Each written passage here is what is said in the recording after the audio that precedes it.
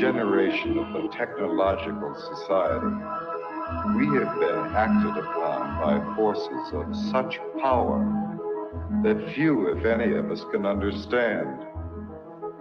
Extensive information gathering on every American, human experiments with drugs and psychosurgery, electronic surveillance, the era of the computer, invasion of privacy, growing government and corporate power over our lives, a people plagued by dehumanization, loneliness, and violence. Dramatic? Perhaps. But we are losing control of our technology and our lives. Not so long ago, people in a similar situation did not awaken to the forces around them. Are we so unwise as to do the same?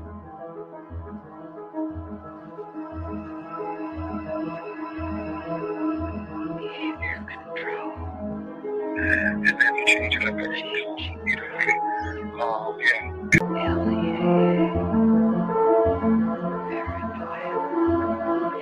enemy list, wiretap, dead backs, dossiers, medical records, social security number, credit record, national security. With another agent, Pat Webb. Pat was an explosives agent. So we kind of opened the door just a bit to the cabin. And as we opened the door, we were both pretty much overcome as we looked across the cabin at the shelves that were built on the other side of the door. We could see coffee cans and bottles and jars, and they all had labels on them, and they were very meticulously done. You could see that some were labeled with the name of certain chemicals. One of the things we saw was a hooded sweatshirt, that was hanging up there. And the cabin smelled as if you might start to think, if you really think about this. This is a person who lived in this cabin. They had a cutaway spot on the floor to go to the bathroom in if he needed to. Had built fires in the cabin. The Technological System by Jacques Ellul. 1. People are not machines, but in every opportunity where they are allowed to behave like machines, they will so behave. 2. 25 years ago, I arrived at the notion of the technological society, but now, that stage is past. 3. The industrial society. This term is very widespread, but I find it inadequate. 4. Present-day society is still industrial, but that is not its essence. 5. At one time, technology and machine industry were connected, but for more than half a century now, a gap has widened between them. Industrialism developed a centralized, hierarchical system, with a linear growth, a division of labor, and a separation between the means and the ends. Mechanization created additional jobs and made human work more draining. It operated by means of steady reproduction, developing masses of men and integrating them in the industrialization. 6. Modern technology, however, contradicts each of those different points. If allowed to act, it leads to decentralization and flexibility.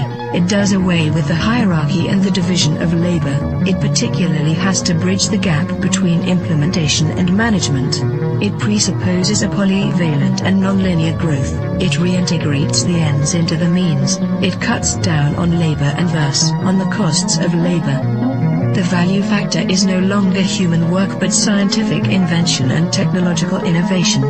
Consequently, we can no longer apply Marx's analysis, which states that the economic totality is based on the surplus value produced by the salaried labor of the worker. 7. The industrial system is a closed, repetitive world, with a linear revolution. The technological system is inevitably open, non-repetitive, with a polyvalent evolution.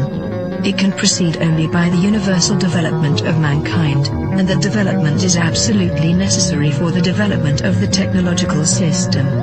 We are thus confronted with an ensemble that is totally different from any that has ever existed before. 8.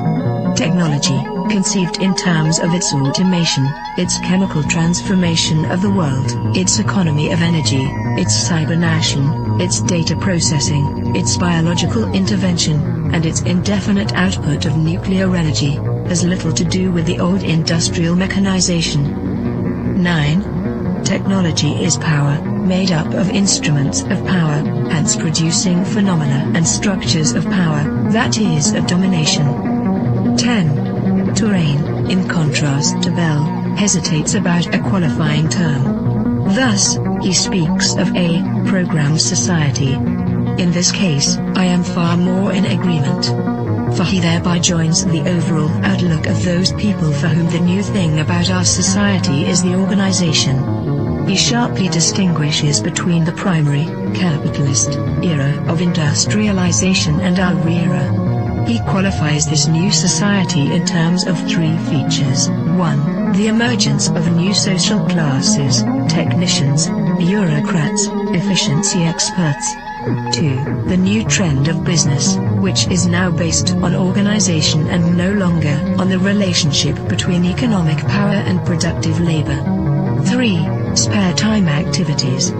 All 3 characteristics boil down to a reduction and to the necessities of the technological system, which, as Turing realizes, transforms the social struggles themselves. They are becoming more technological and are no longer subject to a takeover by the proletariat. Turing adds one more essential feature of post-industrial society: the importance of the student movement with its deep contestation, its challenge, and its political weakness. But, as I have tried to show in my studies on revolution, I regard this feature as episodic and contingent. 11. What triggers consumption? Advertising, that is to say, the technologies of advertising. What is it that demands greater consumption? Mass production, which is possible only because of technology. What are we given to consume? Technological objects, because they are the things that are produced most. Hence, the consumer society, in all its aspects, is primarily characterized by various technologies. 12. Spectacle is a complete way of life. Consumption is a spectacle, so are political activity and leisure and work and family life and revolution. Modern man watches everything as a spectator. Everything is supplied to him as a spectacle, including the things he believes he is most deeply contributing to or participating in.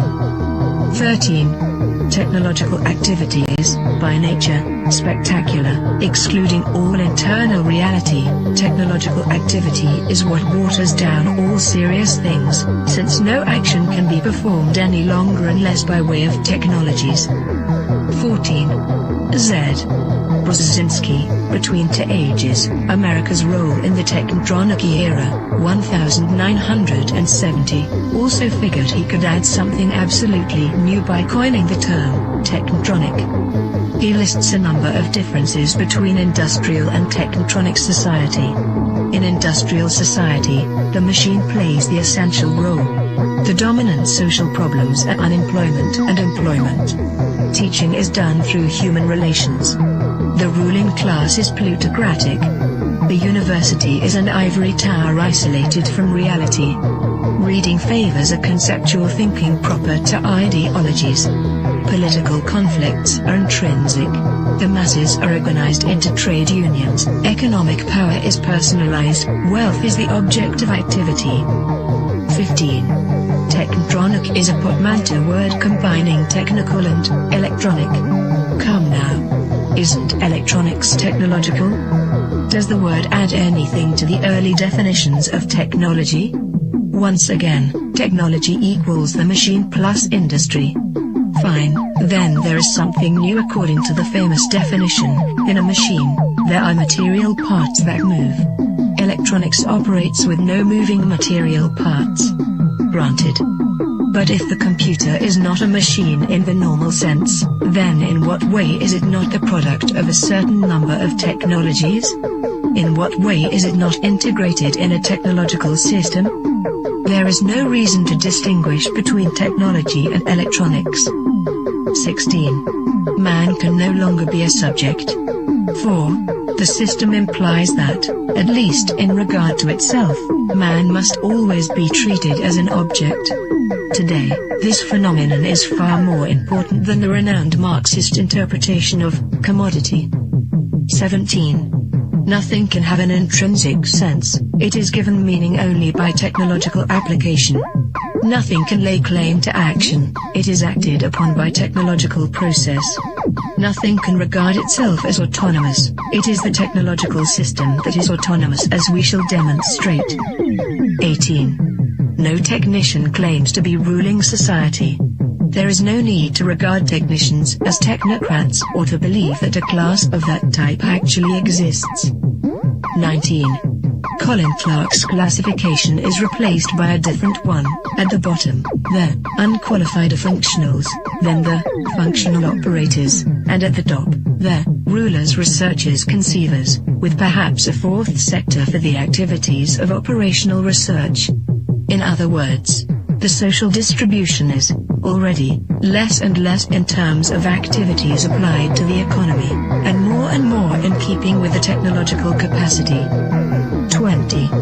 The era of clerks, and these clerks are the decision makers in all domains because they have the knowledge and use of the technologies. Like it or not, and Hetman shows this so well, the experts, the specialists of diverse technologies are to be found everywhere, from business to administration, from government to agriculture. They form the true grid of society, the network holding the various pieces together.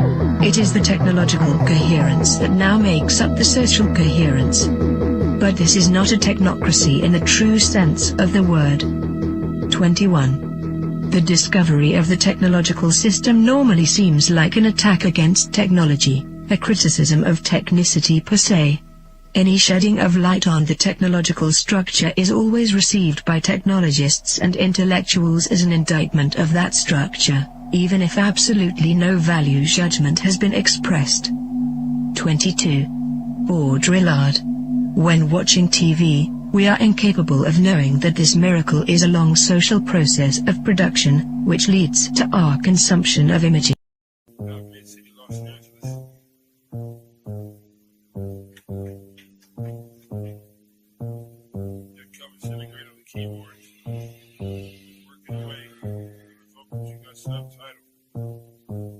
I gotta go to work so I can work it out. Come on, computer, make it work. Come on, satellite, work with me. I gotta go to work so I can work it out. Come on, computer, make it work. Come on, satellite, work with me. I gotta go to work. Who would have thought that I would slaughter these jerks? The first full-time clock and serial microphone rocker. They used to jump on the stage back in the day wearing a stocking to conceal my identity in any stereotypical venue. Never will I reveal the serious way that I feel. I'm on job time, all I do is talk into the steel. Use my style to hide and conceal, profile and be out while they smile and just say that I'm real. Bad luck strikes in 3, all of you will agree. I didn't have a heat shield, they rained triplicate on me. But it's squares versus circles, then and if you can compare front and back are differentiated by a 90-degree squared circle. If you know what I'm talking about, you know the code, work it out. Forced entry, I was disguised as a sentry. I gave not a care, life is an adventure to me. I obtained secret money and manufacture inventions, fracturing the line between space and time dimensions. Restructure the torque and the structural integrity, so I can walk on water while the returning surface tension. This making me an acolyte of the greater unknown, the word shark, king of these murky seascapes. Within my patriarch society, you cannot dethrone the intricate degree and climate that I seize from the police state. I gotta go to work so I can work it out. Come on, computer, make it work. Come on, satellite, work with me. I gotta go to work so I can work it out. Come on, computer, make it work. Come on, satellite, work with me. I still wish they made more girls like me, intelligent, beautiful, and rich like me. But they don't, so I stay fucked up like King Keeper. She's the type of person that will still rock Latigua. I'm the type of person that will still sport feelers. I found this pair of size 15s out in Pasadena. Those are my work boots. I insert this into these jerks' necks, giving them a virus that will destabilize their hardware. Now I can tap in just to my onboard wet works. Plant the hidden charge there. It's a cellular reconfiguring program consisting of integers, turning human beings into kindling, whittling the psyche into apparition, place it back into the skin. Now it's the ghost in the shell. Should I boast? Well, no. I stay on the west coast of hell, where hell's bullets is I know so well. I have my work cut out for me. This has its perks. Just then I realized life is mostly hard work. And why not get your car pulled off under you? It won't get sorted back from that dumb desk clerk. And who's the one to suffer you? I didn't know what to do, so when in doubt, go to work. When I'm 25, I'll contract myself out once I'm through. Then it's just books and beats for me. I'll leave the rapping to my girl, a good scientist, and a world got cuckoo. Imagine how it is to watch them turn crazy around you, and then look over at you like you are the insane one. That's how it is. It's okay to meet the controversy bubbles and flattens out like this, like my little kids. And I've got to go to work, so I can work it out. Come on, how to work for me. Come on, got to make it work. I've got to make it work. Come on, I can work it out. I've got to make it work. Come on, let it work this way. Come on, compare it, work it work. Come on, jiggle.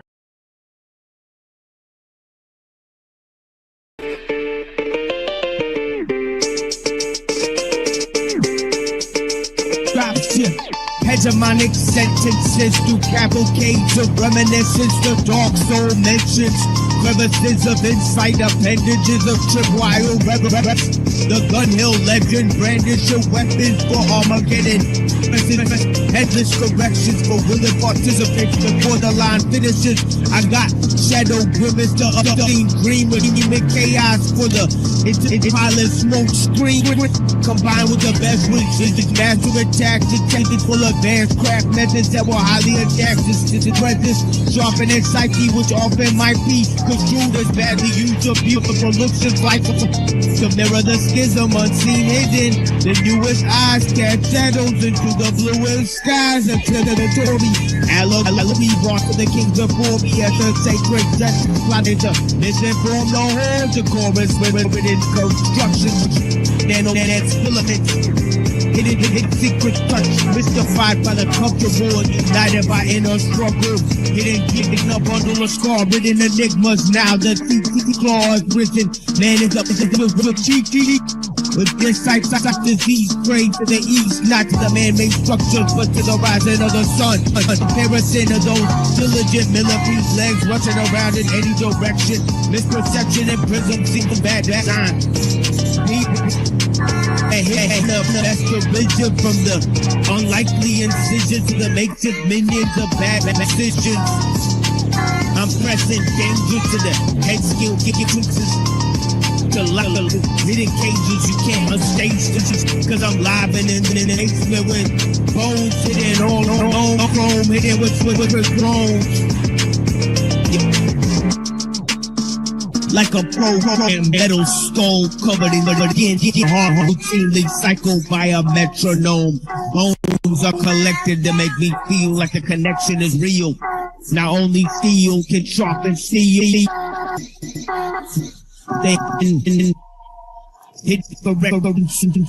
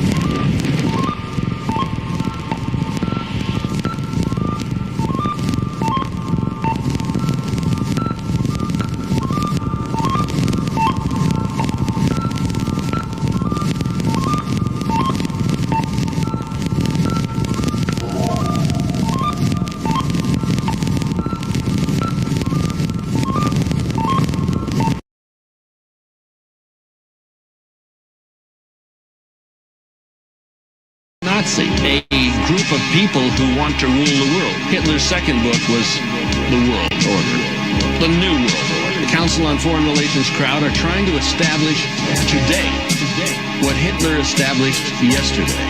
But Hitler's been demonized.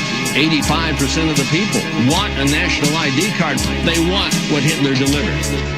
We're living in the last days, what will be the prophecy? The seven-headed beast, place the hexagram upon the streets. Illuminati kamikaze, who are the real Nazis? Beware of the modern day Hitler. Your Masonic seals on your dollar bills suddenly transform into swastikas. 24 elders appear from the four corners as I recite verses from the scriptures. Angels ascend, the sky blackens, the sun turns into blood. Behold a pale horse rider from a distance. I see the four horsemen of the apocalypse. The entrance to the pyramids, where the secrets of the lost ages are buried, wrapped up like mummies, uncovered like archaeology. This is the new discovery of the LCOB. Secret society, trying to keep the Illuminati propaganda, enslaved through legal tender, holocaustic brain, Washington, super state epicenter. There's nowhere to hide the great eyes on me. Entertainment industry, spiritual Zyklon B. Collectively collude to leave the free man slain, shepherding sheep into the concentration campaign. Run for your life to escape the Gestapo police. These are the real terrorists, and the fear won't cease. Capitus diminutia, engage in politics. Seers of Bavaria, worshipping the idol six. Totalitarian rule through conquest or consent. Total Aryan school, requested all the bombs sent. Yeah, you heard right, this is the new Third Reich. Double-headed eagle in flight, swoops like a thief in the night. As the prison walls harden, the parallel goals of Halliburton and IG Farben become apparent. Underneath the parent Union Banking Corporation of NYC heads up the distribution of our FID chips to make you slip into submission. Become civilian citizens of neo-fascist jurisdiction. Illuminati want my mind, soul, and my body. Children of lost souls, crossroads, towards flows. In the valley of death, don't step where the corpse grows. Ain't nothing magic like Angel and Copperfield. Novus, Ordo Seclorum on a Masonic seal. Illuminati hobby ill, follow what they fathers build. Eye of illumination stamped upon a dollar bill. Secret symbology, the circle in the prophecy. Skull and bones, scroll, lock and key, that's the policy. Raping the nation, the philosophy is Satan. The hypocrisy we facing like we got to be forsaken. Lost without a savior, burning the corpse upon a cross with our neighbor and toast the forgotten flavor. What? Neo-Nazi, fascism, the classism, collapse system that felt the venom when man bit him. When that's given, then nothing can ever come of this. The smoke and mirrors of shadow worlds that don't exist. Illuminati want my mind, soul, and my body. Secret society, trying to keep the eye on me. Illuminati want my mind, soul, and my body. Secret society, trying to keep the eye on me. Illuminati want my mind, soul, and my body. Illuminati want my mind, soul, and my body. Secret society, trying to keep the eye on me. Secret society want my mind, soul, and my body, but I'ma stay incognito. Illuminati want my mind, soul, and my body. Secret society, trying to keep the eye on me. Illuminati want my mind, soul, and my body. Secret society, trying to keep the eye on me. Illuminati want my mind, soul, and my body. Illuminati want my mind, soul, and my body. Secret society, trying to keep the eye on me.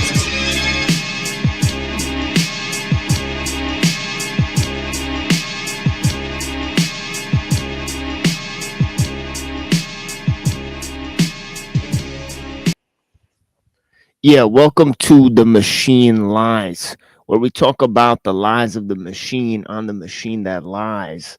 And I'm thankful to have a small audience joining me very early in the morning here, to get into some of the ideas that I was sort of explaining yesterday.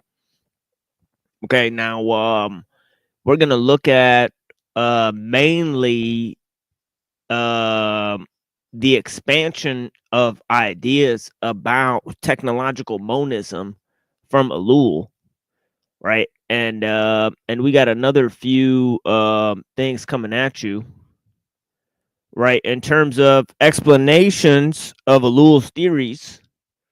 And I gave a sort of interesting presentation yesterday, as an introduction to these lectures, right? So I hope you guys will join me there, right, in exploring some of the dialectical the dialectical collision of certain conceptions throughout time, right? Starting with chaos and emergence. Okay, and I talked about how those ideas sort of come into the technological sphere, right? And then we had a sort of expanded discussion with Neurojack about certain concepts and ideas, right? And where those fit into the architectonic, right? Because we're sort of coming about the creation of symbols, right? Obviously, we begin with the phrase, that man is a symbol making animal, right? So it's the creation of symbols, right? That the primary form of creation is actually in the symbolic, right? And so we use this term architectonic, okay, to explain the process, okay, in terms of the development of those arts that create other arts, right? Now, how I came to talk about the idea is through interdisciplinary studies, right? Where you could basically have a history of philosophy of science, right? You could have a science of religion, right? Okay.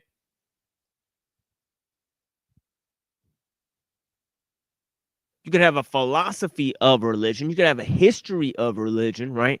So it's like history, philosophy, right? Religion, science, right?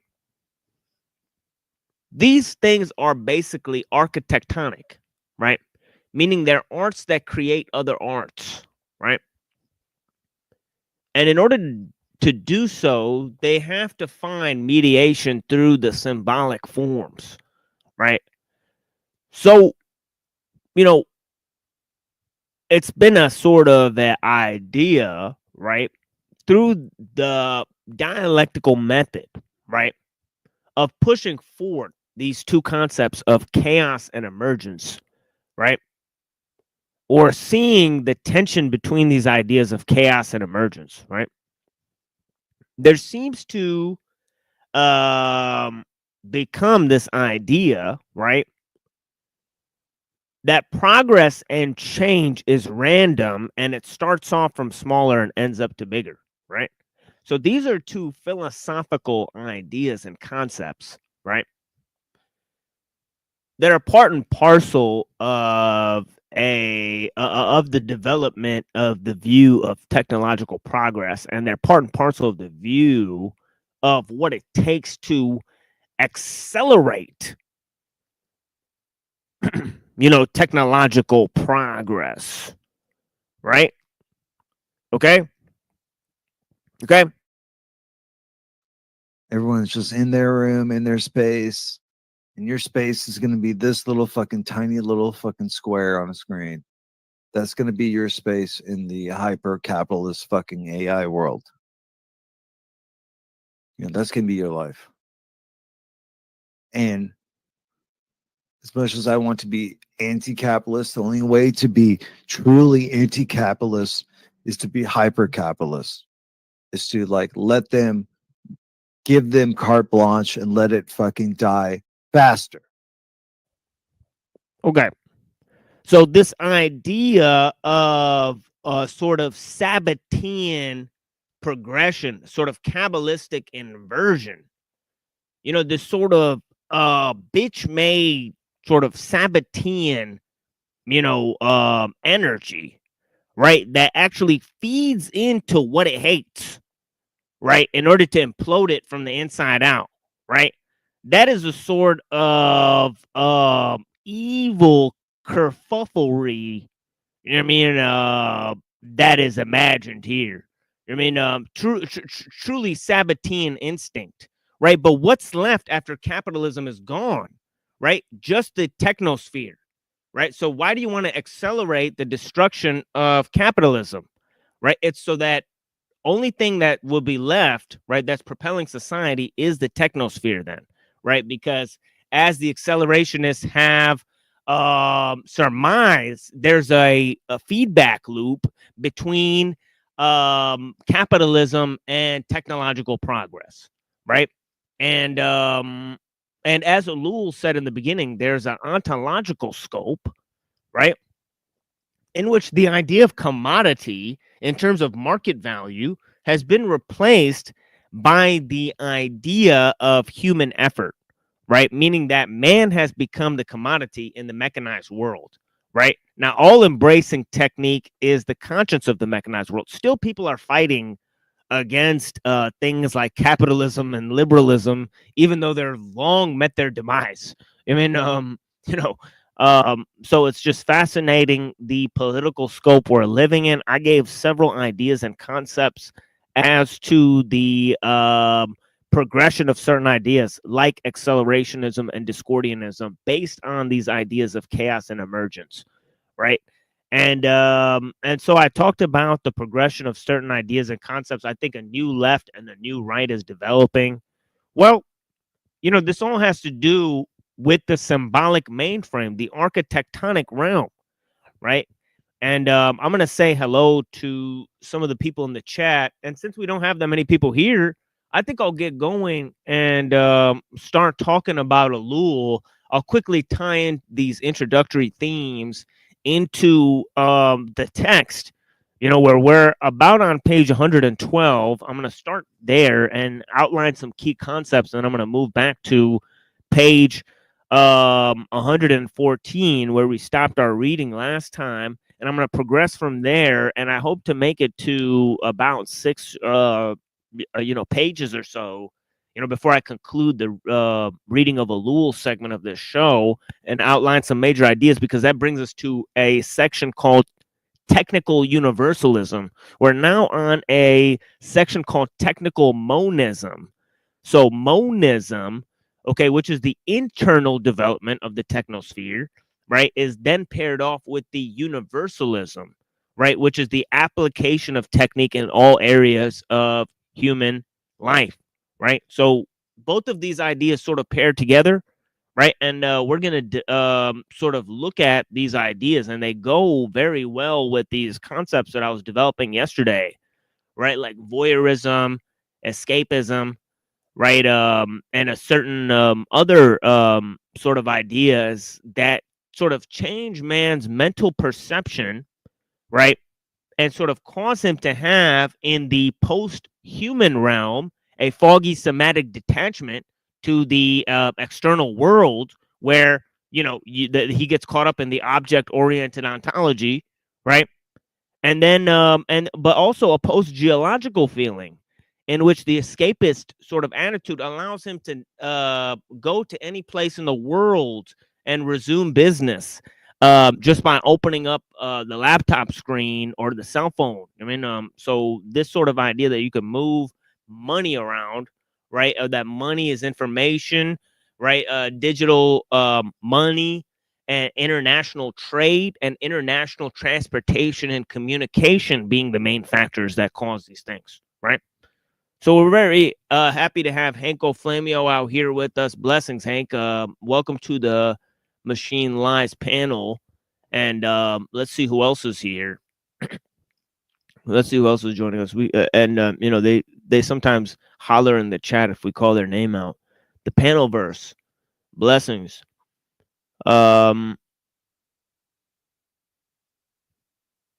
Yeah, of course, always be here for you, friend. I mean, no worries. You know, just send me a message. I mean, yeah, you know, I'm out here for you guys. Tuesday's intro. Oh yeah, that was excellent. You know, we got Bill Hicks returning to the panel. What's up, sir? Hey, how you doing? Hey, how you doing? here, hold on. Just give me 1 second here before you start up here. Blessings. Got Tuesday's intro. We got new channel here, Cyber Caliphate. Not too many people watching right now. Maybe I'll start that comment and see if people will come back around. We'll go ahead and bring that comment back up. Thank you so much, Browns Boy, for that. We got Christian Andrew Wilson forgets to script his debate position but helps his opponent reiterate Zionist lies. That's genius, Browns Boy. Blessings. Yeah, we'll be doing part 2 of that. You know, so anybody who has questions about the first episode, disagreements with the first episode, you know, you would like to argue that maybe Andrew Wilson is not a Zionist cuck, you'd be welcome to take that position. You mean on that stream, you know, and it's appearing on that other channel. So we have that there. We got Joe Mills reaching out. Be with family, busy today. Okay, blessings, brother. I mean, I hope you have a great day. Yeah. I mean, and I hope to catch you around sometime. I mean, and thank you for all the beautiful messages, lots of information. I mean, in the emails, you know, my email is available on the channel. I'm available on Discord. I'm very personable. Many people have correspondences with me, personal correspondences, no problem. You know, I'm a very respectful individual. Let's just be honest. But I don't really tolerate disrespect, especially because of the gravity of the issues and the lack of people that are actually covering the type of material, right? Like I said last time, if you actually search technical monism, there's like half of a fucking video that shows up on the topic, right? And we've watched the entire thing here. I mean, but the lack of sophistication with the topic on these screeds, on these YouTube screeds, is just simply just staggering. I mean, right? You know, to quote Dr. Scribino, we could count on our hands how many people are actually involved with the issue, as you know, in its full scope. I mean, very little amount of engagement. You know, and this is possibly some of the most radical material there is out there, questioning the basis for civilization itself. I know it's hard to do. You know, there's many things in life that we just accept for granted. You know, we just say, well, this is a thing. You know, technical progress is a thing, you know, liberalism, it's a thing, you know, and we're simply told that we need to react to these things, right? And accept them and then react to them, right? But this is not always the right move, right? We need to question the basis for these things in the first place, right? And liberalism is powerless without the objective factor of power in our age, which is the technical aspect, right? It's techno-liberalism, right? So if you're attacking a specter of liberalism, you're not going to get anywhere. Right, stop hitting yourself. I mean, here we go. Bill Hicks, yo.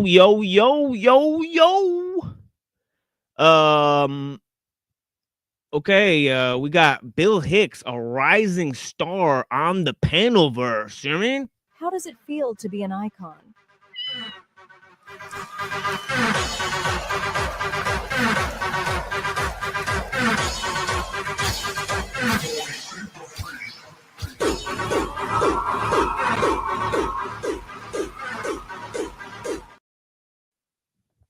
Excellent.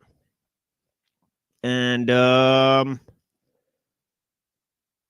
we got Panelverse Presents.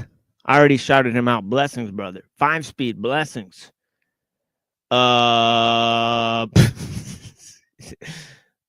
Yeah. Andrew Wilson.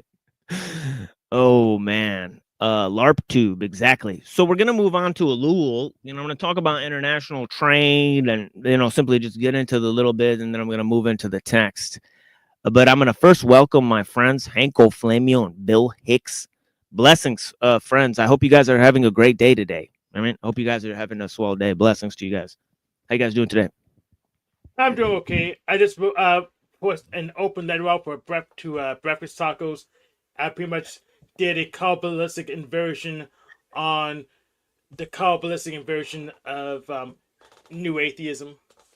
So pretty much nice. Yeah, yeah, we were talking a little bit about that. Yeah, yeah, it's exactly. it's an interesting move that they have, sort of a meta LARP, atheist presuppositionalist. So me and Hank were kind of talking about their sort of meta LARP. It is funny. I don't think it's a winning debate tactic of eventually, but I mean, It's just no one is not winning. I have the hard counter for it. It's called they wanna make like a tie, in every debate with the Christians. That's just kind of a stupid and lame move, in my opinion.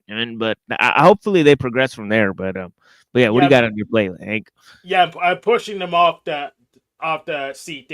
They're not gonna get a tie anymore because of monolarity, which is single worship. So pretty much, if this debate we are monolarity instead of monotheism, they can't even use the precept because now they have to debunk and count the infinite number of gods, which they don't want to do. So they have a shortcut asserting negation of the god of classical theism. Yeah, right. I know it's a pattern because Steve McRae did that last year. So they resort to negation of the god of classical theism because most theists won't notice that there's a difference between that god and the god of the Bible. So I won't let them get away with it. And I'll point out that negation of the god of classical theism in itself is a god. So I'm welcome them back to theism. I call that god neg classic. So I welcome them back to theism since they have a god. Yeah, it is interesting. It does sound like a sort of godlike position, but I think ultimately, see, the thing was in the Planet Peterson, debate. What was exactly the point of that guy getting up there and losing so bad? I just don't understand. So this is the thing, is that he seemed to not even try. And then his post response was, "Oh, everybody from Andrew's chat, come and attack me on my channel and give me super chats." And I'm like, what the fuck is this? This makes me feel ill. Clown. He total clown show that and then they reviewed it, obviously, much to his chagrin, probably. To the agreement of most of his friends, he got stomped. So this is some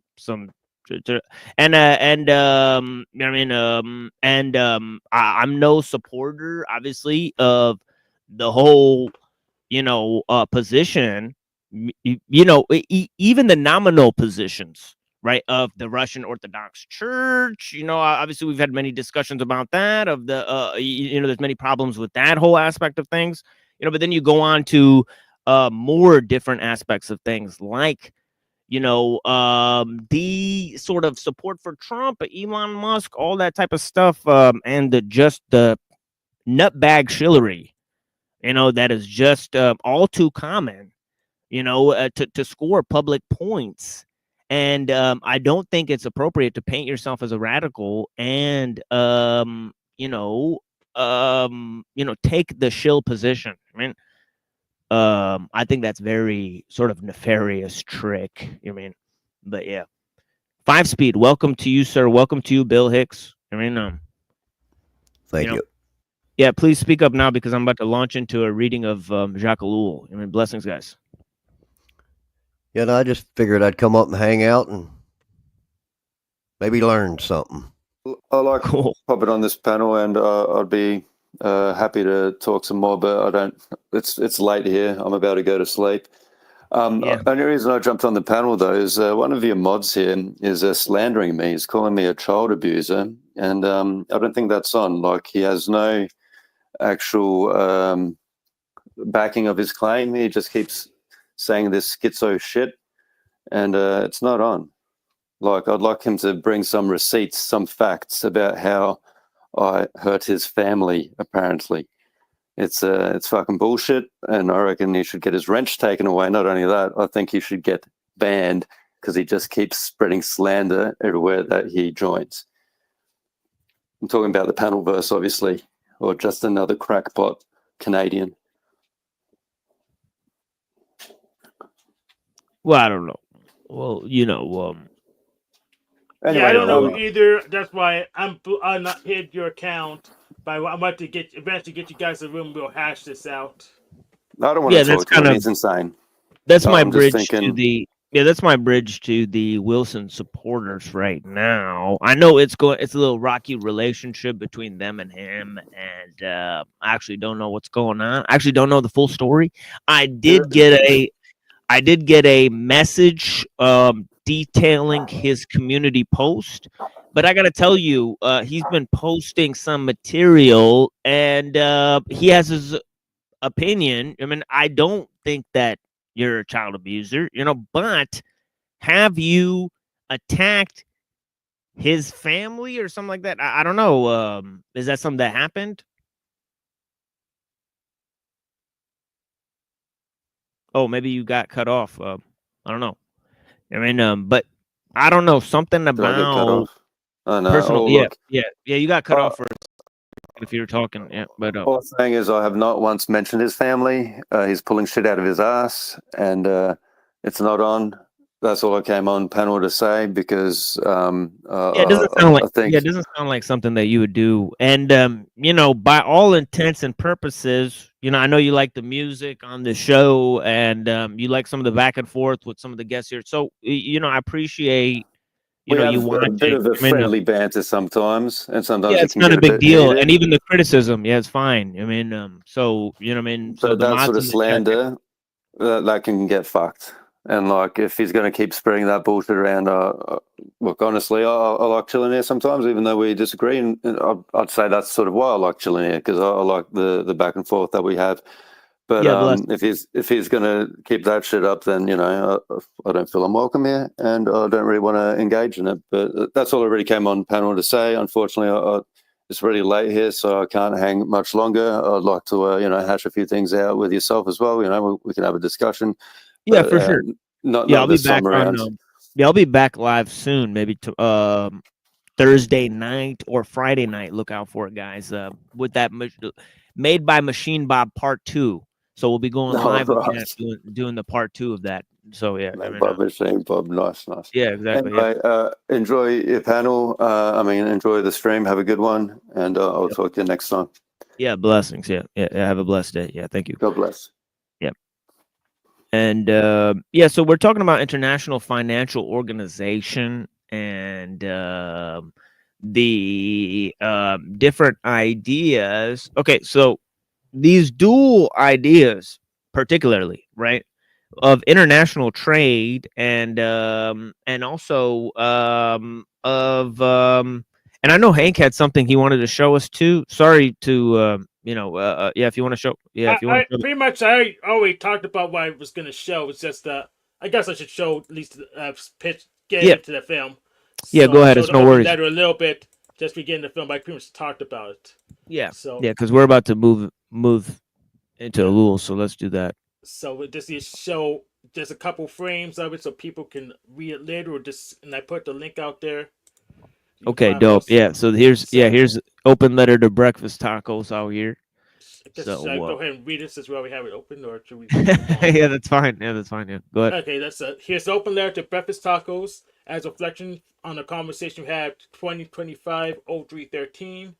The breakfast tacos. I found the term I was alluding to. It's called monolarity. Atheists don't want to take on monolarity because that would mean debunking a potentially counterly infinite number of gods. Instead, they insist on taking a shortcut of asserting the god of classical theism and then negating it. Now, I'm just going to say atheists worship the negative god of classical theism as my own shortcut. When you say we don't worship a negation, I will ask, why keep asserting one instead of addressing my god claim? My negative god of classical theism hypothesis can explain how the atheist cult of Austin has enough content to fill multiple shows a day. They're criticizing Yahweh from the perspective of the negation of the god of classical theism. I think I will name them Neg Classic, the god of new atheism. Welcome back to theism. And then I signed it. All right. Well, there you guys have it. Here's a link to that. So give them a thumbs up or however those community posts go. I mean, a like or a thumbs up or whatever's there on the community post, or make a comment what you think. Blessings. Yeah, thank you, Hank. I mean, but yeah, in terms of ellul, I mean, let me get up on some of this CJ Kala. We're looking at some of his commentary. This would be a good way to open it up. Maybe one of these videos, we get the ideas rolling out here. But yeah, in terms of international trade and international communications, right? Those are the two sort of entities, right, that create you know, the sort of idea of monoculture, right?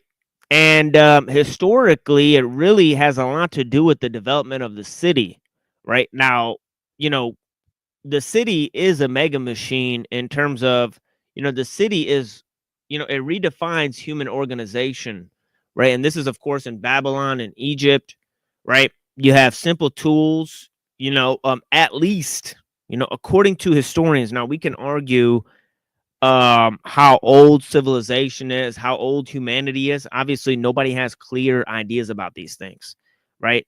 So what we need to do, right, is look more deeply, right, at just the basis for technical progress, right, which they claim is the mega machine, right? In terms of these major civilizations, big large civilizations that relied on agriculture, simple tools, and large scale social or cultural techniques, right, in order to organize, right, humans, right, human effort, right, and catalyze human will, right? And this is the beginning of sort of biotechnics. The development of tools is sort of the development of biotechnics. Why? Because a tool moves at the speed and pace of human movement, right? Now, when you go advanced into mechanization, right, and it's not just simple tools and this type of technology that sort of is propelling human civilization, right? But instead of a sort of mega machine, you get like a sort of mecha machine, right? Which is sort of mechanized, right? And mechanistic processes, right? They have a sort of collective incubation. They don't move at the speed and pace of human movement, right? As you said, it's the multiplication of new types of machines, right? As Ellul explains, that every machine needs almost another machine, right? In order, so there's this sort of extension of the machine itself, right? So, to quote again Ellul's views, right? Going with others like Weiner and Mumford and all these other things. He's drawing from lots of sources, right? Toynbee, Mumford, right? Weiner, right? Junger, right? He's looking at tons of resources. Marcel Mauss, right? These are all notable authors that define and develop the ideas of technique and science in the modern world, right? Okay, bringing with them human civilization and an entire new, and furbishing with them an entire new ideological vantage point, right? By becoming an objective factor of power, right? And see the numbers going down. That's because we're dealing with heavy subjects, and right, and it's very early in the morning, and many people are probably getting off their late night shift, listening to all sorts of chitter chatter, online buffoonery, coomery, right? And they're probably in a very special mood, right? But in terms of Ellul, he's developing these ideas in a very interesting fashion, right? Dealing with the architectonic and dealing with the basis for human civilization. And when technique ramps up, right, when you get increased mechanization, right? Now, everything technique touches, it transforms into a machine. All embracing technique is a conscience of the mechanized world. You know what I mean? And there's many other interesting ideas that Ellul points out, right? In terms of you know, technique integrating the machine into human society, right? So you have these three distinct features, right, that I continually mention. You have the machine, right? Okay, or the push towards mechanization, right, and automation and efficiency, right? Okay, the combination of these factors, right, as goals in and of themselves, right? Efficiency as a goal, right? Automation as a goal, right? Okay.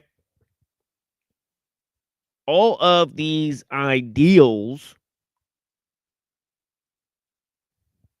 right, sort of take with them and transform human society where human society doesn't rely on natural forms of human organization that are themselves reliant on nature, right? But it's reliant instead on certain technical factors, the technical milieu, the technical complex, right? And the technical intent, right? The collective technical intent, right? That's formed. I'm just sort of blabbering on here. I mean, I could keep on explaining the ideas and concepts as they're developed in the first 100 pages of this book, as I've already done, or I could just start reading. Now, let's get into it. All right? Because we're doing a sort of a service here by sort of going through painstakingly the ideas of ellul. Now he talks about, okay, here it says new commercial methods had to be created. Capital, labor, producers, consumers had to be found. Three kinds of technique emerged. Okay, in this definitive stage where technique takes on its definitive characteristics. Right. Okay. 1, commercial. 2nd, industrial, and 3rd, transportational. Commercial techniques developed at the beginning of the 19th century in the same velocity as industrial techniques. These commercial techniques exploited all the old systems which had previously existed sporadically and without much vigor. Bills of exchange, banks, clearinghouses, double entry bookkeeping, and the like were further developed. Okay, obviously one cannot,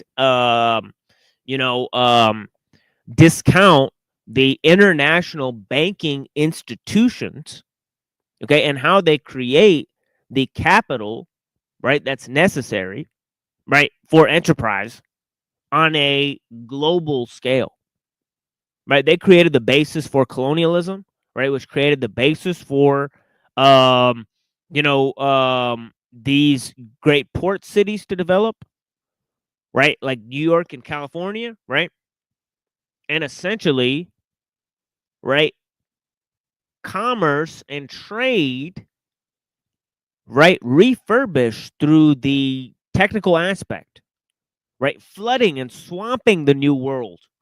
The old world, right, with these products, right? Okay. And of course, in places where they often produce these products, right, they don't have the infrastructure to get rid of the waste, right?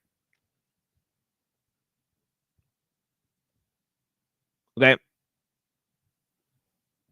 So these people are poisoning themselves, right, by trying to bring wealth to their country, right? That's been happening for centuries. Okay, and even worse, sometimes the people who create these factories know that this is the reality of the situation, right? But they simply don't have a very high opinion of human life in those areas. Pretty sad, right? Right? More ideas about the commodification of man, right? That's not a capitalist ideal, right? This is why we're saying we're living in a post-capitalist phase, right? Okay, and people don't even realize it, right? Because they haven't studied Marx theory, right? And they haven't studied ellul's response to Marx theory. It's really that simple, right?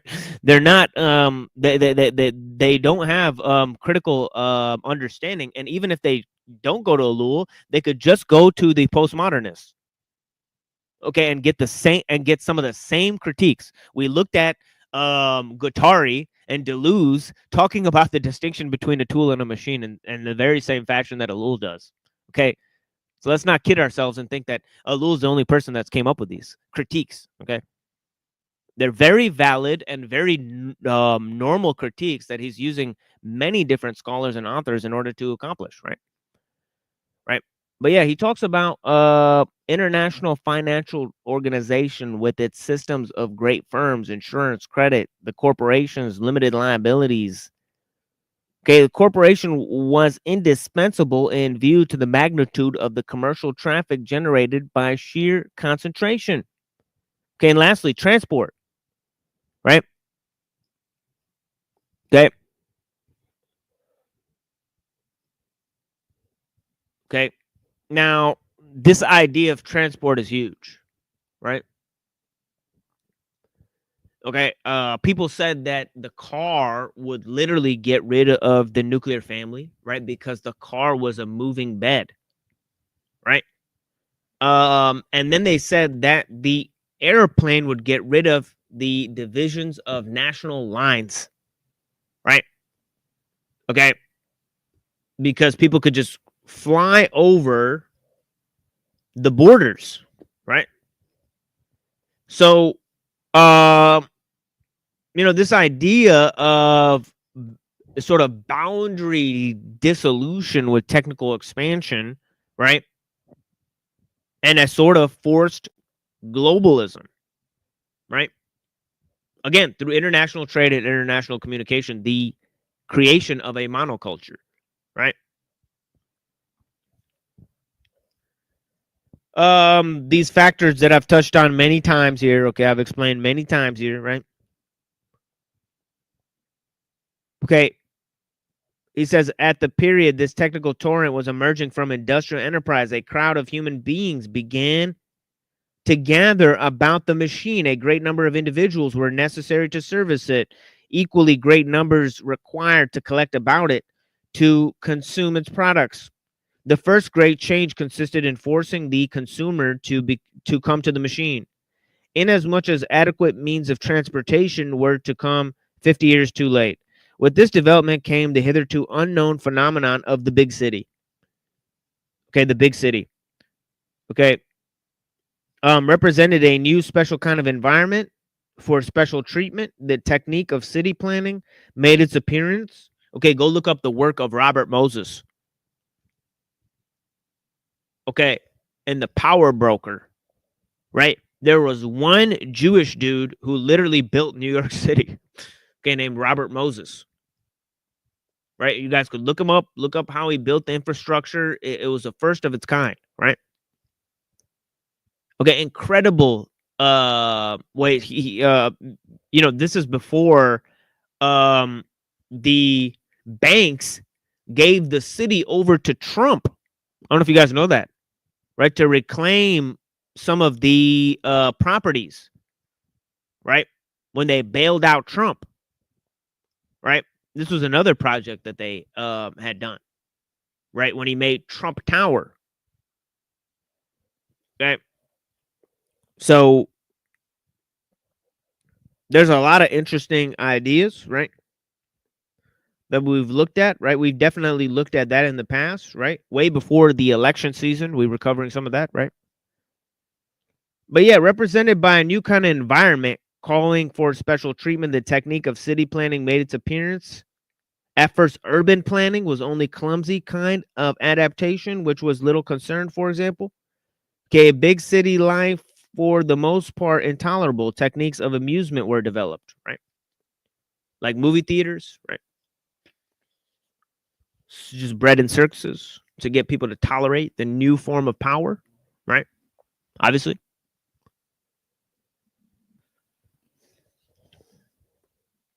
Okay. So this brings us to where we're at in the book here, in the text here, right? Okay. Okay, so he's expanding on economics, right? And war, commerce and war, how these two things are a natural consequence of technical improvement. And Yeah, and we're gonna be taking a little musical break. Show you guys some very special mixes that I made recently. Very, very interesting. I'm actually getting a lot better at the ear, sort of developing my third ear, third eye. I mean, definitely. But yeah, let's move on to ellul a little bit, and let's open up. This is a good time to open up a video explanation. Right?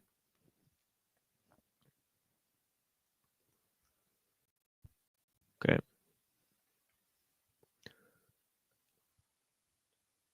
Now, I don't know if I got into this. Nomos and norms. Okay, nomos. Greek word for law, isn't it?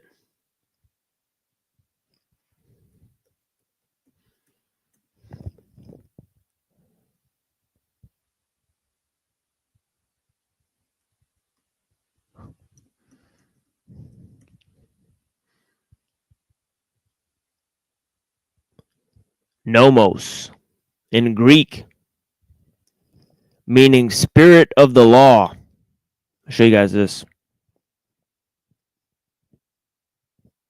It's a very interesting word. Is the body of law governing human behavior. Bet you guys weren't aware of this word, huh? Nomos. I was not. Oh, yeah. I have a chapter in my book called Nomos, Telos, and Logos. Whoa. Okay, looks like my internet is a little bit crashing here. Am I frozen on the screen? Yeah, you look very Comcastic. Okay, I'm going to come back in the internet. Give me a second, guys. Yeah, hold it down, Hank.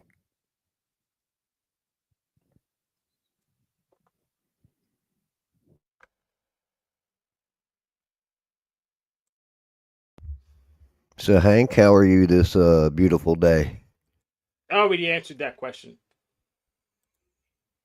Yeah, all right. Maybe I wasn't here.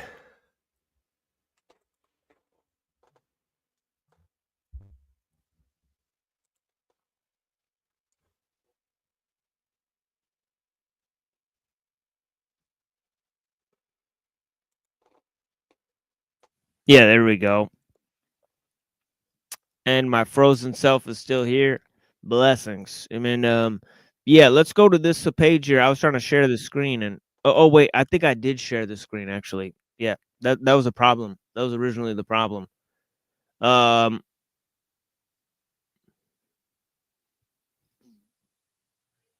nomos. So I don't know if you guys saw that. Did that show up on the screen? Nomos? Yes. So Okay. share it again. Body of law. Okay, so you guys get the picture. Okay, so let's go to this video here. Blessings. And I apologize for the interruption. Sometimes I have to reset the page. The StreamYard crashes out. It's using too much of the computer memory. So here. And I appreciate a little bit of a larger audience now. I appreciate that. Thank you guys. It was nothing. Literally. No, what do you mean? I didn't do anything. They just came. They like the silence. Exactly.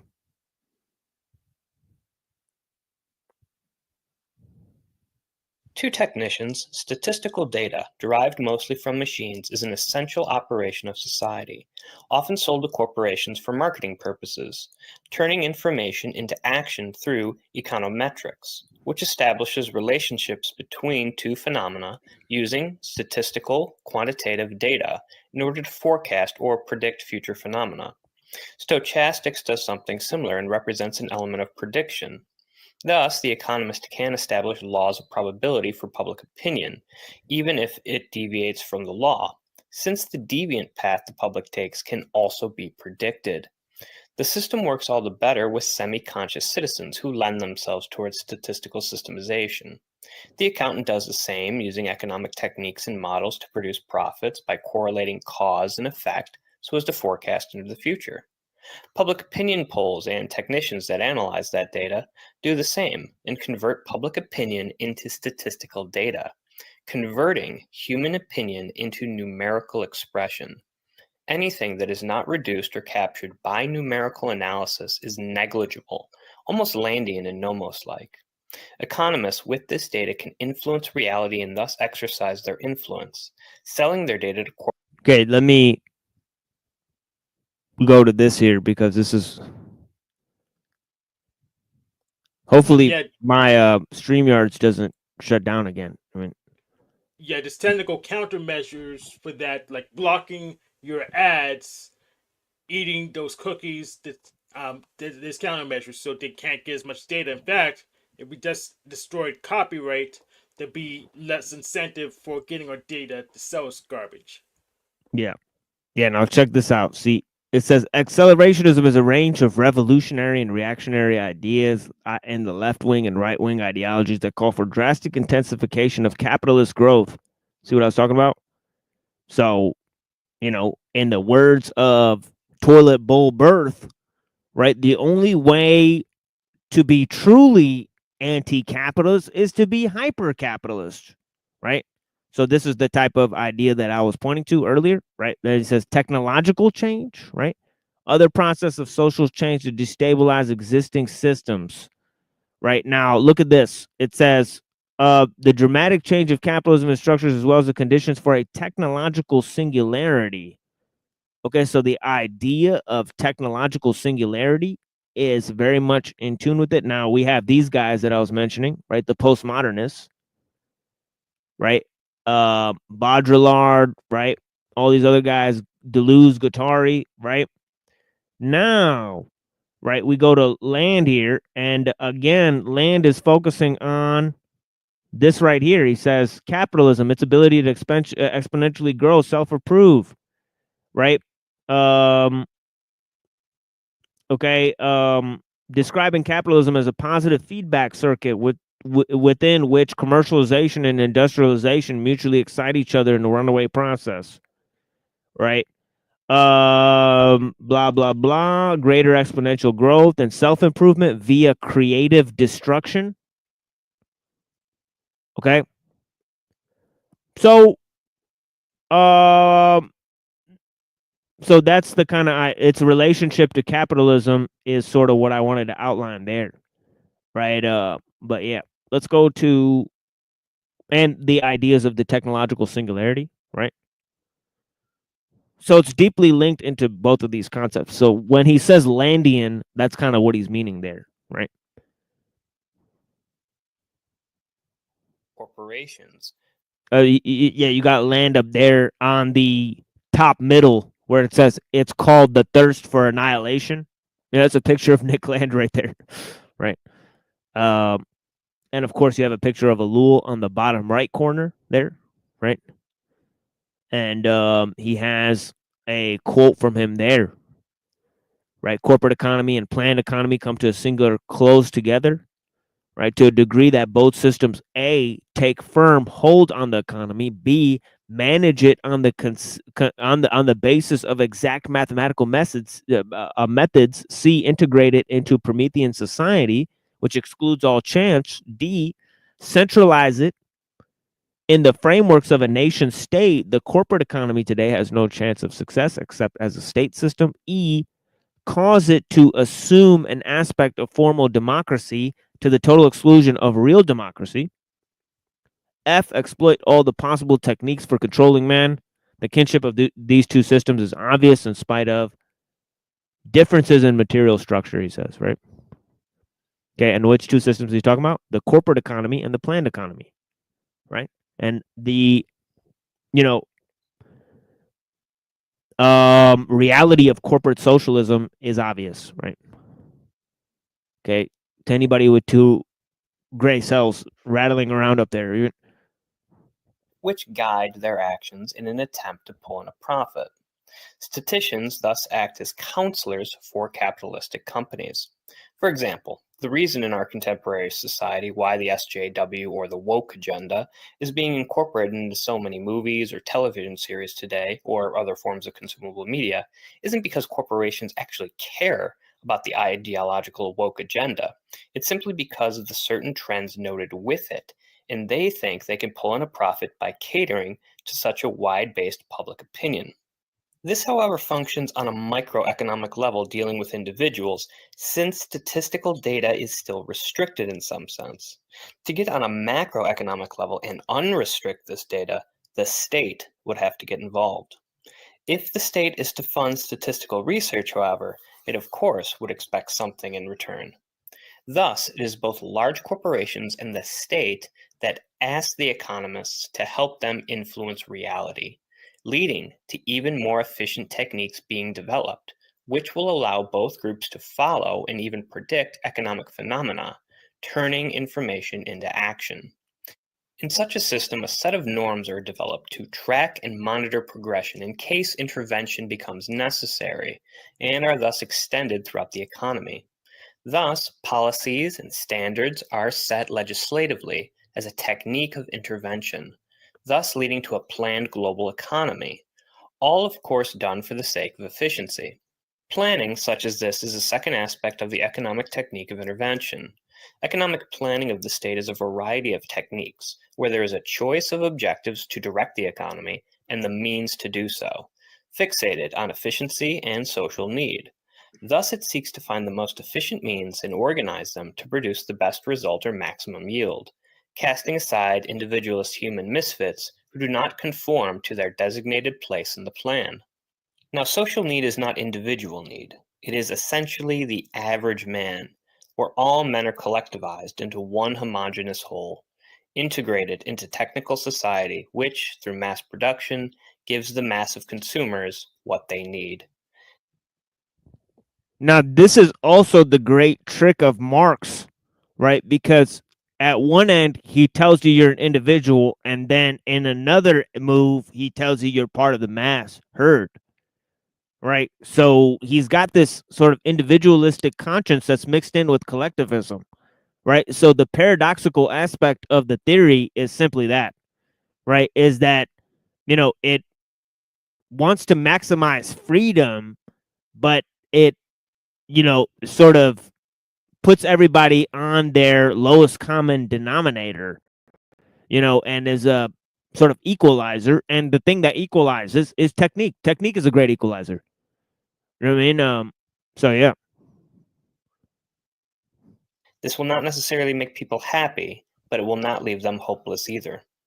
Either way, the labor force must be utilized efficiently. Full-time employment is an internal necessity. Thus, wages become a part of the social product. Even Social Security is just a tool to ensure full-time employment functions without too much violence or a shock to the human system. Any attempts to protest or combat injustices must fall into this plan, which acts as the instrument of all solutions. People who cherish freedom and democracy thus wish for flexible planning or limited planning or separation of the planning agency from the state. But this proves impossible as society becomes more complicated and the need for more planning improves. One could advocate for sanctions, but would have to rely on the state for their implementation. In short, where technique infiltrates planning, it influences and affects everything, and it is impossible to limit it or find a separate way forward outside of its functions. Efficiency and success guides history, and man does not make the decisions. The facts direct us towards a planned or corporate economy, both of which correlate closely, producing identical results. The system best utilized towards economical technique will survive. How often do you think about your poop? Now, some people think about their poop a lot, others not so much. Wow. I'm actually interested to see where this is going. We're about to take a musical break. They're talking about fecal matter. So I think this is a job for toilet bowl birth. You know, you scrub a toilet. I mean, let's get them in here. I mean, words. One. Many different things, and I mean, it seems like it's like it can mean several different things to different people. What does nice mean to one person? Exactly. According to their values, you know. Yeah. What do you got going on here, bro? You got that. What are you wearing, bro? You dressed like a Jew. Whoa. Sorry. Are you dressed like a Jew here? What's going on? What? Why is this Jewish? I'm wearing a pea coat. We had church service earlier. You know, my wife said that too. She was like, "Where are your curls?" Yeah, he was gonna join us on this panel, but he ate a whole block of cheese last night. Drank a bottle of wine and passed out. So sadly, he can't join us. The giant rat toilet bowl birth. I mean, blessings. But yeah, maybe one day we'll get him in here. You know, yeah. AI toilet. Exactly. There was an AI toilet there. I mean, it's still here. I could share the screen. This is how it looked. I mean, you guys want to just play it? I'm really curious. What is he selling that has to do with poop? We might as well play it since you didn't block your ads. Yeah. Go ahead. I want to see what he's selling that actually has to do with poop. I'm actually curious. Did you know that every time that you pay a visit to the porcelain throne, your poop is trying to tell you something about your health? What? Is he putting this shit in fucking... Is he measuring this shit? Is he weighing this shit out? Is he testing this shit? Oh, man. Unfortunately, we don't have time to get into it, folks. It's a poop ad. And I think they're making fun of us, making fun of the show, maybe. It's definitely the ops involved in that one. I could already tell. So, we're just going to... If they're weighing anything, I think they should be weighing the weight of their word. That's where the value's at. Exactly. Instead of weighing your fecal matter. I mean, and trying to... it's funny. Instead of looking at, the state of your relationships and the people around you and whether they're thriving. Yeah. Go look at how healthy your poop is. What the fuck? Healthy poops, folks. I mean, good Lord. I mean, the shit is real. Quite literally. You gotta agree. It's a shitty way to look at things. Right. So let's go to the songs. Let's sort of... This is a palette cleanser here. I mean, let's look at some beautiful images, and then we'll go to more philosophical words to tell me whether or not the right fucking exists. Words to tell me how are you even using words to tell me whether or not the right fucking exists. Where do the words exist? Right? Like So- they don't understand the basic philosophical underpinnings of what they're talking. You don't get it, folks. So let's move to this. And some nice material for you guys. Check this out. I made these a couple of days ago, I want to say. I don't really remember it all. It's kind of a haze. But yeah, I think you guys will like these. Blessings.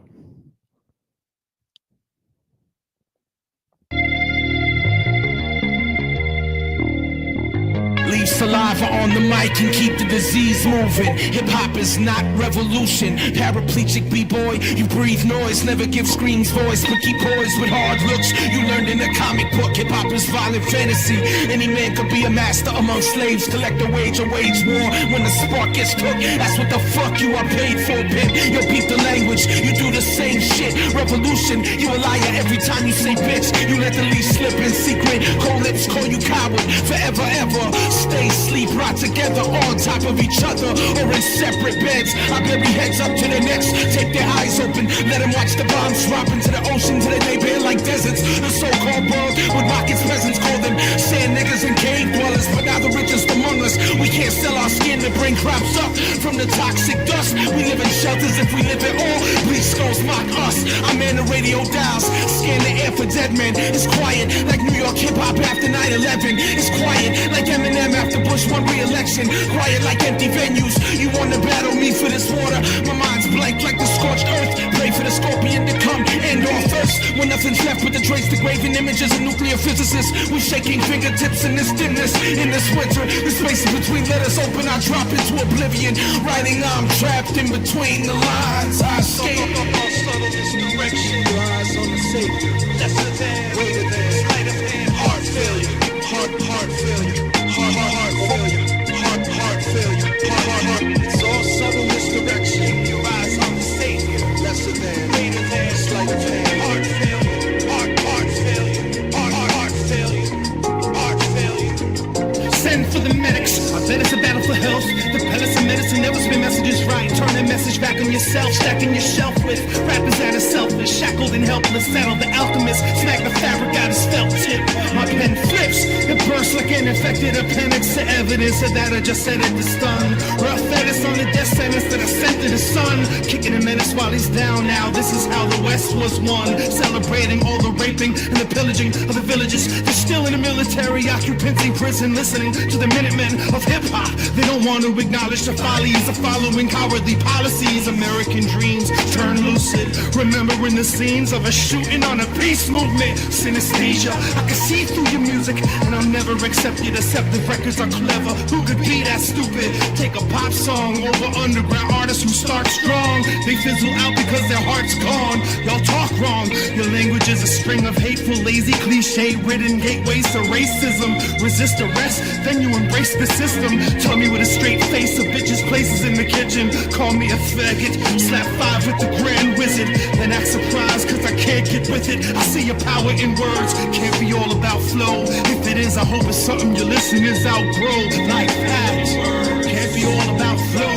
If it is, I hope it's something your listeners outgrow. It's like this, can't be all about flow.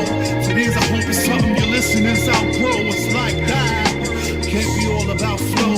If it is, I hope it's something your listeners outgrow.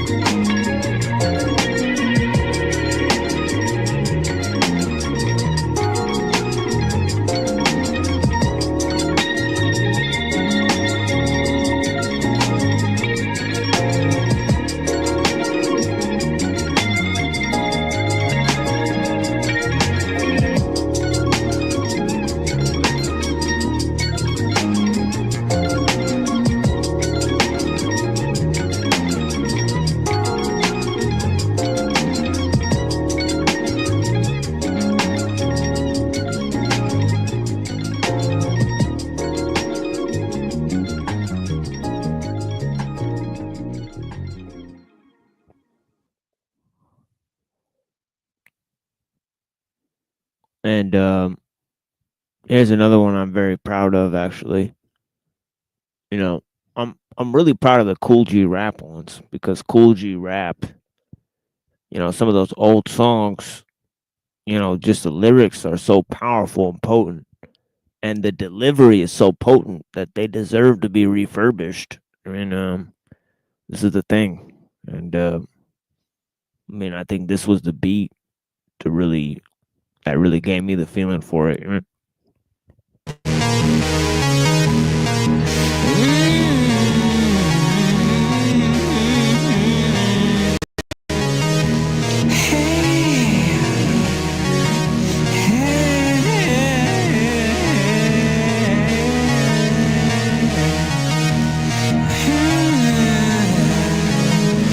Once again, it's Big G, running a number rackets, rearing Pele jackets, fast loop cactus, I'm well up in the millionaire bracket. The boss of four bosses are always horses in the fortress corridors with Olympic torches and Mona Lisa portraits, jacuzzis and saunas, and eating steak at Benny Hanna's, Bentley's limousine, the front yard stream that's full of piranhas. I'm set, a private jet, I drink a lot of Becks, get a lot of sex, condo and duplex, diamond infested Rolex, the level recliner, the raw units with silver china, sipping on finer wine, you see more shines of diamond miners, the highness, kingpin of heroin, I'm thorough when I have to bring the terror and handle business in each and every barrel. In town and city, I'm rolling like Frank Nitty, I'm rich and pretty, back up kitties, I got Grammys that's grimy and gritty, a nigga that's spunky and likes to keep his pockets chunky, making most of my money from all the dope fiends and junkies. I learned from the best, the ones that's living and the ones that's put the rest, so I bless my chest with a vest and pack of Smith & West, and then I'm off to get the snaps, not the scraps. The game is be a real Mac, the name is Cool T-Rap.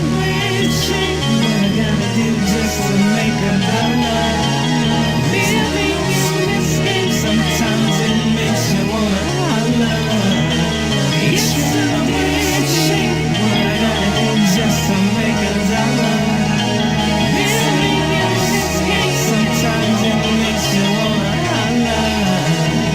I got a fly, up under the wing. I swing it and does a thing, and if you step inside my ring, she'll bang it out and make your brains hang. She sits at restaurant tables with make foxes and sables, drinking Chardonnay brand labels, shit rockin' suckers, cradle and yeah, honey is more bounce to the ounce. She walks around with Lucci in large amounts, millions of size with bank accounts.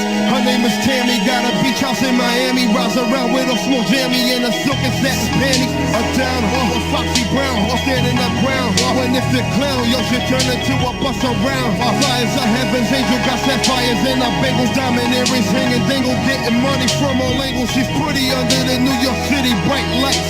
In real light, way after midnight, I hit it cause the split's tight. Wake up early and make my rounds, break a brick down, back in the silver 4 pounds. Some clowns be trying to get down, light up a smoke and grab a stack of casinos. The slick stick up kids don't get no free, don't broke cause I ain't trying to be broke. I go all out for G-Rap business, honey, nothing's funny, it's a damn shame what I gotta do to get the money. What I gotta do just to make a dollar. Sometimes it makes me wanna holler. It's a weird shame. What I gotta do just to make a dollar. Sometimes it makes me wanna holler. No, it ain't no sweet, ain't no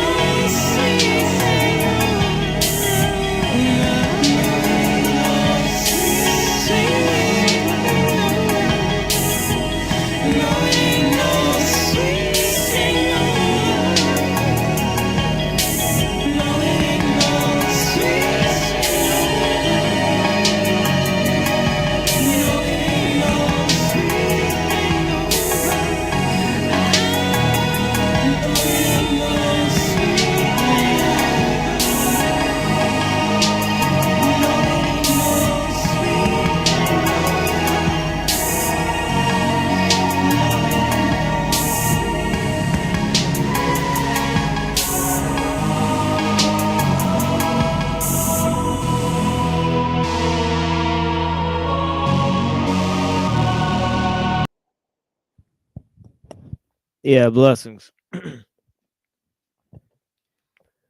But yeah, we'll have some more music for you guys, for sure. But they're gonna rock with that. Sometimes for the intros, I mean, you gotta go hard. It's a damn shame what it gotta do to make a dollar. And living in this game and make you wanna holler. You know what I'm saying? Economic techno feudalism. I mean, and really, really, really, I mean, we're on page 114 here. I mean, and I wanted to get through a lot of this here today, and I think we got a small audience here, so I think we'll be able to get into a significant portion of it. I mean, through our concerted effort. Right? So yeah, blessings. Yeah, it says this phase of development, okay, was still dominated by the machine. He's talking about the development of the big city, right? And corresponded to what Mumford has called paleo-technical period. During this period, the instruments, the power mentality, the instruments of the power mentality developed. It became apparent that mechanical improvements alone do not suffice to yield socially valuable results. This was clearly a period of transition in which inventions had not yet completely overthrown the older institutions. Okay, and they had not yet touched human life except indirectly. It was a period of disorder, and the most glaring manifestation of this disorder was man's exploitation of man. This disorder, however, led to a strenuous search for order, which developed first in the economic field.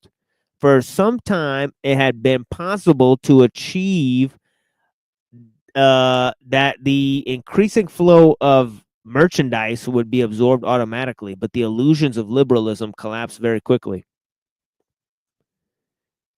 Okay.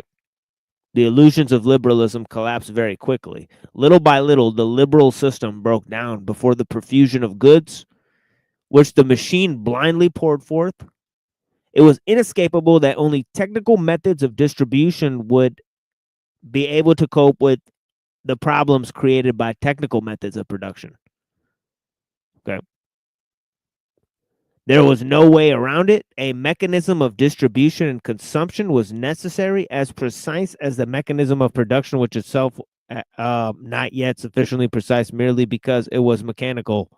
It was imperative that the different parts of the production of the productive mechanism be adjusted and that the goods be produced, that the goods produced correspond exactly to the need in the quantity as well as the quality. It was no longer sufficient to organize enterprise. The entire production had to be organized in all its details, and if production were completely organized, there could be no question of allowing consumption, which had in the meantime become mechanized, to operate without its own worldwide organization. These logical interactions, which emerged first on the national level, were soon found on the international level as well. The development of this mechanism inevitably implied the most perfect possible economic technique. The economic technique, in turn, would permit the utilization of new machines. Reciprocally, certain other instruments would facilitate the improvement of economic technique. Moreover, nothing could be left to chance in this kind of organization. The labor supply, in particular, could not be entrusted in the whim of the individual. Economic organization presupposes a technique of labor. The precise form of this technique is of little consequence to us here. We are interested only in the principle. Okay, remember in Mumford, right? If you look at biotechnics in Mumford's explanation, right? Let me go back to what he says, because it's rather, interesting connection that he talks about the scale of human organization, right? And the development of technique, right? So he says here, to pair off with the opening, right? He says, under the necessity of canalizing energy not just into food getting, reproduction, but into modes of living that would convert energy more directly and constructively into appropriate cultural, that is, symbolic forms. Cultural work, quote unquote, by necessity took precedence over manual work. This involved far more the discipline of hand, muscle, and eye, making the use of tools. Okay.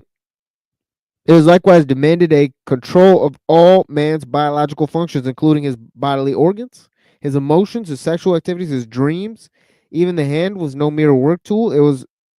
It stroked the lover's body, held the baby close to the breast, made significant gestures, or expressed an ordered dance and shared ritual, some otherwise inexpressible sentiment about life and death.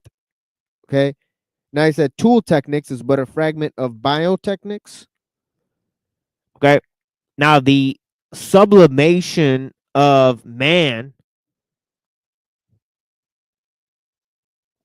okay, to mechanization, right, transforms the cultural scope, right? Now the technical scope guides the cultural scope, right? But back then, it was more of cultural techniques that incorporated the use of tools and rituals and human organization, right, into biotechnics, right? But this mechanical ideal, right, it sort of incorporates man into a totally different way by assimilating different cultural modes, right, into the monoculture.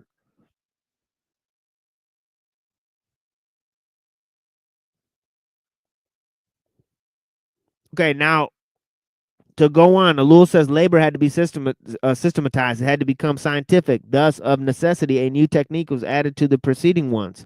But at the same time, it became mandatory to compensate the workers for the fatigue generated by technical labor. Here we meet again the necessity for additional mass amusement, a necessity which the existence of the big city had already provoked. The cycle was inevitable. The whole edifice was constructed little by little, and all its individual techniques were improved by mutual interaction. Okay, now here he comes to the development of the system in and of itself, right? Before long, however, the need for still another instrument appeared.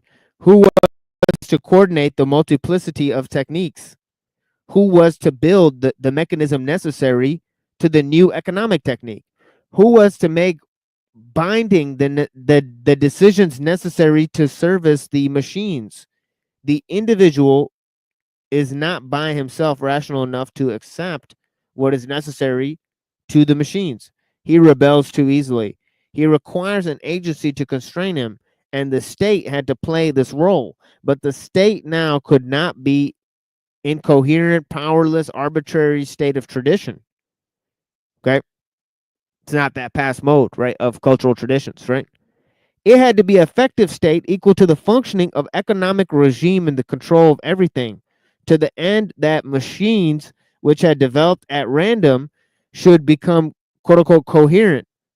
To this end, the state itself must be coherent. Thus, the techniques of the state, military, police, administrative, and political, made their appearance. Without them, all the rest would have been no more than a faint hope, unable to attain maximum development. They intermingled, necessitating one another, and all of them necessitated by the economy. Now, he talked about in each of these areas, remember? Okay, he talked about the how military techniques are transformed by technology. Okay, we're now in the era of cyber warfare, right? Mass surveillance, right? Okay, so the military police are totally transformed, right? The police on the local level are totally transformed by psychological and pre-crime techniques, right?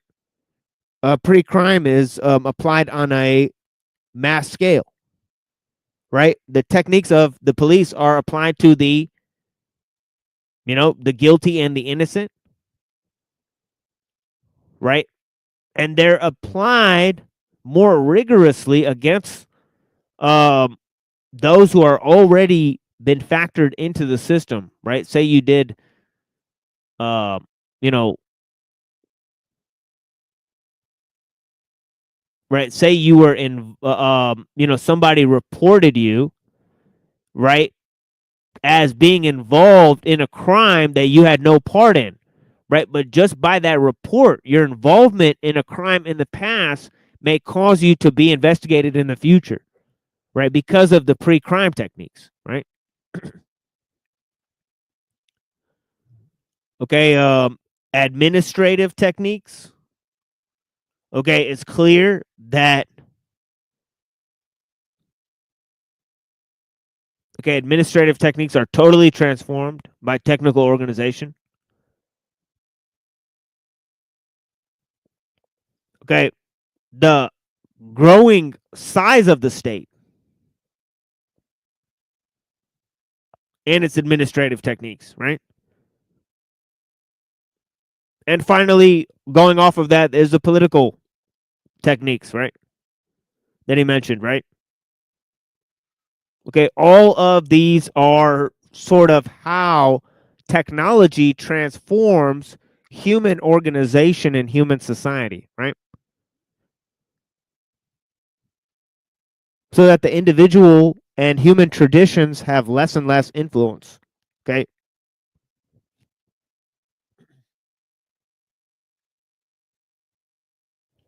Okay, it seems like a simple enough point, but many people are still under the delusion that culture, okay, is but, you know, that culture is the driving force and technology is just a side thing,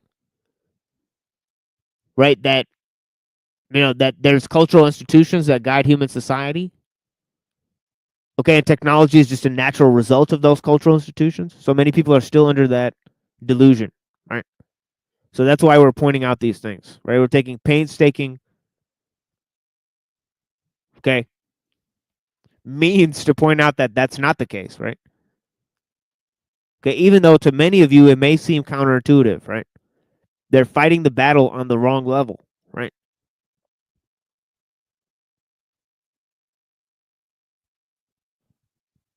Okay, we're making good time here. We're almost at the 2-hour mark, right?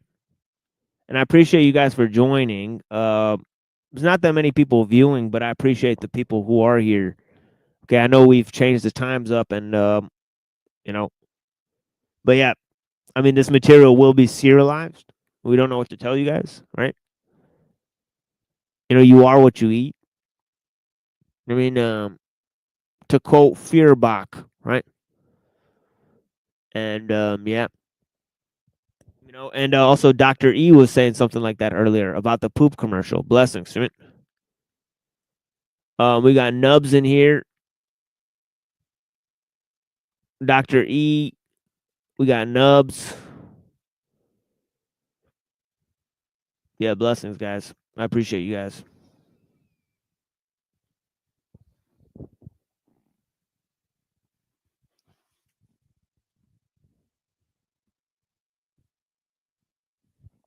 Yeah, excellent.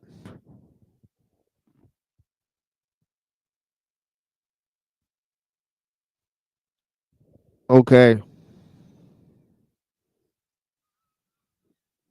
Now we're almost to a new section here, and he says,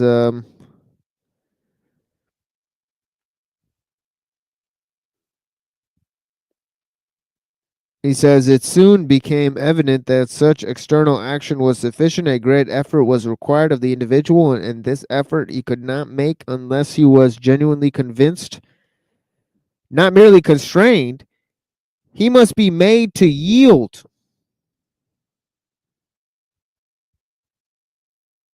his heart and will, as he had yielded his body and brain. And so the techniques of propaganda, education, and psychic manipulation came to reinforce the others. Without them, man could scarcely have been equal to his organization and his machines.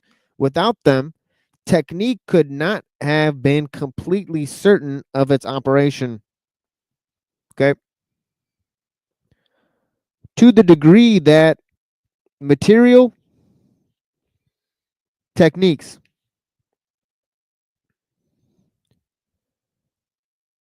became more precise, intellectual and psychic.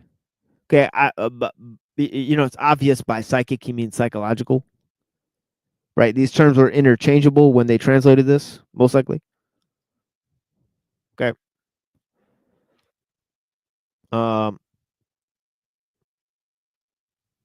By these means, man acquired the conviction and strength needed to make possible the maximum utilization of the others, so the edifice was complete. Okay, so once technology transforms human techniques, okay, and we get, you know, global communication, you know, propaganda, okay, which at the end of the day is a combination, you know, as we saw, you know, if you look at the very popular documentary Century of the Self by Adam Curtis, you can see that advertising and propaganda were sort of developed hand in hand. Okay, and what they really used was sort of Freudian techniques, right? So, quote unquote, psychic techniques, right? Subliminal images, planting subliminal images, getting people to associate certain symbols with other symbols, right? In order to overload your sensory and moral input and put you in a state of moral paralysis so that you'll accept any information they give you. Okay. And this last edifice, I mean, this is very significant part of the puzzle here. Okay, is the complex range of psychological techniques, okay, that's used to ameliorate people's confusion, and media techniques. And I don't think he really gets into that, but it's part and parcel of the same thing. You know, because the same guy who developed media relations, advertising, public relations, and propaganda, you know, the guy who developed public relations actually wrote a book called Propaganda. I mean, this is Edward Bernays, and his nephew owns Netflix, right, or something like that. CEO of Netflix. So they're still confuzzling the population, right, if you will.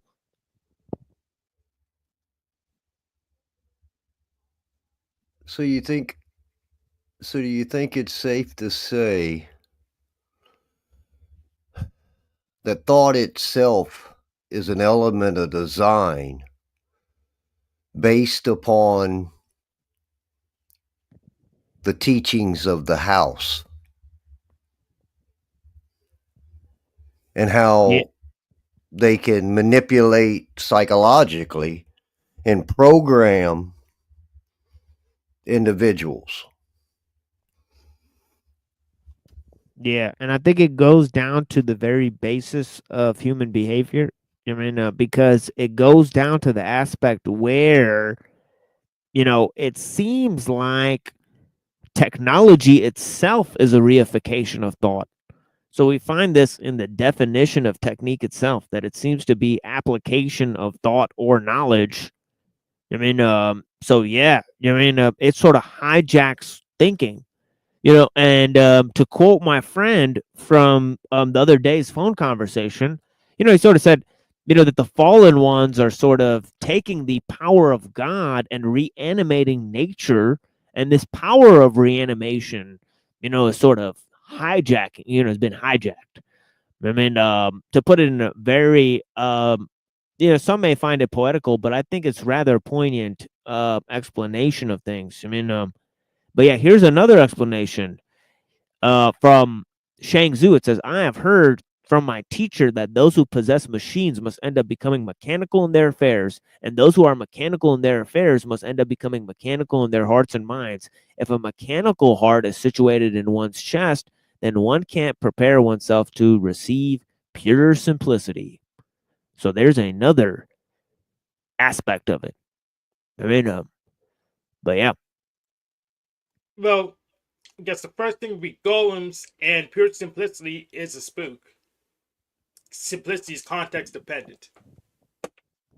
Oh yeah, definitely. It's context dependent. In terms of your relationship to human society.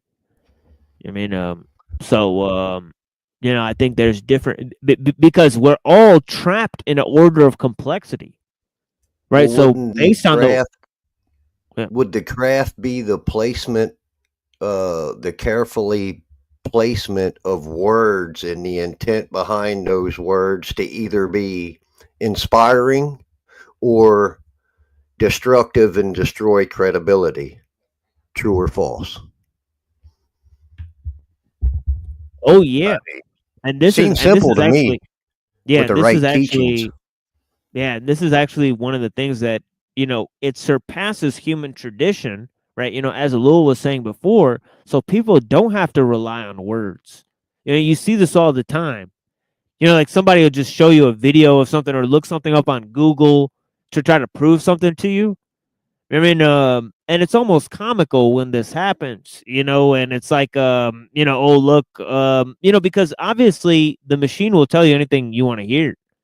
Right? So that's what's funny about it is that, people go look at these things for reference, and obviously seeing is believing in our world. People will just show you, action, and action is always mediated through machines, but nobody notices that. We all want to take credit for what the machine is doing. And this is a sort of externalization of the ego. And yet, it causes us to lose faith in our words. And our common bond that we have. Especially. Technology totally overrides human tradition. It becomes the objective factor of power. People see it to be done. They see the product, the end result, and that's it. That's enough to prove to them anything, that the machine can furbish anything. You just plug in information in the 3D printer, and out comes, pops out a gun or whatever you want.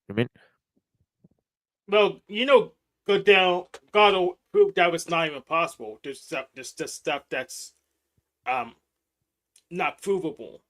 Stuff that's just true, it's not provable. So Goodell already debunked the notion. But Oh most people yeah, don't know that. yeah.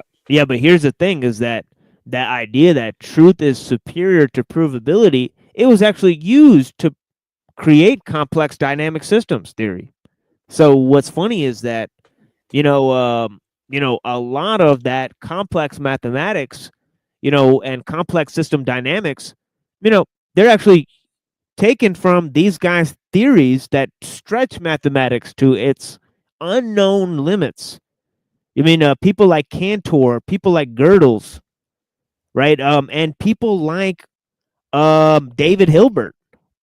That were on the cutting edge of mathematics that really took Zeno's paradoxes and they explored notions of infinity. And it's staggering. The philosophy of math, caused there to be a new explosion in mathematics. Going to Russell and Whitehead, and their combination of mathematics and logic, and the developing of computing systems. So, Gödel's, yeah. What I you see can create is they're not building the profits off of the foundation of the teachings. Their profits are coming from the imagination of their egos. Exactly. Yeah. Because money is just credit that pairs. Yeah. Excellent contributions, guys. Blessings. Yeah, we're almost to this section here. Technical monism. We're done with technical monism. I explained technical monism was an internal development of the connection of the system within itself, how machines become interconnected. Each machine has another machine that helps correct the mistakes of the first one. So this technical complex develops, right? So the interconnectedness of machines and the development of international trade and all these ideas create the complex, the monism, right? But then there's universalism, right? This is where technique is applied to methods of human organization as well, right? And it decides to be the organizing factor, right? So techniques of organization, right? So this concept of technical universalism is what he's developing next. And we've been going for quite a while here. I really appreciate you guys, and this is the main point. He says it is impossible to amputate a part of the system or to modify it in any way without modifying the whole. The system was not built through whim or personal ambition. Duh. Its factors were all reciprocally engendered. In this description, we have constantly encountered the term necessity. Okay, it is necessity which characterizes the technical universe. Everything must accommodate itself to it with mathematical certainty. Every successive technique has appeared because the ones which preceded it rendered necessary the ones which followed. Otherwise, they would have been inefficacious and would not have been able to deliver their maximum yield. It is useless to hope for the modification of the system like this, so complex and precisely adjusted that no single part can be modified by itself. Moreover, the system perfects and completes itself unremittingly. And except in print, I see no sign of any modification of the technical edifice, no principle of different social organization that would be founded on technical necessity. Okay, now he moves to a new section, technical universalism. Blessings.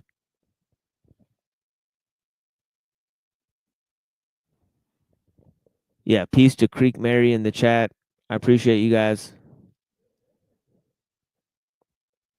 Okay, Jesse, Creek Mary, Truther Cop. Okay, blessings, guys. Okay, I appreciate you guys.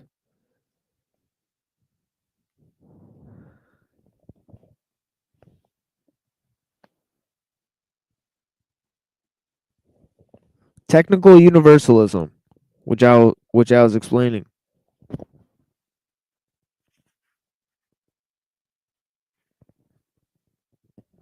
Okay, and I'm gonna talk about this idea of globalization already put forward by the technical complex, right? And this idea of globalization, right, that consists of international trade and global communications systems, right, is essentially one of the main factors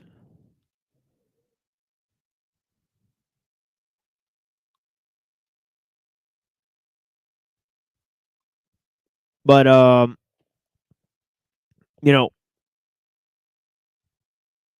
and it goes to the idea of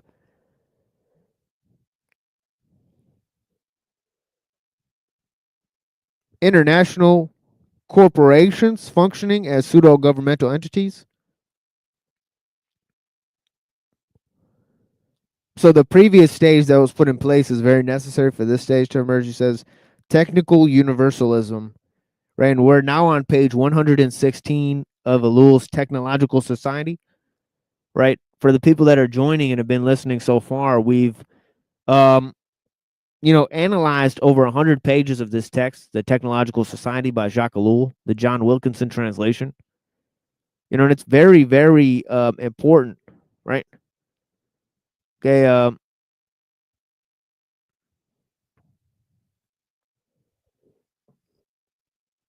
Yeah, blessings to Panelverse presents.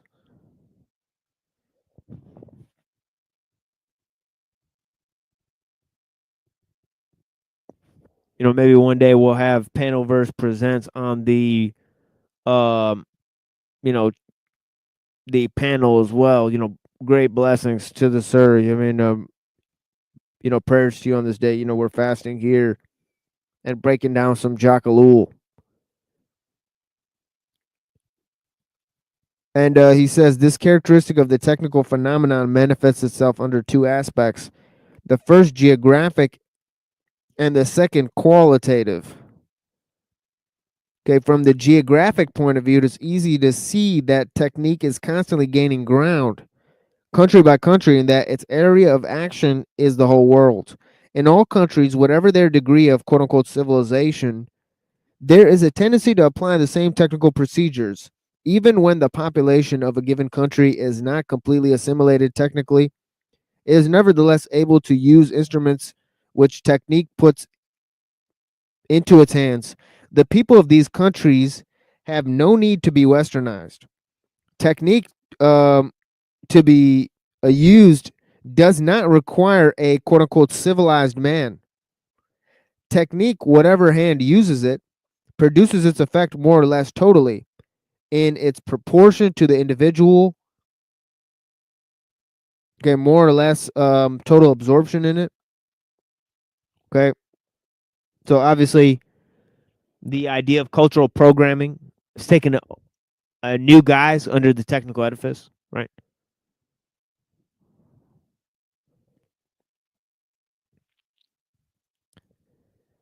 Now he points out Voigt. He says Voigt emphasizes this fact, for example, when he shows that in this domain of agriculture, the most up-to-date techniques have become universal. Okay, never before, says Voigt, has man destroyed his natural environment with the inexorableness of an armored division. These civilized forces of destruction, which have been developed under our influence, have been conquered an entire globe to such a degree that Malays, Hottentots, Ainos are spreading the plague. In the course of history, there have been different principles of civilization according to regions, nations, and continents. But today, everything tends to align itself on technical principles. In the past, different civilizations took different paths. Today, all people follow the same road to the same impulse. This does not mean that they have all reached the same point, but they are situated at different points along the same trajectory. The United States represents the type that France will represent in 30 years and China in possibly 80. All the business of life, from work and amusement to love and death, is seen from the technical point of view. The number of quote unquote technical slaves is growing rapidly. The ideal of all governments is to push as fast as possible towards industrialization and technical enslavement.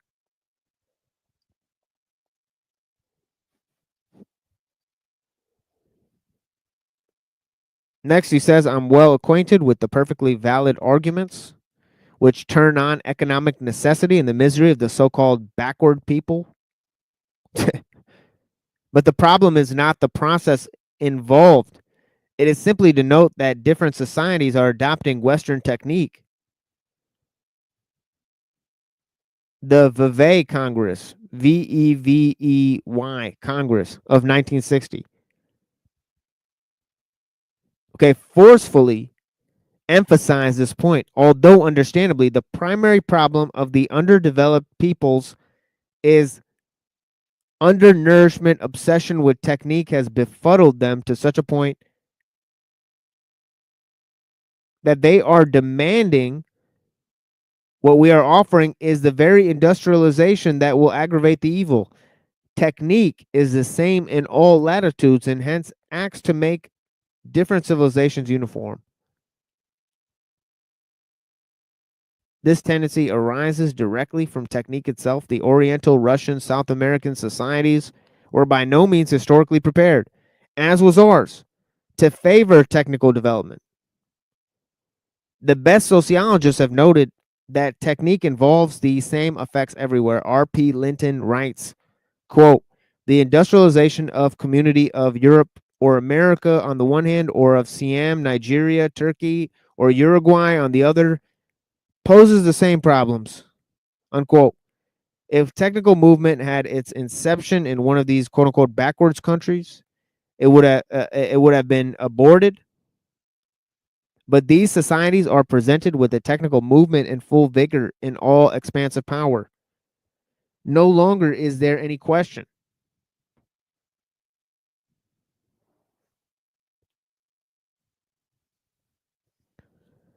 As to whether circumstances favorable to its flowering exist, the technical movement is strong enough to impose itself to break down all barriers of its progress. But why does this expansion exist at all? Until now, it's generally accepted that very similar social environments were necessary if propagation of technique were to occur. This is no longer true. Today, technique imposes itself, whatever the environment. This expansive force can be explained by the whole ensemble of historical reasons. more or less superficial but true enough, but by one profound reason to be examined later on. The historical reasons are bound up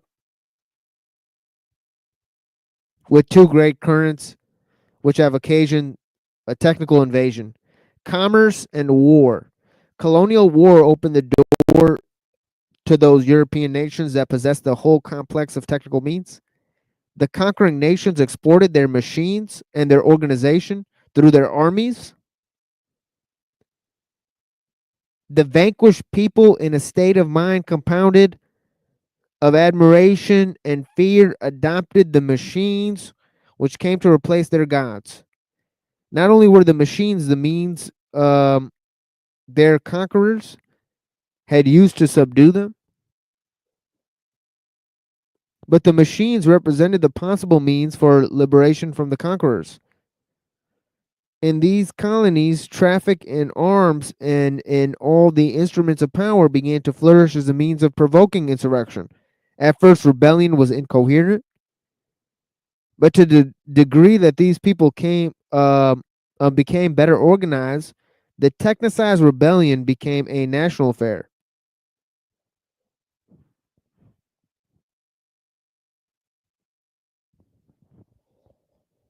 Okay, now this is the last thing I'm going to read. And I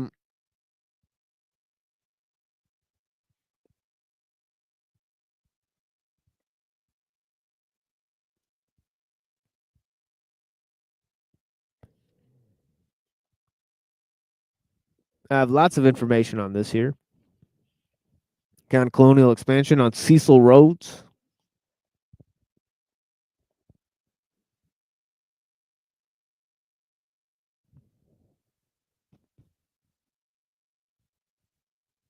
How about Lord Shelburne declaring that he'll use commerce as a form of warfare? Free trade as a form of warfare. Subvert people's economies.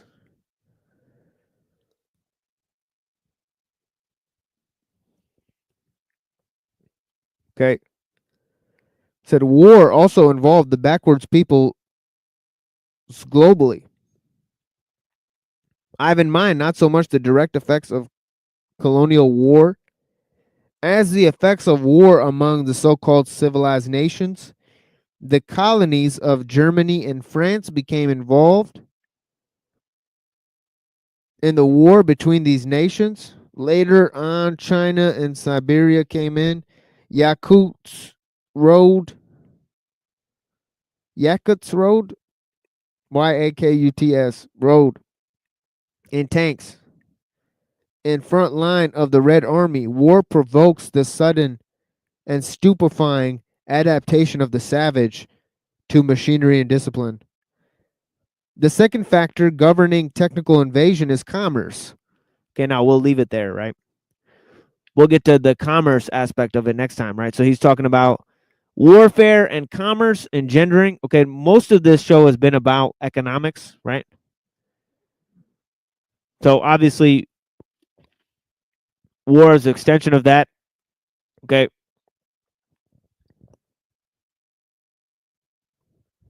Yes, exactly. Blessings. Perfect summary of the major point. Technique machines came from culture, but now it is so efficient that it imposes itself on culture, even changes, creates culture now. Exactly. End of human civilization as a natural organic existence. Fascinating. Yes, it is very fascinating. This is one of 3 of Ellul's works on the subject. All consumption is a spectacle, according to Ellul. Voyeurism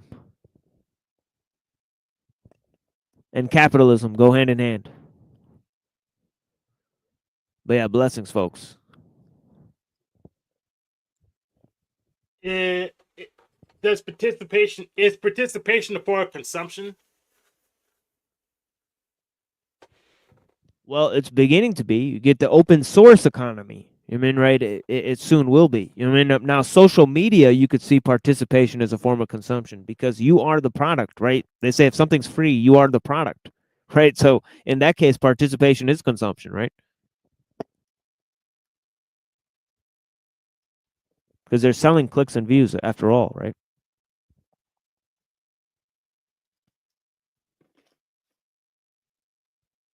Somebody said, you know, you could look at the views of a YouTube video, the time of engagement, okay, of each person that participated in there, right?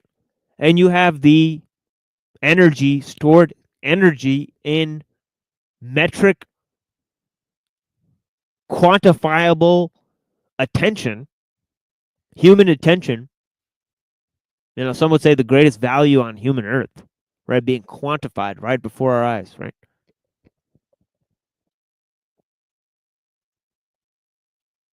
Being quantified and assimilated right before our eyes through various cultural modes. So which is the mediative factor? Is it the technology or the culture? I mean, you tell me.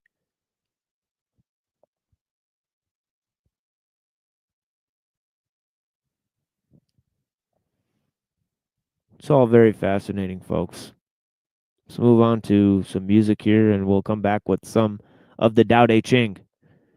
You know, we're already a little bit over in terms of ellul. I kind of went overboard, like by 20 minutes there. And yeah.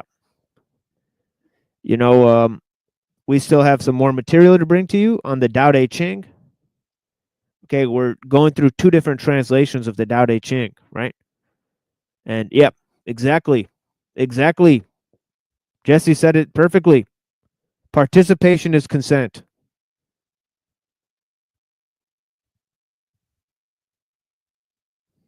I mean, definitely.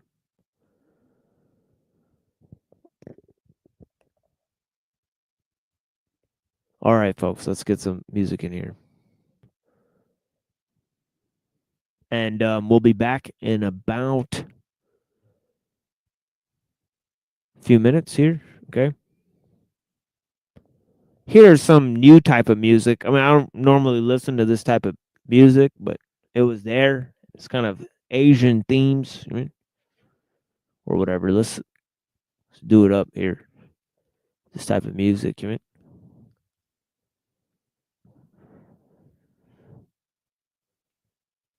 Some of the youngsters' musics, right?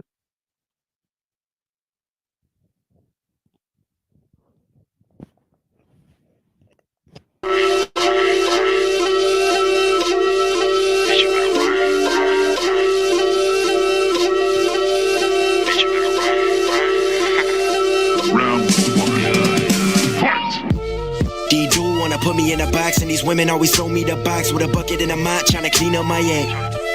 Trying to clean up my egg.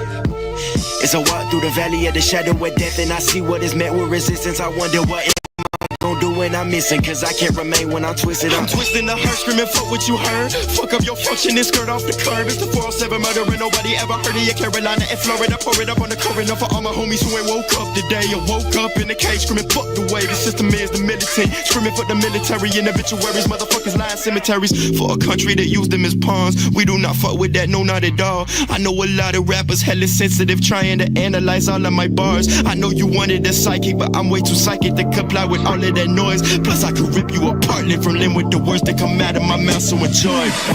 Rap game, samurai jack, when I come for that ass, better run. Motherfucker got me fucked up when I step up in the building on the one. All these little jits wanna test me, I'ma show them they my son. We live in a brain dead world, when I speak I can say what I want. Rap game, samurai jack, when I come for that ass, better run. Motherfucker got me fucked up when I step up in the building on the one. All these little jits wanna test me, I'ma show them they my son. We live in a brain dead world, when I speak I can say what I want. I am the maniac pulling that mystical chronic, I'm chronically doper than you. Anyone stepping at me gotta go through my brothers and nobody fuck with my dudes. I grew up running on pavement, it felt like a stove, I had blisters on all of my toes. Orlando, Florida, that's R.I.P. Boozy, my brother's brother, know I'm praying for you. Yo, rap gang, samurai jet, when I come for that ass, better run. Motherfucker got me fucked up when I step up in the building. I'm the one. All these little just wanna test me. I'ma show them that my son. We live in a brain dead world. When I speak, I can say what I want. Rap game, samurai jet. When I come for that ass, better run. Motherfucker got me fucked up when I step up in the building. I'm the one. All these little just wanna test me. I'ma show them that my son. We live in a brain dead world. When I speak, I can say what I want, bitch. Rap game, samurai jack, bitch. Rap game.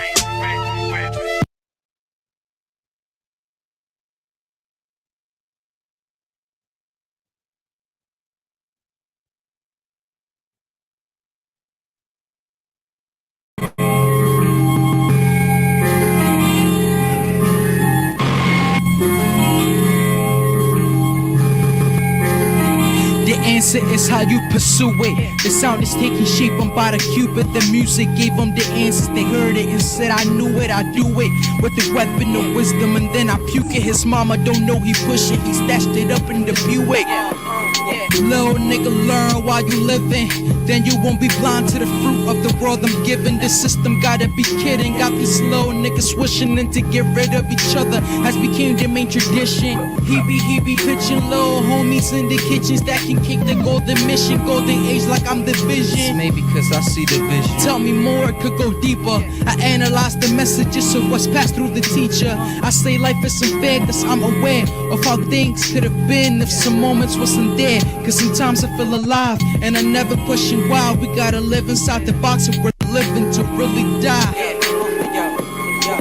I'm taking pulls to make it numb, and my soul inside is throbbing like I wash it down with rum. Listen to what he's become. Can you hear it make a bond like an atom? I've been in dimensions hard to fathom. I've been in dimensions hard to fathom. I've been in dimensions hard to fathom. I've been in dimensions hard. I've been in dimensions hard to fathom. I've been in dimensions hard to fathom. I've been in dimensions hard to fathom. Gas, music, to step. Gas, music, gas, to step, gas, music, to step, gas, music, to step. Open casket music, predicting and choosing mystic influence like my name was Rasputin. In the range, twisting doobies, getting head by a floozy. Brought the bomb to the car like my name was Lil Boosie. Remember the first thing you ever learned, then equate that to the matrix of the shit you just heard. I swear this life is for the birds, trying hard just to clip off the wings to fur. Space and time, the way they shine. Them solar panels in my eyes, I rearrange the skies. Shit, I'm staring straight at Mount Olympus, stealing thunderbolts from my militia, asking God to please forgive us. Through cycles in the life system, niggas wanna gain their mission, take their souls as commission. I'm a disrespectful soul anyway, fuck a wrench. Hold out the toolbox and let the bullets spray. Fall into a rum I couldn't reach. The flow of life will leave you seasick. The dope just smoke relieves it. Another nigga on his way to the goal. Cold for the diamonds, got the souls in alignment.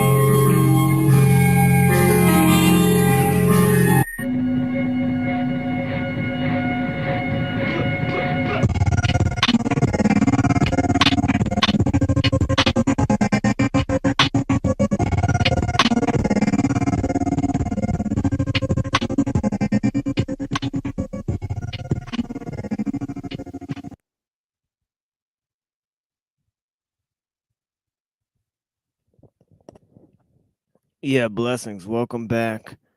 We'll be analyzing certain themes here within the text of the Tao Te Ching.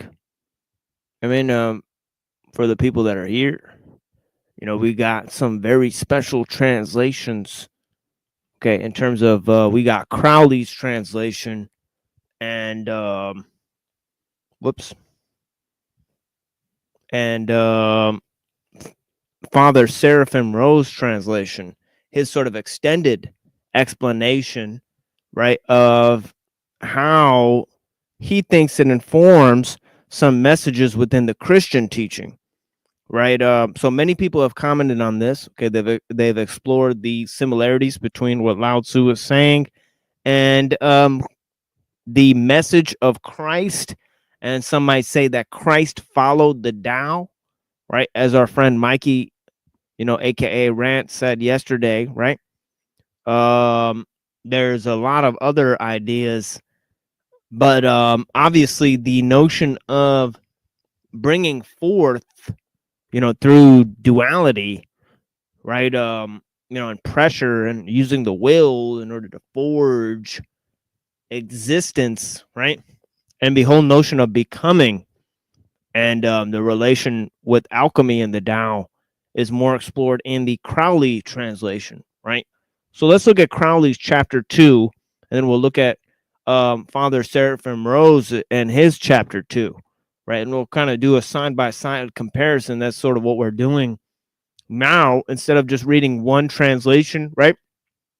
I thought we'd do a sort of dynamic compare and contrast, right, between Aleister Crowley, right, the modern sort of occultist, right, and Father Seraphim Rose, which is a modern Christian, right, that is viewed by all sides of Christianity, orthodoxy, and scholars and others as a valuable and insightful student of many different philosophies, right? So yeah, let's get into it, folks.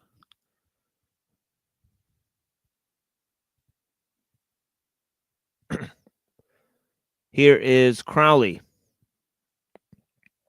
chapter 2. As we know, chapter 2 is about duality itself, right? And how opposites are contained within each other, right? So I think this is going to bring about some powerful reflections, right? Here.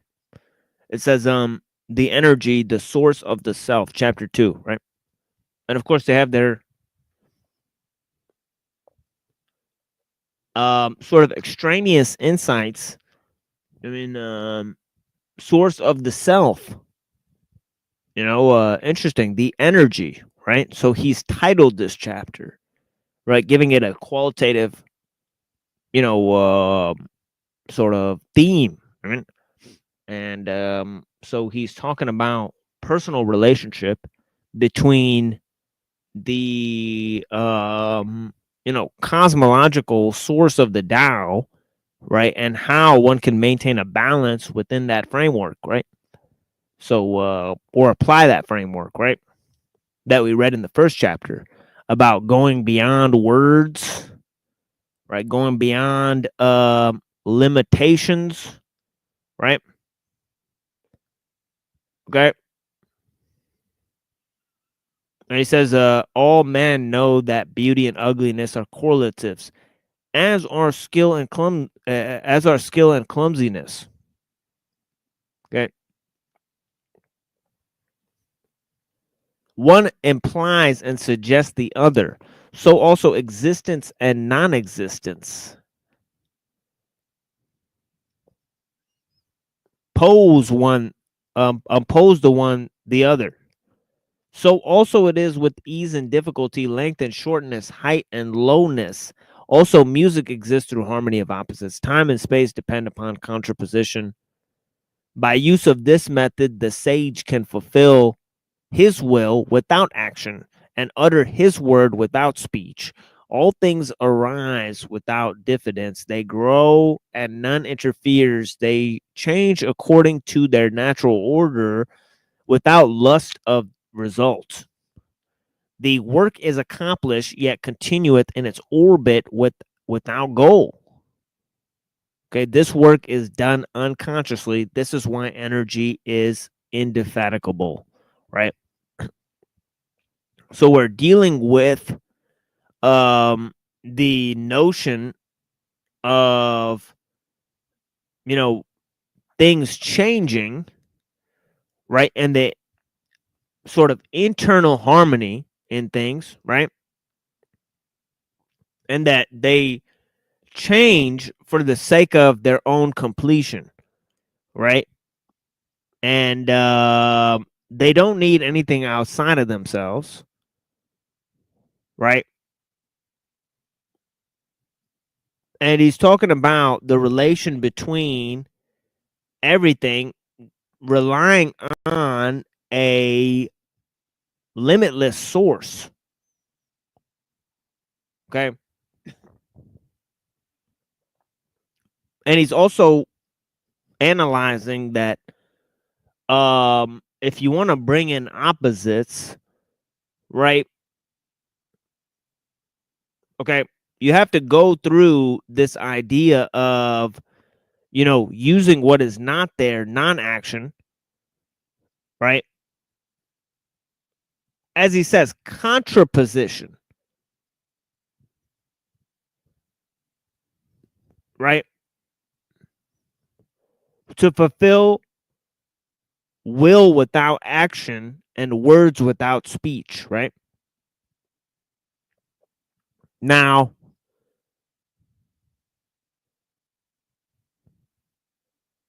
you know, some may say words are for the sake of speech, right? But that's not exactly true, right? Words are there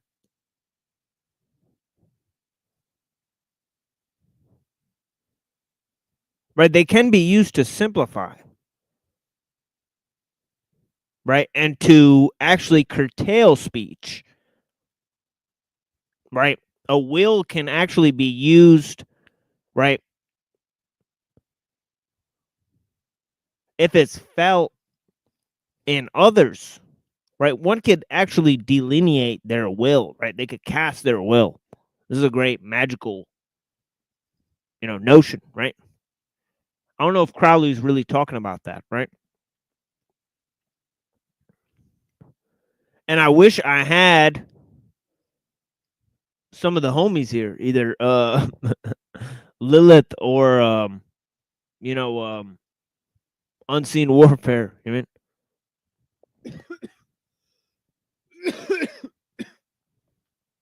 excuse me, a little dry throat there. Blessings. The problem is that we can't drink water here because we're fasting. I mean, but yeah. Thank you for joining us.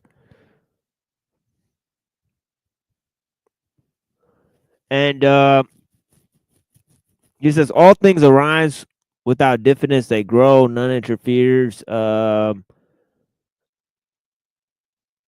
Okay, so I read all of this already, right? So we're now on chapter 3, right?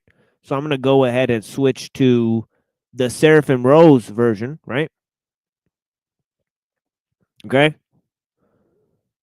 And read chapter 2 there. Let's see what that says there. All right.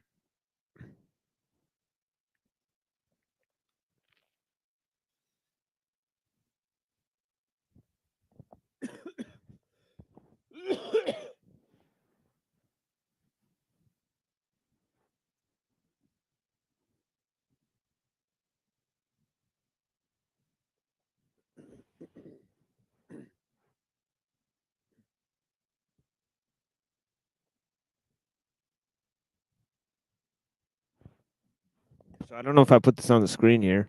Okay, it is on the screen.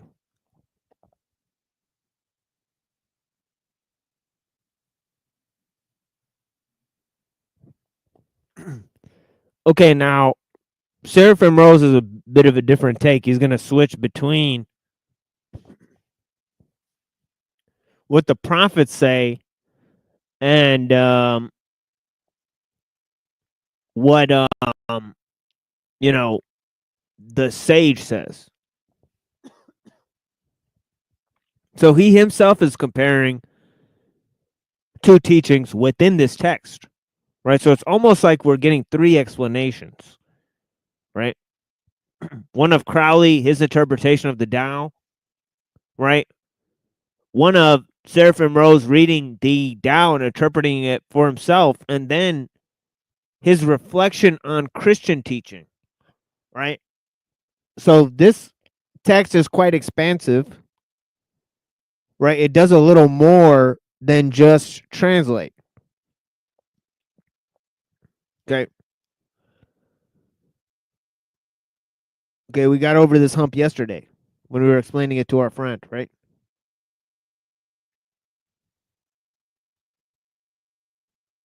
But yeah, we appreciate you guys.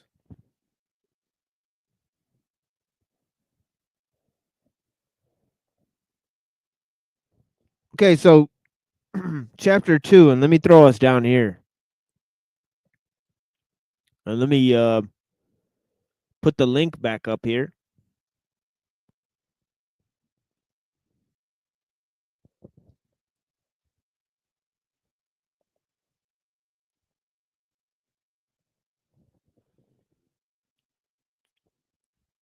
And it says, as our mind utters from itself a word, so did the primal mind utter the primal word, logos. Okay, the primal mind essence is a womb. The primal mind essence is a father.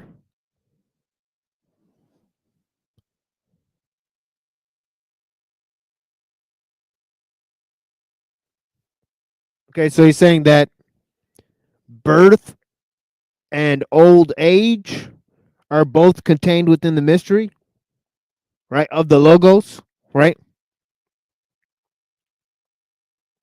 And indeed, he's reiterating the point from chapter 1 that it's beyond words, beyond description, right? So he says, out of this womb of the out of this womb of the mind, the word was begotten outside time. Okay, so logos is eternal.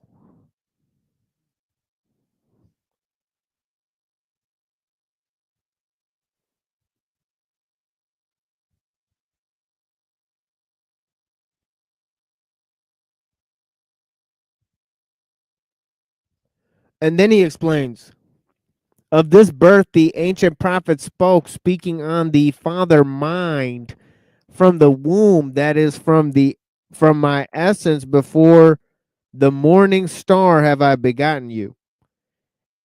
And of this birth the ancient sage also spoke, saying, something mysteriously formed, born between heaven and earth.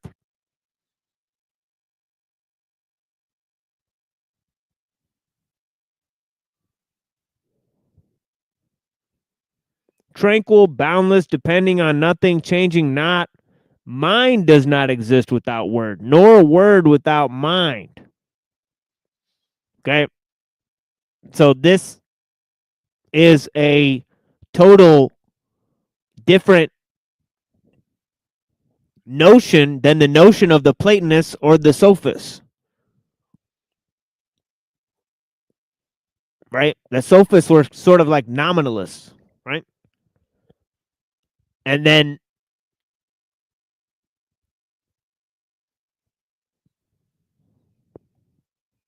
the Platonists were sort of, they said ideas had ontological transcendence, right?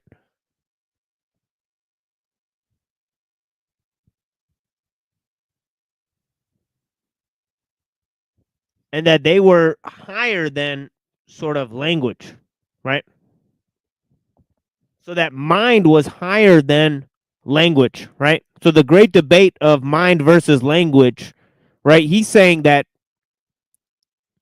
this is part of the mystery itself, because words are part of the perception of duality and division and separation from nature. And so are thoughts and mind, right?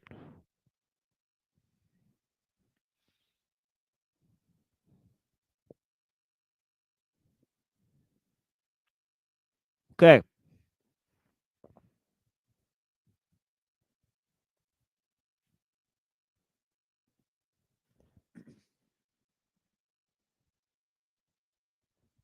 Now it says, A thought of mind is a word hidden within. A word is a thought which has come without.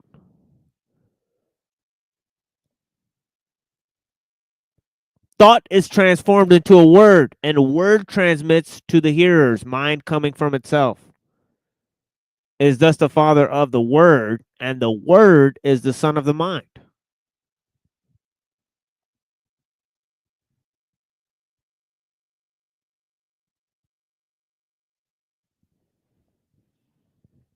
Before mind, the word was impossible. The word does not come from anywhere outside, but rather from the mind itself. Thus also the Father, the all-embracing mind, the thought above and beyond thoughts, has a son begotten of his essence, the word above and beyond words.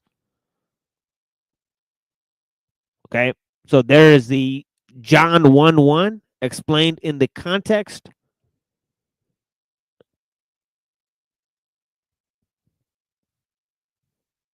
of uniting both heaven and earth through the concept of thoughts and words relating to the notion of mind. Okay, and coming forth from mind, right?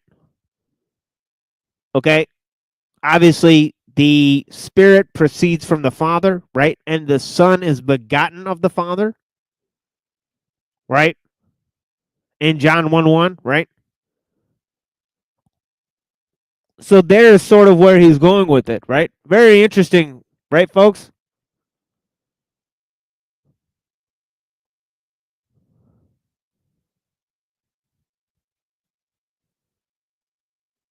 Yes, Panelverse, blessings, my friend. Yeah, you have a blessed day too, my friend. You know, Voy, thank you for being here.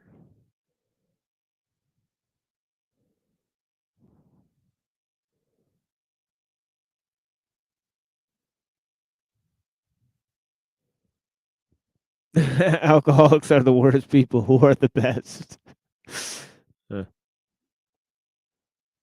Funny. You guys are funny. Yeah, blessings.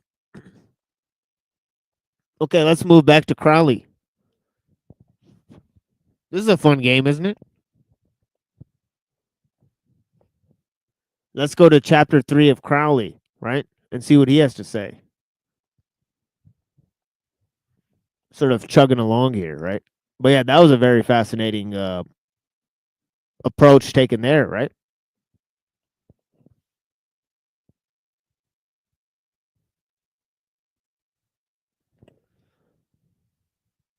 And these are the last couple of translations that we'll be reading of this. But yeah, combined, that will be quite a few translations that we've read. We've read like, we've incorporated like 7 translations into this, scheme here, right? Including a reading of Confucianism, right? And a reading of the Shangzu, which we'll incorporate, right? Which sort of brings in many different elements from the Tao.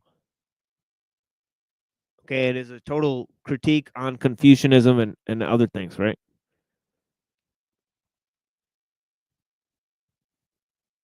Because it's an updating of the Taoist tradition.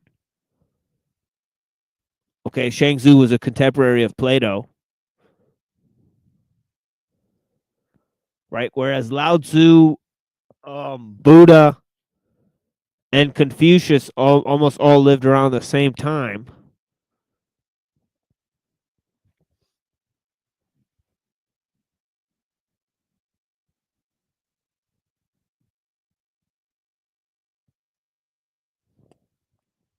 But yeah. To reward merit is to stir up emulation. To prize rarities is to encourage robbery. To display desirable things is to excite the disorder of covetousness. Therefore the sage governeth men by keeping their minds and their bodies at rest, contenting the one by emptiness and the other by fullness. He satisfied their desires, thus fulfilling their wills and making them fractionless. And he maketh them strong in body to a similar end. He delivereth them from the restlessness of knowledge. Whoa, whoops. Sort of hit the speed button there. Sorry about that. He delivereth them from restlessness of knowledge, restlessness of knowledge and the craving of discontent. As to those who have knowledge already, he teaches them the way of non-action, thus being assured there is no disorder in the world. All right. So, this passage, the sage, okay, empties, okay, people's ambitions. He sort of fulfills their wills. Right here it says, right? Okay, so he does their bidding sort of for them, right? Okay. And he makes sure that people don't have cleverness, right? So as we said earlier, he doesn't have external standards of knowledge and goodness, right? Okay, but he keeps the people satisfied, right? He teaches them the way of being content. Okay, now this is going to relate very much to Seraphim Rose, right? And the ascetic tradition. Of course, there's a complex ascetic tradition also within occultism. It relies on meditation and different things, right? So yeah, let's go to this Seraphim Rose here and see what he has to say on chapter 3.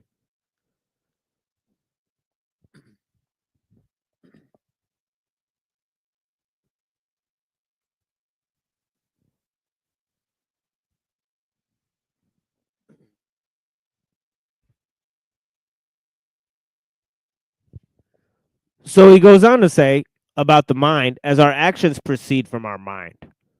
Right now, remember he said the thoughts and the words proceed from the mind as well, right? Okay, actions proceed from our mind. So the primal action proceeds from the primal mind. Okay? The primal word is like a sound, a still sound. So is a primal action like a breath, a still breath. Right? Okay, so you have this idea of the breath of life and how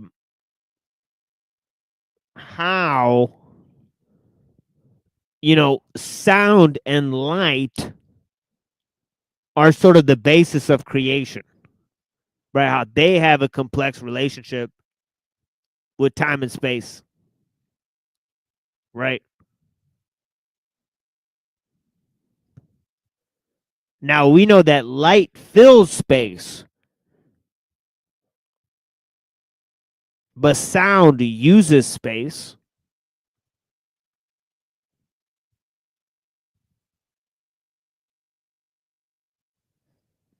Okay, you see the echo.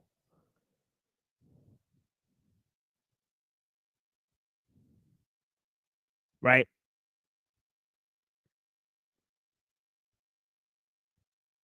And of course, we know a little bit of light can fill up a room. Right? Now, light doesn't need time. Right? Sound needs time. Right?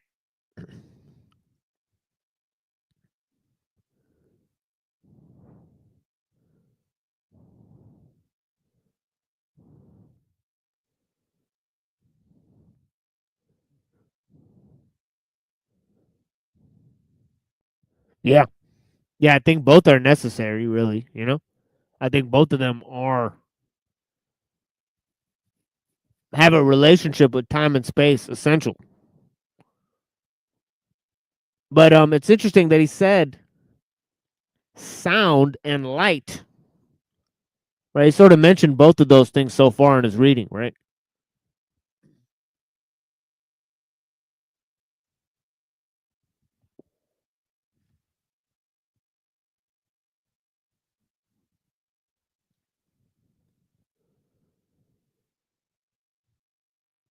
So he says, as primal word is like a sound, a still sound, so is primal action like a breath, a still breath, and as breath rests in the word, in a word that is uttered, so does primal breath rest in the primal word.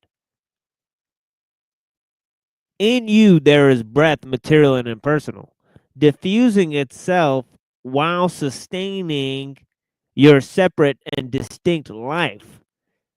Okay, so he's talking about the spirit. Okay.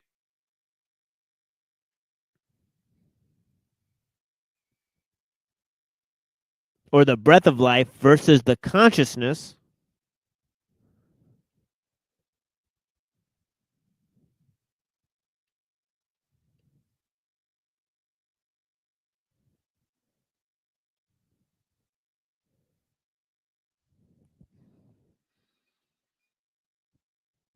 In the primal essence as life itself, there's also breath. But breath that is purely spiritual and personal. Not diffusing itself, but sustaining the life of everything without distinction. The breath of the primal mind is like a wind. The wind blows where it wills. You hear its sound, but cannot tell where it comes or whither it goes. So the breath who rests in the word, so is the breath who rests in the word. So are beings who rest in the breath of heaven. Okay, let's move on to 4.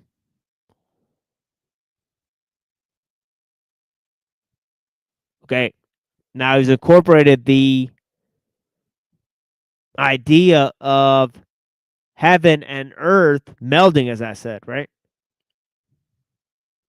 And how they have a complex relationship with each other.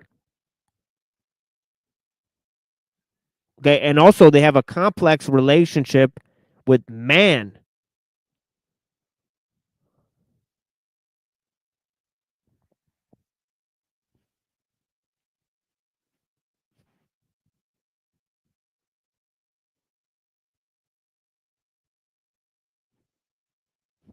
All right. Now let's go back to the Crowley one and see where he's at with 4.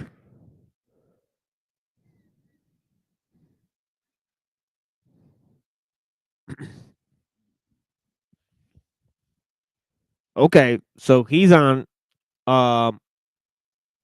space 2. He said the Tao resembleth the emptiness of space. To employ it, we must avoid creating ganglia. O Tao, how vast art thou, the abyss of abysses, thou holy and secret father of all fatherhoods of things.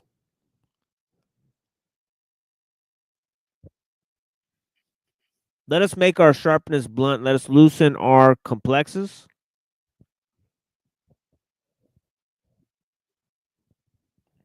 Let us tone down our brightness to the general obscurity. O Tao, how still art thou, how pure, continuous, one beyond heaven. This Tao hath no father. It is beyond conceptions, higher than the highest. Okay. So now he's talking about the mystery of the Tao and its completeness. I'm very interested to see how Seraphim Rose reacts to that one.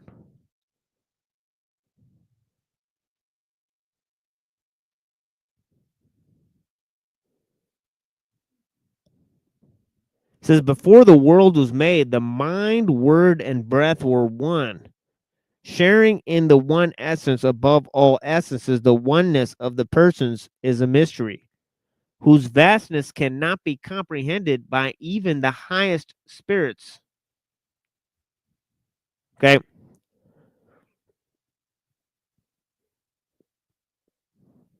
So he's talking about the mystery of the oneness. Okay, he says, nevertheless, we give a name to this mystery of oneness, the name of love. So things have taken a different turn here, as you could possibly tell.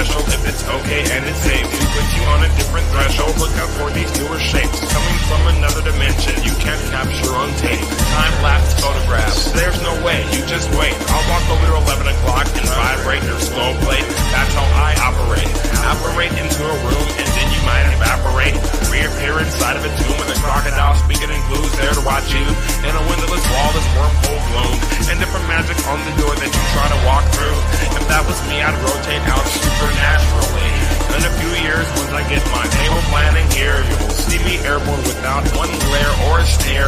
We're here to help the world out of the situation that we're in. Internal science, what I'm about. We'll inform your next of kin. TV lab, ST waste. Let's begin. Internal science. Internal science. Internal science.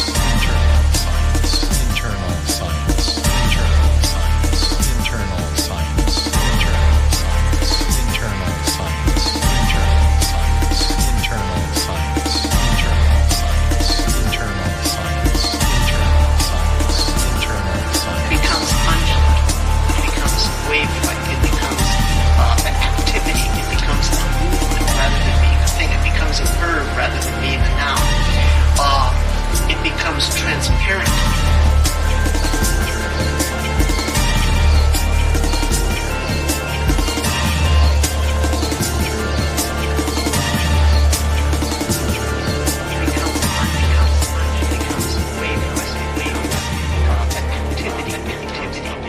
Rather than being a thing, it becomes a verb rather than.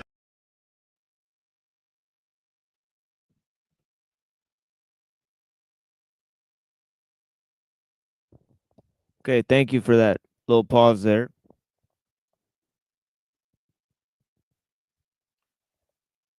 And we'll have more music in like an hour here, but we got some things to go over here. In terms of, I'm hoping to make it to at least maybe chapter 9 of this experience here, right?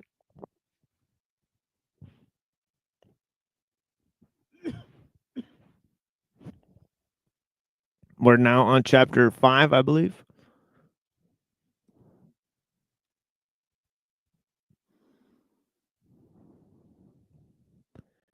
We're going through several resources to frame the architectonic, right?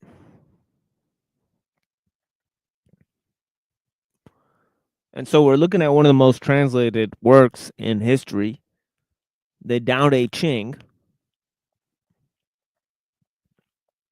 the Crowleyan translation, and he's got interesting titles, right? So he's got this title on 5 where he's saying it's sort of talking about the cosmology of the vacuum. Okay, so I think the vacuum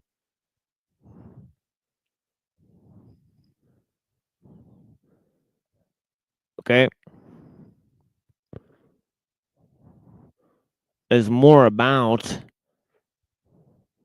sort of chaos and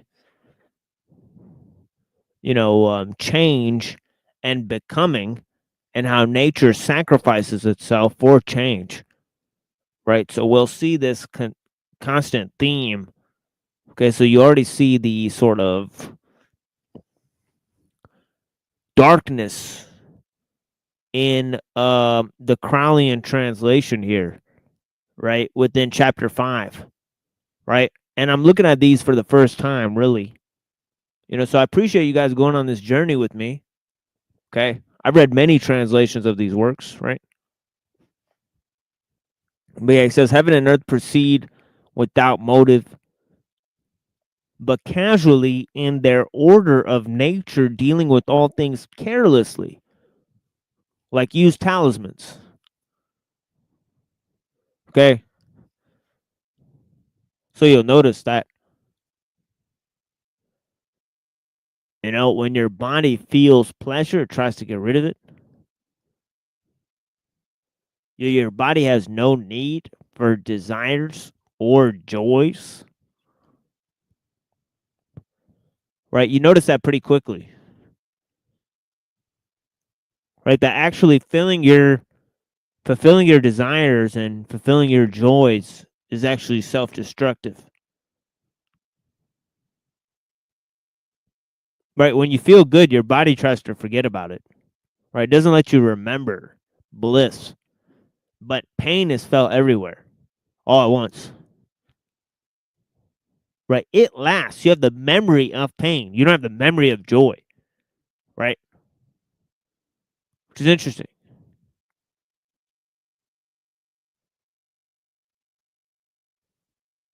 Right. So the sages, the sages deal with their people, not exercising benevolence, but allowing the nature of all to move without friction. Okay, so we've been through this. Sages allow people to rule themselves, right? They don't try Here's to an impose interesting question. traditions and laws. Yeah, yeah, blessings. Yeah, of course. 5-speed. Go ahead. If we were coming from let's just say, a foundation of proper teachings, wouldn't the expansion of those teachings be the growth in all of these writings? Shouldn't the intent behind them is to bring clarity to the teachings and not to disrupt, distort, create chaos and fear to keep you from that original moral foundation of those teachings? And why would they place it on the record to create all of this, I don't know, distortion in frequencies?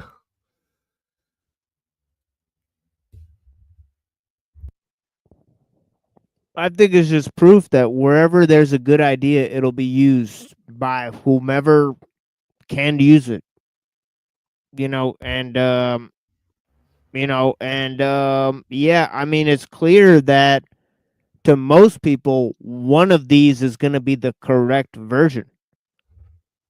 But that's up to the viewer more or less at this stage. I mean, because I have no dog in the fight between occultism and Orthodox Christianity, right? Of course, I am a practicing Muslim, so I'm closer to a Christian, right? But I try not to make my bias clearly known.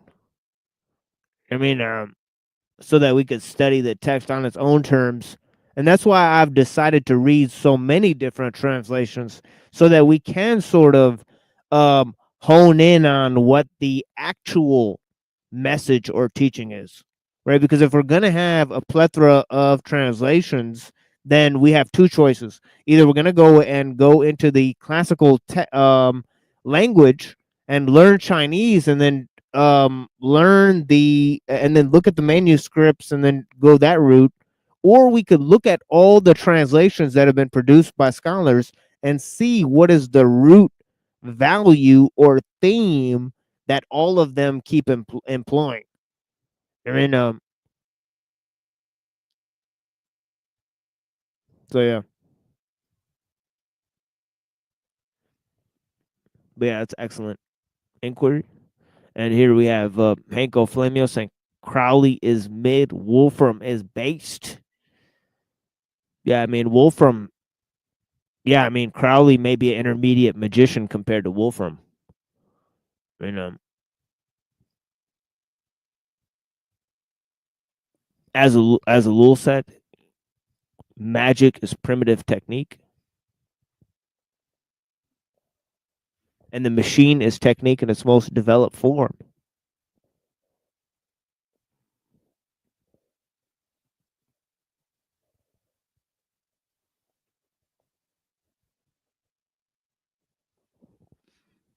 Anyways, finishing off this chapter, it says the space between heaven and earth is their breathing apparatus.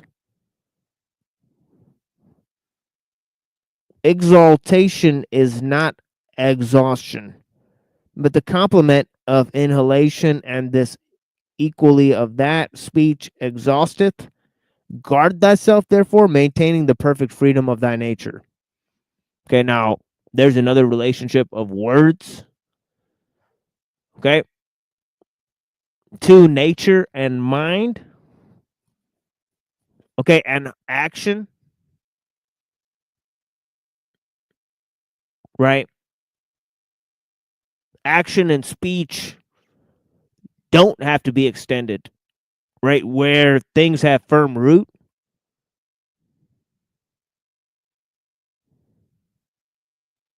right? Things act through stillness. Okay. And let's go to 5. And very different here. You know, I mean, I can't get over how different they are talking, right?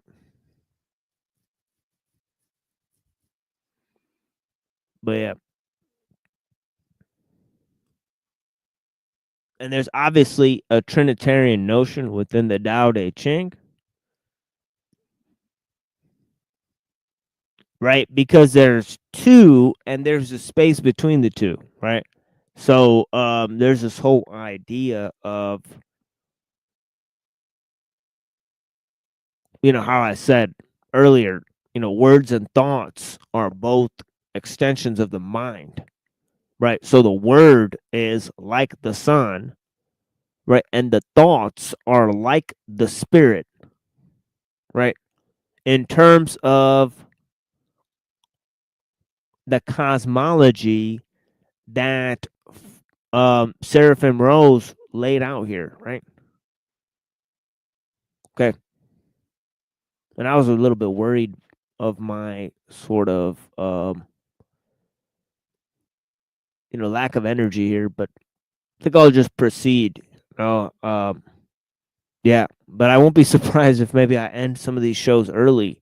You know, but yeah, we will be here for about,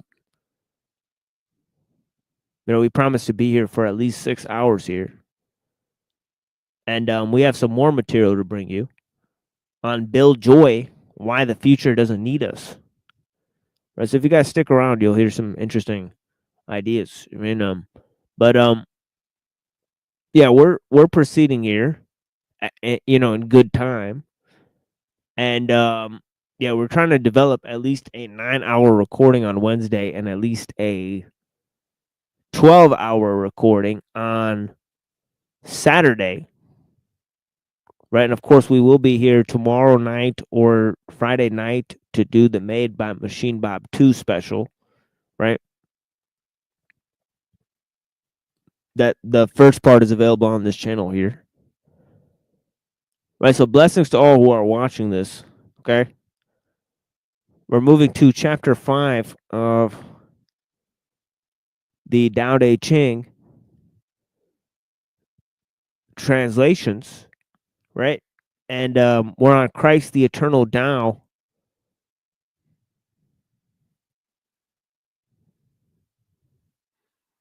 Okay, 5, he says, triangle is the first full form. The 3 is the principle of order. The order that must exist before the multiplicity of things. Therefore, the ancient sage said the 3 produces all things. The 3 acting as one not acting without the others.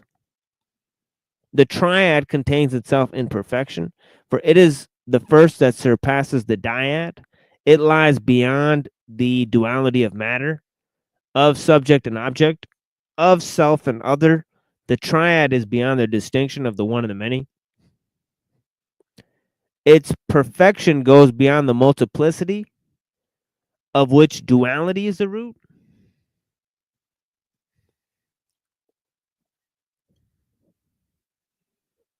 Okay, 2 is the number that separates. 3, the number that transcends all separation. That's fascinating. The one and the many find themselves gathered together in 3. For the triad being many is also a unity, not a unity of self-absorption, but of love.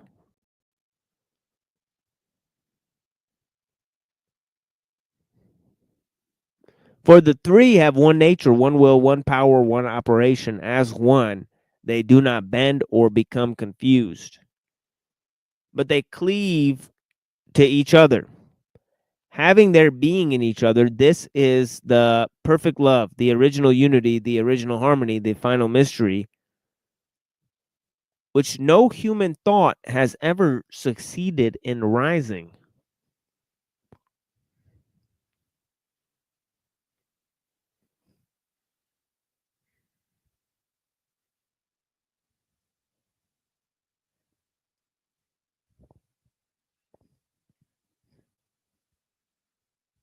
Okay, so that is a fascinating interpretation. Again, very different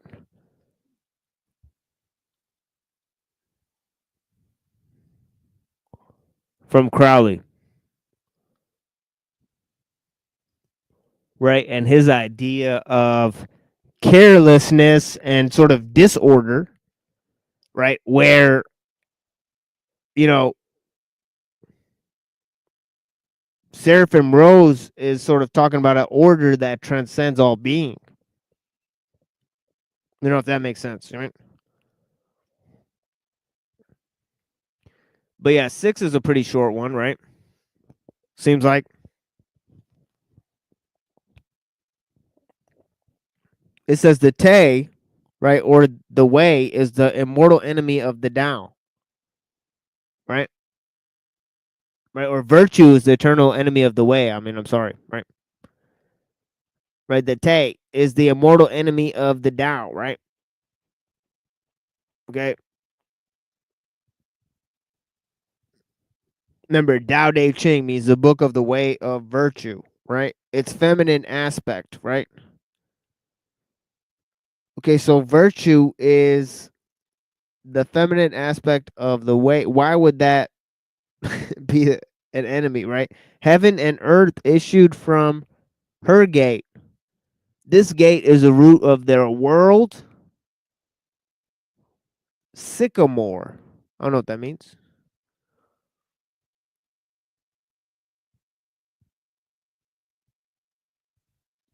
Its operation is of pure joy and love and faileth never.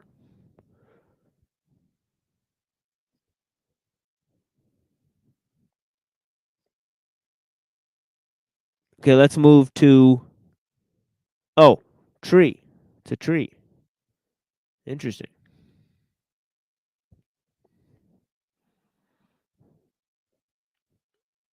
So the world tree.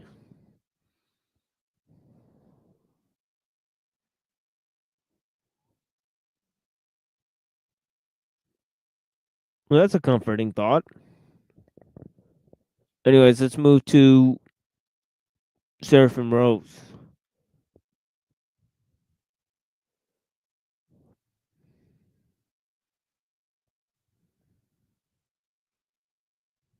Very short chapter again. It says the word is begotten of the mind. Okay, he said that earlier. The breath proceeds from the mind. That's the spirit. Yet there was never a time when the mind existed without the word and breath.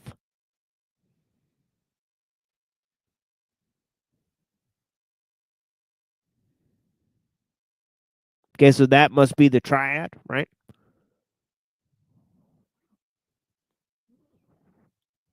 Right. Remember it said Father, Son, and Holy Spirit there?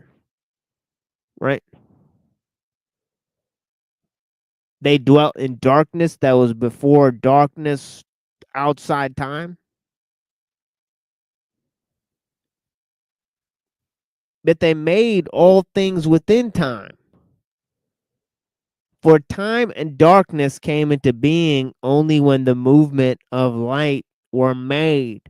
By thinking which is beyond thought, primal essence creates, the world brings forth and fulfills command of the mind. The action breath accomplishes and perfects.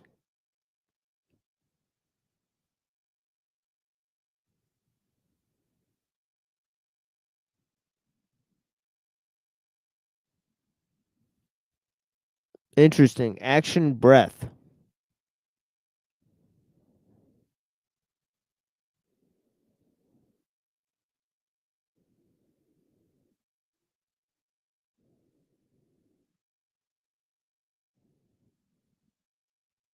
Okay, so I may have gotten that wrong. But earlier he was saying that words and thought, that mind brings forth words and thought. And I think from that there's action, right? And the action is the spirit combined with the breath. Right? And that goes to the 10,000 things, how things actually move through time. Right?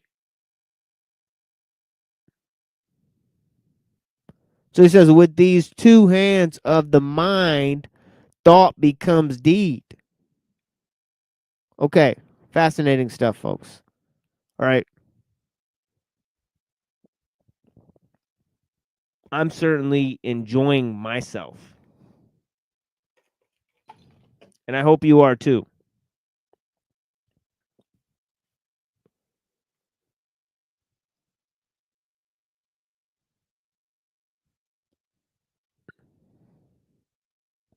Okay. So now we are on chapter 7.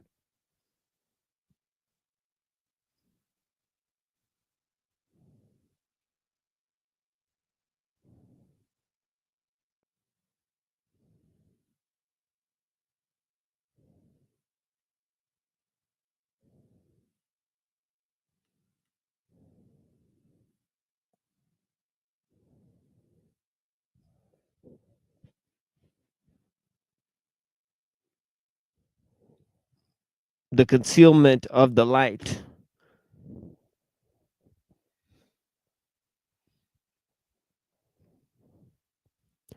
It says, heaven and earth are mighty in continuance because their work is delivered from the lust of result. Right?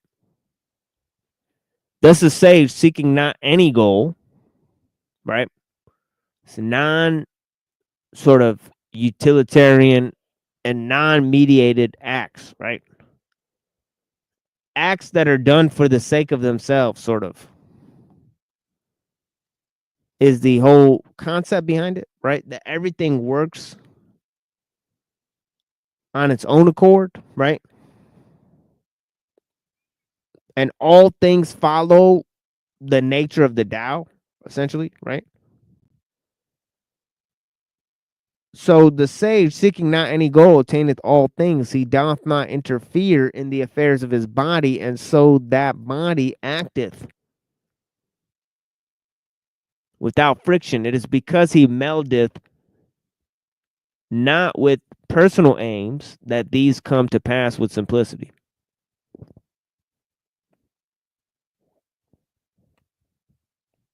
Okay, so the sage steers free of personal aims and of goals.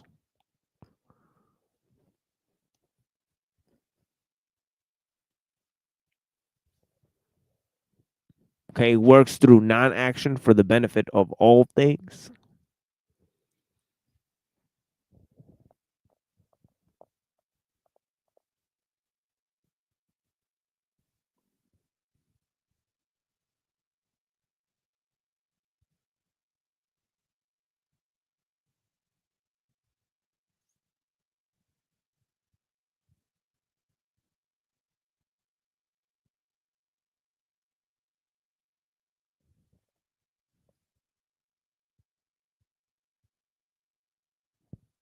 Okay, now Seraphim Rose says the mind spoke through his child the word, and through the word all things were made. Thus did the prophets say, the mind spoke, all things came to be.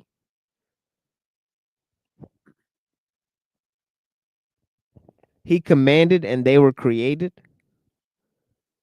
And by the word of the mind were the heavens established. And also did the ancient sage speak, calling the pre-eternal word the source of 10,000 things. All right. So there's that great saying, the source of 10,000 things, right? Which actually means that, you know, matter or things that we consider separate are actually the same in quality because they come from the same source.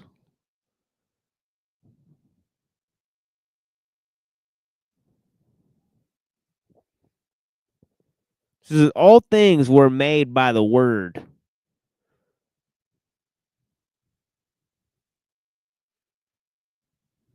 And without him was not anything made that was made. All worlds and all worlds and worlds within worlds. All matter, all life, all intelligences of numbers so vast that their names should be written everyone. Even the world itself could not contain the books that should be written. If the he says the mind spoke through his child the word, and his breath there appeared the innumerable multitude of spirits. Therefore did the ancient prophet say, the mind spoke, and the host of spirits made the breath of his mouth. The mind spoke, and all the host of spirits were made by the breath of his mouth. The mind spoke, calling upon the pre-eternal counsel, the word and the breath, saying, let us make man. And through the breath of heaven entering into man's nostrils, man became a living soul.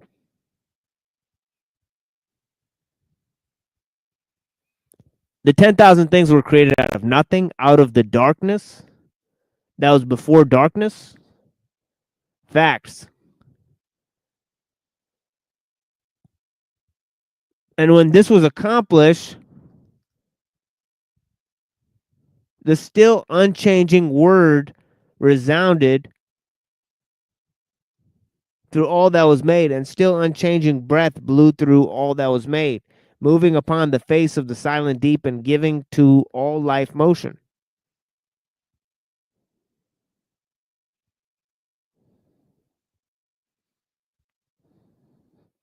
All right.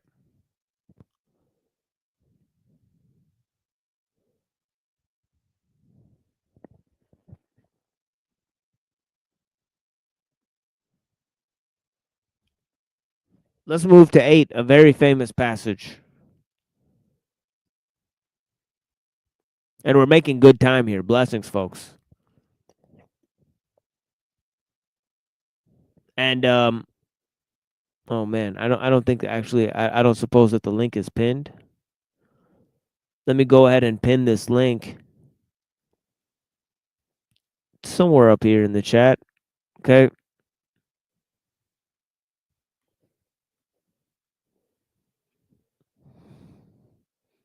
So yeah, we've pinned the link. We're on chapter 8 of the Tao Te Ching. Okay, we're looking at a couple of different translations, comparing and contrasting, right? Both anti-Christian and pro-Christian version of the Tao Te Ching. Okay, interesting.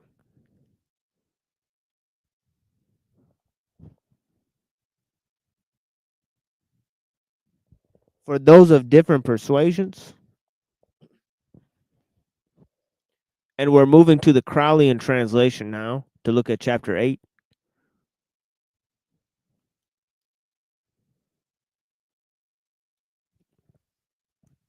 Okay, the famous passage on water said, admire thou the way of water. Is not water the source of life of things whereby they change? See, notice his emphasis on change. He said that a few times now. Right? Whereas Seraphim Rose is going with primordial essence, he's going with primordial chaos, right? He says, yet it seeketh its level and abideth content in obscurity. So also it resembleth the Tao in this way thereof.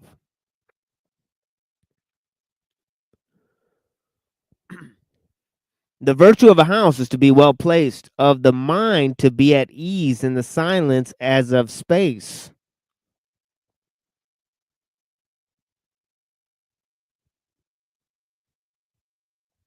Of societies to be well disposed, of governments to maintain quietude, of work to be skillfully performed, of all motion to be made at the right time.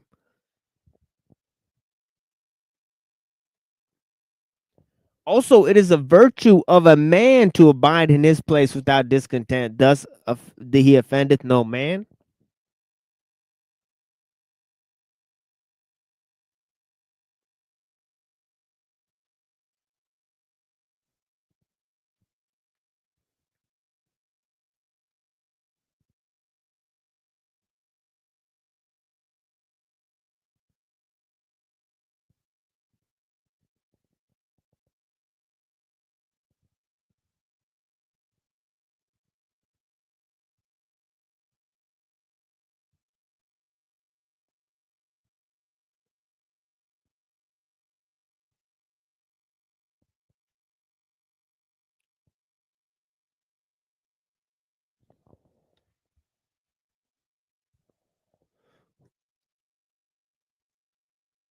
Okay. Let's look at the famous chapter on water.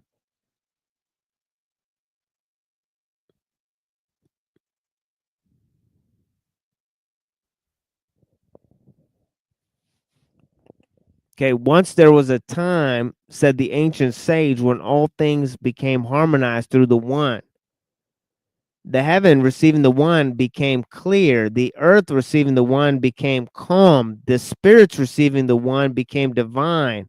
All things receiving the one began to live. Without the one to make clear, the heavens would be rent. Without the one to give calm, the earth would dissolve. Without the one to make full, the valleys would be exhausted.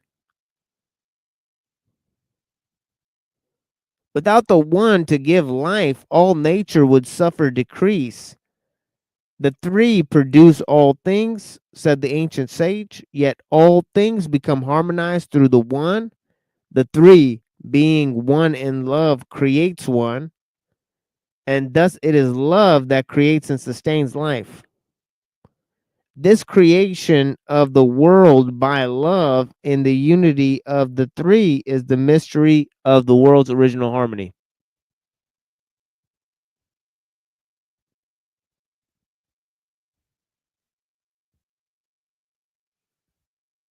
Okay. So I'm going to take another little break here. Okay, just for a few minutes while I go over to the other side of the room. And yeah, we'll continue reading this in a second. But yeah, blessings. Yeah, that is the message in Seraphim Rose, definitely. But yeah, we'll be right back.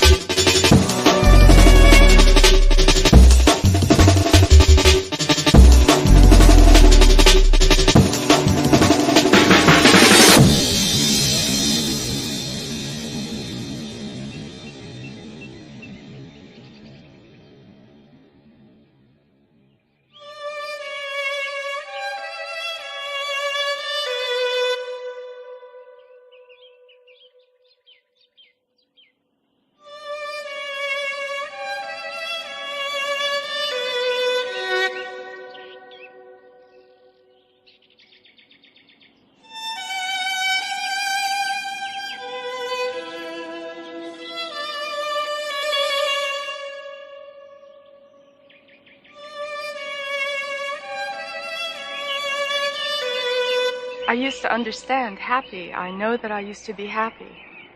I was really happy. I'm unhappy now and I can't remember what it's like to be happy. I only remember... I don't remember.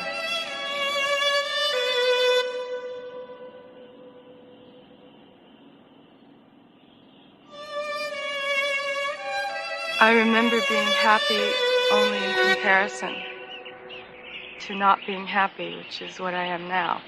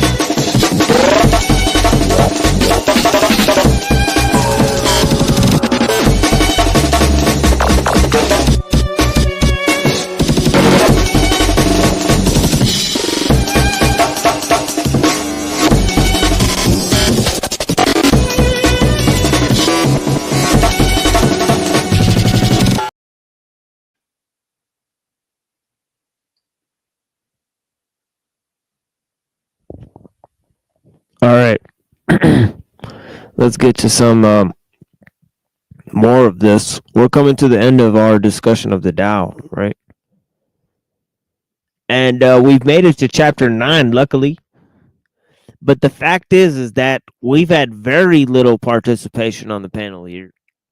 But yeah, we do have an early start time, and it is a weekday. And I understand I've came back to my family's house here to spend Ramadan before I moved to Ohio. So it's an interesting time connecting with them, seeing their view of their relations with each other and their relationship with me. And yeah, everything's been interesting. So yeah, blessings to all the people that are out here joining us here. And we got a small group here, which is a blessing. Chapter 9 is not very long, right? It's sort of anti-materialism, right? In terms of gathering up wealth, right? And doing stuff for the sake of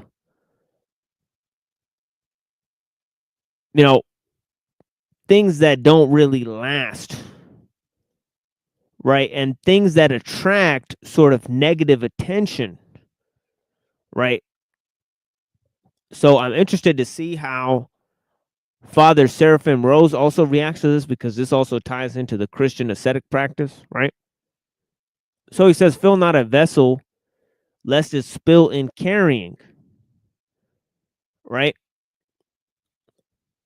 Meddle not with the sharpened point by feeling it constantly, or it will soon become blunted.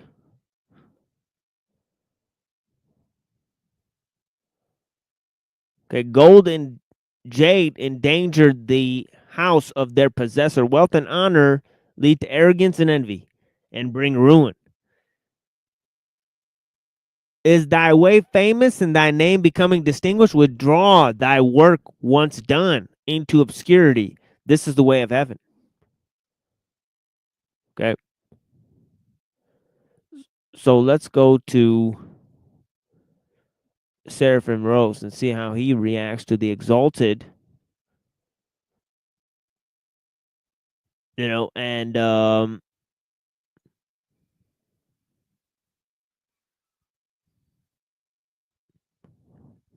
how one can align with becoming a vessel, right, for the source of all things, right? It says, I'm the way, said the pre-eternal word. As though the word, as through the word, all things came into being from the mind. Okay, he said that earlier, right? So through him, do all things return to the mind? Okay, therefore the ancient sage said. See, now he's comparing the ideas of the Christian teaching to Lao Tzu, right? He says the movement of the way consists in returning to the source. The word is the only way by which they came, and he is the only way by which they can effect their return, for no one goes to the mind except through the word. He is he is the only way, which is natural for them to follow. It is he who fills, it is he who empties. He empties himself, that with himself he might fill all things. Okay, so there's that idea of becoming the vessel, right? He allows himself to be torn down, that through him all things might be raised up. So there's the famous raised to be lowered motif, right? Relinquishing his utter transcendence, he goes forth from himself in the abundance of his love, that all things might go to him, returning to the source. So simplicity here is about returning to the source. Okay. And he's got some nice pictures here, right?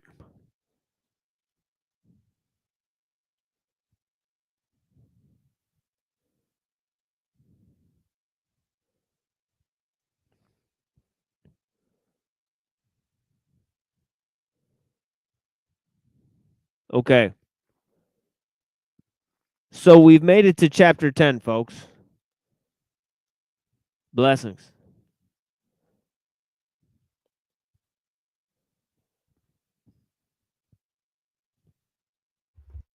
Oh, I guess it's a good thing I didn't do any interrupting, huh? Well, it's okay.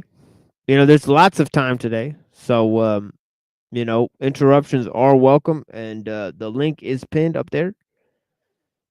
So, yeah, it's just whenever we get through it is whenever we get through it. Sometimes there's more discussions. And then, and I also welcome that sometimes. So, you know, it all depends on how people want to participate. But yeah, we are also recording these sort of series here so that we can have this information for the future generations. So this is going to be some interesting, you know, almost over you know, 30-part series on just Taoism, really. You know, let alone the section that we did on Confucian ethics and the other type of subjects that we covered. We did a little series on Hinduism and Zoroastrianism. So yeah, we're just cataloging lots of information, taking a little scholarly approach, and reading from different translations from world historical texts. Ancient teachings really is what we're focused on at the moment. And we'll be proceeding from there to look at other subjects. But yeah, really, you know, for the people that it interests,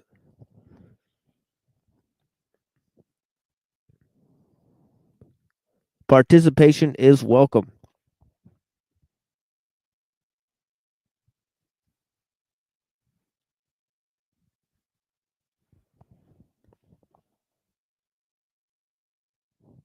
Whoops. So I pressed the wrong button there. But yeah, like I said, we're on chapter 10. And, you know, Crowley's kind of skating. He's introducing sort of novel concepts and metaphors. Well, so is Seraphim Rose. He's sort of delving into the Christian message of the teaching.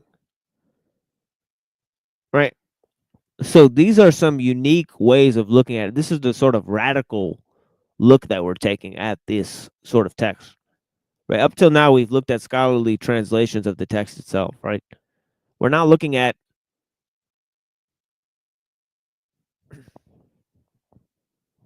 various interpretations of the teaching itself, in addition to translations of the text.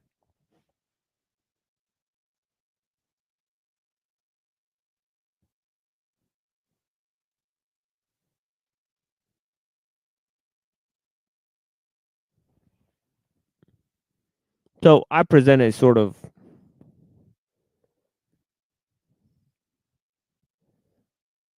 breakdown of symbols and concepts and ideas. I mean, it's just to explain different ideas. Now, I'm more familiar with classical text history, than I am with science or technology, or media productions. We're not really experts in those things. So through this medium, as much as I could use it, I try to show how I've gained an understanding through these things that relates to much, much broader areas. But yeah, as we said, Crowley's skating freely here. See, he's putting novel concepts into the text, and that's why we're reading it. I mean,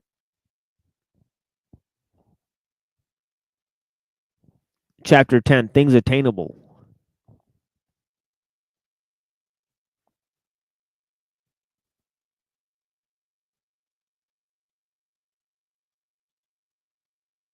It says, when the soul and the body are in bond of love, they can be kept together. By concentration on the breath, it is brought to perfect elasticity, and one becomes as a babe. By purifying oneself from samadhi, one becomes whole. Isn't it interesting that the spirit and the purity of creation contained within the spirit is seen in both of these texts as sort of the primordial essence itself, right? As an expression of the primordial essence, right? So, as I explained in many other ideas, the idea of natural simplicity in Lao Tzu is expressed through water, through becoming a babe, through the idea of the woman, right? And and purity itself is sort of seen as a return to natural simplicity, right? So he's interjected the concept of samadhi in here,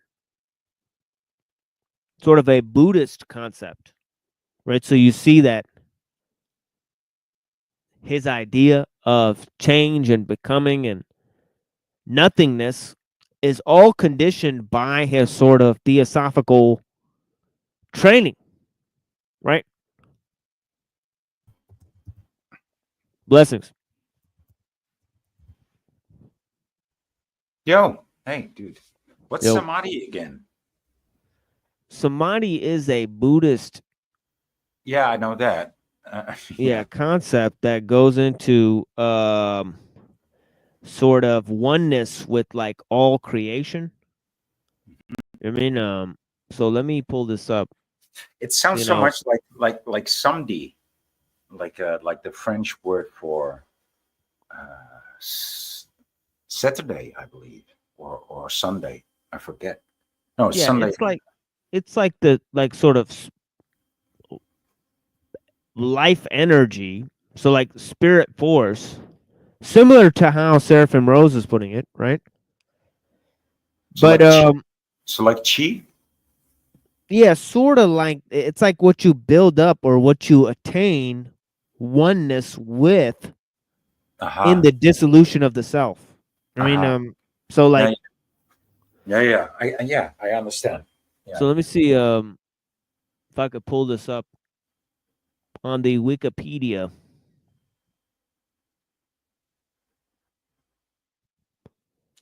No, because I read into it, but I found out that even though I can understand the terminology, and even though I can even Okay. So can this even is what I was connect them trying to to. my own language, they always confused me, dude. these definitions. Yeah. So check this out. It's the last element of the 8 elements of the eightfold path. So this is what I was trying to sort of, this is a very canonized concept within the Buddhist teaching, right? So there you have an image of the Buddha as well, right? So right away, so what I'm trying to say is that, obviously Taoism in its conception didn't have any relation to Buddhist concepts. We are told, right? So I think that this is an extrapolation on Crowley's part. So this is sort of what I'm trying to say is similar to how Seraphim Rose is doing it. He's sort of spinning the concepts in his favor. Because obviously in the Zen equation, you have the Buddhist and the Taoist equation, right? And obviously the Tao is the more nature-loving side of that equation. The Buddhist side is like, there's no nature, there's no self. Yeah, I was attracted to what you said earlier, and it also says so in the first sentence here that I'm reading. Like, let him move without the lust of result. Right? I like that. I like that. Oh yeah.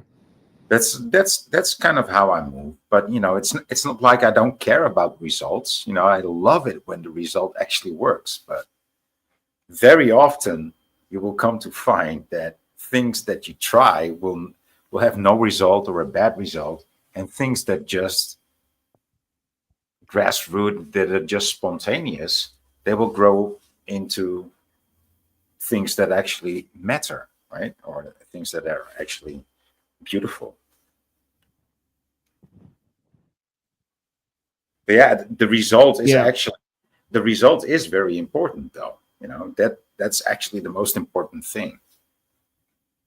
Yeah, it's like that saying that God gives you what you need, but not what you want,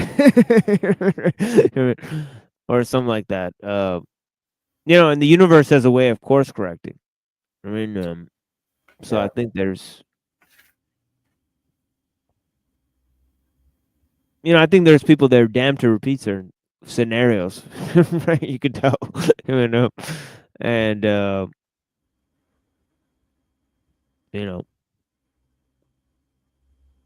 but yeah. Here he says, he smuggles in another concept here, the mother bird, which is a concept in the Shangzu. He talks about the, this bird. It's actually a metaphor for the wind itself, right? Mm. But yeah. Which the wind would be ether. Yeah. And in Seraphim Rose, he's sort of saying the wind is basically the breath of God. Yeah. So very interesting stuff. But yeah, here he's talking about returning to the source, being about managing your breath and attaining, as he said, samadhi. So he says, in his dealing with individuals and with society, let him move without lust of result. In the management of his breath, let him be like the mother bird.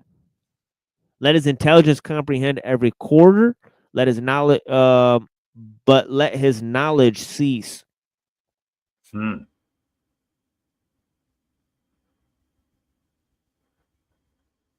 Here is the mystery of virtue. That's deep. That's deep. I mean, it's good that you paused there, but do you? I mean, sometimes you got to read it without understanding it and just let it sink in. But I don't know what that last sentence.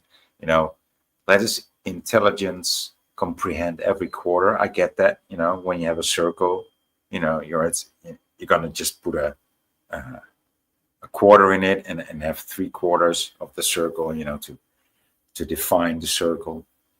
But then let his knowledge cease. Like, what? Yeah, okay. And yeah, it's deep, dude. I gotta let that. Yeah, I think in terms of knowledge, I think knowledge is always about incremental gain. But intelligence is sort of more about organization and how you use the existing facts that you already have. I mean, right? So you could have intelligence without knowledge. Yeah. I mean, it makes sense. I mean, because it seems like there's people who are very intelligent who don't know a lot, who are able to like scam people and shit. I mean, right? Where they're just sort of just quick on their feet. It just So almost comes natural to them. It's yeah, like, yeah. So I like to think like intelligence is more about how you understand the relation between certain facts, and knowledge is the facts that are on the table. You know what I mean? Is that So to speak. because of a psychological foundation and a twisting of the words and not having a stable foundation of the teachings? Oh yeah. Yeah, it could definitely get to that. Where people that have knowledge without intelligence, you can imagine somebody who's book smart but can't really apply the knowledge, right? So, Right. So there's you either use it for good works or you use it for lies and manipulations, evil works. yeah, Right. I can imagine somebody who's like a genius, a strategic expert, right? And so anytime that this guy will plan a war or a battle, the battle will be won, right? Or like 80% of the time, the battle will be won. But all he does is sell himself to the highest bidder, and so therefore, probably the most evil person will hire him. That's a good example of that, I'd say. Or does that come down to morality? To me, that seems to be the weed in the garden.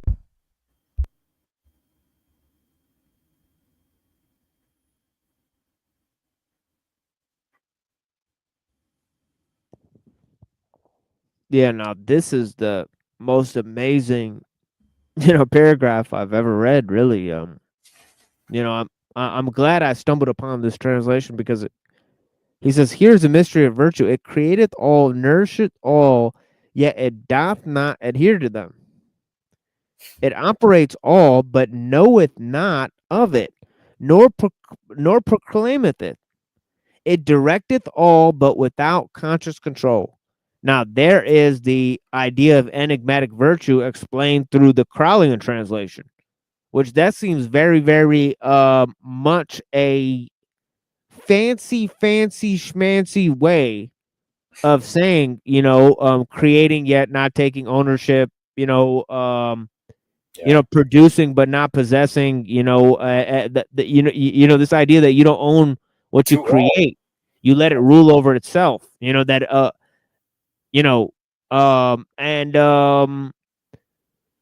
It's very interesting. And actually, I cared about the result earlier, but it does not care about the result because it knows, or well, it doesn't know, but it just gives, and it knows that it's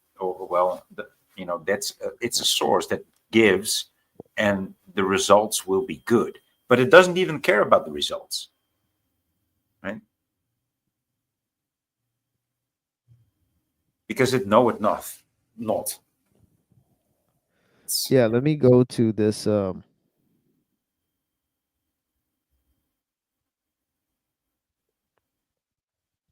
idea in the other one.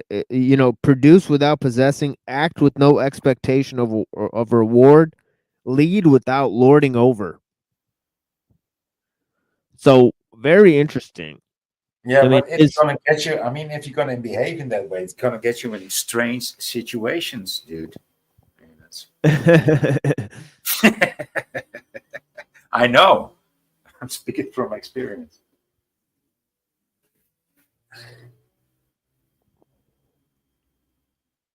Well, that's like a mother.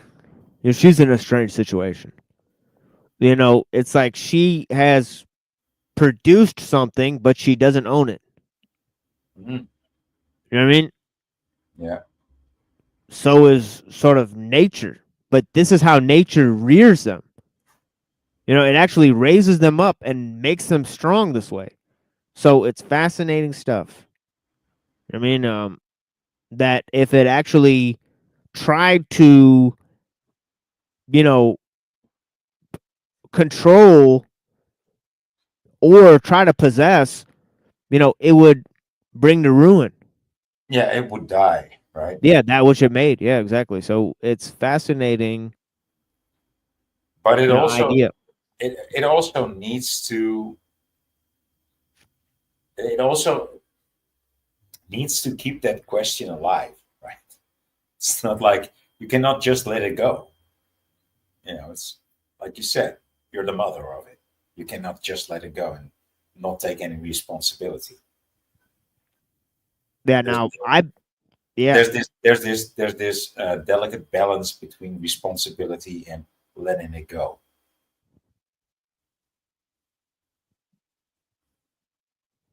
Yeah. Now between heaven and earth is the womb. So I bet Father Seraphim Rose is going to go with the womb and talking about the womb as a primordial nature through which sort of the source of all life is born.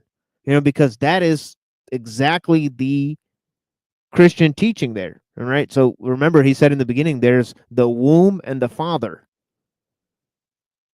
You know, and from the mind, words and ideas pour forth, right? So as to say, creation itself, right? But of course, creation exists through the word, right? So the word has to come into existence, right? So, you know, obviously in the space between heaven and earth is a primordial womb, right? So let's see where this figures into the text here. And then we'll have to take a break and move to Bill Joy. Why the future doesn't need us. You know, according to Lao Tzu, faith in the future is a flowery trapping of the Tao, right? So we'll see what happens.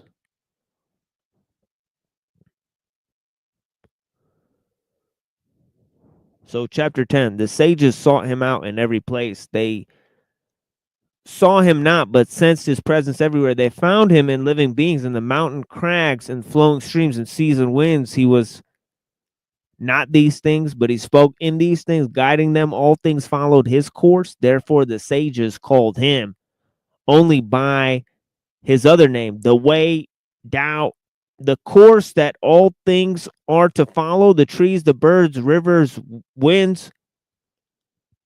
These had no choice but to follow the way. Man alone is given a choice. Man alone can follow or go his own way. If he follows the way, he will suffer with the pain of the world. But if he will find the original harmony,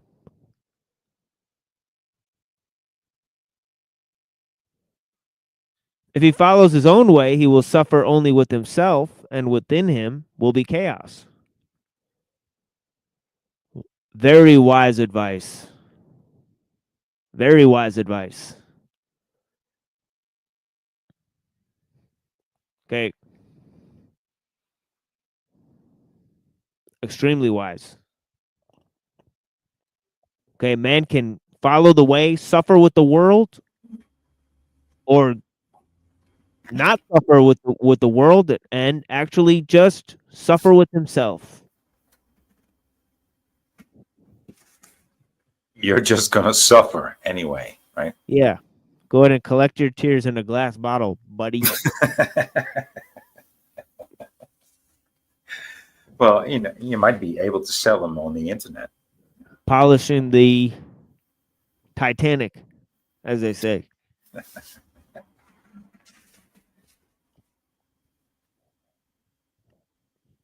Yeah. Well, here is a musical break for you guys, and then we'll be back with some apocalyptic news. Uh-oh. And other items. I mean, but yeah, let me read this. You know, we lost 5-speed when you said free Oh, items. uh-oh. No, he's there. He's just disconnected. Oh. So maybe go back and come back in, or maybe his phone died. I mean, so yeah, 5-speed. Hopefully. By the way, I appreciate the still background, Mohammed, dude. You know, I get. Still, I mean, it's supposed to be moving. no, yeah, no, dude, no, don't make it move. It annoys. It's supposed to be moving. No, it looks good for me. So Fucking thing sucks. No, dude. Maybe AI is working for me. No, it doesn't change anything. It still doesn't move. I'll make a screenshot of it because it's beautiful. Yeah, it's beautiful. It doesn't move, and I love it, dude. Yeah, Zephyr says it's moving. So yeah, welcome to Zephyr. Blessings.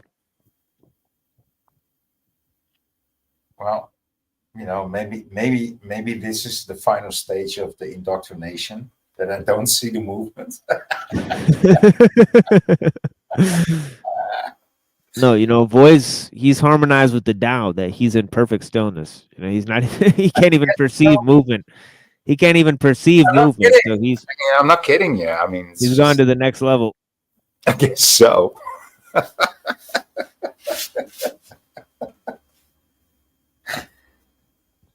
At least someone's perceiving oneness. Yeah, right. At least I'm making some progress here.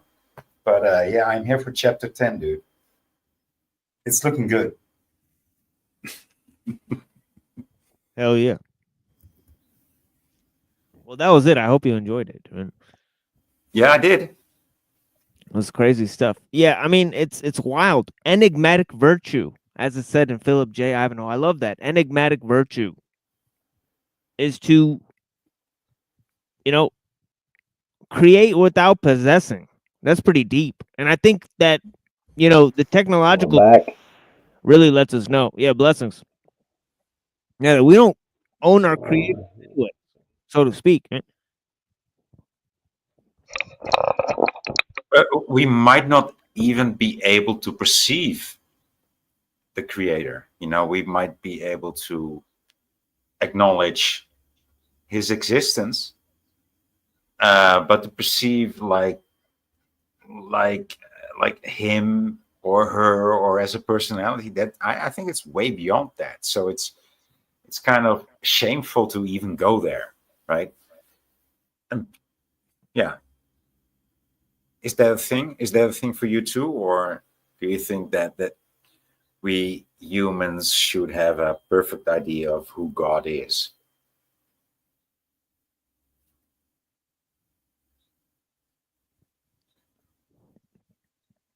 I mean, I think that's true. You know, I mean, it's true enough. You know, I think God is a mystery. Should be a mystery. Yeah. You know, I think there's certain things that, you know, should be off the table of the knowledge game. I mean, so I think oneness, God, you know, is exalted. You know, whether you want to say the Father, whether you want to say, you know, Allah, whether you want to say, you know, the creator, people like to refer to it. Yeah, Paramatman, you know, whatever you got. I mean, the one supreme reality, the source of all being, you know, Native Americans and Chinese people and African people and everybody everywhere had a name for that shit. So everybody had a name for that sort of thing. You know, Yeah. they said, You would think through the construction of one's language by the use of words as well as actions that it could show, it would seem to be in fact whether God exists in their foundation or it does not. Yeah. But can you do something about your microphone action? Yeah, I got a little bit hazy now. It's a little bit muffled, but yeah, we can still hear you though. But blessings. Mine? Yeah. When you came back in, your mic's a little bit muffled. Yeah, but yeah. What the hell? Yeah, the It's StreamYard like is. it's like you're behind an aquarium. Yeah, the I'll StreamYard. go all the way out and come back in. It might take Well, a I second mean, because I it think totally your suits Bluetooth. your avatar. It's like well, no, I'm in the aquarium now.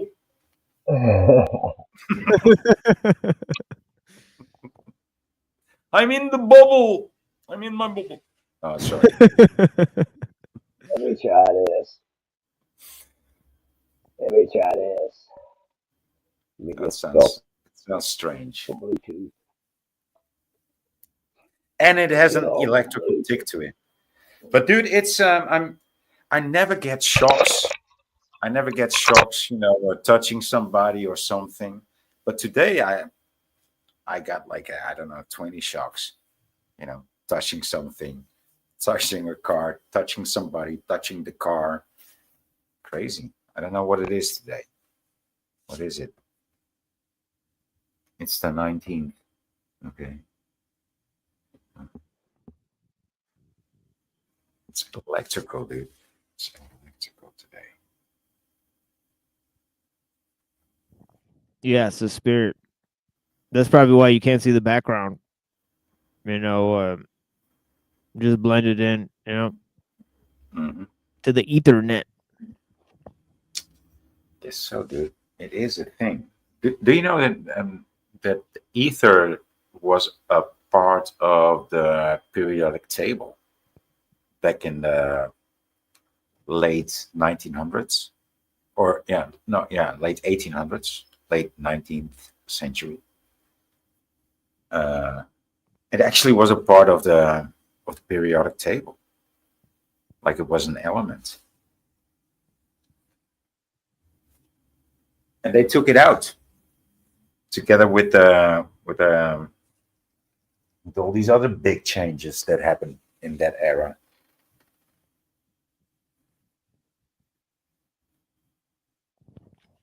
Yeah, they probably hid it as some other shit. One Yeah, of those stupid, like, now they call it a field. yeah, it's probably like Californium or Americanium or one of those stupid ones. What? They just hid it as one of the other lesser known elements. Mm-hmm.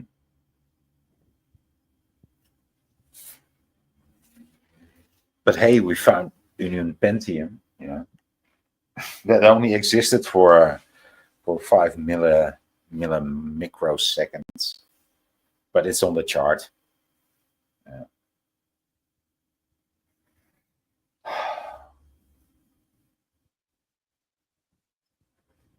Some changes need to be made over here, dude.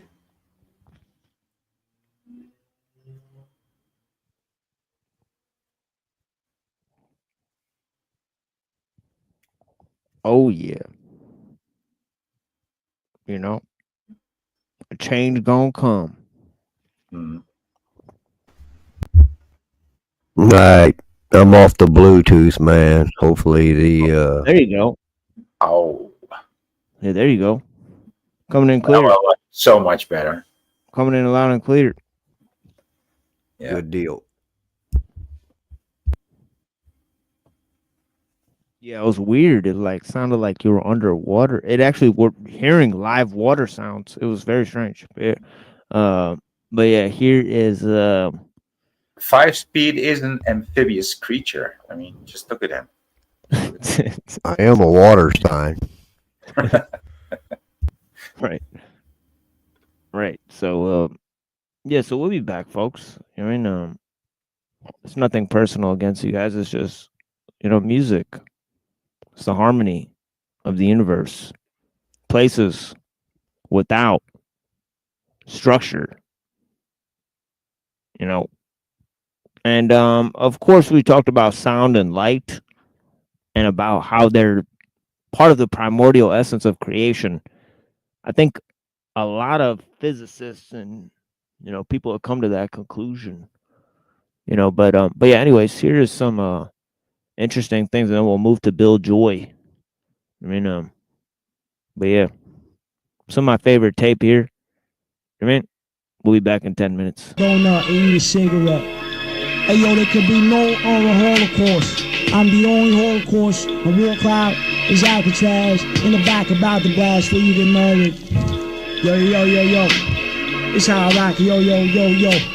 Black Roman Trojan with an arm full of corrosion, fighting in a mighty war with a heavy sword that's golden through the screams and explosions. I move while cannons are loading to this million warriors in the rest by Earth's erosion. My devotion is to AWOL rappers and smash tanks. We stand on the sea made of glass, the kings of saints. I thrust my sword into a cloud, our villains burn. The sky broke thunder in a song that no man could learn. War cloud, stone steps, red galactic heartless. Hey yo. War cloud is Alcatraz, lyrics you couldn't figure yet. I came here to smoke a donut and eat a cigarette. War cloud is Alcatraz, lyrics you couldn't figure yet. I came here to smoke a donut and eat a cigarette. I drag motherfuckers off into the sewers, they're losers. Disrespect your fail, wind up in Mexican jail. Tequila crash fire across your face. I'm off the place, sipping pina coladas in the Bahamas with anacondas. And if people get the hell that they fall so hard for, pistol pop your head, top a rapper's head with a car door. The written mental books of many wars, they don't make them anymore. It's a verbal depth you have heard of the criminology of psychology. Brainwash to attack you, I stash a package in a statue, attitude and vitality, watch it bang through the realm of reality. You drop out of the climate, drop your wife down in the hills grave, verbal pessimist, carry gunmen down in the preliminary, bloody construction yard of angry men, still try to change me then, being in the American forces in Saratoga, between 1875 to revolutionize revolution, dusty cannons bombard your harbors, your raps baffled by the last castle. War cloud, hey yo, war cloud is Alcatraz, lyrics you couldn't figure yet. I came here to smoke a donut and eat a cigarette. War cloud is Alcatraz, lyrics you couldn't figure yet. I came here to smoke a donut and eat a cigarette. Ferocious flying swordsmen from Atlantis, battle on juggernauts, chainsaw Spartans, caught dark Marcus and Rackus, whirlwind larceny, crime waves and arsonists, gunpowder, fun-chowder, power, a game of 9 pins, galactic bones, Jurassic, heavy stormtrooper, executioner, iron sunflowers do shining in the back of the mountain, roam through the rugged steel magnolia hillsides, pirate rock barbarians and chariots by flying cheaters, Martian warlords encounter and try to defeat us. Very angry men, odd day, bloodthirsty men, lion-hearted outsiders, riot tyrants and violence, crimson lunatic who thunders, laughing outnumbered your platoon rots on the comet at the moon blocks, out in the boondocks, laser tomb slots, I clap hot shots, heavy stolen ox, sportsmen steal newsreel, savage jackals from Africa, telling how they dumbfounded rappers, prison precision, sinister minister scriptures from the bitter ages, courageous.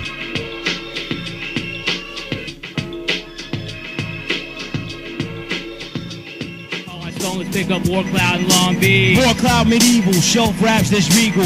M16 to any distinct group of people. Them bitches looking crazy, get bounced on, amaze me. Collision center sometimes listen to Bob Marley. Doing donuts on the courtyard on a Harley. Camp robber whiskey, Jack Pants with a lance advance. On a fire escape in February by a flower pot in France. Last American hero, less than zero. Guitar with 4 strings from down in Tijuana. We'll crash across your head off gin and pina colada. Dark cross sessions are cryptic with epic lecture. Strangle you in dusty hallways with filthy bike chains and strike bands, you yipe pain, crack and smack you like night trains. Dark blood fountain, dance snow leopard and the mountain man. Cut you men down with the gauge, flip a comic book page, slam 3 kings down with the ace of spades. Roly poly oly, Geppetto, Stromboli. Roly poly oly, Geppetto, Stromboli. A dirty old baseball, batting cages I waste y'all. Break law, escape y'all, body shot you a great ball. Vanished in the place ball, the wood floor fell out 3 times. You sitting, I'm kicking yo like the sea swines. Colorful like the beach line. Sean could never teach mine. Fire on the Amazon, look at the puzzle box. You shook up with nuzzle cocks. I received the wire at Red Bakers, forgers, swindlers, just remember us. Stash it in the box with my Timberlands, we dismemberment. Chainsaw, angry men, change me then. Like angry gats, skinny ghost braid, no slave approach made. Escalade, vital collider force, escapade in the Everglades. Rhymes a clever mage, step the butler with a shiny leather blade. Clown jack in an old cold dusty swamp house, creeping like a mouse, I'll knock a champ out. Cramping lamp in a damp house, I found a dead woman at the Vermilion River. I took her home alone and washed her up. Your garbage truck, you retarded fucks. I paint and taint her with makeup, bake and eat the cake up. Tea time for lock her up in the crummy plates and taste sucks. Slow dancing late at night, swamp house off the K that light. I eat cannibals and mechanically stuff animals, yo handle candles will blow. When I leave the room, deceive my doom, see the broom in the corner. You goners are deep in need of tombs. War cloud, brimstone, holocaust, koala, Kamala, pub, swallow scotch, don't stop, Galapagos. Pop got a lot of metallo, mano, and yo, he drift shifts, gambles and shot the host. Ghost notes, slaughter daughters on cage in Arabian waters to fall the logic.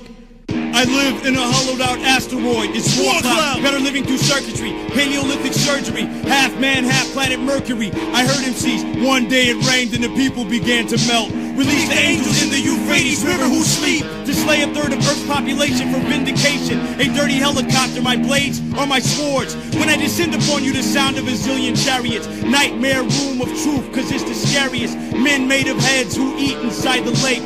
Shadowless zombie swordsman, chills, swoop up on you and launch ahead in the hills. Sword mechanic, tragic, mastermind Jurassic, laughing outnumbered, leave you bloody construction yard. Shatter spirit shields with lyric fields of one-armed ghost samurai from the past that murder ungodly. The thunder struck oddly, I blast a dusty shoddy, 3 gates hideous, slump your carcass the prettiest. Angry woodcutters, soda fizz, motion switch, blizzard kicks, braid sound waves and astound slaves. Dirty bowl and meat market massacre, mirage, crash like the hammer of the gods and leave you lodged under heavy doors. Explore these warlords, mystic paradise, my axe closet with shovels in it. 9 million ninjas fall upon you with lightsabers, cannibalistic neighbors, ghost pirates and heartless raiders. Old gator man who is seldom seen, he lives in a cave made of moths with dusty wings.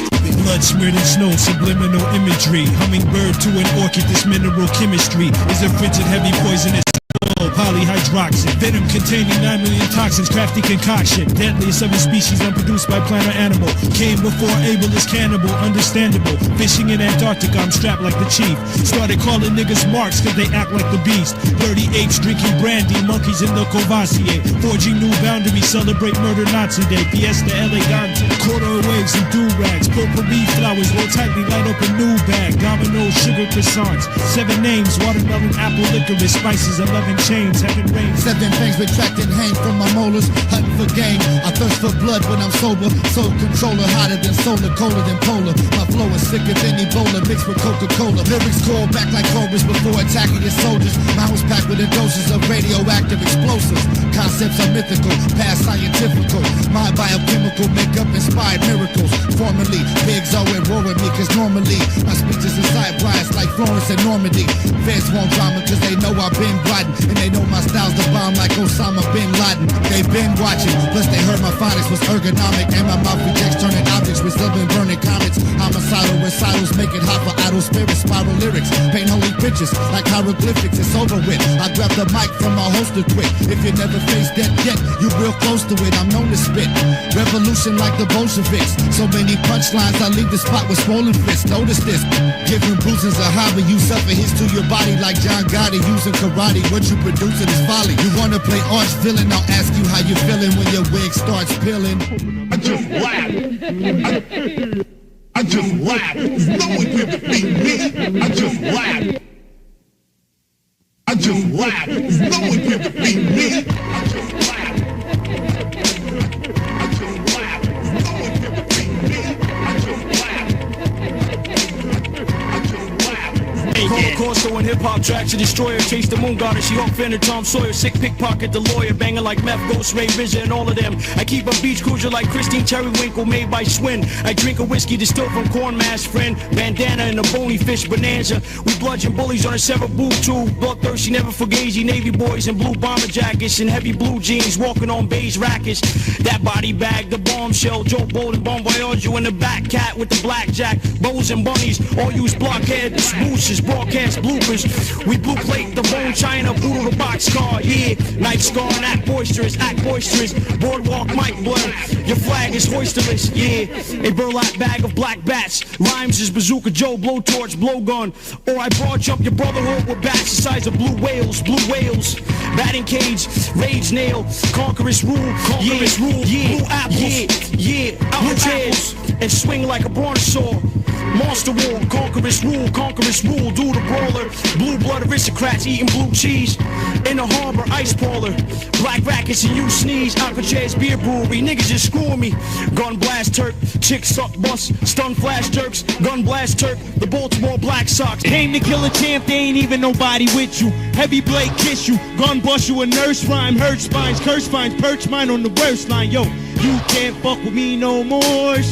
Cause you couldn't fuck with me in the first time. Stomach burst rhyme like crunchy shot. You was reading park bench newspaper, sitting empty clip in your hip, kid. British troops and colonial militia clash in the streets. Beat it back now today thought caught me brushing my teeth like jailhouse stripes, motherfucker. How did you know it's me? Bang the dishes down, hop in the shower, then go to sleep. Bang the dishes down, hop in the shower, then go to sleep. Heavy Sterling cap, rubber band rap that clap you.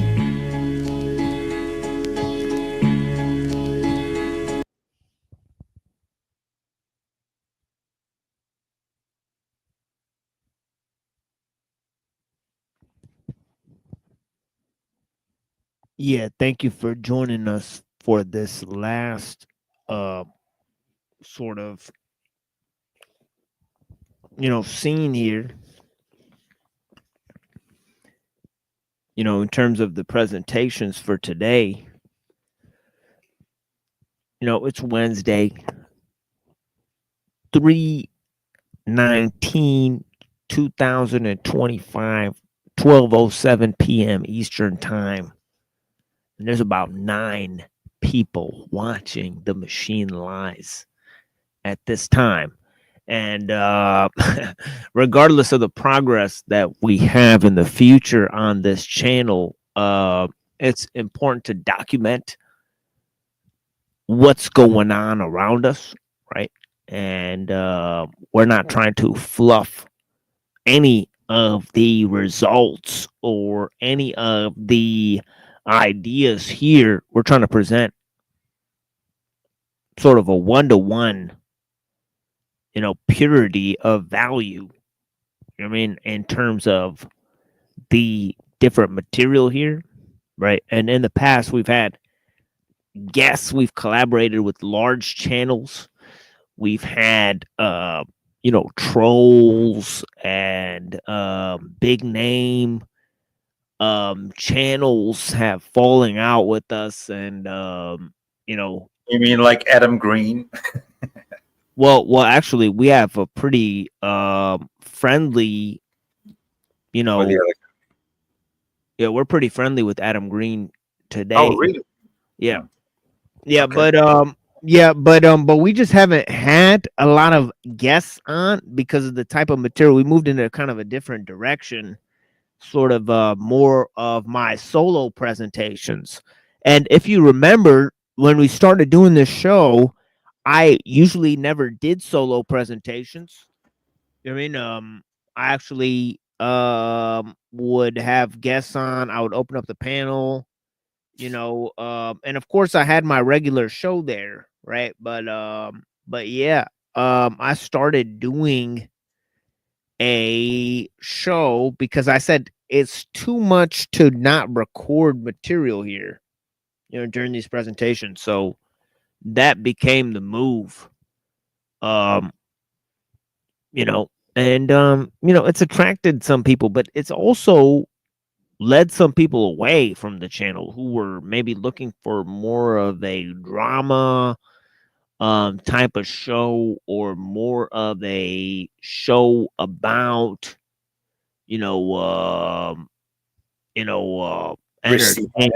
Christianism and yeah, Muslim and was it?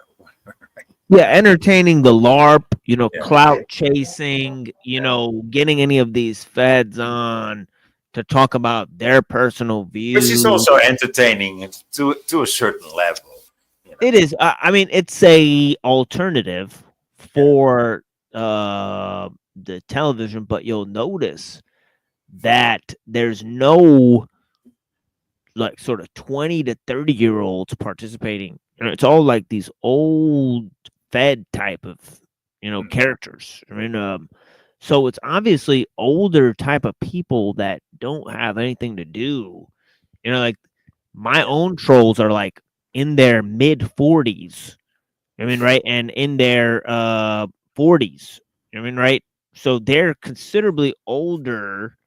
I mean, if they keep this up for 10 years, I might be, as old as they are, and they might be old men. I mean, trolling me on the internet. I mean, and calling me on fake numbers, and I mean, yeah, telling me, essentially that, I'm some fake guy on the internet, and then I'm afraid when you're obviously a fake person on the internet and calling me from a fake number, telling me I'm afraid. I mean, so everybody knows who I am. I mean, so this is the kind of LARP that's going on the internet. I mean, yeah, exactly. Yeah, you got to start accusing people of what you're doing yourself. Just, I mean, that's just the way to go these times. Yeah. These are the days, dude. These are the days. Yeah, so there's real life actors, but you know, there's obviously shows that are produced by production companies. There's actual improv groups operating. There's feds, occultist, private and foreign operated telecommunications agencies, right? That are private security firms, right? That are spying on people, you know. So there's a lots of activity on here that is just to generate drama. There's also people that are trying to monetize their channel. They give preference to people that are collaborating with the network. See, we are at 2K subscribers and we have yet to monetize.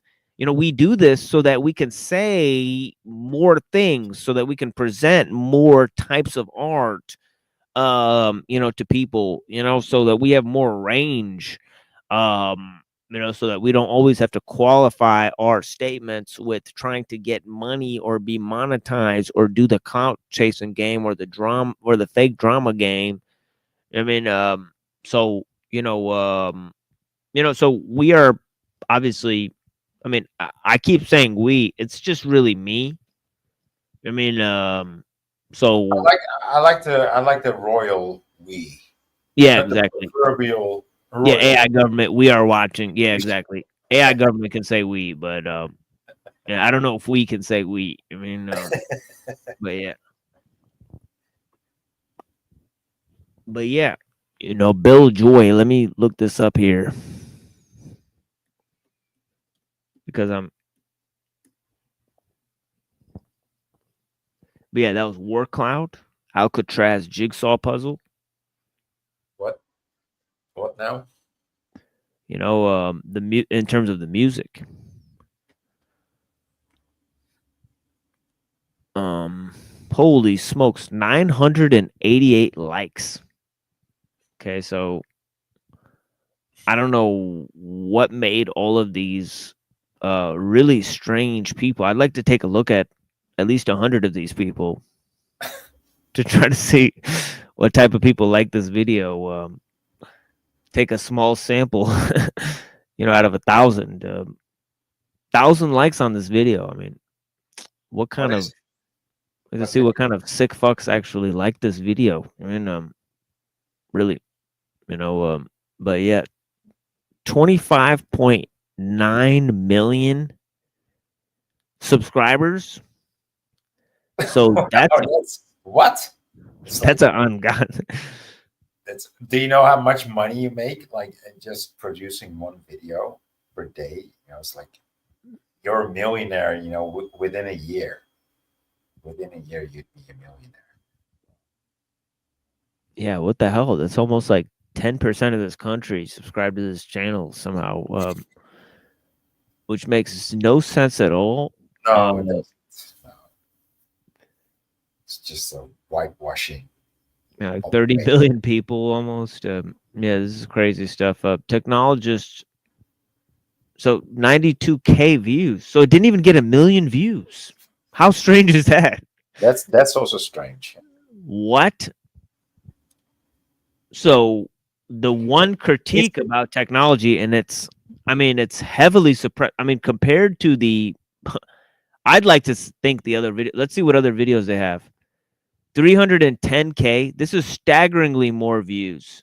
The Accelerating Power of Technology by Ray Kurzweil. Whoa, we should watch this one too, actually. I didn't know that was possible that they actually had that one. That triggered you. That triggered you. It said Jared Diamond, Why Societies Collapse. 1.4 million. That seems like, yeah. I mean, yeah, if you could at least get like, you know, 10% of your subscriber base to even click on the fucking goddamn video. Yeah, maybe, you know, 252K views.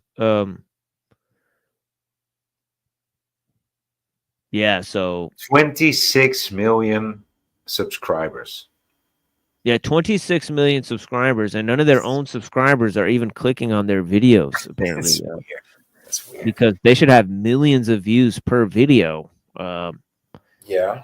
I mean, so there's that aspect of things. But yeah, let's just totally ignore the fake and gay numbers from TED Talks and move Look at to the Real fake Joy. gay person making the video. Yeah. Yeah, exactly. Of the nanotubes is so small, the smallest ones are 0.7 nanometers, that it's basically a quantum world. Oh, It's a fuck, strange dude. place Fuck. inside a nanotube. Fuck. And so we begin to Dude, see, and we've seen business yes. plans already. I said fake and gay, and what does he start with? You know, putting his finger through the hole. That's right. He did say that while he said nanotubes, and he said they're Yeah. so small. Yeah. Yeah. He Like likes what? it. He likes it that way. He likes it small. Gadverdamme, dude. Sorry for the interruption, but No, that was quite disturbing. He did make some strange gestures, and while talking about nanotubes, and he does have his legs crossed, and he's very, you know, he's not the most machismo guy. Is he? he's also the guy that was talking about gray goo. So there's that. I mean, so I don't even. you know, it's all in the mix at this point. Where the kind of things Lisa Randall's talking about are in there. I had one business plan where I was trying to learn more about Witten's cosmic dimension strings to try to understand what the phenomena was going on in this proposed nanomaterial. So inside of a nanotube, we're really at the limit here. So what we see is with these and other new materials that we can do things with different properties, lighter, stronger, and apply these new materials to the environmental problems. New materials that can make water, new materials that can make fuel cells work better. I mean, how exactly is that gonna work? I mean, are they gonna eat? Just what are they gonna eat in the environment, or are they gonna produce stuff? Like, are they gonna grow foliage, or just what? How are they gonna repair the environment? What is that? What does that exactly mean? Like we understand the Earth's systems, or we comprehend Earth's systems? Are they going to be like mycological, like chips that like regrow the forests, or what type of things are we talking here? I mean, they're kind of very general when they talk about how nanobots are going to save the environment, and on the other hand, they say, "Oh yeah, they might eat the environment." And just totally, you know, cause global ecophagy. I mean, which we've explained that term. You guys could look it up. It's not pretty. You know, spoiler alert. It's a bad deal.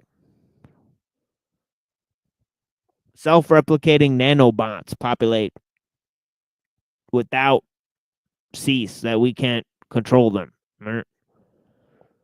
So, you know, how are these things actually going to repair nature is the question here.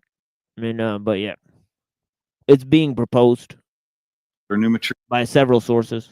Materials that catalyze chemical reactions that cut pollution and so on.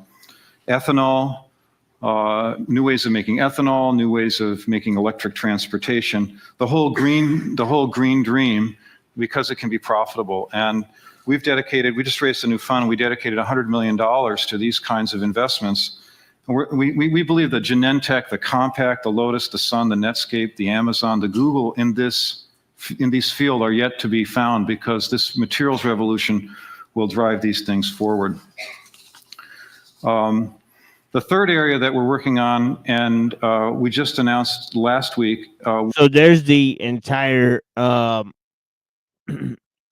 double-edged, sword. Technology can save humanity from technology that can destroy humanity, right? And for some reason, he totally comprehends the irony of the situation, but he still says that like Google's gonna save the Earth with like computer technology. Like, man, he's very deluded individual. We were all in New York. We raised $200 million in a specialty fund to work on a pandemic and biodefense. And to give you an idea, the last fund that Kleiner raised was a $400 million fund. So this is, for us, is a very substantial fund. And what we did is, over the last few months, well, a few months ago, Ray Kurzweil and I wrote an op-ed in the New York Times about how publishing the 1918 genome was very dangerous. And John Doerr and Brooke and others got concerned, Brooke Byers, and we started looking around at what the world was doing about being prepared for a pandemic. And we saw a lot of gaps. And so we asked ourselves, you know, can we find innovative things that will go fill these gaps? And okay, so that's very interesting, right? That they've been planning global research in terms of, you know, technology, and they also agree that some of the knowledge that could be released has to be regulated beforehand, right? So we're gonna totally skate around this subject because of the regulations, but yeah, blessings. And as Brooke told me in a break here, he said he's found so much stuff he can't sleep. Just there's so many great technologies out there. We're essentially buried, and we need them. You know, we have one antiviral that people are talking about stockpiling that still works roughly. That's Tamiflu. But Tamiflu, the virus is resistant. There's surveillance. We need networks that can find out what's going on. We need rapid diagnostics so we can tell if somebody has a strain of flu which we have only identified very recently. We got to be able to make the rapid diagnostics quickly. We need new antivirals and cocktails. We need new kinds of vaccines that are broad spectrum. This thing is going.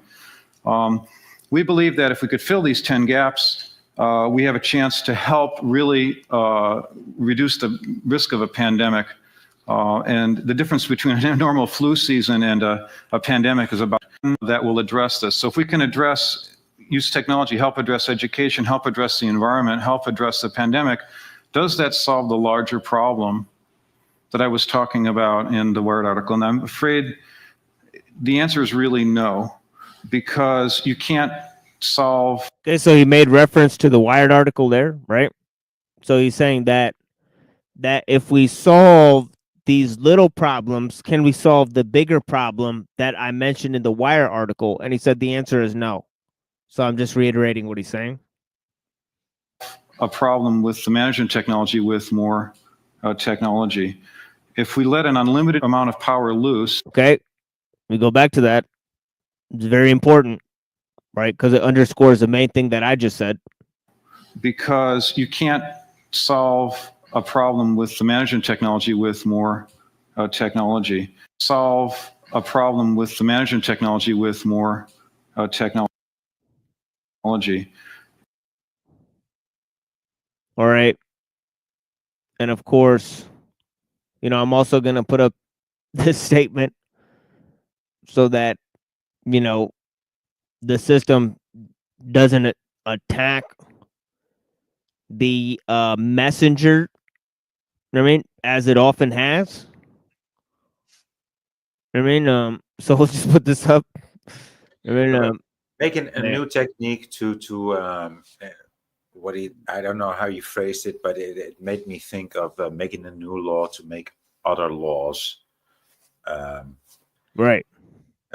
Without actually removing the other laws. Just make a new law above all the other laws. Just make new technology upon the old technology to deal with the old technology. It's like, yeah, that's a never-ending story. The answer is really no, because you can't solve a problem with the management technology with more technology. Problem because. Well, Elon Musk is doing it now. You can't eliminate the government by more government. Well, how about Elon Musk doing it? Yeah, well, no. Let's see how this goes.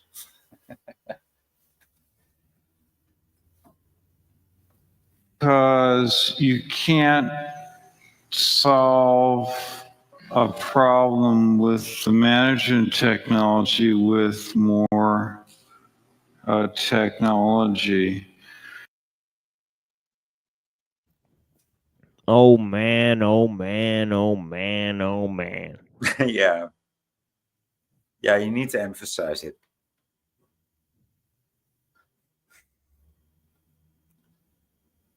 Yeah, like what a ridiculous statement. As if he could pick and choose what aspects of the system he likes and doesn't like, which is the problem he was just mentioning. It's like somebody that says you can't stop nature. What? How do you think we got here? You can't stop nature? What the fuck is culture? What do you mean you can't stop nature?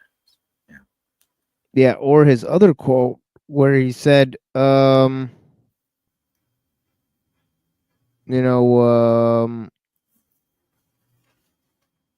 let me look this up. This was a funny one that he said earlier. He said, in the game of life and evolution, there are three players at the table: human beings, nature, and machines. I am firmly on the side of nature, but nature, I suspect, is on the side of the machines. Such a cheap. That's such a, how do you say? It's such a cheap. It's such a cheap statement. It's such a wannabe statement. It's some CTUHLU. It's some CTUHLU mythos type of. That too, but it sounds like somebody that wants to make a real big statement and thought about it for 3 days, and this is what he came up with, right? Really, dude. Okay, well, yeah.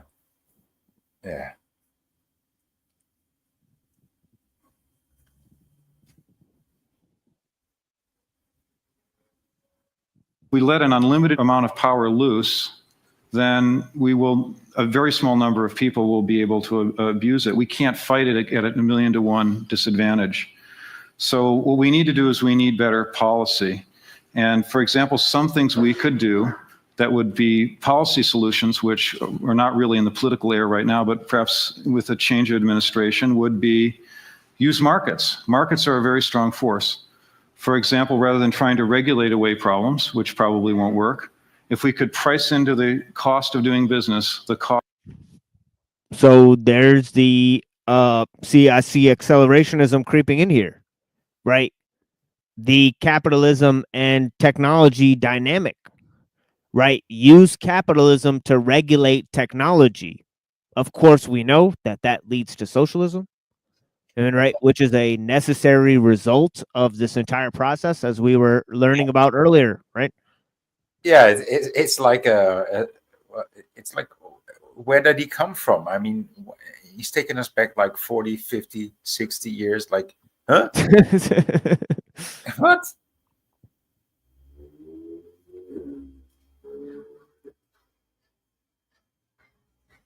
Cost of catastrophe. So that people who were doing things that had a higher cost of catastrophe would have to take insurance against that risk. So if you wanted to put a drug on the market, you could put it on, but it wouldn't have to be approved by regulators. You'd have to convince an actuary that it would be safe. Okay. So he's actually a Smurf? I didn't know that, dude. Wow. So there it is, No, folks. I mean, he's just. I think he sounds smart, though, but he's just making statements that are just so obvious. He's just stating the obvious. But he's presenting it like he came up with it. And that's disturbing to me. And also, like him being projected as a Smurf, totally in blue. That's also, I don't know. I think that's offensive to Smurfs. So just keep it at that. Yeah. So the answer to this question, by, Dr. Kaczynski, Dr. Scorbina, the creators of Star Trek, right, who have this notion of the prime directive, that you don't want to accelerate the technological advancement of another race beyond their capacity, because it will not allow them to contain their sort of moral understanding or capacity with the capacity of power they now yield with their new technology, right? So here, the answer to the Fermi paradox, why is there no advanced races that are far more advanced than humans that we've found or discovered, is because all technologically advanced civilizations have eliminated themselves. They were caught up in the same existential bargain, right, of whether to accelerate technology or to wipe themselves out, and they simply could not control the technology, and they ended up using it to an exhaustive degree and wiped themselves out. And now we are the sort of last to develop along that line, and that's why we don't observe any intelligently or advanced intelligent or advanced civilizations, around the cosmos, even though we've observed many so-called quote unquote habitable zones. I mean, if you're to believe the narrative that they say, why are we alone? I mean, is a great question. I mean, Are we according to alone? I mean, we're are not we alone. exactly? No, Are we? I'm not alone. I mean, I'm here with Right. you, Mohammed.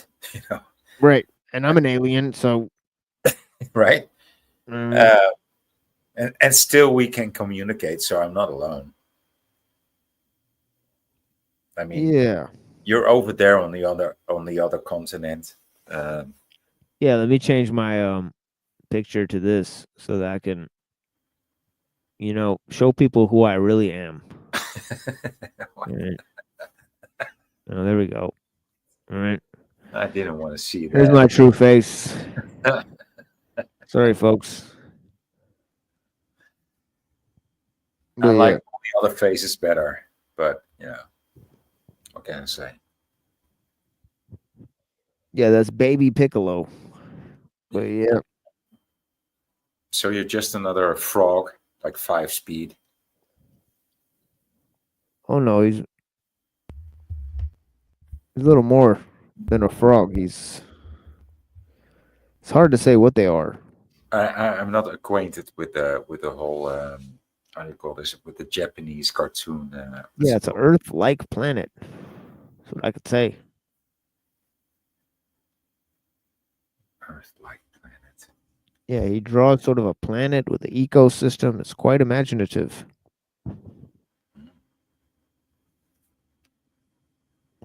And we witness the destruction of the planet. Insane drawing for sure. But yeah, we're on Bill Joy, why the future doesn't need us. And I was talking about the idea of the answer to the Fermi paradox. That answer is that technologically advanced civilizations are caught in existential crises in which advancing technology causes severe risks to human development, right? And we're now in a position with several global disasters and catastrophes that could be unleashed, right? Some of which that he mentioned, right? And of course, for educational purposes, right? We're expanding our research here, right? And looking at this quote by Carl Sagan, he says it might be a familiar progression transpiring on many worlds. A planet newly formed placidly revolves around its star. Life slowly forms. A kaleidoscopic procession of creatures evolves.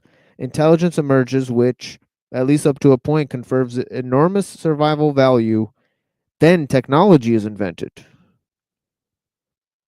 It dawns on them that there are such things as laws of nature, that these laws can be revealed by experiment, that the knowledge of these laws can be made both to save and take lives. both on unprecedented scales. In a flash, they create world-altering contrivances.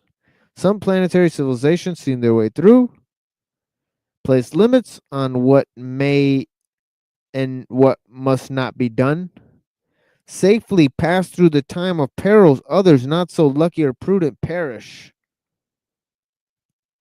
Perish.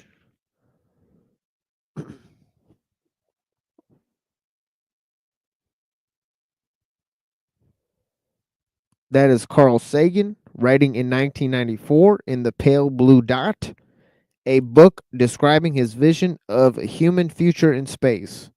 I'm now realizing how deep this insight was and how sorely I miss and will miss his voice.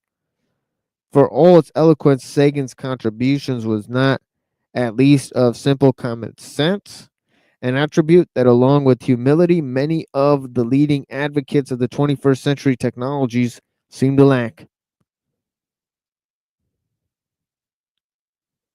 Says, I remember that from my childhood that my grandmother was strongly against the overuse of antibiotics.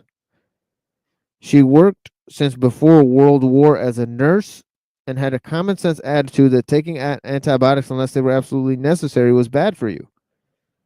It is not that she was an enemy of progress. She saw much progress in an almost 70-year nursing career. My grandfather, a diabetic, benefited greatly from improved treatments that became available in his lifetime. But she, like many level-headed people, would probably think it greatly arrogant for us now to be designing a robotic replacement species, quote unquote, when we obviously have so much trouble making relative simple things work, so much trouble managing or even understanding ourselves. Okay. And this is Bill Joy and Why the Future Doesn't Need Us. Some powerful reflections from the grandmother. Obviously, grandmother's always powerful.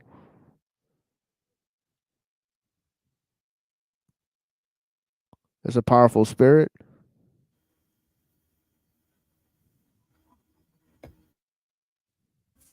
And he's wise to recognize the wisdom in her ways. But will he take the advice that age-old wisdom suggests? That's a whole nother picture. He's now talking about global responses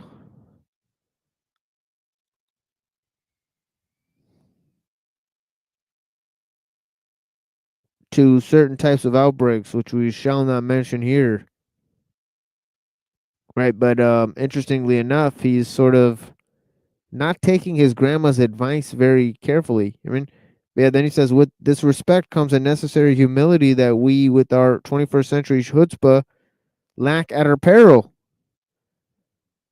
Right, he said she had a awareness of nature, of the order of life, of the necessity of living with respecting that order. The common sense view grounded in this respect is often right in advance of the scientific evidence. The clear fragility and inefficiencies of the human-made systems we have built should give us pause. The fragility of systems I have worked on certainly humbles me. We should have learned a lesson from the making of the first atomic bomb. Okay, the resulting human race. Okay, we didn't do well then, and the parallels to our current situation are troubling. Okay?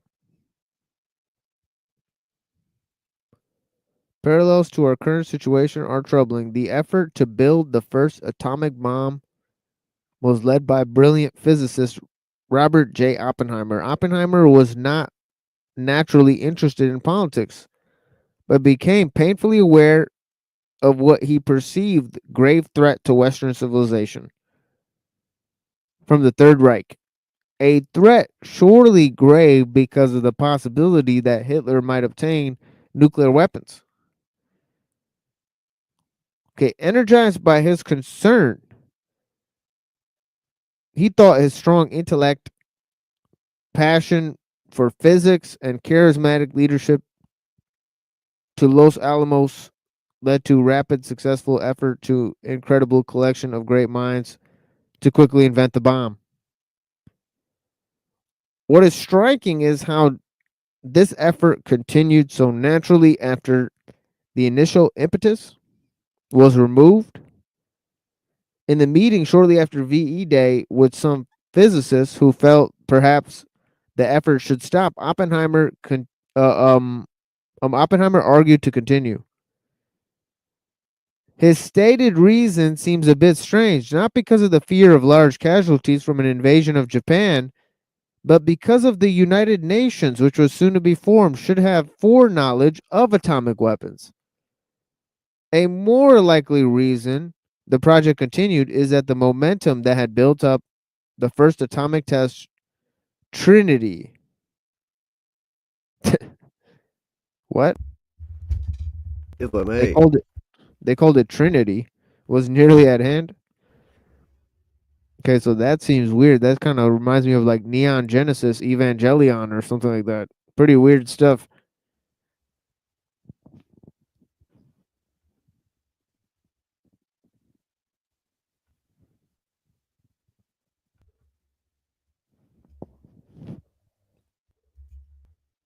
Yeah, so he says, we know that in preparing this first atomic test, the physicists proceeded despite a large number of possible dangers. They were initially worried based on calculation by Edward Teller that an atomic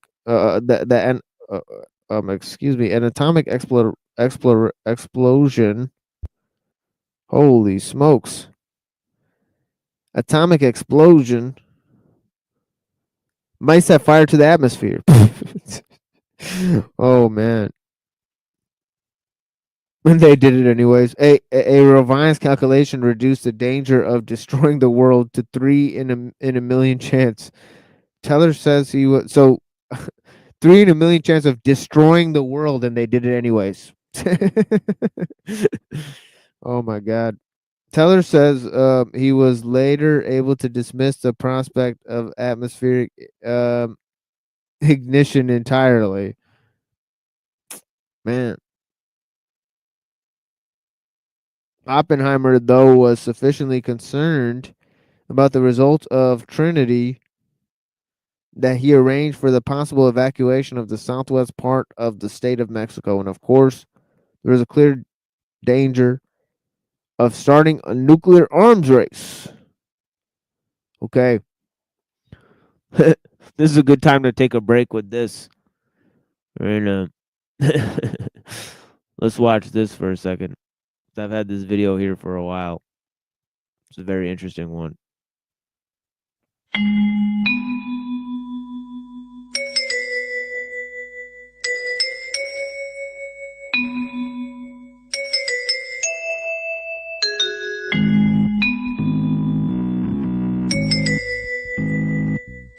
I packed up ingredients, stacked up my laptop, downloaded that military cookbook PDF. Elements, everyday chemicals at my reach. Household bleach to extract the potassium chlorate. Boiling on a hot plate with hate, recipe for disaster. Plastic bomb blaster, I mix up 5 parts wax to Vaseline. Slowly dissolving gasoline, add to potassium in a large metal bowl.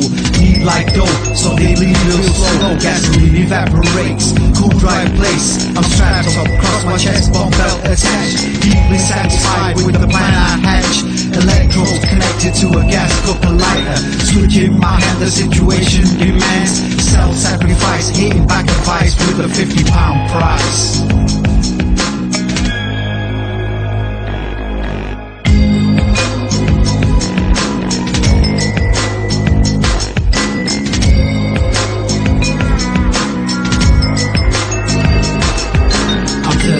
Numb, but the hurt is gone. Gonna build a dirty bomb. Use this privilege and education. My PhD will free me.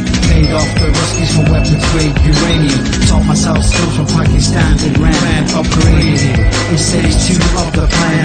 Rage, a thermonuclear density gauge. Stolen by the Chechens from a base in Georgia. I get some cobalt 60 from a food irradiator. So easy to send the infidels to their creator. It takes a dirty mind till the dirty bomb. Simplicity is on me, genius is on me. Down the situation to a manageable level. To make the world impossible to live for these devils. A suitcase of Semtex, a mobile phone trigger. Blow them all to hell for $1 million figure.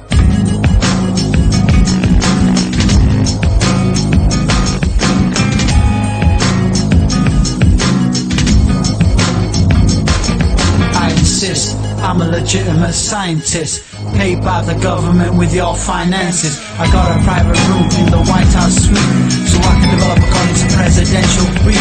The Megatron, Don Gulf War veteran, foremost proponent of the neutron bomb. At the center, atomic, surrounded on all sides, wrapped in layers of lithium deuteride. The bomb detonates, causing lithium to fission into helium, tritium, neutrons into fission. The blast causes shockwaves that melt body fat.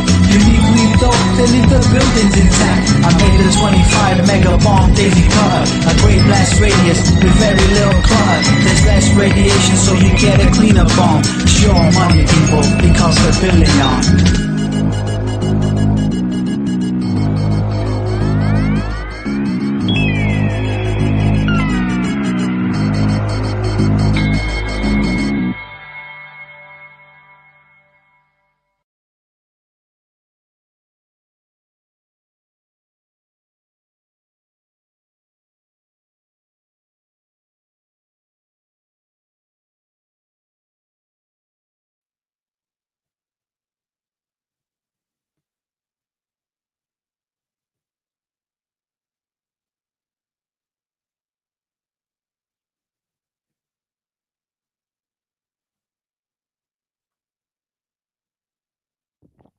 Yeah. So yeah, knowledge can be dangerous.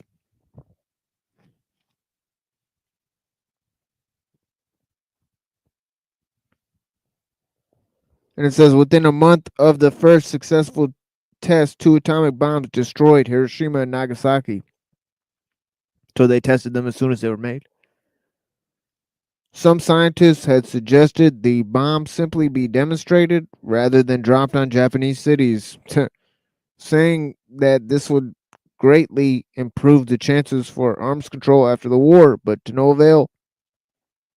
With the tragedy of Pearl Harbor still fresh in American minds, it would have been very difficult for President Truman to order a demonstration of the weapons rather than use them as he did. That's dark. The desire to quickly end the war and save the lives that it would have cost in any invasion of Japan was very strong. Yet the overriding truth was probably very simple. As physicist Freeman Dyson later said, the reason it was dropped was that nobody had the courage or the foresight to say no.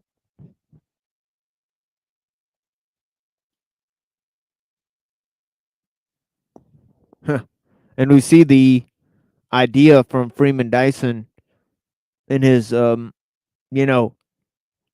famous dispute in The Sun, the Genome, and I forget what the other part of the book is, but he wrote a book with a title along those lines. Right, I have a copy of it, and he's arguing with Harding, a theoretical physicist, about the applied sciences.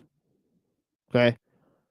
Of course, Harding made the statement that the applied sciences were the source of all human suffering. Right? That global warfare had taken place on the basis of applied science and technology. Right?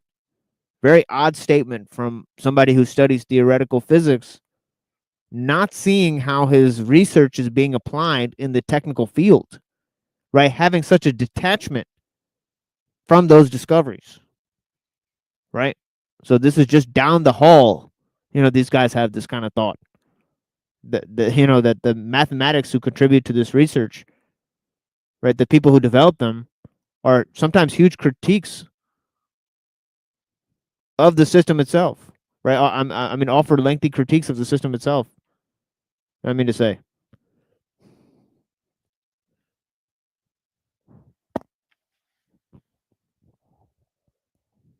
But yeah.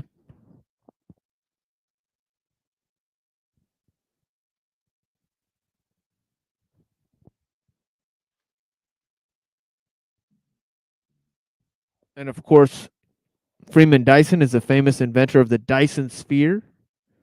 Okay, such hubris as to think that we could develop an energy source directly by blotting out the sun, literally, like from the Herman Melville novel, right? Right, where Captain Ahab threatens to blot out the sun, right? Right, and he says, to his shipmate, who asks him, why spend such time chasing a brute beast? Right, and he says, I would blot out the sun if it offended me. He said, nor could I do that, nor could it do that. Right? So this is talking about man's hubris, right? That he rather play a gamble with Mother Nature for his own pride. Okay, that he would even blot out the sun.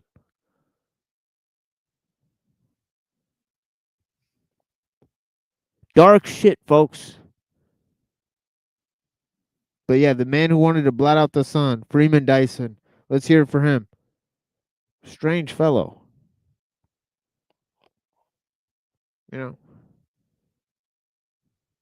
to think, just centuries ago, a couple of centuries ago, these guys would have been considered kooks. That serves them right. In my opinion. And blessings to all the people that are joining here.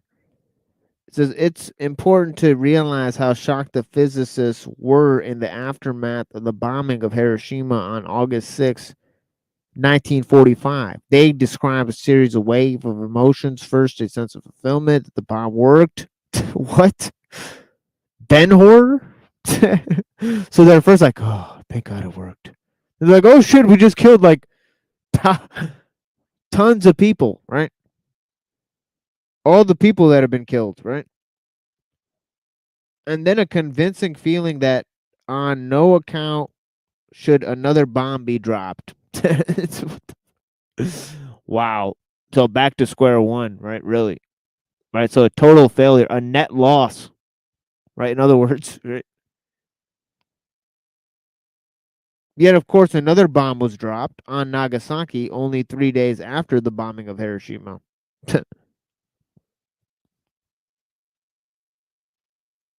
In November 1945, 3 months after the atomic bombings, Oppenheimer stood firmly behind the scientific attitude, saying, quote, it is not possible to be a scientist unless you believe that the knowledge of the world and the power which it gives is a thing which is of intrinsic value to humanity.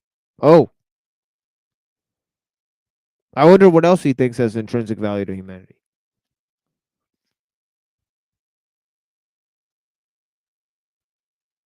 Other than science, right? Yeah, I wonder if he thinks nature has intrinsic value to humanity. I wonder if he thinks humanity has intrinsic value to humanity.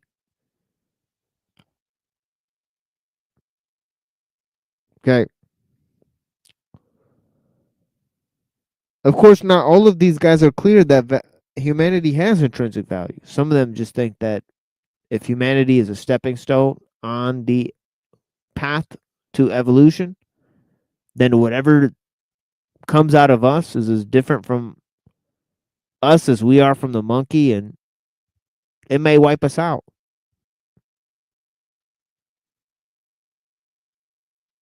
And that's just nature.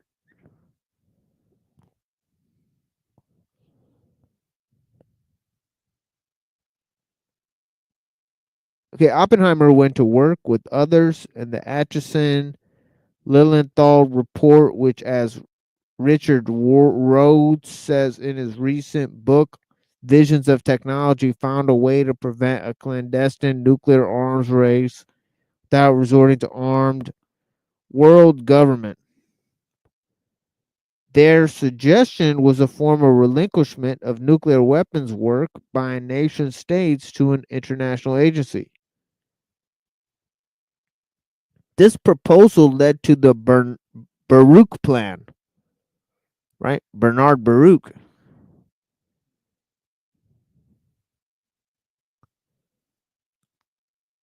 Okay, June 1946.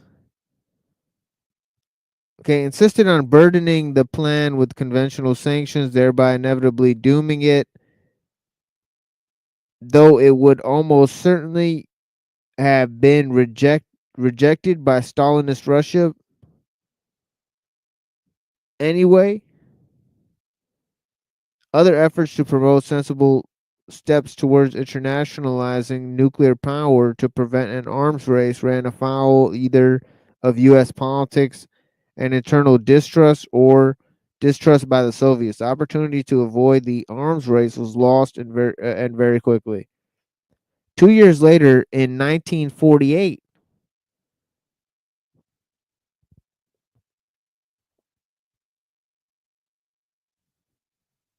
Oppenheimer seemed to have reached another stage in his thinking, saying, quote, in some sort of crude sense, there is no vulgarity, no humor, no overstatement can quite extinguish the physicists have known sin, and this is a knowledge they cannot lose.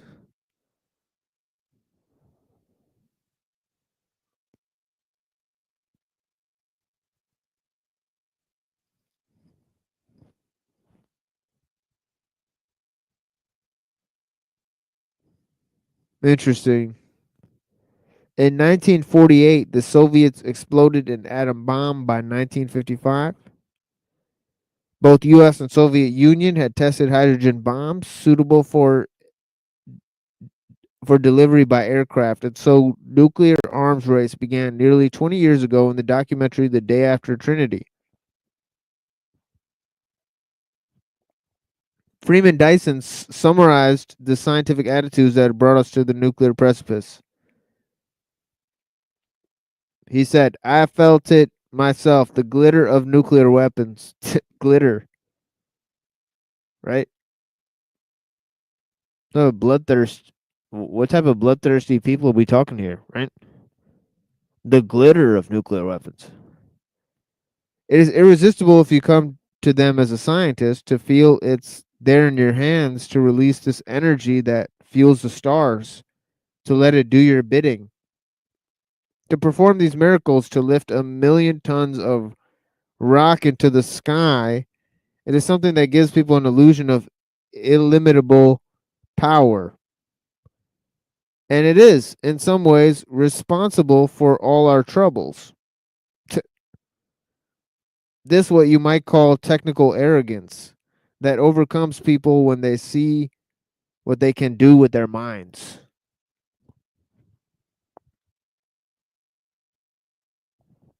Holy guacamole.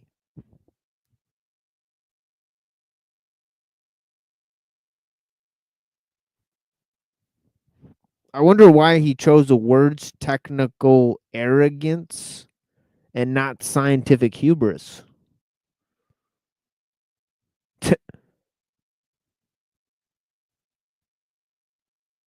Very strange.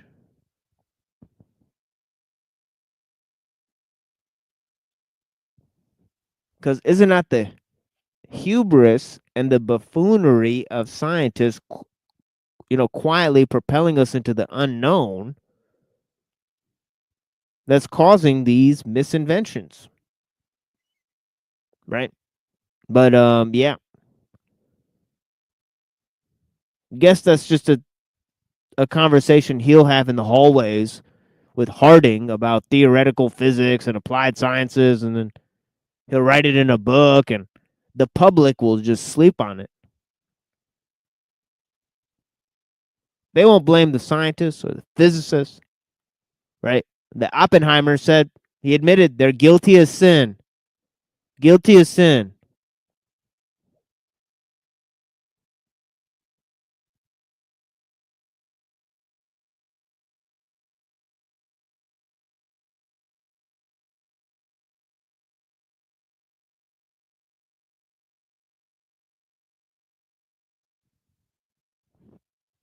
I'll read that again.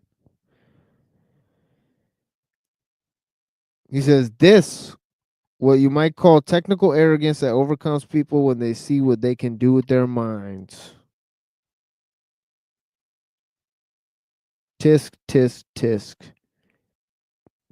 The bad people doing things with their minds. How dare they?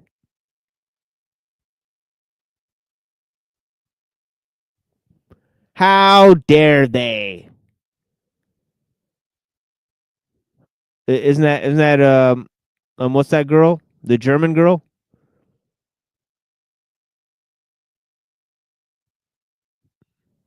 How dare you? How dare you?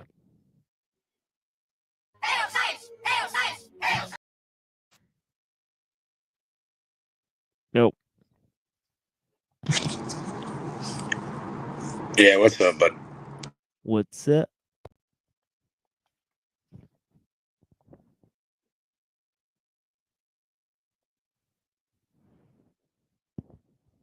What are we talking about over here? I just randomly joined. And the killing machines. What's going on, machine? Chilling. Yeah.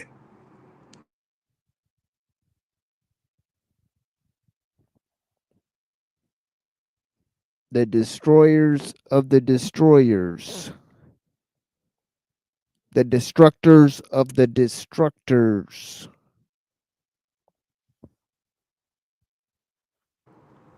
The social engineers of the social engineers. Exactly.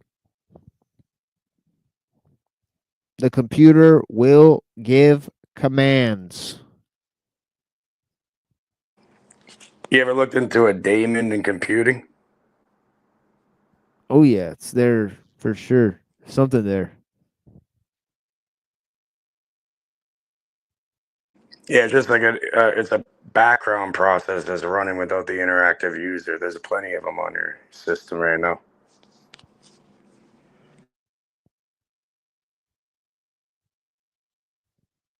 Yeah, open up Task Manager. Yeah, I got a few memories like that show up in my dreams too.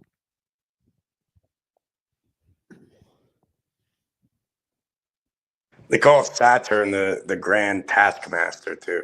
Got a for you.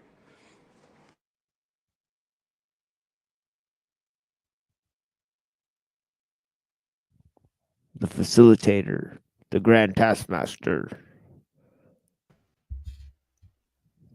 Maybe the farmers of today are the ones writing the curriculum, planting the seeds, and profiting from those teachings. I mean, it's like my uncle said one day when everybody was arguing about war this, war that, they're going to war, the political aspects of it, global politics. And he said, you guys are all stupid. He said, don't you idiotic people see that it's the people who make the guns that plan the wars? It's just that simple. I mean, and yeah, there's a lot of truth to that. I mean, they need to test their weapons.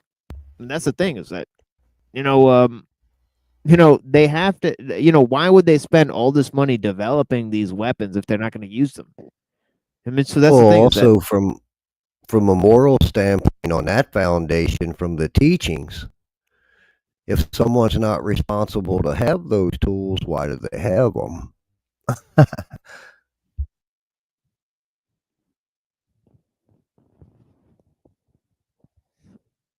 Yeah. People like blowing shit up. It's fun. Yeah, and that goes back to the that, but entertainment's one thing, but teachings are another. Yeah, and that goes back to the main point, that the technological advancement does not match the moral acuity and knowledge. The knowledge game is also rigged because, you could have, what you're fed is information, which is essentially useless, right? So what it is it's, paralysis by analysis. I mean, going down the path of knowledge. All right. So there has to be a better way to sort things out here. Right? Well, I wouldn't say so much the information is the problem. It's the discernment of the information that's taken in and someone holding on to something of value when there's no Right. value. Right. Yeah, definitely. Yes, definitely. And yeah. Yeah, excellent. Yeah, so he goes on to say now as then we are creators of new technologies and stars of the imagined future, driven this time by great financial rewards and global competition. Those great two propellers of the technological sphere. Almost certainly these two things are blamed instead of technology, right? Which is capitalism and war. Right? I say, well, if there was just, all these other notions coming in, right? But it's obvious that liberalism has been transformed by technology. Everything's been transformed by technology. Yeah. And what was the bit? I think it was like when I was first hitting the link, I heard a little bit about if they understood the power of the mind type thing. Right. Oh, yeah. Yeah. So that was like the main takeaway. Like I wasn't here really listening until I hit the link and popped up, but I did hear that. I'm like, okay, I'm gonna hit the link. It's like the law of mentalism, right? And the Kemetic or Hermetic principles. Oh, yeah. Yeah, So when none you're of this dealing with AI or any of these technologies that really exist outside of the human mind, technically. Yeah. Yeah, it's like when you're dealing with the lower level energies, you have more control. When you're dealing with the higher level energies, there's less control. It's more volatile, right? You're dealing with the higher, because mentalism works on a higher level. It works on a higher plane. So when you're dealing with it, it's extremely volatile when you're dealing with creation. I mean, so this is the whole thing.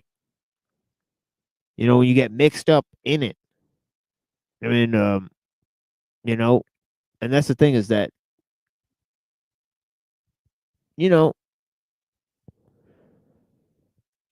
it's like Lao Tzu says, if you try to, use the tools of the master executioner, you might hurt yourself, right? Well, just look at what these microphones and all this broadcasting, whether it be television programming, radio, it doesn't matter. Just look at the effects that had in 2020 when they shut it down and deemed certain ones essential and certain people non-essential. Well, the biggest take I got of that in 2020 is most people they really wasn't going through life accountable to the word. They were going through life accountable to that corporate paycheck. Unlike folks like me that was in the service industry, and I worked with people in my community and out in surrounding communities providing a service in the flooring industry. Well, if my word was no good, there was no paycheck. And then your name is And their then bond. so the You shutdown get there paid. just took away all the finances for people like us to speak. Think about this. Is life really a program? And we are the programmers? Or is it about rising to a higher elevation to ride the rails of this information technology in good faith and proper teachings? Some people are really weird though in business, because I'm kind of in a similar thing. Well, And the I've business is had customers that are saying like they love the job, and they're telling me they love the job, and then they have they go online and like post something like how it's horrible and all this stuff. Well, But I think the to me, they're business saying is they an love it. elevation of the And teachings. I know it's great. I know it's an amazing product, and they're going to be set. But at the same time, they switch, and then they're out of nowhere. They're making for the same exact thing. They're saying it's amazing. But if I And I've had switched other up on people in my the business industry like practices in contact me and say, "What's business, wrong with it?" there'd be no paycheck from it. Like some people move weird out here. Well, I think a lot of folks claiming they're following Christ out here. I certainly don't see it. Yeah. People be claiming to be a lot of things, but they could be de facto. Like someone could be an atheist and be a de facto Satanist, or be a de facto Christian. They could claim not to believe in God, but through their actions and deeds, they could be a de facto anything. It's through your actions and deeds what defines you, not what you call yourself. That's the main point of it. So how's the good ones not allowed to Someone can say succeed they're, out here? yeah, or it could be like someone could say they're whatever, like an atheist or whatever it is. They don't believe in anything, or they could be a de facto Muslim, by their deeds and actions. It could be anything.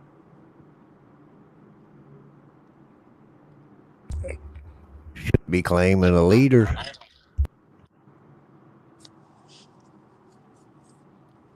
Again, it's all labels, and it's done in order to divide and conquer. Ordo ab chao. That's the 33rd degree, in the Scottish Rite and Masonry. That's their little And those thing. In Latin, it's order out of chaos. Right?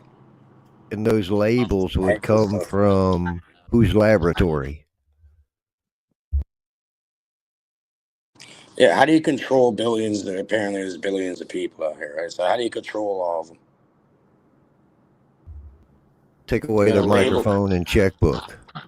Well, there's that. The And you values also in have their to. word and the actions. All You right, but just you want said them it. to fight amongst each other, right? So you got to label them and divide them.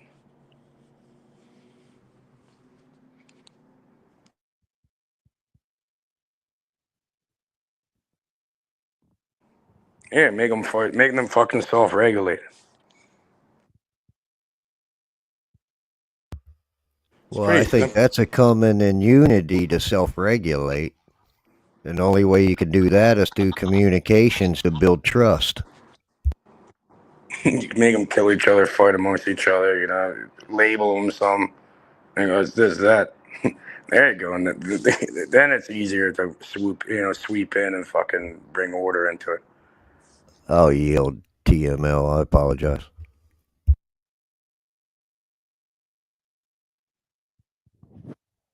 Yeah, it's all good, you guys. I'm just closing out here basically. But yeah, essentially I got a couple more things I will say in terms of this text and these little areas, and then I'll go around the panel and see if anybody else has anything to say. And then I'll play some of the old panel discussions that we've had at Neurojack and some of the ones we had recently. I forget where.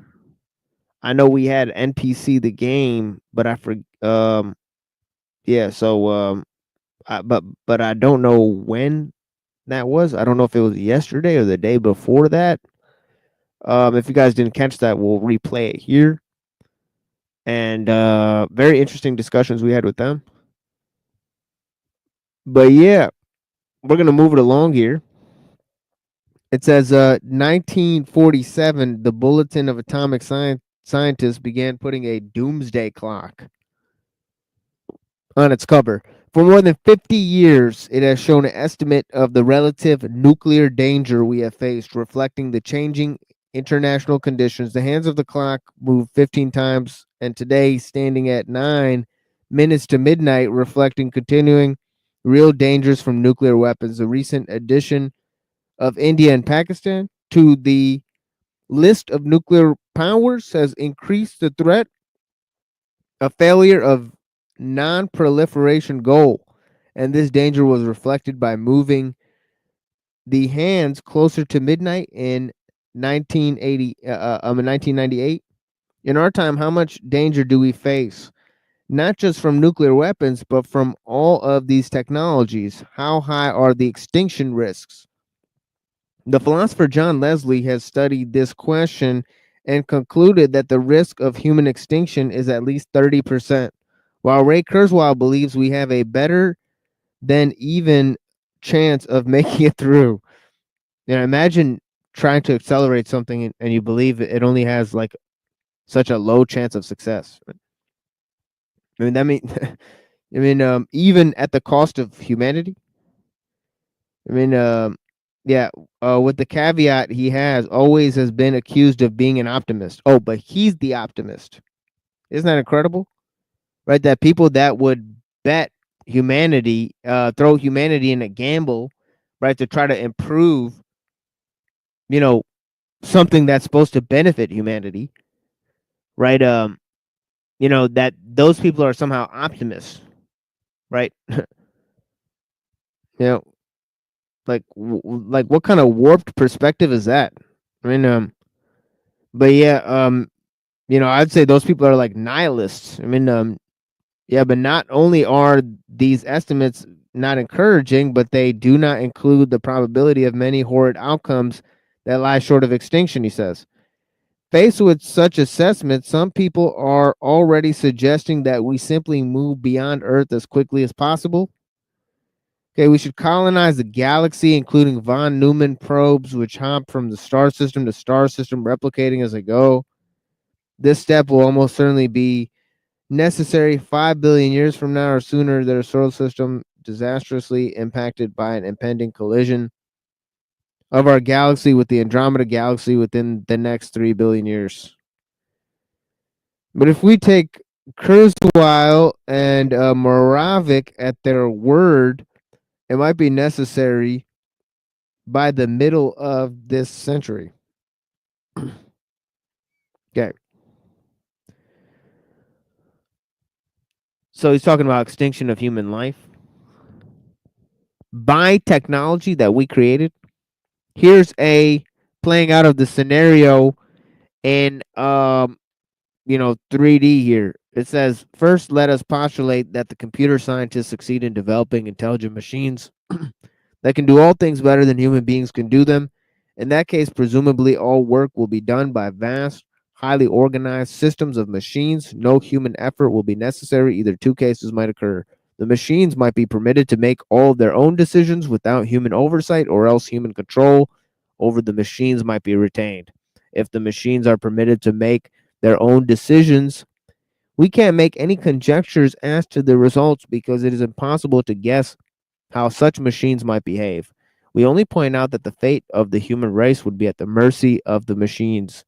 It might be argued that the human race would never be foolish enough to hand over all the power to the machines, but we are suggesting neither that human race would voluntarily turn power over to the machines, nor that the machines would willfully seize power. What we do suggest is that the human race might easily permit itself to drift into a position of such dependence on the machines that would be no practical that it would have no practical choice but to accept all of the machine's decisions. As society and the problems that face it become more and more complex and machines become more and more intelligent, people will let machines make more of their decisions for them, simply because machine-made decisions will bring better results than man-made ones. Eventually, a stage may be reached at which the decisions necessary to keep the system running will be so complex that human beings will be incapable of making them intelligently. At that stage, the machines will be in effective control. People won't be able to just turn the machines off because they will be so dependent on them that turning them off would amount to suicide. Okay. I don't think I'm supposed to say that word, but it's for educational purposes. So, on the other hand, it is possible that human control over machines may be retained. So we're reading here from Bill Joy, who's here. writing and why the future doesn't need us is choosing a selection from a unknown author. We'll just leave it at that, right? On the other hand, it is possible that human control over the machines may be retained. In that case, the average man may have control over certain private machines of his own, such as his car or his personal computer, but control over large systems of machines will be at the hand of a tiny elite. Okay. I think I'll leave it there. But yeah, I'll go around the panel here. Blessings, guys.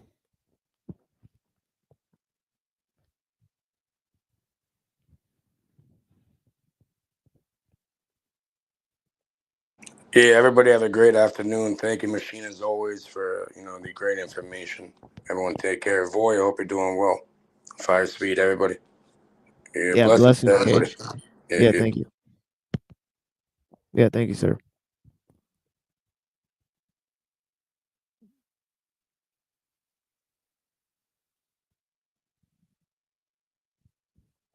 Yeah, I don't know if Voy and 5 Speed are there.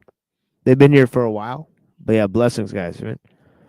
If you guys want to tell the people anything. Go ahead. I too appreciate hanging out here today with you and chopping it up. Yeah, thank you, sir. Absolutely look forward to doing it again. Certainly Of find course. value here to anybody looking. And we'll catch you next one. Be the change you wish to see. Much love, many blessings. Yeah, blessings, 5 Speed. Yeah. Is this the end? Yes, this is the end. Oh, my friend. But yeah, we'll be back on either tomorrow night, late at night, or Friday night, late at night. It is up to the winds of fortune, but I do think tomorrow night will be the best time. So yeah, look for it tomorrow night. I may actually even make a link made by Machine Bob 2. We're doing I guess our paths will cross again tomorrow or Okay. any day. Excellent. Yeah. Love what Excellent. you're doing, and see you on the next one, Machine Wise. Yeah, blessings, sir. Thank you so much. Yeah. Yeah, many prayers.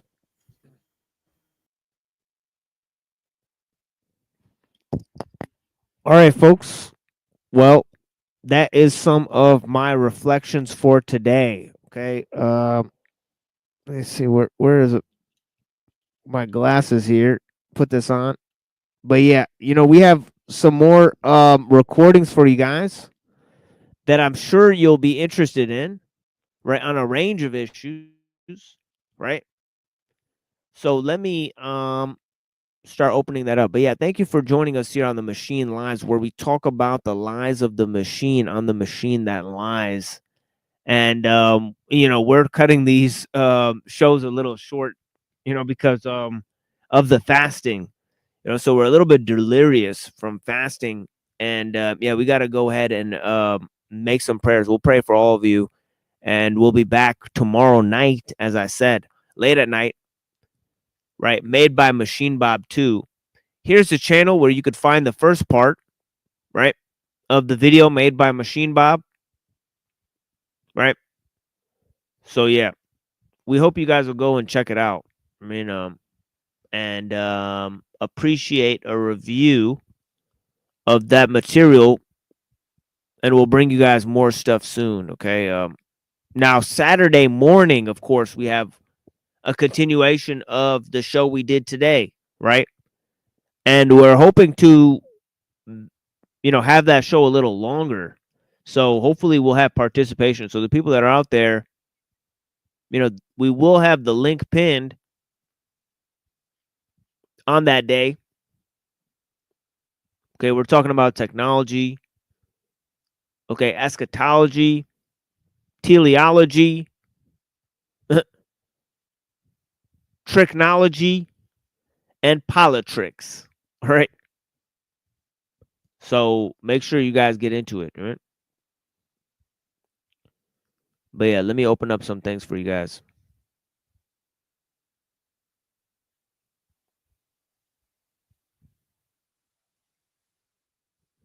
Yeah, thank you for being here.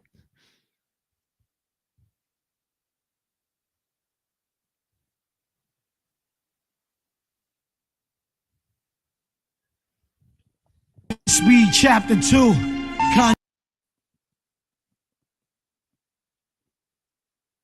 We say, UK, something kind of tragic. Let him have it. Let him have it. Yo. Dragging dusty daggers across your chest, you mark for death. The machine of conquest, every tongue should confess. Divided with violent tendencies, the tortured author. Flying saucer transformer, bearer of disorder. In my paranormal form that day, I cracked your vertebrae. Careful with the words you say, the coming of doomsday. A passionate and poignant epic voyage, bombs deployed. The schizoid mind you avoid, now destroyed. A gambling man in a place once kept safe. The wailing woman awakes with a gun to embrace. Planes crashing, sword swinging, drunken assassin. Albatross in the tiger shark's lock, still thrashing. Smack you whack rappers backwards, desperately depressing me. Flow so heavenly, oh now, how you mention the cobra venom weapon therapy. Very enemy, bullets enter me, strike back out with no discrepancy. The purest energy, hologram was never there. Hidden prophecy soon revealed, stay trapped in my glare. No air in the underground lair where we slumber. Beware of nightmares that float by and drag you under. So bring all your wishes to me and I'll dismiss them one by one. Throw body bags off the cliff after I kiss them. Loud bumps, torn and twisted body lumps in solid mud. Squeezing rats in my apartments, I would settle love. Watching wolves pecking my flesh, the face of the amulet. Haunted woodland, disfigured just like the woodsman. Drag a pickaxe, skin sacks, bones collapse. Facts opposites attract, bridge snap, ribs crack. In the shadows we fade to black.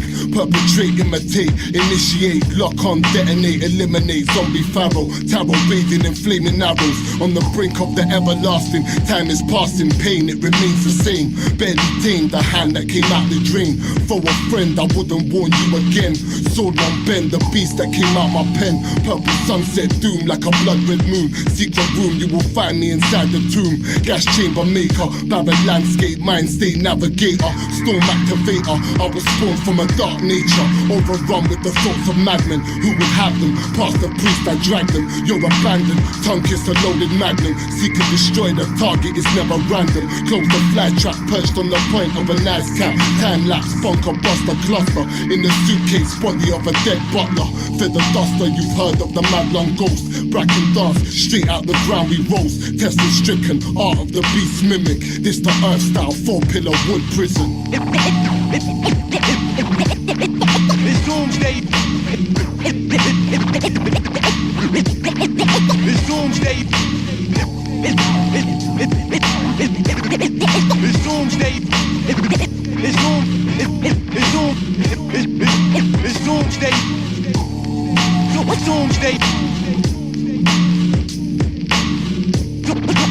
Doomsday. Doomsday.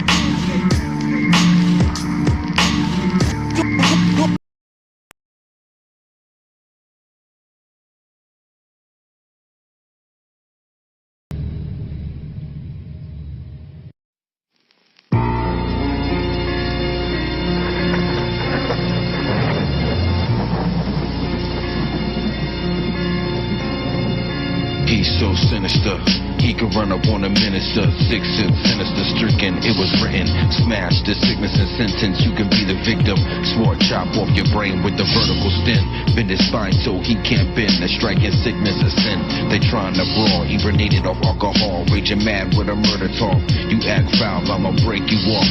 Small fractions of blood subtracted by the races on the mattress. Sucking body secretions and feed it to the demons. After it resembles you looking like a prune. Like the 7 movie, Brad Pitt voice boxes in the room. Synchronicities resonate, mystical mysteries, residuaries, we building a legacy. Persistence and patience when the president represents a slave coupon. I hate this. Neo-Nazis nosedive in fallen spaceships. The corrupt governments filled with raving racists. What's gonna happen for us to change this? Mental bars that we cast right off the slave ship. Like Atlantic, it's crossed like ancient natives. Columbus was a place where we're not related. Witchcraft on Ceylon slot where they burn on hatred. You call it sacred, we call it the Matrix.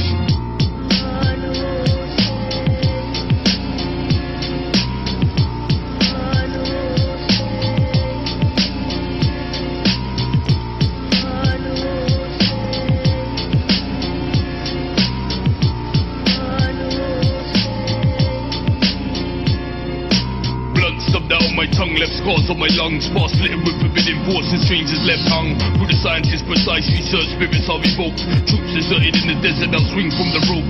Swaying to and fro, swinging back and forth, copper froth overflows. My antique pipe piece, misplaced Nokia magic, under tragic memory loss. Bloody right fist, emerald tablet held aloft. Possessed by extraterrestrial entities that enter me, commanding high flows of intense density. Solid technology flows through the air, beware. Explore shadow laws and anomalies in astrology. I'm stuck in mythology, hollow darkness swallows me. Sinister image in old folk tales, exhaling gales, hideous pale face. Destroy the hybrid race, escape into space, await my fate. I'm from a place where dark physicists make plate tectonic shifts. Devils dancing in the mist inside my subconsciousness. Wandering holy man, dirty unkept perfection. Try by ordeal, we kill left with no recollection. Escape from Bedlam when the spaceship touched down behind my cerebellum. Extract confession till death will we tell them. Twisted misfit mad scientists catatonic, overwhelmed by the smell, unwell diabolics. Unspoken words collapse, black holes when shaken. I died at Tyburn with the visage of Satan. All that was cooked will now be taken. Physical manifestation, drift suspended in ages twilight before the star's creation.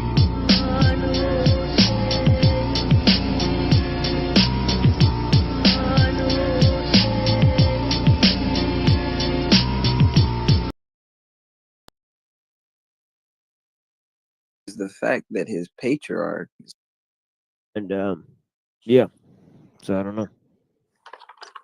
The weirder thing is, I'd say about Jim Bob though, using social justice. What would it look like? What's the standard? Is it equality? Is it everyone feels good? What is the metric for justice or goodness under the secularist view? From the Christian view, justice is in alignment with a divine order. So punishment and discipline is actually setting things in order. It's not just about punishing and brutality. It's about setting order.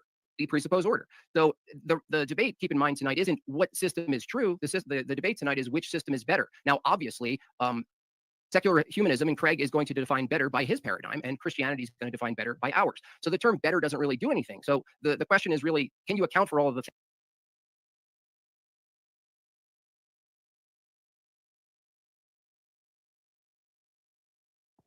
Yeah, I don't think you want to go with the central authority type of argument. You know, I think that might fall flat. And then this whole idea that you know, that they need an authority above nature. Well, they think humanity's above nature, right? And you know, most religious people would agree with them on that point. So it's kind of a moot, you know, stance, right? Because they would say, well, science is the authority, and then you know, humanity's above nature, right? So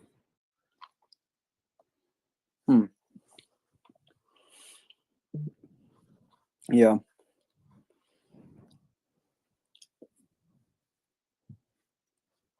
Things that you assume under your paradigm. I would point out first and foremost, you can't account and they're equally going to say, well, you use science for your everyday living. You don't use religious ethics to organize society, all right? So they're just basically just going to say, well, you know, what do you mean we borrow from a religious ethic? They're going to say, well, you borrow from scientific achievements. I mean, it just goes in a circle, you know. Pretty much, yeah.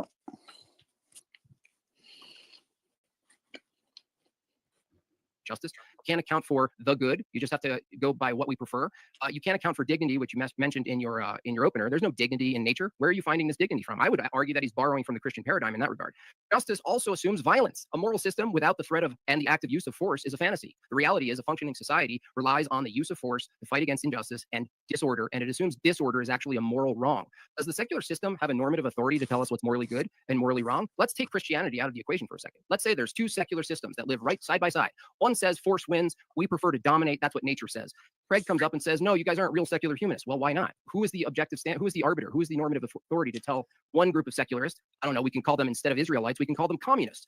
Who's to say the secular communists were wrong for completely obliterating their opposition to the death? Who's to say from the secular view? No one.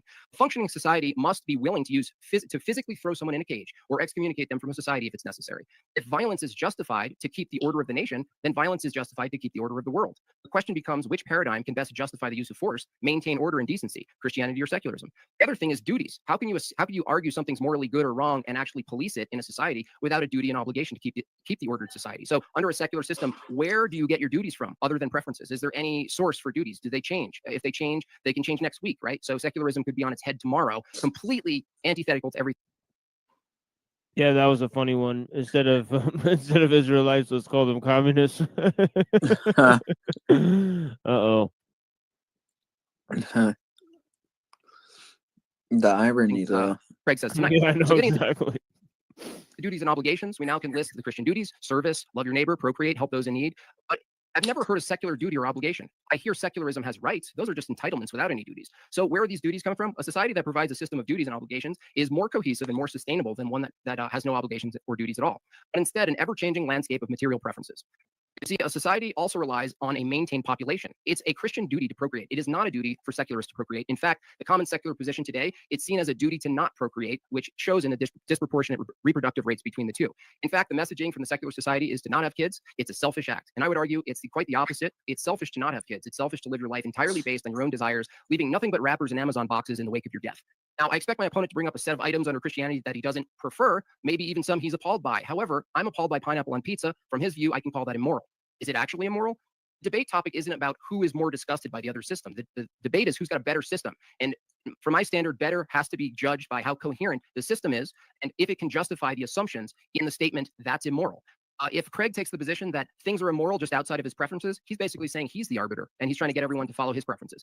If he's going to equate something I don't like with something that's evil, then I could just as well go to the nearest restaurant, have a dish, and write a Yelp review that the chicken was immoral tonight. We all know that doesn't make sense. He might say, well, that's a category distinction. Well, I don't understand how a secular humanist view can distinguish between the category of things you like, things you don't like, and things you deem moral and immoral. With that said, the key question here is, let's pretend that there is a secular humanist. And 10 seconds. The question is, how does Craig respond to a secular humanist taking on all of the Christian virtues and ethical prescriptives without the belief in God? How would Craig argue against this position?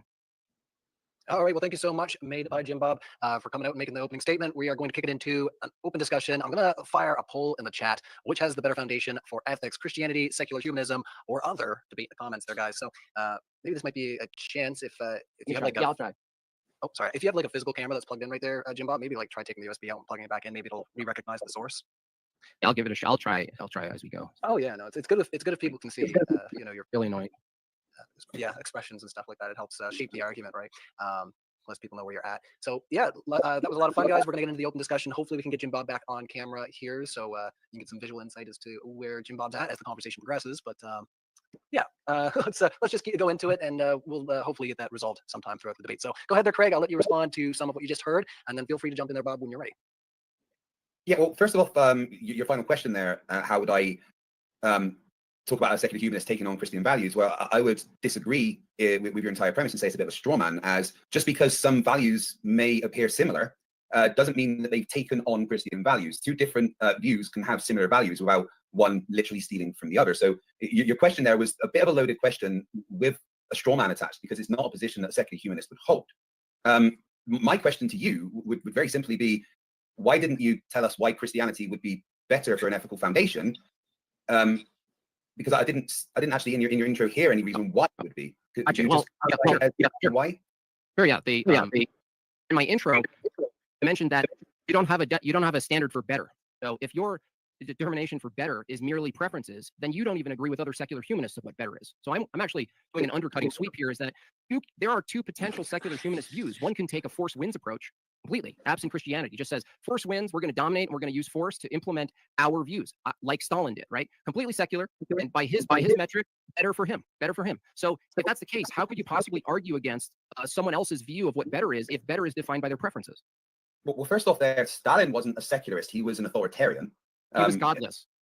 That doesn't mean that he's secular. That doesn't mean the society he was part of, it was a secular humanist. He was an authoritarian, which is kind of against what secular humanism talks about. Why can't seculars be authoritarian?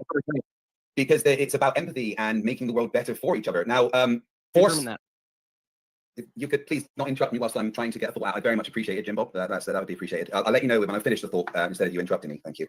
So, secular humanism prefers voluntary cooperation over coercion. When people understand the reasoning behind rules and see the benefit to society, they're more likely to follow them willingly.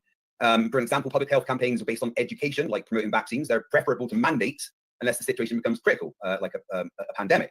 But authoritarian rule isn't secular. Using force to impose ideology or suppress dissident violates the principles of freedom and autonomy, which is kind of what secular humanism is about. So when you bring up people like Stalin, wait, let me finish my thought. When you bring up people like Stalin, that isn't a secular humanist. That is an authoritarian. Yeah, he doesn't believe in God, but that he does.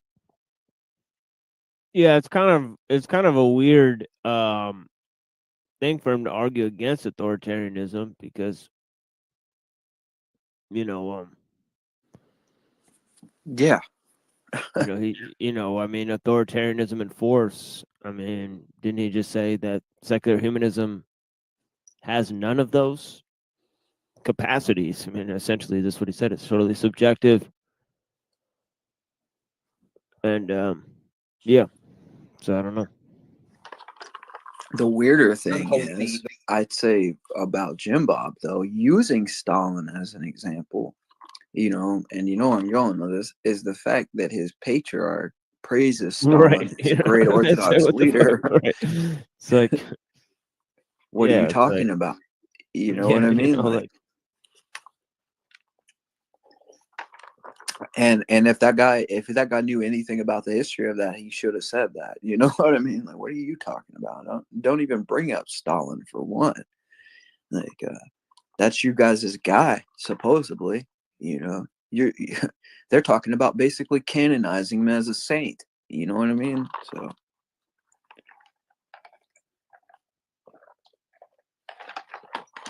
The value of secular humanists too. Okay, so the definition of secular is denoting attitudes, activities, and other things that have no religious or spiritual basis. Yes, but that's not what the definition of secular humanism is. I get it, but humanism would be a subcategory of secularism. So I'm asking you, how does a secular humanist argue against Stalin being a secularist, right? He just doesn't agree with your preferences. So if you read the Secular Humanist Manifesto, who determines that those were the objective standard for your rules and regulations and how you ought to live? Couldn't that change based on preferences? Once again, I do need to address your point there. It's a bit of a straw man. Stalin was not a secular humanist. He may have been secular, but he was definitely not a humanist. He was an authoritarian. That's such a wild way to argue about that, because it's like he could have just said anytime, because see, that's kind of the thing that even in the debate I just had, right? Mm-hmm. They could talk about any type of Muslim doing anything, and I would have to critically defend it under the banner of Islam.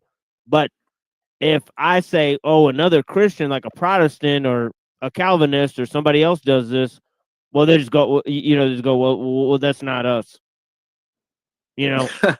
Well, yeah. Well, maybe you should start doing that. You know what I mean? Yeah, well, that's what's so funny. It was the wildest thing. He brought up no great Scotsman, and it's like, dude, you were just like, you do that every time somebody says, the wrong type of Christian, you go, oh, well, it's like, yeah, but they use Christianity to justify their actions. Right. So, yeah.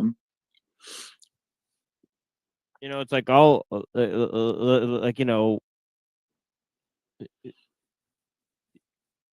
and yeah, I mean, it's just kind of weird. But yeah, this guy, and then obviously you could say, well, how far do you want to go with it? Everybody has their special ideology, and it's well, I have my special system, and it's like, well, nothing works that way, buddy. All right, we're gonna have to cut, some type of, I will say this, like recently, okay, so I got a comment, right, on one of my videos, okay, or no, on a community post, and the comment said, what about that one nun who was a true Orthodox sect, that was from a true Orthodox sect that murdered a bunch of women and was later canonized by you guys, right? So they said this, and my response was like, first of all, even if it was true, which it isn't, I said the sins of man don't take away the truth of Christ, right? And I followed up with it. I said it's already been covered by NFTU, which is Father Joseph, right? And I said she wasn't framed. She was framed by the new calendars. Many saints in history have been slandered by heretics, schismatics. Nothing new. If you actually look at the case, it becomes extremely apparent she didn't do this. Also, this was with the Matthewites, if I'm not mistaken. I said, I'm not in the Matthewites. I said, you could keep calling true Orthodox a sect. That's KGB, Freemasonic propaganda, propagated by your heretical hierarchies. And I said, plus you clearly don't know the story well.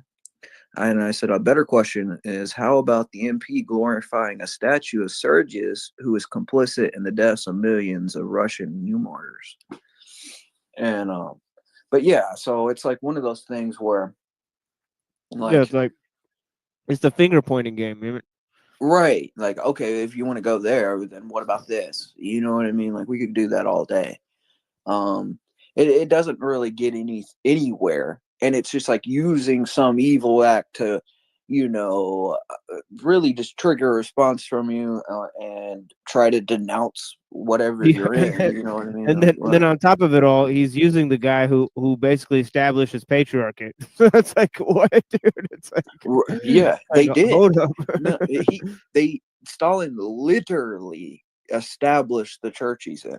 You know what I mean? Like, bro, like, are you stupid? Like, that's the last person you should have brought up, right? So he's skating on thin ice here. But yeah, he's depending on the audience not knowing that, right? Well,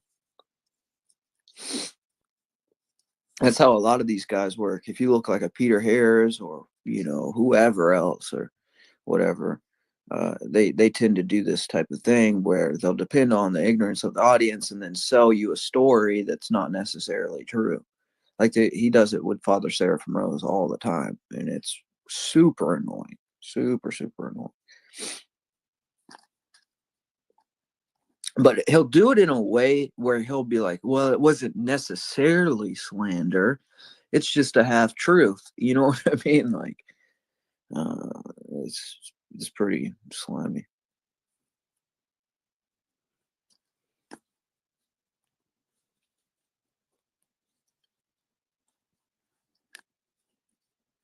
That wanted to rule by coercing and force and power. That is not what secular humanism is. I feel, Jim Bob, that you are, you know, you're correlating secular humanists with secular being not believing in God, whereas they're not the same thing. Just because you don't believe in God doesn't mean that you are a secular humanist. Secular humanists don't believe in the authoritarian rules. I understand what you don't believe in. I'm asking you, who's the ultimate authority in determining what humanism is, and could it change based on preferences? As I explained in my intro, secular humanism adapts as society changes to make sure that everyone is included and happy and looked after, that everyone's needs are met, that no one is chastised because of the things that they believe or the things that they, you know, that their race or their gender or their sexual orientation. Secular humanism isn't what you seem to think it is. Secular humanism is simply about allowing humans to thrive by letting empathy and reason be what allows that to happen. I understand. Saying Craig, so let me finish my point and then you can talk. Thank you. Okay, Craig. So I understand what you're saying secular humanism is. I'm saying, is there any normative authority for keeping those principles, or could they change? I've already answered that. I don't know why you didn't listen. I said, as in my intro, secular humanism adapts to society as society evolves. So, so hold on. If society evolves to reject your platitudes of empathy and inclusivity, and it calls it secular humanism, that's what I'm asking you. You're basically saying secular humanism is this thing until it's not. I'm asking you from your perspective, what maintains that it stays that thing and doesn't change? You just basically ended your own debate by saying it could change, that secular humanism's platitudes about inclusivity and humaneness could actually change with the times if society suddenly says, no, we don't really do that anymore. No, again, that's a bit of a straw man of what secular humanism is. You can't get away from the fact that secular humanism is based in empathy, reason, and everyone being included. And why ought we follow that? Jim Bob, please, I would really appreciate if you didn't keep interrupting. This is a back and forth. There's room for like. Yeah, seriously, dude. Like, come on now. Every time the guy speaks, you're like want to have a second to get quiet, so crying. But let's do try to allow for those little interjections just to allow the context. That's hopefully. But I would rather that I'm allowed to get a thought out before you know, he interjects something. Otherwise, that gets in the way of my thought. So yeah, I understand interjection, but you know, let me finish the thought before you interject. Of course, I know I'm interjecting now. But go ahead, Craig. Right. Sorry. Could you clarify your question again, Jim Bob? Yes. If I grant you what you deem is secular humanism right now, being empathetic, kind, inclusivity, humane, I'm asking you, what is or what or who is the normative authority that says that ought to maintain, or that can't change? The manifesto of secular humanism. It explains how it can adapt. Just because humanity and society can evolve doesn't mean that we want to get away from the you know, the empathy and the reason and the looking after everyone. What we mean by when society evolves is, for instance, you know, same-sex marriage becoming a thing when it wasn't before, LGBTQIA+, and you know, including them in society when that wasn't such a big thing before. secular humanism is about, as society advances, allowing that empathy and reason and you know, good for all to advance and adapt. You're never going to get away from empathy and reason and, you know, human society thriving being a foundation of what secular humanism is. It can just incorporate new things as it goes. I understand. It sounds like you're saying the manifesto, which was arbitrarily defined at some point, says be good, be empathetic, be humane, right? And I'm asking, what ultimately keeps that in place? And is it possible for a secular humanist to craft a new paradigm that's contradictory to that one? If they didn't include empathy and reason and things like that, then they wouldn't be a secular humanist. They would be something else, like an authoritarian or a dictator. And you are, wait, let me finish my point. You are trying to say that, oh, well, secular humanism can just completely and utterly change, whereas that's not the position. What a ridiculous proposition. You know, anybody could use any paradigm to construct a new ideology. Like, you know, and I can't believe that the guy is just going down this road with them. He should just say, well, you know, hasn't, you know, can't a Christian paradigm be used to create all these other ideologies? I mean, what a ridiculous proposition. I mean, how would that prove that Christianity is better? Yeah.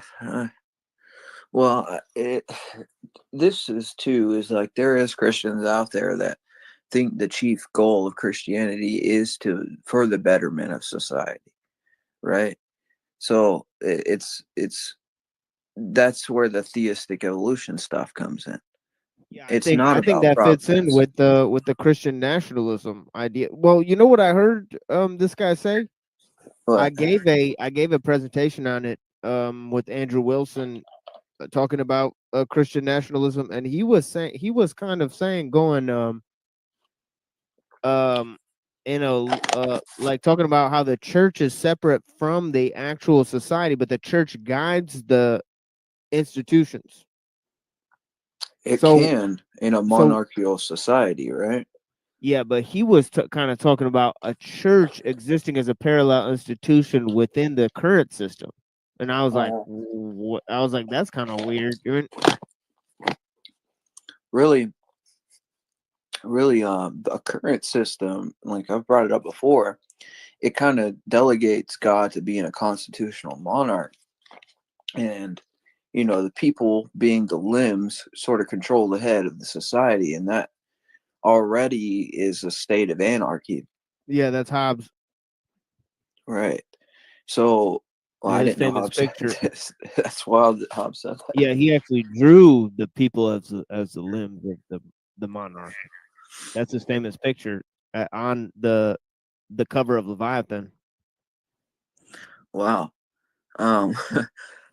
That's wild. So anyways, that's a problem, right? If the arms are controlling the head, then it's kind of mindless. It doesn't really know what direction it wants to go. And you know, you just kind of have a bunch of screaming voices telling you, you know, the head what to do. And it doesn't work out too well. In a proper monarchical society, you know, the head being the emperor is following, you know, if he's a part of the church, then he follows his spiritual father in all things. And his spiritual father's, you know, he's confessing to him these things, and whatever issue he's having, maybe the spiritual father might not have everything, you know, direct him in every way that the society is supposed to be ran. But for the most part, he tries to lead him the best as he can. And then that way you have a leader that's working for the salvation of souls rather than the progress of the society, you know, in a humanistic, worldly sense. So, you know, that's the way it should properly be done. But when man's focus is on just like, you know, being comfortable, then you start getting these emotional arguments, right? Then it's sort of like, well, aren't we doing a great job? And isn't everybody peaceful? But it's a false peace. And this false peace will end up leading to the reign of Antichrist in the world. That's our understanding of it. But it'll be sold in this way that people think this is what they want. But in just the same way you're talking about sort of technology enslaving us, it's like this peace will end up enslaving us. This progress will enslave us.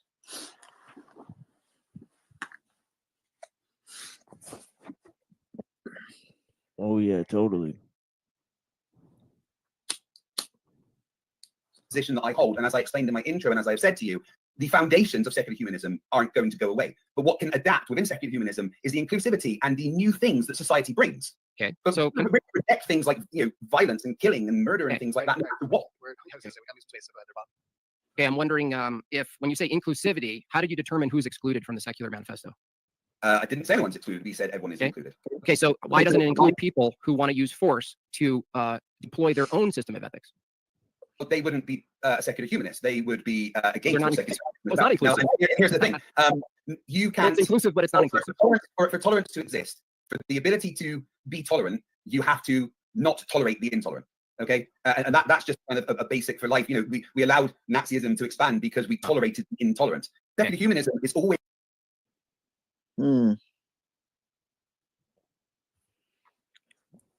Yes, Paradox of Tolerance by Karl Popper. Yeah, that is true, though. It's like a lot of people are tolerant as long as the person that doesn't accept, this thing, then they're instantly intolerant. It's like, well, we'll tolerate, gay pride flags or something, and whatever else, and all this other crazy stuff going on, and but then the moment someone rises up and said, well, I don't want any part of that, and I don't want that, affecting my kids or whoever, right, in the society, then that person is no longer, there's no tolerance for that person. They're instantly banished for not holding whatever the belief that everybody else is believing.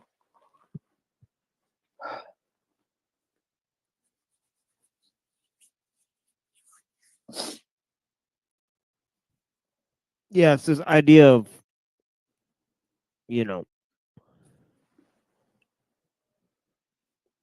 obviously utility and progress, right? And it could be very easily addressed in terms of, that just utility has a leveling effect and that everybody becomes equal. So you have to apply it, all the factors in society the same way across the board. And then there's other ideas, about how, society has to just move along forward, despite what's happening, and those ideas, that there has to be equality from utility and progress, and obviously the acceleration that comes with progress. But so I'm reading from this paper. It says the modern idealism that hopes for, quote, heaven on earth, hopes likewise for the vague, quote, transformation of man, the ideal of the Superman, in diverse forms, conscious or not, which, however absurd, has a great appeal to a mentality that has been trained to believe in, quote, evolution and, quote, progress. And let not contemporary despair make us think that hope in the worldly future is dead. Despair over the future is only possible for someone who still wants to believe in it. And indeed, mingled with contemporary despair is a great sense of expectation, a will to believe that the future ideal can somehow be realized. The power of the impersonal and inhumane has ruled the first part of our century of, quote, crisis. A vague, quote, existential spirit, semi or pseudo-religious, idealistic and practical at the same time, but never otherworldly, seems destined to rule the last part of this century. They are two stages of the same disease. Modern, quote, humanism, the disease caused by trusting in the world and in man while ignoring Christ, except to borrow his name as a convenient, quote, symbol for men who, after all, cannot quite forget him, as well as to seduce those who still wish to serve him. Christianity becomes a, quote, crusade. Christ becomes an idea, both in the service of a world, quote, transformed by scientific and social techniques, and a man virtually deified by a waking of a, quote, new consciousness. This lies before us. Communism, it seems clear, is nearing a transformation itself, a humanizing, a spiritualizing, and of this Boris Pasternak is a sign given in advance.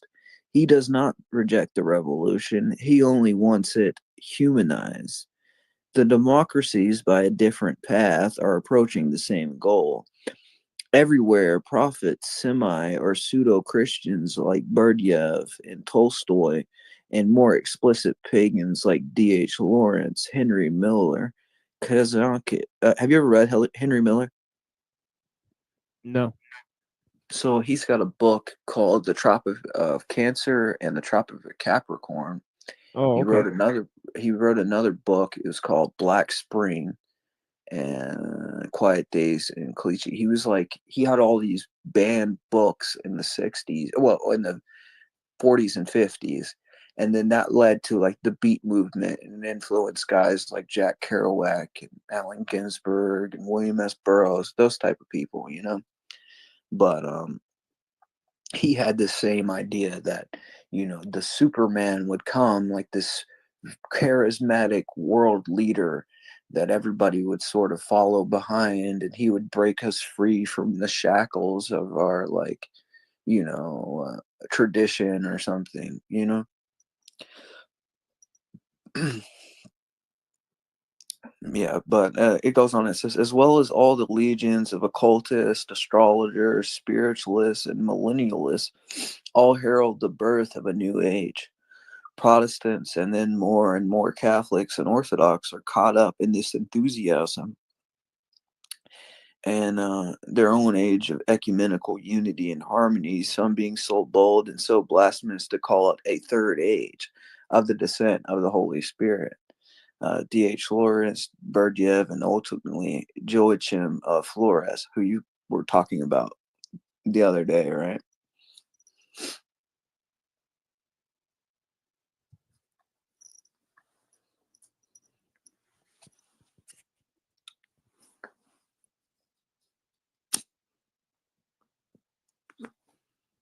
Yeah, those Beat Generation guys, you know, they were heavy nihilists.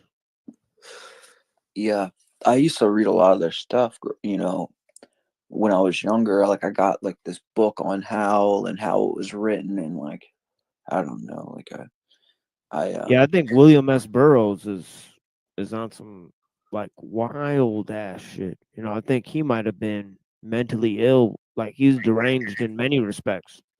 You know, he was like for evil, sure.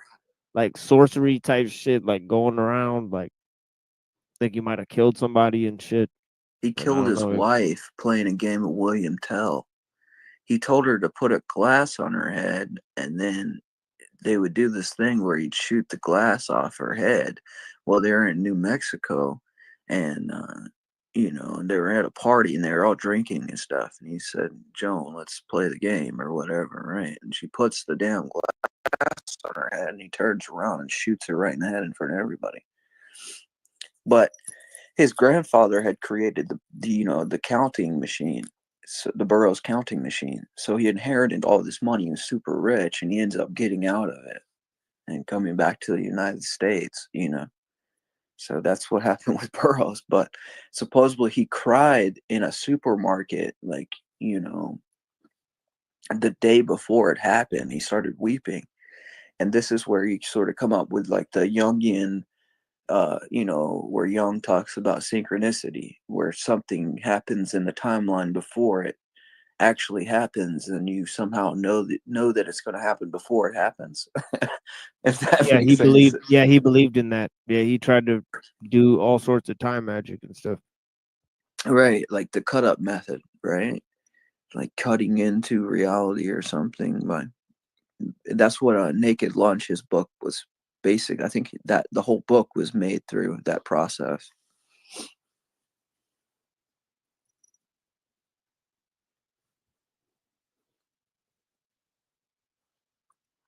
But yeah, those guys were into some pretty strange things.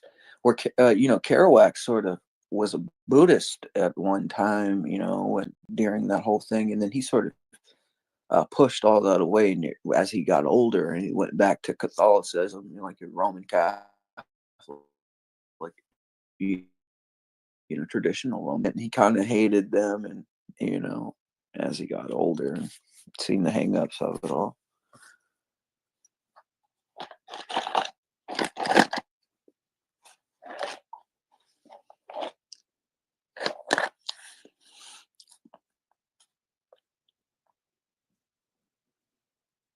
Always going to be for empathy and inclusivism. But if people that are trying to say, well, we don't believe in that, we don't want that, and we're going to force it and be nasty, then they're not a secular humanist. They're going against what secular humanism is. We're not going to include somebody that is trying to destroy everybody else, because that gets tolerance in total. Okay, how do you know you're including them or excluding them then? Well, we would say, no, we don't want you coming here with your violence and authoritarian rules. This is the way that we like to have society, and we reject what you are saying with your authoritarian nonsense. Secular humanism is about change. It's about empathy and reason, and you're not getting away from this. Okay, so would you use force to keep other people you don't agree with out? Secular humanism uses force as a last resort. No, I'm saying specifically. But let me clarify my point. We would start with trying to get a decent, respectful dialogue about what is going on. Why are you being intolerant? What is your problems here, etc., etc., etc. If it came to it, to keep society happy and healthy, yes, force would be used to stop those people that are trying to force their ways onto you, but only to protect everybody else. And it is, again, within secular humanism, always a last resort. Okay, cool. So in your system, you do use authoritarianism to keep other people out of your society who don't agree with your ethical norms, right? No, we don't use authoritarianism. We use force as a last resort. That's authoritarian. That is authority. No, force as a last resort. It is authority, though. Force as a last. Force as a last. I don't care if it's the first or the last. The point is you'll use authority. There, Jim Bob. So force as a last resort, as a protective measure. No, we're not going to allow you to attack us and destroy us and ruin our secular humanism. We use force to defend that. We're not going to go and attack you. We will defend. Let me ask you, if a Christian nation exists and they want to keep out secularists, you're okay them keeping them out using force, right? Why would Christianity want to? I didn't ask why. No, I didn't ask why Christianity would want something. It's not a thing to say one or the other, because not you kind of big O. Bob, Jim Bob, massive reversal dunk under the left dunk. You want to let me talk and explain why you answer the question? Okay, so Jim Bob, you're just going to keep interrupting. That was going to happen. All right, let's just answer the question. Because there's a lot of people talking right now. I just want to let Jim Bob clarify the question, and then let's give Greg some space to answer. I'm trying to answer the question. No, let me ask it again. Let me ask it again. The audience may not have heard. There's a lot of over chat, so let's let Jim Bob ask the question, and I just ask kindly to let Greg answer that question. Oh man, this is funny. Halfway through, especially if you think he's hanging himself. Like I say, it's better to let him talk if that's how you feel he's doing. So go ahead there, Jim Bob. I'll let you clarify. The hell did he try to smoke? What was that? Predominantly or wholly Christian. Yeah, can they use force from your secular paradigm? Can they use force to keep secularists out of their Christian nation? Yes or no? As long as they. Yes. But that's up to them. That's if Christians want to do that, then that's up to them. If they don't want secular humanists to go there, then that's their right. But you are equating one thing that is not the same as the other, and this is why you've just done the same exact thing. No, see, once again, Jimbo, I'm trying to talk, and you just keep interjecting. This is a very pathetic and childish way to engage in a debate by just over talking constantly with someone. I've been trying to be nice and respectful with you, so I'm going to ask you politely if you could please take a breath and calm down and stop interrupting me when I'm trying to get a sentence out. Thank you very much. I'm going to now explain why you dug yourself a massive. Yeah, this always happens when you talk to British people for some reason. I mean, they're very insistent on like going on a whole diatribe. Like that's just how they talk. I mean, it's really weird. Blah blah blah blah blah. Like, let me talk. Like, dude, just talk, you little bitch. Like, shut up. Yeah, that's how DK is too. I mean, so yeah.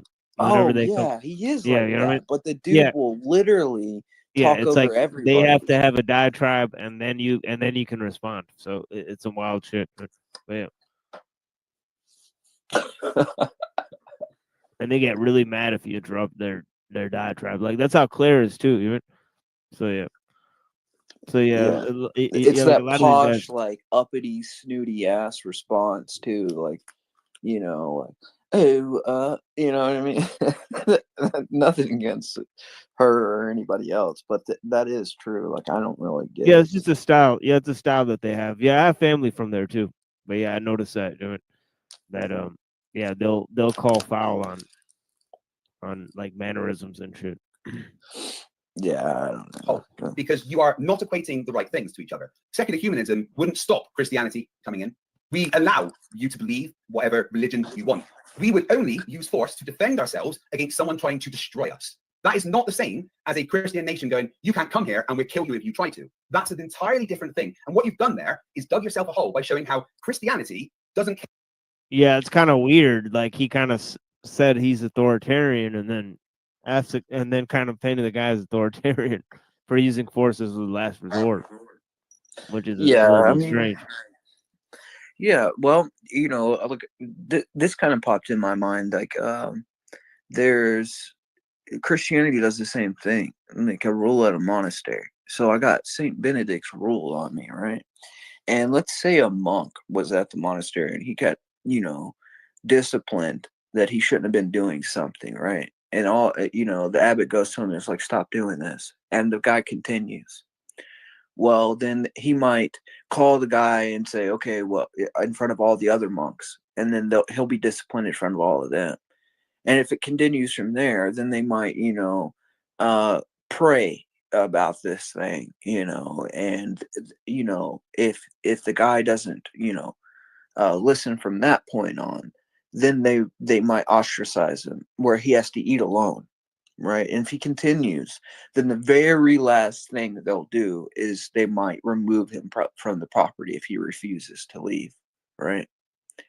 But even then, they'll give him a chance, maybe to come back when he cools out. And if he can change, then whatever. But after the second time of doing this, then he has to, he can never come back.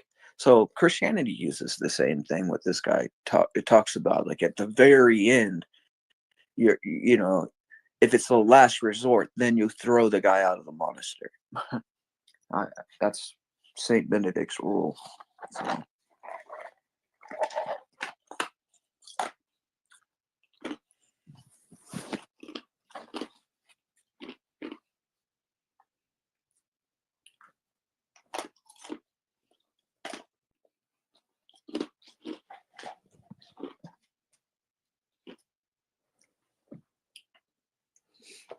Care about society as a whole, only keeping Christianity as it is, where secular humanism does the exact opposite and will allow Christianity to be part of their society and believe what they want because it is about inclusivity. Force will only be used to defend ourselves. Thank you for digging yourself a massive hole there, explaining how Christianity is not good for society.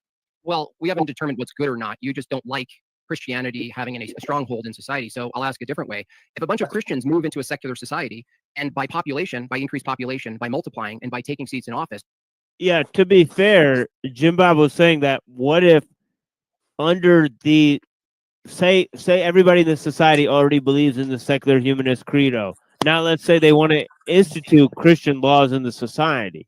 What's to stop them if they all agree on doing that? Would that be wrong? Is kind of where Jim Bob was going. So this guy totally misunderstood kind of what Jim Bob was kind of saying. I mean, on top Probably of it all. purposeful too, right? Yeah. Oh yeah. It's just like, well, yeah. You want to institute force? You're the authoritarian, and it's like both sides are just calling each other authoritarians, which is just liberal, which is just liberalism. And at the end of the day. Well, that's what I just think. Like all of the kind of secular humanists are pushing is that this like woke mentality, right? Like this kingdom of man and everything. It's just going to be like pink lemonade, and you won't need any cops, and that's what communism sort of pushed. So it's kind of hard. It's a little weird that he's acting as if that's not what it leads to.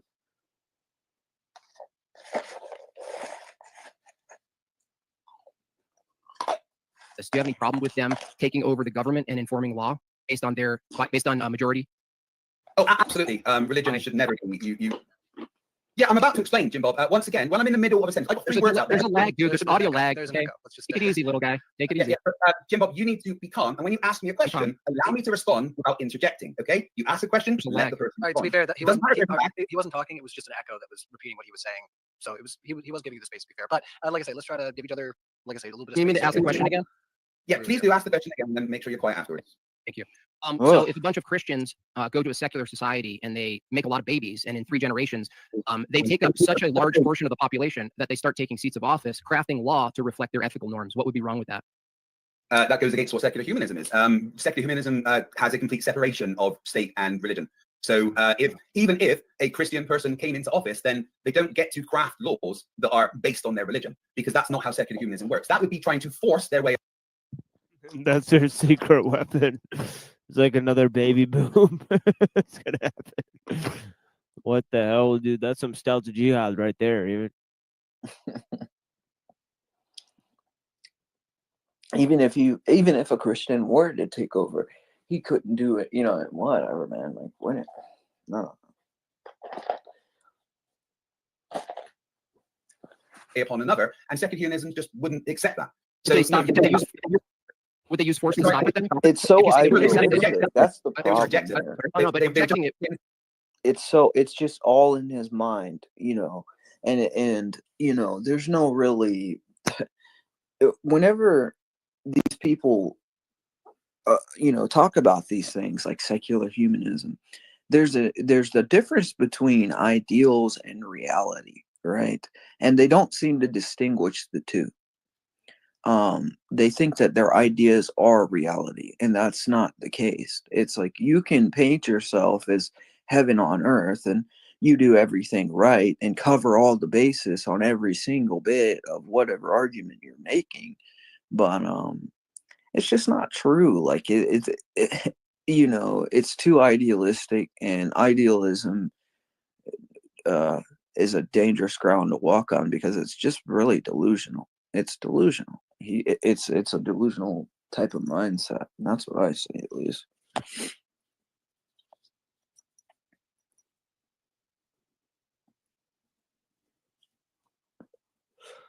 Those laws we're going to have, because we're a secular humanist society which separates church and state. So any laws that are enforced by religion are just not going to happen. Okay, so well, no, they could very well happen with the numbers. So I'm asking, you're saying you'd reject it, and I'm asking you, would you use force to stop it? If they try to force it upon us, then force to defend ourselves, absolutely. Because again, force is a last resort to defend within secular humanism. Well, what we're doing is trying to say, well, we could just turn up and take office and then change all the laws to make them religious-based. Well, then that's no longer a secular humanist society. That is now a religious society, because secular humanism has a separation of church and state. Now, I'm simply going to ask you the question, Jim Bob, why is Christianity a better foundation for ethics when Christianity bases its ethics on a fear of hell or a reward of heaven? I don't take that approach to Christianity, so that would be a straw man. But I understand mostly the people you argue against, I would be arguing against as well, Craig. So I give you some grace there. No, I wouldn't say that. I would say, again, you have no standard for better. You just have a collective set of preferences. So you don't even have you don't have any. You have no position to even say the word better, because your term for better reduces to, do I like pizza or not? So I think it's better, from my perspective, because of our virtues, that we actually have duties. You have no duties. You have an old religious, by the way, the Secular Humanist Manifesto was explicitly called a counter-religious document. And so you don't have any duties, right? These things can change, whereas a Christian foundation doesn't change. You just don't like some of the things. But to say that the duty to procreate, the duty to maintain society and decency and order, that's a thing that doesn't change with Christianity over 2,000 years. And so given that's the view, I would take one approach is that because you guys have no duty to reproduce, and in fact, you actually propagandize the opposite, Christianity is superior because we outproduce you. And so would you agree, Craig, that at least on one point, you'd concede that Christianity is superior in reproducing children, because a society, even a secular one, would need people, right? Yeah, well, you just strawman secular humanism again, whilst ignoring the questions I asked you, which is interesting. Secular humanism does.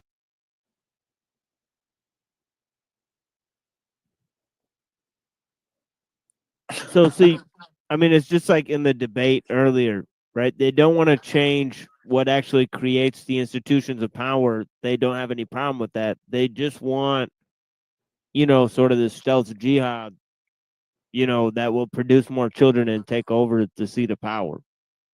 I mean, through influence, right? But Yeah, you know, but they accept that they accept that the present mode of society is just just that it's ruled by evil people, just like how Andrew Wilson was saying in the debate. Right? So Well, it's a wild assumption. Right? what I think is weird too, and I'll say this, is that when you do have a situation where the Orthodox Church, you know, is at the head of society in Russia right now, right? Like Putin's supposedly an Orthodox Christian, and Kirill's an Orthodox Christian, and you know they're controlling everything in their society, right? The people that he is wanting to be in place, they're not good people. They're cloaking themselves as good. He's fed into this idea. He sees the church as an institution rather than the mystical body of Christ that's also an earthly institution, right? So they sort of just take out the mystical body of Christ part and just basically it's a institution where, you know, the authority of the person ahead is in place because they have that title. It's not because they hold to the canons of the church. They can be heretics. They can, you know, say evolution is fine. They can just sort of trample on all the beliefs of the church. But as long as they hold that position, then they're good guy in my book because they're a part of the church that I'm in.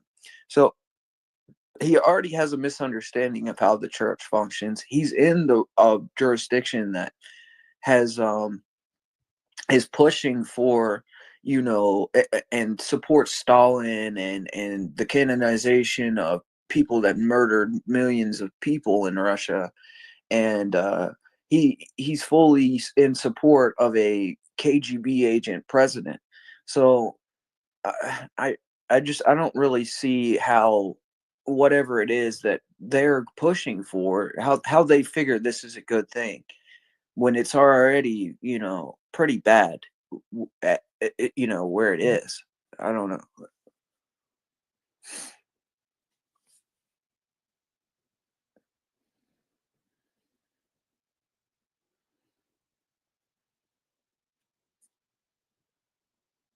Doesn't say no, you shouldn't have children. That's just a complete straw man of secular humanism. We don't propagandize against having children. That's just a complete and utter straw man of secular humanism. Secular humanism allows children to happen. I'm a secular humanist and I have 2 children. Now, is it true that secular humanist countries have a slightly lower birth rate than religious countries? Yes, absolutely. But does that mean that the country's population isn't increasing? No, absolutely not. Secular humanism doesn't say you shouldn't have children. And I'm honestly not sure where you've got that from, because it is one of the largest straw mans that you brought up. Well, you asked what is better, right? What's better, right? I mentioned the duties. You totally dodged that and pretended I didn't answer you. You guys have no duties. There's no duties, right? The other thing is, I've heard you say, Craig, that you are fine with people being religious. You just don't want them to use force to force their beliefs on you, right? Absolutely. Yeah, that's wrong. You should never force your beliefs on another person. If you want to Christianity, then I've got zero problem with that. However, I'm not done. You start I'm not done. I'm responding to it. If you I have a line of questioning, dude. Hold on a second. Just hold on. A question I'm responding. I know, but it's a simple question, right? You just say yes, right? So if you believe that, Jim, hold on. I was still responding to what you're saying. Okay, yeah. So you don't believe? It's a yes or no question. No, it's not yes or no. You don't believe? I don't get stuck into yes or no's. That's not how that works. You don't believe? I would not answer yes or no and leave out context. I just to be fair, there was reiteration, but I will let Jim Bob ask the question again. There, let's try to wheel it in there, if you don't mind. You don't? Yes or no? You don't believe that people should use their system and enforce their beliefs onto others, right? Again, I'm not going to answer yes or no because that leaves out context. So answer how you'd like. Yeah, will you let me without interrupting? Will you? And then just getting your permission to talk about your interrupting, Jim Bob. Is that okay? If we need to go into, like I say, time back and forth, so we can, but let's just give you the space to answer the question. That way there's no confusion. Let's try to keep it under 45 seconds if we can. Yeah, like I said several times, if you want to be religious, cool, no worries. If you want to go to church and pray and worship God, no worries. But when you start coming to me, telling me that I'm wrong and I'm going to go to hell because I don't believe the things that you do, that's when I'm going to say, no, go away, stop being stupid. And if you then try and force that on me, then to protect myself, I will use force to go against that. I don't know. That's not allow you to force your beliefs on us, because force includes violence. I got you. Well, I said nothing about heaven or hell. I'm just wondering if you believe anyone should force anyone's beliefs on each other, and it sounds like it's just a clean no, right? Again, there's a lot of context there you missed out. Okay. But I just want to get the gist of it. Okay, so do you believe in human rights? Yeah, I wonder what another one of these circle jerks where Andrew Wilson is the Andrew, the interlocutor, what that will accomplish. I mean, honestly, probably nothing.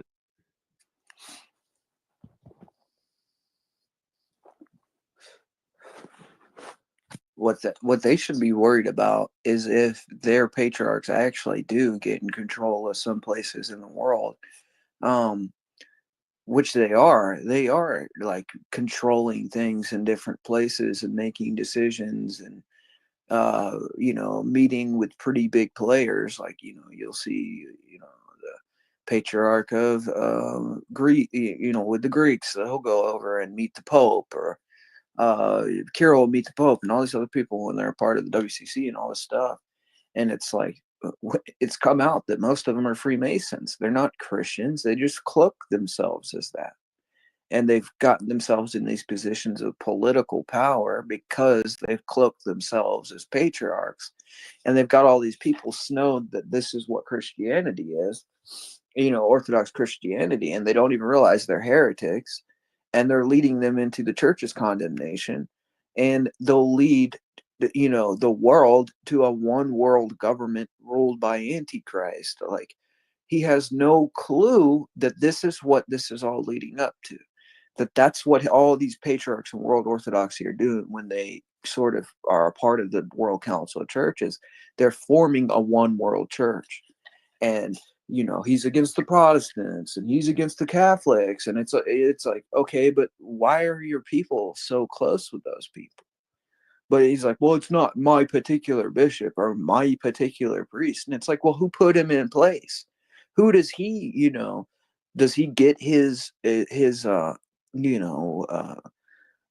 he listen to the synod, of bishops above him? Because you can't, if you have a church structure and a church hierarchy, you can't just have one priest that's not connected with the golden chain, right? He's linked in some way. He knows what's going on. And it's up to each one of us to know what's going on and hold our bishops accountable. And that's something that they're not. They have blind obedience. And that's what Sergianism is. Blind obedience to the hierarchy. And it shouldn't be about preserving the hierarchy of the institution. It's about the salvation of souls. And how can you, save your soul with a heretic? It's impossible. So he's just his arguments are pretty null and void as far as I'm concerned. It's ignorant.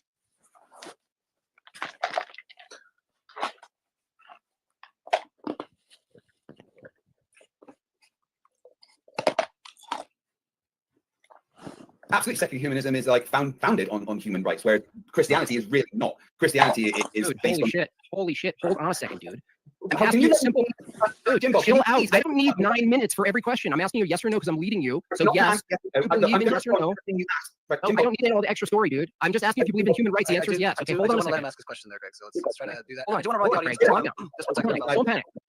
I did send you an email. I see you're trying to fix the situation. So if you do need to take a second and maybe want to reset, I can catch the live event and maybe we can get you back on camera.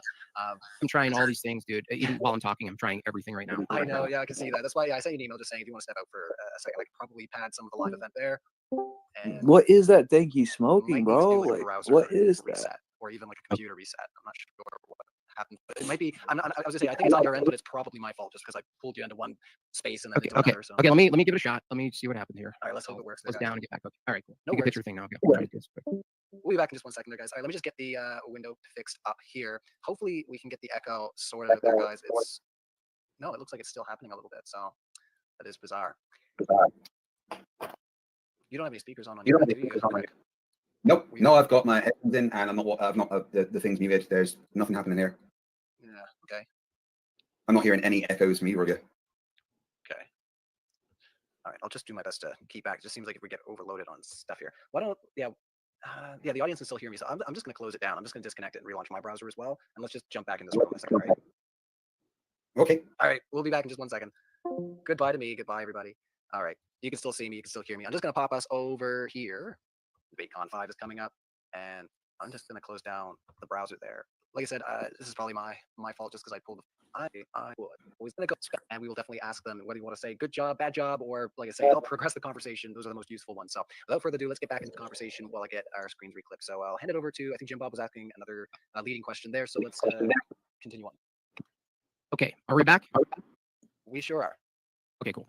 So the reason I ask Craig if he believes in human rights, and that's leading after he said he doesn't believe in using force, enforcing his beliefs on people. I don't actually believe in human rights. So, Craig, would you say that you're forcing your beliefs on me if I don't believe in human rights? No, you can not believe in human rights all you want. You're just not a secular humanist. I didn't ask if you're a secular humanist. I asked if you don't believe in forcing your beliefs on people, and you believe that's a belief in a human right, and I don't. Are you okay forcing the belief of human rights onto other people? I'm not going to force the belief of human rights into you. If you don't want to believe in human rights, then that's your prerogative. It's a pretty pathetic and disgusting position to hold, but you want to hold that position, dude, you do you. I'm not going to stop you. Okay, but if a society exists which has few human rights, and I live in a society, and I say I don't believe in these human rights, it sounds like you're perfectly fine using force to force your beliefs of human rights onto me who doesn't believe in human rights.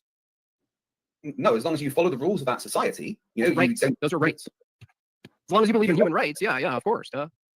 If you would allow me to finish my sentence, Jim, that'd be wonderful. I understand you have some impulse control issues, but you can't get in 2 words out before you interrupt. That'd be wonderful. So you can believe whatever you want, right? But if you don't follow the rules of a society, then the consequences of not following those rules exist. So if you go and hurt and murder and rape people, then there's going to be problems for that. Just because you don't believe in human rights isn't going to be an issue within secular humanism unless you do something that is against other people. I got you, but do you understand that when you say if you don't follow the rules, what you're saying, the reason I asked about rights is because if the rules are informed by the precept of human rights, if I don't believe in your rules, you're basically saying you're going to use force. That means your belief in your rules, the construct of your rules, you're willing to use force, which is a contradiction from your position to say, believe what you want, just don't force your rules onto us. Well, I've demonstrated right now that you are willing to use force to enforce your rules if people don't agree with them.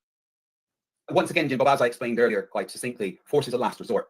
If you are going to go against the rules and try and hurt other people or do things that are a problem within a secular society, as a last resort to protect that secular humanism society, force will be used. But that's not forcing their beliefs on you. That is the law of the land and you meeting the consequences for breaking those laws. You can believe what you want. That's not a problem or a crime. So unlike Christianity, however, let me just point out there that within Christianity, thinking what you like is a crime. And it has been throughout history. It has resulted in people getting murdered. It has resulted in people getting stoned to death and more horrible things. Within Christianity, thinking what you want is literally a criminal act that can result in death. Secular humanism, you can think what you want. As long as you don't try and harm other people, we're cool. Okay, so the thing is as long as what you're saying is, translation for the audience, as long as you believe my beliefs and believe the beliefs that are enforced by the arm of government that enforces my beliefs, I'm totally fine with you, bro, which is not even different than a Christian view or even an Islam view or anything else, because Craig here is pretending that he has some sort of neutral ground to say, I just don't force my beliefs. Well, I've demonstrated pretty explicitly here, he does in fact enforce his beliefs. If I don't believe in the rules he believes in, he's willing to use force. If I don't believe in human rights, he's going to use force, right? That's pretty much it. I don't know any other way to produce a contradiction here. Let me clarify. I said the exact opposite of that. You can believe what you want. I mean, maybe there's some problem with the hearing, I'm not sure, but I specifically said several times, you can believe what you want. You can not believe in human rights. You can literally believe what you want. And secular humanism isn't going to have a problem with that. Secular humanist society isn't going to have a problem with that. However, just acting out my beliefs. Just acting out my beliefs. Right. However, if you start to do things that are harming other people, if your beliefs cause other people harm as a last resort, a last resort, they will protect themselves. If your beliefs are, I'm just going to go and murder people because that's what I believe I should do, then you know what? We are going to stop that because that will harm people. And as a last resort, the last resort, we will use force to protect. Okay, cool. Thanks for that. So if you're going with harm reduction, if you let's say hypothetically people got a little wild with their sexual fetishes, which isn't foreign to secular systems. So let's say coded language. That's where we're going. Sorry, I don't know how to code it. Okay, so let's say someone, Grandma Mildred, with her consent, before death, signs a waiver saying anybody who's interested can toy around with my posthumous body for rent. The money will go to the family. The family agrees to it. From your secular position, because there's no harm, you couldn't stop a company from renting out a cadaver. There it is. They're having sex with dead grandma again. What the hell is going on, dude? Why the hell did he do what? I wonder why he picked that. Like as a, that's weird. They've used this argument before. Oh yeah. can I finish my inquiry, please, before you move off of it? If you masturbate with a wooden dildo, and that's conceivably fine, but having sex with a tree which is alive is not, then the only threshold breaker there is that the wood is dead. Oh, so this is like a script, dude. Like what? Yeah, 100%. Yeah. Because right after, he said that on the other debate, and then he said, well, what if you cut off grandma's head and then have sex with that? And I was like, what? Homie, what the yo? I wonder what's up, man. Because no one's harmed. Where are they getting the script from?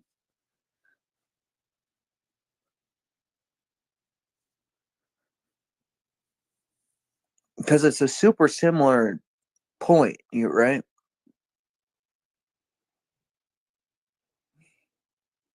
Yeah. And it's fully consent, right?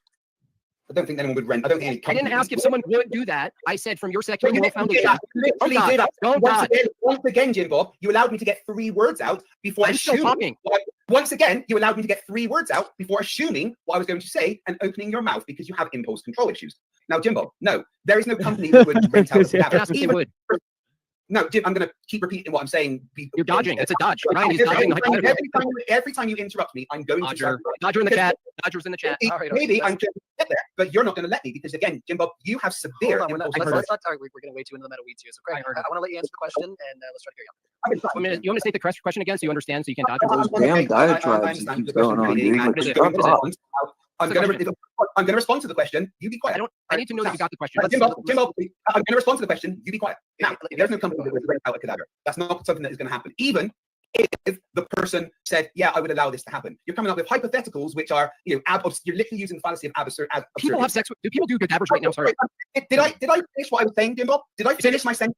Or said people wouldn't have some impulse control issues? People wouldn't. All right, let's see. Maybe we'll be getting there. So I guess the main point of being that is, the morality of the situation. No, I didn't say people wouldn't. I said no company. Yeah. Again, you seem to have severe comprehension issues. It's like you want to hear. That's ad hom. Let's get to the argument, right? The thing you're dodging. And that's an observation. No, you're using an attack of my character and my mental state to avoid the question. It's obfuscation. I'm trying to answer the question, but you're not answering the question. Okay, all right. So the question would be, how is... Hold on, Craig. So the question being, how do you explain that this is immoral from your secular worldview? Just harm reduction, which means no one's being harmed. Hold on. Just to clarify, no one's being harmed. It's fully consent. And his answer is no one would do that. The problem is people have... Actually, still to this day, right now, someone is diddling a cadaver. Okay, right now. Would they pay, if it were legal, to fiddle a cadaver based on Craig's moral position, which is secular humanism? It would be permissible. Whether or not someone would do it is not the question. What's the question is testing your logic. That is totally permissible. Bite the bullet, Craig. It's over. Once again, a fallacy of absurdity. You're taking things to a ridiculous level of something that wouldn't happen. It's not ridiculous. It happens, dude. Oh, no, Jim, but once again, I got 3.5 words out. Right, I don't want to have to lying. All right, hold on. I do want to give a chance for people to respond. I don't want to do muted rounds. You know that. But if it is a case, like you said, that you hold on. Like you say, you're not talking over me. But if it is a case that he's lying, like I say, just make a mental list. Yeah, this seems like I don't know. Obviously, this seems very tactical. Like, I think he's trying to associate with his ideology with having sex with dead corpses. Obviously, right? And to many in the audience, that would automatically disqualify his position, right? So yeah, it's pretty smart. I'm not gonna lie about it. Like that is pretty slick to. Because he got him going on it for 10 minutes, and he got him spurging about it, and that's kind of a tactic that they use, right? So they get him latched on to this idea, so then the audience sees that and then correlates that with his position. Yeah. So I've that's why name worshippers that do this type of stuff. Yeah, that's why he should make up a worse thing that the other guy does. That's automatically what what you should do in a position like this, but he's not getting the dirty tactic. Yeah, he doesn't see it. He's just biting on it and biting on it and biting on it, and then he can't get over the fact that he's being interrupted, so he's just focusing on, and that's a tactic too, to sort of tear down Jim Bob's character so that it's not about the argument, it's more about look at this idiot that keeps interrupting me. You know what I mean? Like, Yeah, right. Like like he didn't let me just destroy me, so afraid of what I have to say, blah blah blah. So, right. But what he's not seeing, and I think it's situational awareness, is that you're most likely talking to an American audience because it's on an American channel, that we don't hold those type of, that type of belief, you know what I mean, about interruption to that degree, right? It's like, who cares? He's not interrupting him in a part of a conversation is both sides, right? It's not like you instantly stop and then someone starts talking. That's stupid.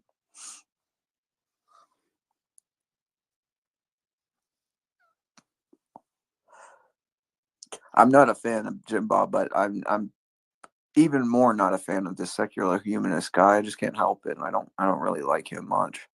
this guy's very annoying. Yep. Yeah. Read the physical list, and we'll try to give a little space to, like I say, let either Craig raise his sword on his own or fall on it by himself. It's kind of how we want to do things. So go ahead there, Craig, if you would. Yeah, it's just not something that would happen. No company would rent out a cadaver for people to have sex with, even if it was legal. It's just a disgusting thing that you have made up in your head, saying, well, secular humanism would allow this. Whether it would be allowed or not is irrelevant as to whether it would happen. No, dude, thank you for making my point. It's irrelevant whether or not it would happen. Once again, let me answer. Craig, you also want your Let me answer. If I ask you, Craig, excuse me, I have to interrupt. I haven't finished what I was saying. You didn't answer my question. That's why. Wait, maybe, Jim Bob, if you let me finish my thought, I will answer your question. But you have impulse control issues, and you don't let me get there. All right. And that's not an ad hom. This is an observation. If it feels like it has a natural stop, I'm going to stop you this time, because it did feel like you naturally stopped. I'm not going to lie. But go ahead, Craig. I was mixed in the middle of saying. I don't want you to feel like you're going to get straw banned in the aftermath, so it's only fair. But go ahead, and yeah, let's carry on. Well, I feel I've answered the question. If he wants to do the fallacy of ad absurdum, that's fine. Secular humanism doesn't say you can have sex with cadavers. That's just not something that secular humanism says. No, it's not. It doesn't. You are making that up because you didn't answer the question of why it would be wrong. Let me answer. You talked. Let me answer. So you didn't actually say why it would be wrong. If I asked you, shut up for a second. If I asked you, you don't like being interrupted. Is that a problem? Is that not very nice? Let me know when I can talk. No, we're just both doing it. I got to figure out how to mute these guys on the old chat. I can mute you, of course, through just OBS. That's always fun. But nobody likes that. See, I don't want a pop-up video for just Craig. Oh, look, it's just me. Hey, to be fair, that's the only time I've interrupted. That is literally the only time in this conversation that I've interrupted him. See, I gotta fix this now. Can you guys still hear me? Yeah, you can. Yeah. Yeah. By the way, Craig, ad absurdum is a conclusion thing, not a hypothetical thing. You got your logical. No, yeah, you are taking it out. So you are see how that almost had the chance to reset us. So I think we've explored this one. We know where you guys disagree. Wait, hold on a second, Ryan, hold on a second. Look, if I ask Craig, how would you feel if you ate breakfast this morning, and he said, if you said, oh my gosh, dude, I don't care. So if I asked him, I don't care. I just turned off his audio. I'm talking, Craig. If I asked him, oh my God, well, how would you feel if you ate breakfast this morning? And he says, well, I did eat breakfast this morning. That's how he answered my hypothetical. The reason he won't answer this is because he knows it's consistent with his harm reduction principle that he's arguing for as a moral standard tonight for his foundation for ethics. He has to say, yes, if there's no harm in someone renting a cadaver out, he says, it would never happen. I didn't ask if he thinks it would ever happen. I asked if it happened. By the way, people, fiddle corpses right now, if there was an option for a company to rent it out, shut up. If there was a company who rented it out and made it possible to do that and it was legal, secular humanism, according to your model, would have no way to argue against it. Toast. I'm going to take Craig off mute here. Your audio's back up. And I just ask kindly not to interrupt their Jim Bob, or else I will do the same on the other end. So over to you, Craig. I think I've already covered this. It's just not something that secular humanism would do. Jim Bob seems to think that people want to, for some reason, screw corpses, but that's a thing that seems to be in his head and isn't secular humanism. The claim that it would have no harm, I would disagree with. That's a mentally scarring thing, and there's no way that everybody in a family would agree with that, and that would be mentally harming for people. So you are just making something up in your head, and worryingly, it's about having sex with cadavers, Jim Bob, which is that doesn't happen, Craig. It's not something normal people think about, Jim Bob. To be honest, let me ask you a question. Why are you thinking about having sex with cadavers, Jim Bob? Test your shitty logic. Nice try. All right, we are so far away from Christianity or secularism, which has Yeah, this is where we came into the conversation. Oddly enough. Now it makes sense. Came full circle. Holy shit. Who do you think's winning so far? Yeah, I mean,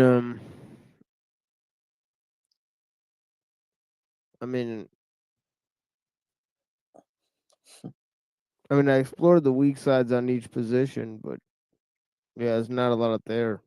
I don't think so either. Yeah.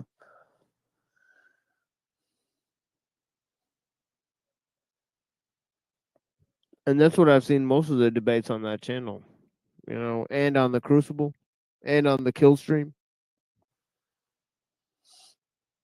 Yeah, I think it would be interesting if you ended up debating Jim Bob on something, because that little interaction you two had on Truther was pretty interesting.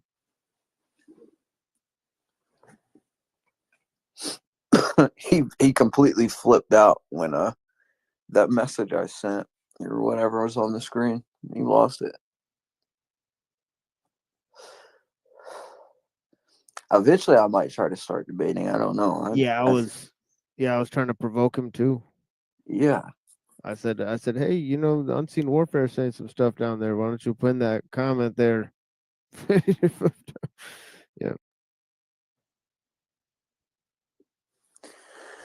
Yeah, man. Well, shit. It's 11:30, my brother. I'm heading out, my guy. Yeah. Have a blessed night. Yeah. You too, man. Yeah. Later, man. Yeah.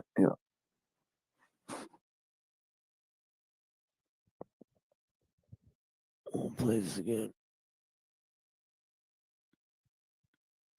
Align rhymes bill, electric pyramids of G. Clip the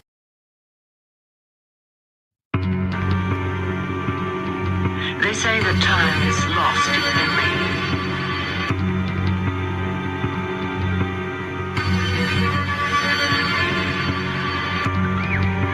We cannot touch, see, or control time. We are essentially prisoners in this fourth dimension.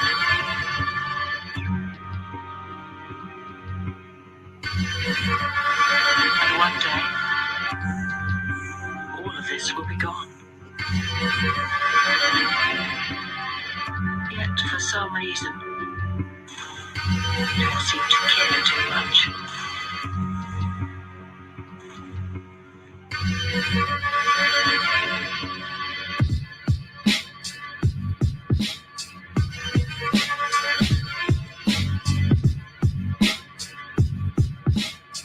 Dimension 6 you can't see. Phone entanglement, what do you believe? Communication, military, technician, speech. The young man, they taught nicely, his grandmother sleeps. The source of all light is in the darkness of the deep. We carving rapper seeds like we harvesting the wheat. The more you know, you less you speak. You love your own physique, your deals bleeding on the streets. Your organs leaking on the beast. 33 degrees, you're cutting angles off the sea. You hear the lessons demons teach, straight defeated from the weak. We like the organs off the sea, picking minds off the beach. Align rhymes bill, electric pyramids of G. Clip the wings of fallen angels, blast lyrics on the streets. You can't compete. Reincarnated inside the mind of a subasum spreads design. I drank too many cups, I think I lost my mind. Sky now, I'm down 10 nails in my Pyrex. These cuts are stealing souls of the mindless. The savage is not off the name of the highest. We swim with whales and dolphins, silhouettes of psychophagms and minds. Cold giants, fiction of titles. My waiting weapon is opening intestines. Coming to get real if it definite direction. I can't teach you lessons in surgery dissections. The demons cunt cuts. We ultimate perfection. Your succulent flesh,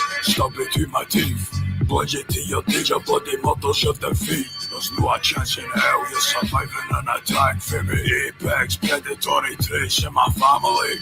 I'm fish calling, Glasgow City, Mother Town City, full of lucky doom and dirty junkie rooms. Fuck a gun, we use blades since the 1920s. Shove a kitchen knife inside your face and you'll be smelling pennies. Raise a facelift, 300 stitches. Got you for your chinny hair like the babe said you ripped me. A child, touched by fire, delivered from heaven to our greatest warrior, destined for victory.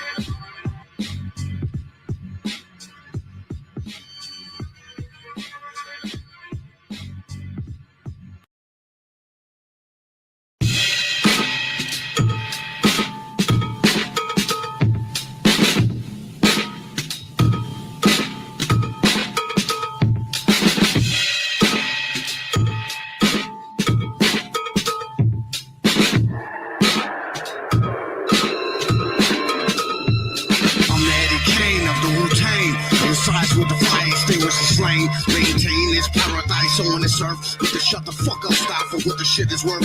Watch a nigga get your purse. Superhero niggas die. Do my dirt. Get away. And your entrepreneur wisdom shot to the dark Kahlua. The black sire. Smack fire out of the liar. My heart desire. Speak truth till I inspire.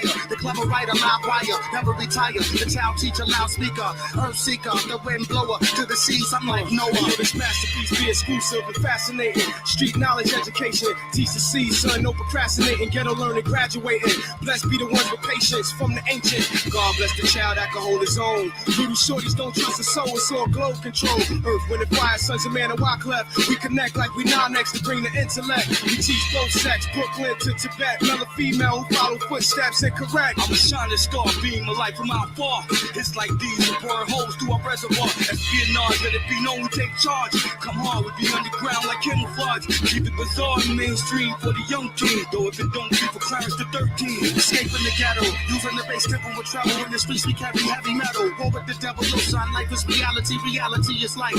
People live in tribe the world for a strike. The gods living right in this act. Too many lags. Black on black crime. The rest another victim later rest. It's been a long time to be certain. Sons of man, Mahadis of all searching. The heat is working. Earth wind and fire burning. Sensation, yearning and learning. Situation. Why could platinum hits the beast creation is what your life could truly be. Anticipation. When I was young, I taught how to produce. The science of babies getting loose. I turned white boys to Springsteen screws. Black to smooth. To the Chinese, I gave Bruce. I can't help it if my style is foggy. Roast the boogie, get your high on my patio. All come to see me moving. Girls, you walking on my dirt. I'm all in the air. I make you like playing call hurt. All my shining stars from here to LA to Mars. Growing up in the ghetto, at times it's hard. No matter where you are, you a child of God. Born as a king, not a slave for jobs. It's much more than life than a drink at bars. Large bank accounts in these fancy cars. Little king touch, they scheming when they lust. They get handcuffed for diamond ring cut.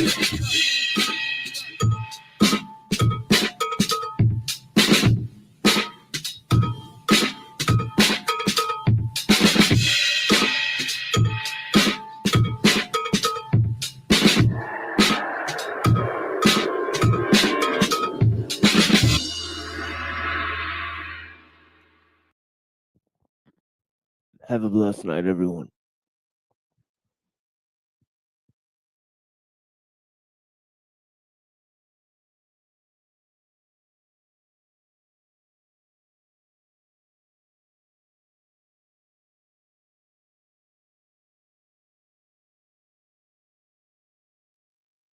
Saying that shit. Yeah. Bro, Most Pops people are is trying to dead. tell their pops about that shit. Yeah. You know what I not mean? mine. Oh shit. That's you He right was there. safe with it. There's Pops right there Yeah. in the background. Shout out to Yeah, V. to Kev Senior, man. What's up, Machine Lies? What's going on? How's it going, What's up, brother? Chilling, man. This talking about this, like, you know, this, because like how we like to have fun and all, but it's fun. Also, fun is to look into these mysteries of life. And Kev was saying it's good, but he wants to have a balance of it too, because we don't want to get overwhelmed about it. Because I was like you, Kev. Sometimes I got way far into it, you know. Yeah, I taking a could break map when I that want shit more. out. Yeah. What do you think Yeah, about that, man? Yeah, I can map that shit out. It's pretty simple. And I could map it out with different architectonic ideas. I mean, like how we did that special technology in the occult. You know, I could that was literally dope. map out, you know, like you take an area of philosophy and I could literally spin it with what the occult view of it is. You know? Yeah. Yeah, like history or science or some shit. But yeah. Let's spin the okay, let's take the philosophy of what we're talking about here, about how the conquistadors, they came up, supposedly they were inspired reading this romantic novel talking about this Amazonian queen that was like a Wonder Woman, basically, thick as well and beautiful. And then he went over to California, what we know as California, and he saw these beautiful women there and named the thing California. Could we spin just the idea of the conquistadors coming from Europe to the quote unquote New Spain? What the fuck was that all about? Machine lies. Okay. I mean, it's really more about, you know, like how, you know, I mean, it depends if you want to look at Columbus or Cortez. I mean, Look at them but both. really, if you look at Cortez, you know, he's more of a guy who's psyoping the people there. I mean, he's not really, he's kind of using their own ideas against him. He had a translator, I mean, who kind of turned on his people. Yeah. I mean, and she Uncle was, Tom. so she was kind of, you know what I mean, almost fooling both sides. I mean, she was kind of playing both sides. I mean, and the fact is that he was sort of doing the same thing where he would actually wear gold armor and a plume of feathers and say he's Quetzalcoatl. You know what I mean? So he would try to adopt their mythology, you know what I mean, and then turn it against them. So he was, in a sense, like psyoping them, you know, in a way. You know? But then if you go to Columbus, it's totally different because Columbus, you know, his origins are a little more strange. You know what I mean? You know, like you know, and his acts were a little more, you know what I mean, different because when he came in, he was looking for Marco Polo. He was following Marco Polo's route, which was just made up because Marco Polo's diaries were full of historical inaccuracies they later discovered. I mean, but he was looking for Marco Polo where he said the source of the gold was. So his whole expedition was looking for gold. I mean, is a whole different story with you know, Christopher Columbus. I mean, where he was and he said he started his voyage because of the Jews being expelled. So he was a Jew? Well, a lot of people say because he wrote about the New Jerusalem, he was looking for the New Jerusalem, which he said was like he said the earth was pear-shaped and at the top would be like Jerusalem. Okay. You know, there's a connection between like heaven and earth. So he was kind of like a flat earther, you know, or whatever. Yeah. The holy mountain up there, huh? Of the pear. Yeah. Damn, yeah, he wrote about all this shit in his diaries too. So it's not even that's something I was gonna pose too because I was watching like a little breakdown or something. I don't know, I forget exactly who did the piece, otherwise I'll credit them, but they were talking about Columbus's diaries and how he felt about the indigenous people that he stumbled across. He's like, man, these are the most kind people, you know, some of the most beautiful people I've ever run across. Anything that we asked them for, they're more than willing to give it. You know what I'm saying? Just he big up these people, and then he flipped it. He went straight as above, so is below, bro. He was like, they would make wonderful servants. Like, diabolical. Like, damn, right. Yeah, they flipped my wig. I know people always love to talk about how I've heard literally people say this, behold the pale horses, my Bible, right? But I'm like, yeah, it's a good book and all, but however, that People's History by Howard Zinn, when he was describing when Columbus was in the Caribbean and stuff, that blew my mind because like what Kevin was saying about how he talked about how kind and they give you the shirt off their back or whatever, basically. You know, I don't know if they wore short shirts, but he would basically they do it whatever, and then he flipped it, right? And the stories about his men literally riding the people like animals around the island. They literally make the people carry them, and they would do it. And then like they go on an island, for example, and maybe a couple months later, the native population will be down to 2%. Like they just go everywhere and just put that virus of fucking brutality everywhere, man. Yeah. And then people will say something like, if it wasn't for that type of shit, we wouldn't be, you know, you wouldn't have what what we're doing now, which is, I kind of understand in the sense like, yeah, they flipped it a little bit, right? They, you know, however, bro, at what cost, man? Yeah, it's all evolution, and we are where we are now. So, you know, unless it's some alternate universe or whatever, the multiverse theory where that never happened, we will never know, you know?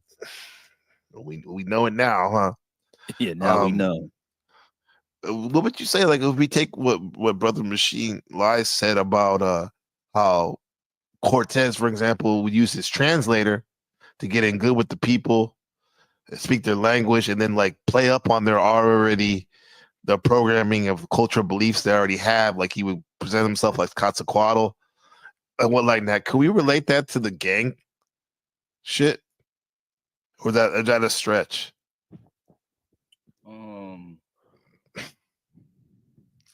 About how people came in the neighborhood and made it worse, or did that? Oh, because it wasn't just them doing it. No, I don't know. Yeah, I guess I don't know. There's all kind of theories about about shit like that.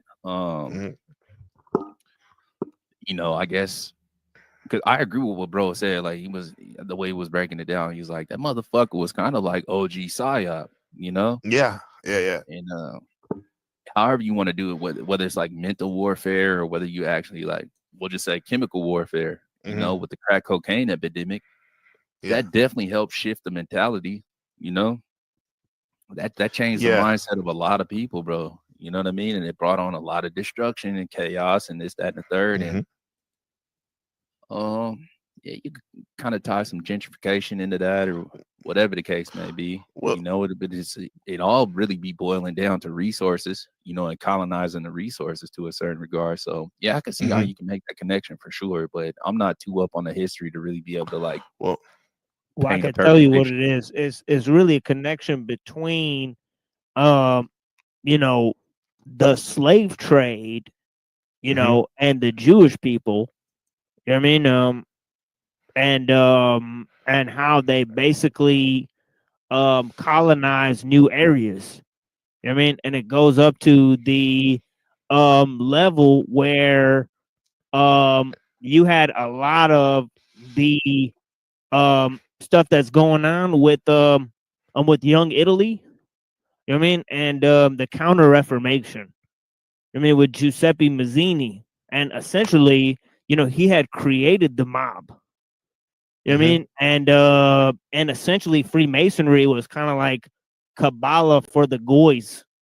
I mean, so they had flipped the whole movement. Goys, you mean Gentiles, as some of the lay folks would say, right? Yeah, and they had all these ideas where they would infiltrate movements. You know what I mean? And subvert them from the inside out. So that's what the whole idea. That's what the whole idea of the Alta Vedanta was with Giuseppe Mazzini. I mean, during the Counter Reformation, basically they wanted to get into the Reformation societies and subvert them from the inside out.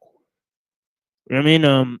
So they had a protocol for how they would do that. You know what I mean? And going into the 1800s, I mean, there was a lot of idea. Like, for example, you know, the British government, you know, Lord Palmerston, I mean, and other people, they were doing opium wars in China. You know, so a lot of the heroin and the opium trade was done by essentially the British East India Tea Company. You know what I mean? So it was like colonial gang warfare or whatever the fuck it is. Right? It's essentially what it is. Right? It's industrial warfare. For the exactly. Resources. Right. Yeah, I'm not mad at that. So that's kind of like the counterintelligence program is just a evolution of that, you know? Essentially, yeah, sure. Yeah, like the spies create like basically the occult creates the police and the gangs to keep the people confused. I mean, it's just like two sides of the same coin. You know what I mean? Like it's like in Machiavelli, you know what I mean, where he has Master Orsini. You know, he has a problem with one of his territories, and he basically installs a criminal as leader of that territory. Then the people start complaining about the criminal. Then he kills him, and then the people applaud his rule. I mean, so basically, what they call it, problem solution reaction, exactly, whatever that shit. Exactly, from King Solomon. You know, whereas like you know, we'll cut the baby in half. You know what I mean? You create a problem. You know, you force a solution, right? Right. That's what you were speaking that. I mean, John D. Right? Was he a real person? Because they say he was one of the master occultists who literally became the master spy, right? 007. Oh yeah. Absolutely, he was a real person because he tried to spy on the King of Bohemia. I mean, because during the time of King James, I mean, they were trying to get in with the King of Bohemia, and actually, the bloodlines of the British kings and the Bohemian kings are still linked today. Mm-hmm. And they're still descendants, so they still have one bloodline today from the time of King James. Mm. Yeah. So a lot of that shit is, I mean, if you really look into it, a lot of that shit is creep you the fuck out. I mean, I'm not bro, mad like, at that just at look at- all, bro. At all. No, I read this book. It's called Holy Blood, Holy Grail some years back. Oh, I and it remember was that just one. about a right. That's the bro, guy that who was wrote Da Vinci's Code. I know all about it. Yeah. Yep, exactly. That was a real deep book. But them it was him and another guy. You know, he had a co-author or whatever the case may be. But Yeah, but the the problem with Da influence- Vinci's Code Dan is Brown. that he lies a lot in that. You know, you got to think why, if the whole thing is a myth, why is Tom Hanks bowing down to the bones of a dead Jewish woman? Mm. Like, what is the reverence there? I mean, like, what Well, that- reverence does he have? I mean, it's kind of You know, weird. they Hollywooded that movie up a little bit, but in comparison to the book, that wasn't the ultimate conclusion. You know what I mean? Yeah. Yeah. Yeah, And they, right. these Yeah. guys, these them brothers was like on a 30-year trek, you know, across like France, Rome. You know what I'm saying? I believe they even went to like Ethiopia, you know, in search of what's that shit called? The little the Ark of the Ark of the Lost Covenant. or Ark of the whatever case Covenant, may be. Ark of the Covenant Yeah. from Indiana Jones 1. Yeah. Yeah. Yeah, I they remember went 10 years everywhere. ago. Most powerful weapon ever. Yeah. Yeah, I remember 10 years ago trying to buy weed in Chicago. That shit was fucking crazy, man. We're talking about that. Yeah, but Kevin, the machine. That's like marathon machine.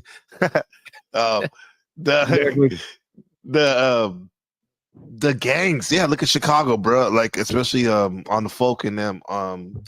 The Black Gangster Disciples, even Bloods and Crip. It's straight a cult. They're writing. Yeah. Literally, the GDs in Chicago, they have occult symbolisms up the ass. You know what I'm saying? Yeah, 100%. Like, everywhere, man. Like Yeah, I wonder gangs, if bro. them brothers even knew what the fuck that they were doing though. If they I think really some knew of what them those do. symbols, you know. Well, the Bloods and the Crips are definitely controlled by Prince Hall Freemasonry. Yeah, that is. Yeah, that's definitely it. Yeah, yeah.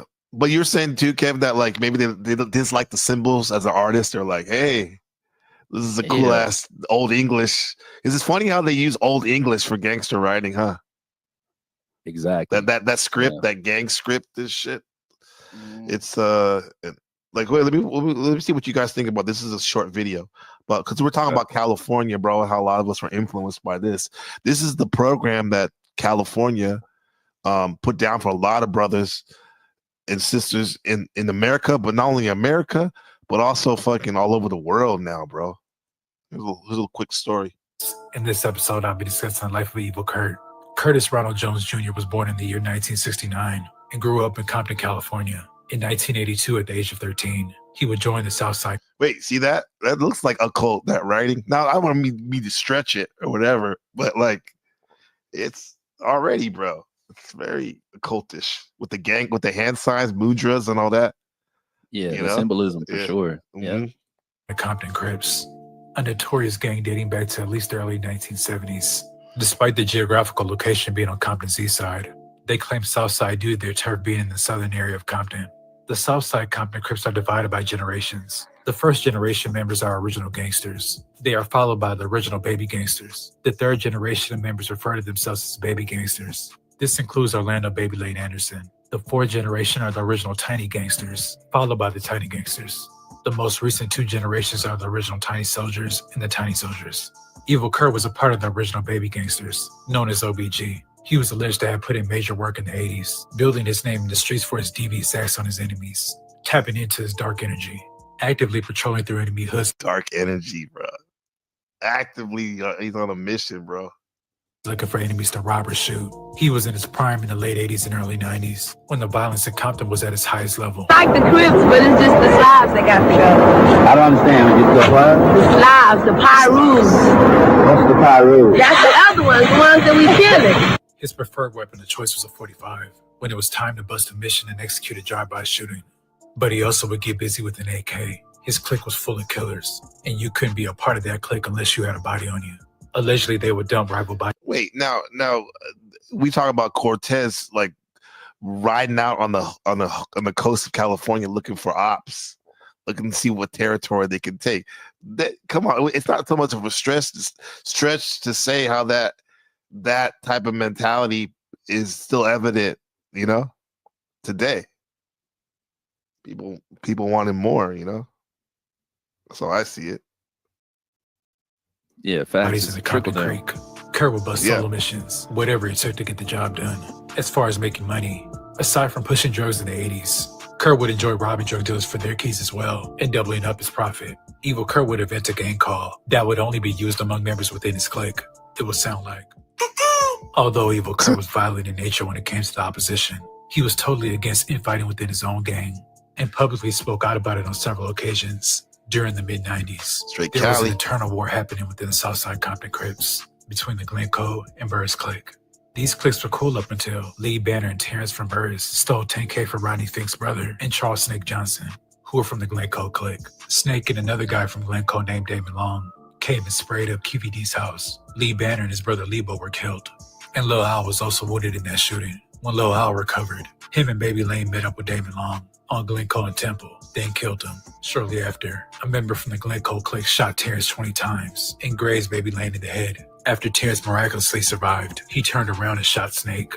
To make matters worse, Evil Kurt's brother-in-law, OG Ron, was killed in a drive-by shooting on September 1st of 1996. At this point, it was major dysfunction within Southside, and it was just a bad time in general to get on their bad side. A few days later on September 7th, Tupac, Suge, and members of the mob stomped down Baby Lane in Vegas. At the time of this beatdown, Suge was already on parole, stemming from a 1992 attack on two young would-be rappers. Now, we're safe to say that Suge Knight is Boule, right? If there is a Boule, or it was. No. Yeah. Not for me, you know. It's no Not for you? confirmation Okay. in that for me, but it's possible. I'm not mad at the idea that it's possible, but you know how just like they have different iterations of that gang, Tiny Gangsters we just saw right earlier. Yeah, I would say like too, like people in this narrative. I always say Masonic sorcery theater that we're witnessing. Some people may say the mainstream like media. I mean, what we see on TV and that certain figures represent archetypal energies. Like we could say Tupac and Nipsey. There's a correlation there.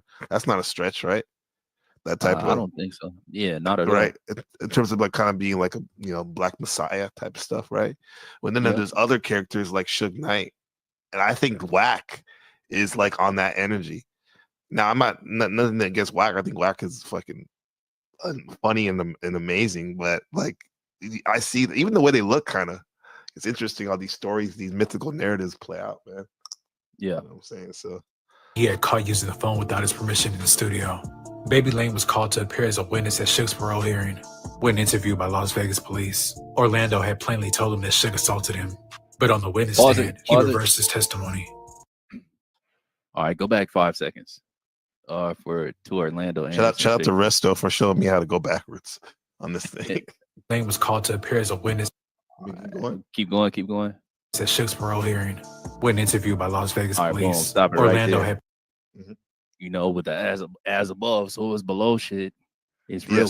It's so fucking ironic how closely Tupac and Orlando Anderson resemble one another. Oh yeah, I just saw that. Wow, that's who that is. That's Orlando Anderson.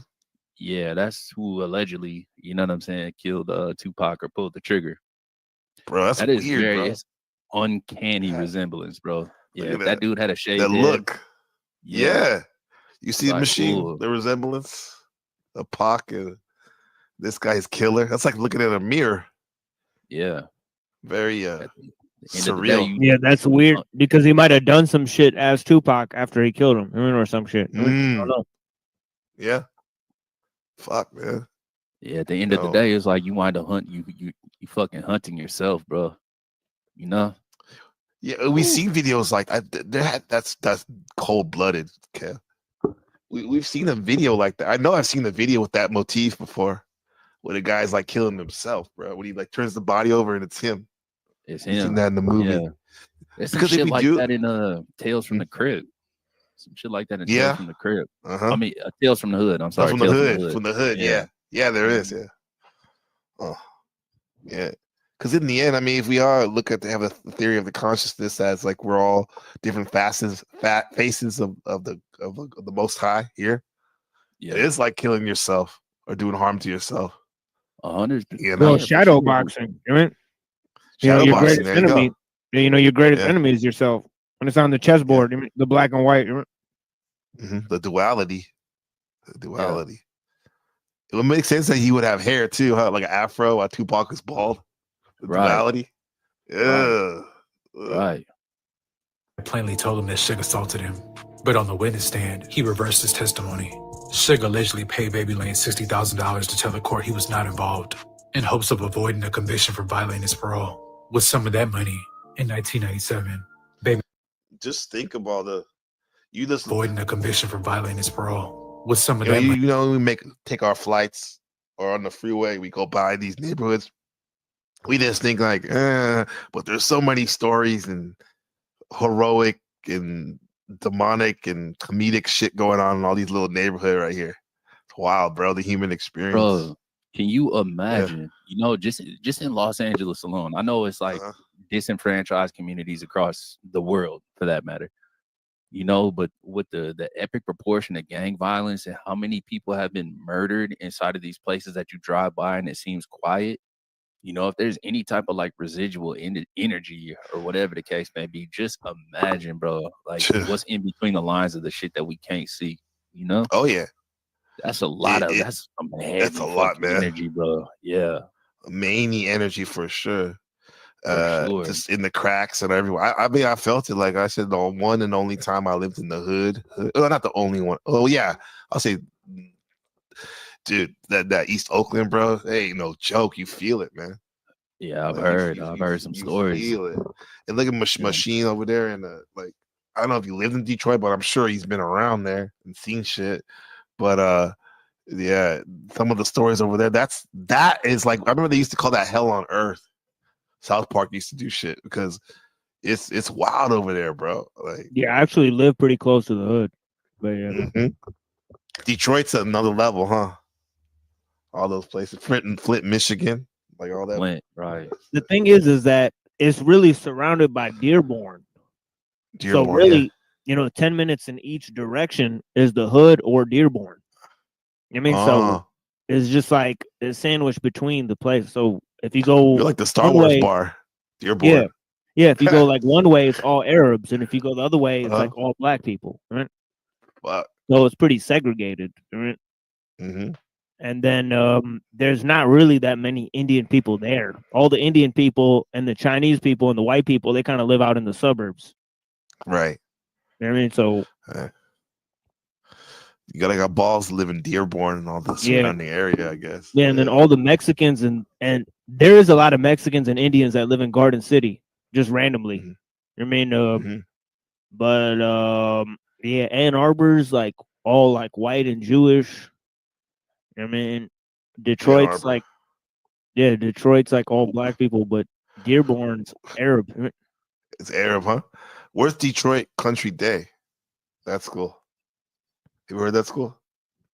Yeah, that's a little bit more like in the rich part. It's like Bloomfield Hills or some shit. It's like Rochester. That's where Chris Webber went. Yeah, that's like that's like where like Eminem lives and shit. It's like the rich area. Because whatever there's extreme ghetto, there's always extreme affluence. Yeah, because I heard Eminem's not from Detroit. He's from like Warren, Michigan, or some shit. See, he was capping with that 8 Mile shit, huh? Oh yeah. Yeah, maybe he lived there for a minute though. I mean, that was enough. That was enough, huh? Yeah. In Portland, bro. I mean, where's the? Is there? Did they have that dynamic too, Kev? Like where it's like pretty fucked up some parts, but then there's some like right next to it. There's some affluent, nice spot. Yeah. Yeah, we used to. Northeast Portland used to be crazy, but you know, the gentrification wars.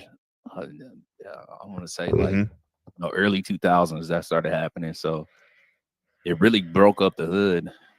in a good way, you know, because it's not all Yeah. centralized and shit. But now it just kind of like spread all the bullshit out throughout the whole city where it used to be in one place, you know, all the gang violence or whatever the case may Yeah, be. yeah, And yeah. now it's like it'll just pop up fucking anywhere, you know. Yeah. Because I'm Yeah. interested in that, man. Like we had people in my family with Mexican mafia. I was watching the documentary that's attached to the movie American Me. Okay. And they were literally filming that movie in the hood, and they had rival gang members in the same movie. Like so many people were murdered though, as a you know, that worked on the movie. Edward James Olmos, the director star of it, he had literally a contract on his life for many years because of that. But yeah, man, I guess that's the bridge machine when because I love the Uncle Teddy, his philosophies on certain things about the structure of the modern world, you know. But yeah, Uncle Teddy was a gang too, you know, right? Yeah, He was like a pretty one-man much, gang, you know? one man for sure, gang, yeah.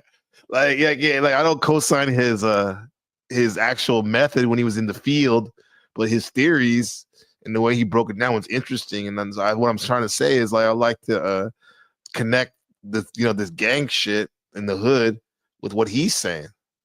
You know, I know you brought up the occult and stuff like that, and we're talking about how well, if you look the at Earth First, you know, yeah, that's kind of interesting because they were putting like, you know, steel beams in the trees so that lumberjacks chainsaws would explode. Jesus. So they were doing some gangster shit. I mean, yeah, saboteurs, right? right. So there's that whole thing. Is like the saboteur game is a little bit gangster, right? But and Lenin did a lot of that too. So when you go to guerrilla warfare, there's a lot of saboteur shit. Mm-hmm.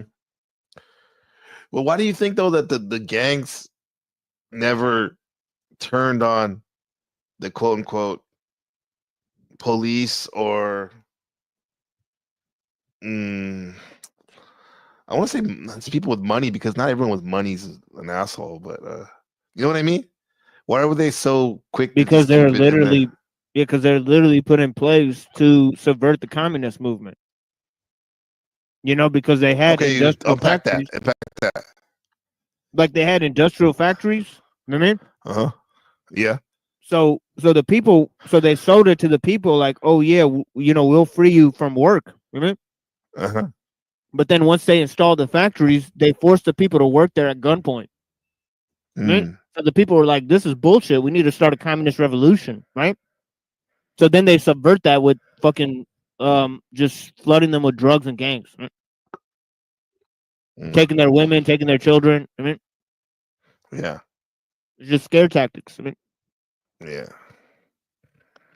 Now I can see that connection now. Yeah. It used to be a little bit more than a scare tactic at that point, you know, when you actually like doing shit that's going to influence people's lives and like how they live and genocide. Might get your piece taken off the chessboard. Exactly. Well, like even the most benign drugs, you know what I mean? Like we're talking about LSD and mushrooms and shit were there as to stop the anti-war effort.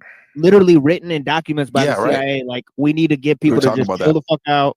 You know, they literally like made Timothy Leary like an agent, and they're like, go out there and tell people to just smoke pot and tune the fuck out instead of fighting the system, because this is literally the move.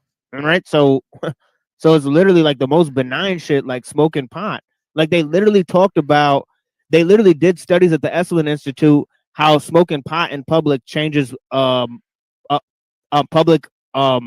perception of social taboos. Yeah, it does. They literally did studies on that shit before they started promoting it, right? Yeah. Now with the legalization of psychedelics in cities like Oakland and I think Boston maybe, and then in Colorado, Denver, that's what you're just talking about, like up in the ante, right? Because people could be doing revolutionary stuff right now. Yeah, look at what Professor Griff said. He said they're trying to marry the prison culture to the street culture. You know, it's just that simple, you know? Married the prison culture to the street culture. Yeah, in what context? What did How he so? mean by that? Yeah, did he give a little bit more context as to what he was saying by that? Oh yeah, he gave a lot of context. He was like, look, like he was like, they're trying to make the like he said they're trying to make the butt crack the new cleavage, so that you don't think about, so you don't think about, women giving birth when you think about sexuality. You know what I mean? So the whole thing to have women showing their ass is to actually make dudes gay. You know what I mean? Because it's to make you attracted to a body part that's sexually neutral. You know what I mean? Yeah, man. I'll add on that in the sense that I'm not saying that's actually true, but it is little things like that. I mean, like if you look at Ms. Magazine and shit, and Gloria Steinem and shit. I don't know if you guys know about that. I mean, but yeah, they literally subverted black communities. Yeah, by creating black feminism through a magazine. Yeah. But like, dude, with all the talk about like Adam 22, but he's a known degenerate, but like other people like talking about eating girls' butts out, like that's normal and shit. I get it. I mean, people do what they do, man. If you're gonna be freaky, you're freaky. But I was talking about like bust a bitch down, anal sex and shit like that. That's like that is the OGs that I know. They consider that one step away from being homosexual, even if it is a woman. You know. So, but yet this is propagated big time. No, you're right. You're right. Yeah, it was a funny joke that a dude. I remember I was watching Comedy Central. I can't remember which comedian it is, but I tell it a lot. Where it's like somebody was saying at Thanksgiving dinner that they're gay. And the grandpa goes, boy, why can't you just fuck normal bitches in the ass like a normal dude? like a normal dude. Yeah, or some shit like that. That's it. Pretty funny. That's it. But it's that's still funny on many levels, but it's still point. Movement of the window that they're going to the most grotesque aspect of human behavior. I mean, literally, like that's Satanism, glorify right? the pooper. You know what I mean? The poop shoot. I mean, because it's like, it's like my shit doesn't stink. I mean, right? So it's literally the thing where it's like, I mean, it's a strange move, where it's like, let's glorify and reward the most crass type of behavior. I mean, so I just think that that's obviously, designed. You know what I mean, isn't that hardcore Satanism is about defying the beautifulness of God? Like saying the most grotesque things, doing the most heinous things. Well, I heard somebody say that usury and homosexuality are basically linked, because it's like you're planting seeds where nothing grows. I mean, or something like that. I mean, right? So it's essentially just like subversion. You know what I mean, right? And I don't hate gay people or whatever. I'm just saying what some religious kooks said, right? So excuse my I mean, I'm not saying I totally believe this, but I could see how, I mean, it's like, you're taking away the fruitfulness of life. It's not about life. It's not about family. You know what I mean? Yeah. The usury, then that's lending money at interest, right? A high interest. Right. Is that what you mean? So that is, that's pretty, that's tough, man, because that it diminishes the value of money, of everybody's money. So and just your outlook on yourself, your self-respect and confidence when you have this big debt hanging over your head. Well, that's the thing is that they know that if you keep people in debt and you keep them away from their family, you can control them. Because people who don't come from good like families, that can take care of them, and are in debt, they're likely to be criminals. Nobody loves them. Let me caveat that. Let me caveat that with the Section 8 agenda, right? Take the man out the household, That was a pretty dark play, and that kind of it plays into I don't know if you guys ever saw the mission statement from Black Lives Matter, the early mission statement, like back in like 2019, back when they were grassroots, not taking over. Yeah, I don't know.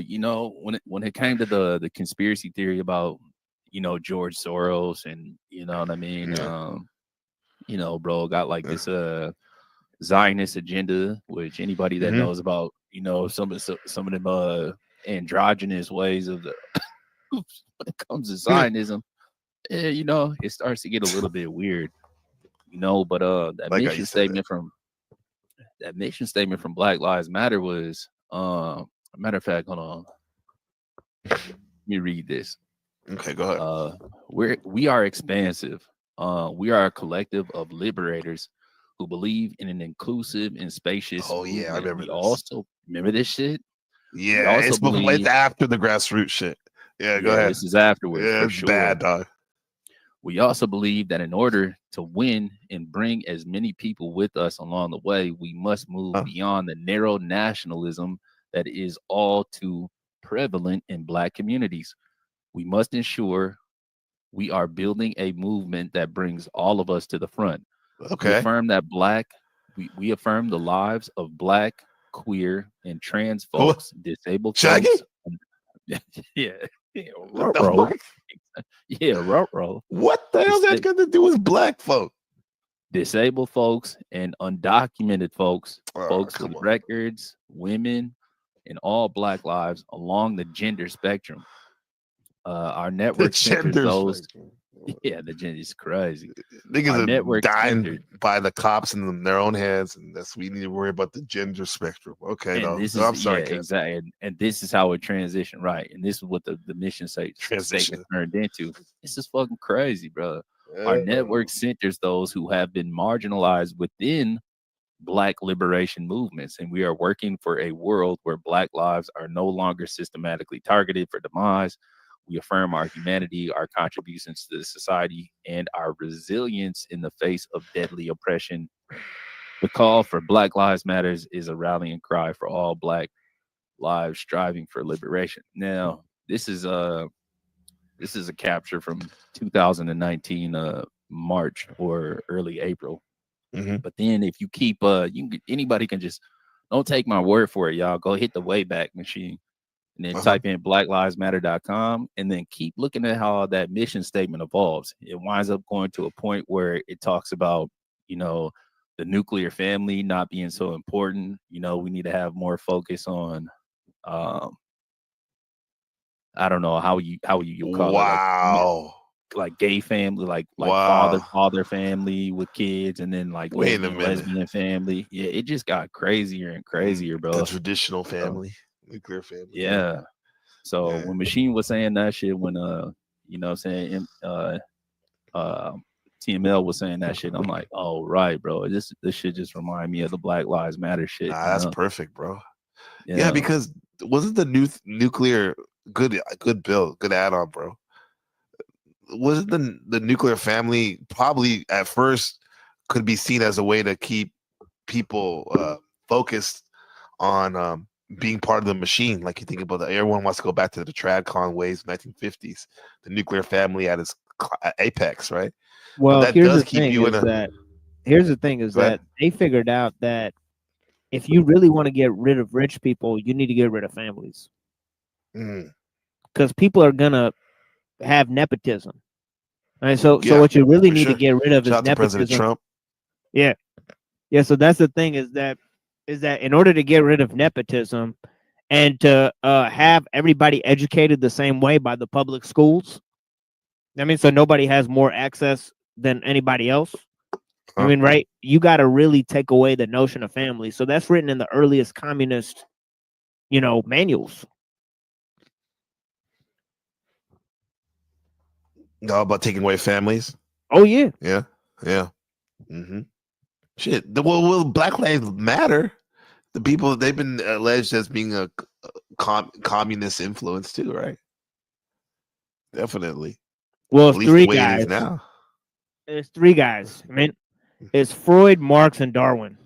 And the Freudo-Marxian Marx and Darwin. Okay. Yeah, it's like 1800s. They combined. In the whole eugenics movement. And essentially, they understood that, because man is like tabula rasa, you know, and he's equal. He's born equal, right? That's the species being from Marx, right?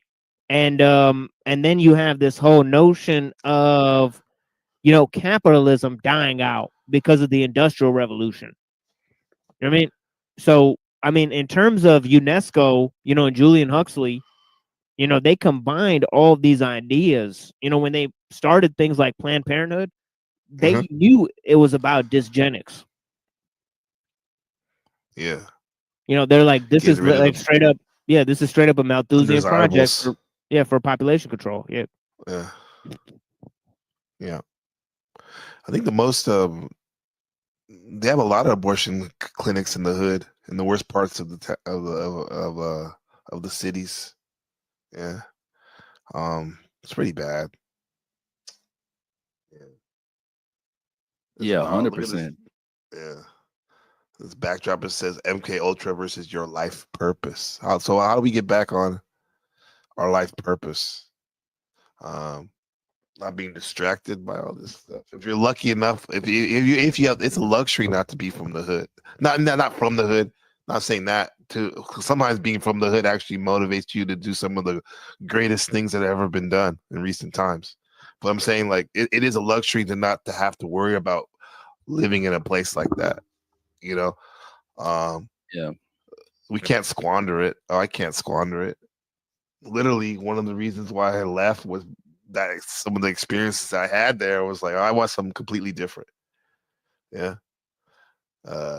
It is different here. They have their own problems here, but it is a little different. Yeah. There's also a beauty that comes from that, bro. You know, because you know, I've lived on both sides of the coin. I've been in the hood, and I also been in like super suburbia, and also like in the super ass country. You know, one thing that I noticed about the kids, like now I live in a farm community. You know, these kids are so innocent, bro. You know, a 10-year-old kid out here is not the same as a 10-year-old in the hood that's been exposed to like death, violence. You know what I'm saying? They have to look over their shoulders. So there's like there's a different evolution of the mind that takes place. You know, if they can survive those circumstances, and then get to a point where they're really like seeking knowledge. You know, them brothers and them sisters that come out of them type of communities, I feel like they have a distinct advantage. You know, to a certain extent. Yeah. They just see the world differently. You know what I mean? So that's the ebb and flow, or you know, as above, so as below type shit. You know what I'm saying? There's always a beauty in the struggle. You know what I mean? It's just if you can overcome them obstacles and get to a point of peace, I guess. Yeah, you peace. know, I like that. That's my goal, top priority. Peace of mind. Facts. Bliss. That's bliss. Yeah, for sure. You can make it out. You'll have a different understanding, you know. Yeah, different. It's gonna be a paradigm shifter. That's what I'm saying. Like my family has been battling these colds and these viruses that are going around here, because they got it twice. They got it from my son bringing whatever those kids have at school back home, and then me teaching my students, and they're being sick. And we just been hit hard this last month, man. All of us in the family, only to turn the corner to become stronger. Because I really believe, I have a knowing, not even a belief, but a knowing that in the sicknesses, and this goes along with being from the hood. This is just my micro version of it. It's like coming back from a virus or something that you had, or a horrible cold or whatever. You come out so strong, man. If you look at it for like, fuck, that was horrible, bro. And we even have people like that survived cancer in the chat right now. Shout out to Keith and whatnot. That like you just like, it's like you're reborn, and that's the same feeling it is from spending time in the hood, or even growing up in the hood, like Master Creator, and this blooming and going beyond that. You know? Yeah, it's like 100%. It's like, fuck, I can do anything now, almost, right? Yeah, type of shit. Yeah. It's definitely like you have that sense of mortality, but also you know that you're resilient. You know what I mean? You know you got some other resilient, yes, to overcome some obstacles. You know, and like Peril was saying, he said he asked a question about herd immunity, and I'll tie that into what TML was saying about eugenics. You know, I remember you know, before the C-19 epidemic or pandemic came out, I remember Bill Gates he did a TED talk where he was speaking about he's like, man, we need more people to like what's the word I'm looking for? What's it when they like make a woman sterile or a man sterile? He was make them preaching for infertile. this. Yes, Sterilize. Yes. Sterilize. Infertility, There we go.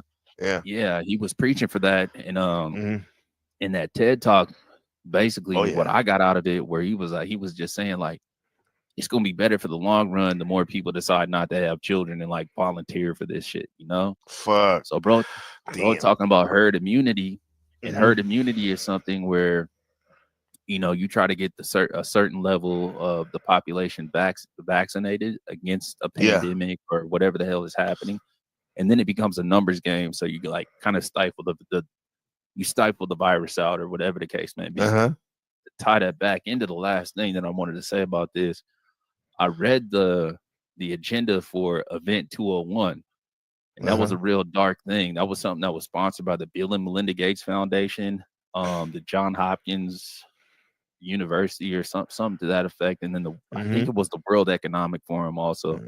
Klaus Schwab and the boys. Oh, bro, that's a dark little agenda right there. And they it was October of 2019 where they were talking about this global pandemic that might hit.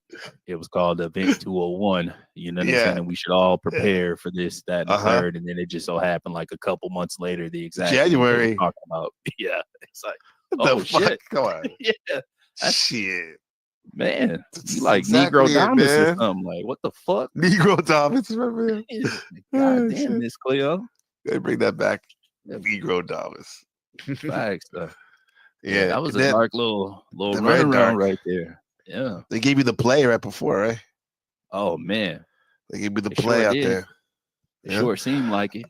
They even had, it was so diabolical that they even did the in the Event 201. They talked about the celebrities that would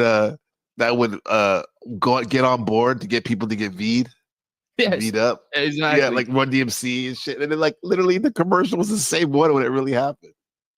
It's pretty like dark. Can't make that shit up, man. Nah, not at all. Yeah, not at all. You really can't make it up though. It's actually on the record. Yeah. It's diabolical, man. And then bring it back to what's going on here too, is that like these sicknesses I'm telling you about, it has to be. Now this is all the Occam's razor, I guess. When you usually with Occam's razor, you take the most plausible thing to happen. You don't try to get all woo-woo conspiracied out. But fuck it, bro. Yeah. The way people are getting sick, I see all my students and other people around here, bro. I haven't seen viruses like this ever. Right? You know how people are having coughs for like fucking like 5 months. You know, like viral load after viral load getting dropped on them. Right. I'm starting like Sharp Rob right now because I'm trying to get over. I'm getting over this shit. Shit, man. You know what I mean, Kev? It's crazy because even if you didn't get the V, there's something called that about like shedding. Mm-hmm. You know, the spike protein can shed on you from the V. So. Yeah. So in the end, it's like they don't even have to get everybody. You know, I don't get me wrong. I think the human spirit and we're resilient.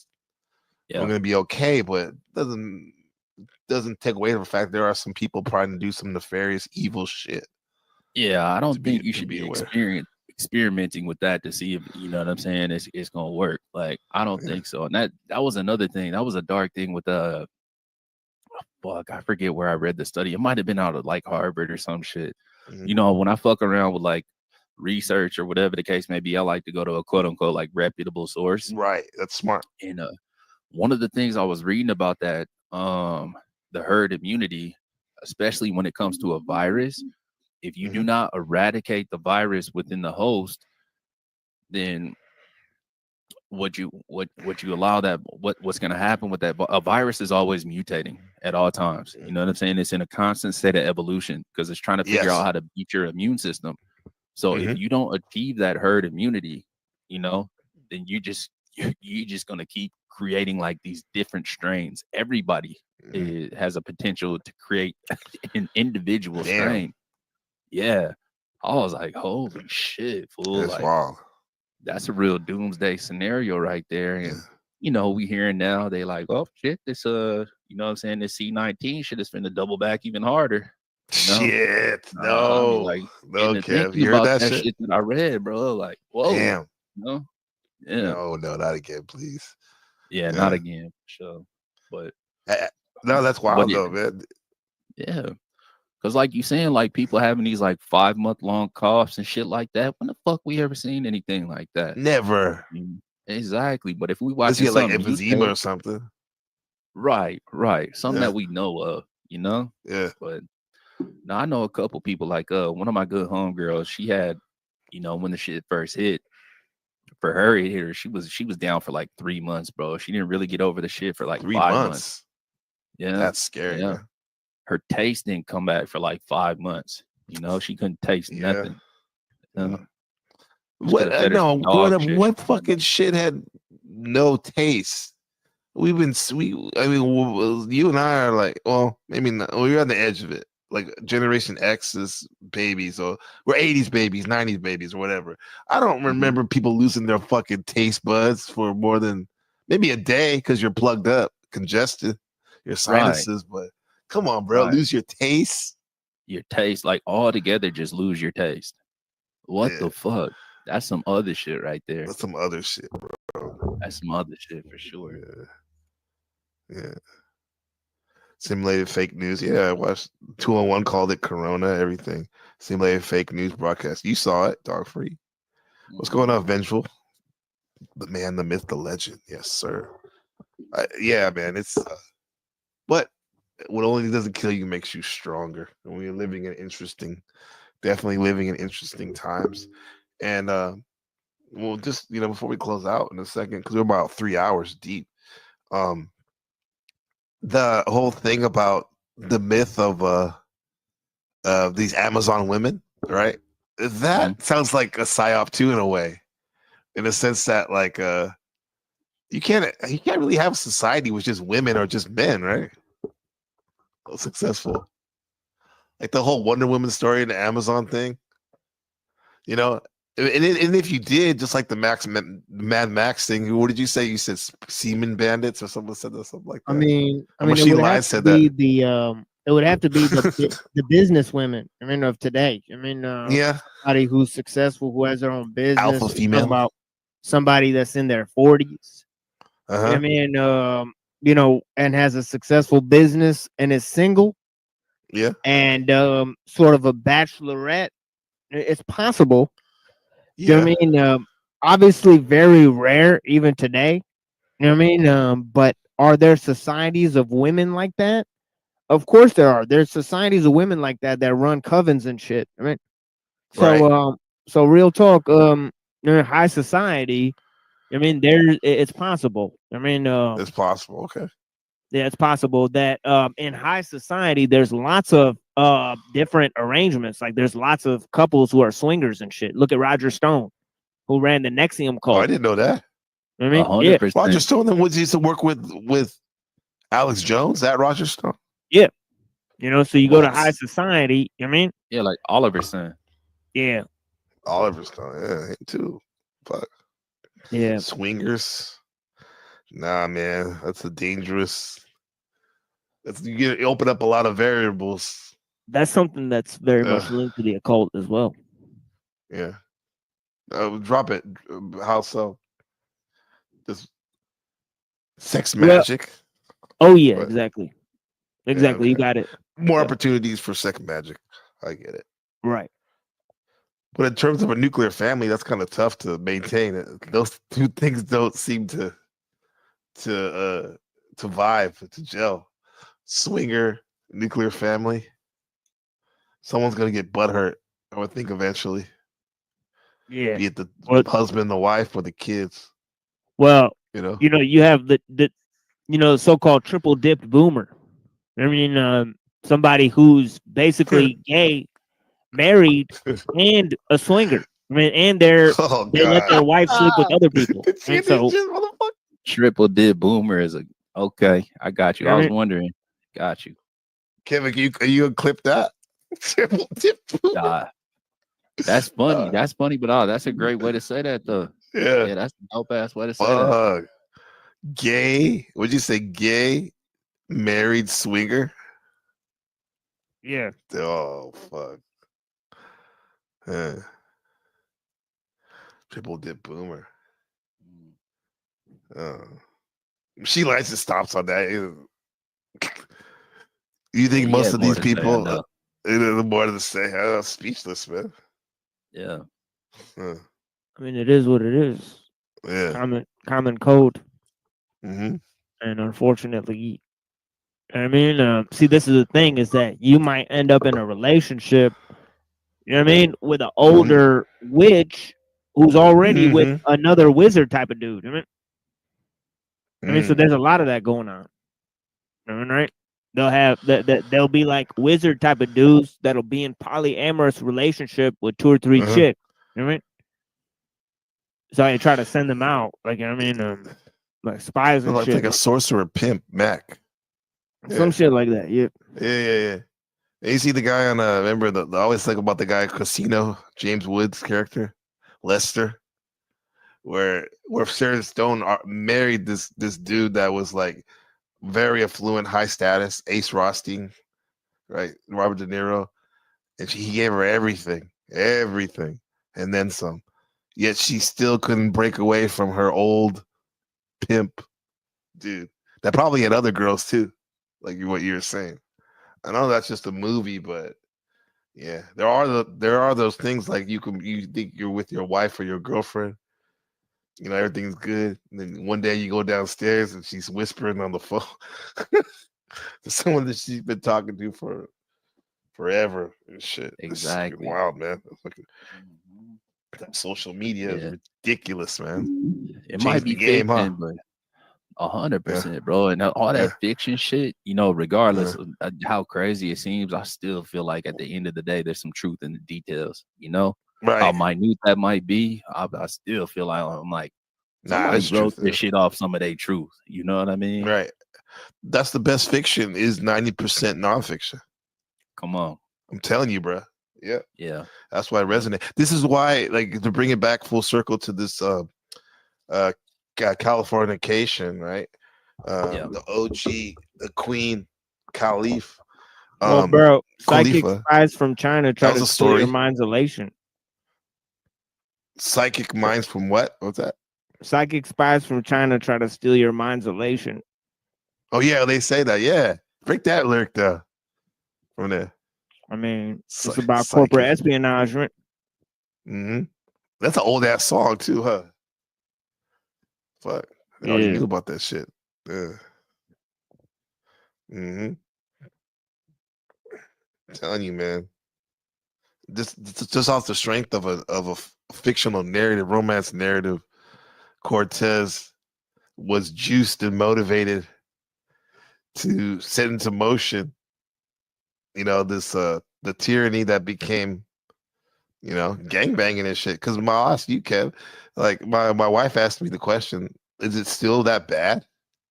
What do you think, man? It's pretty bad still, right? Some places it's gang shit.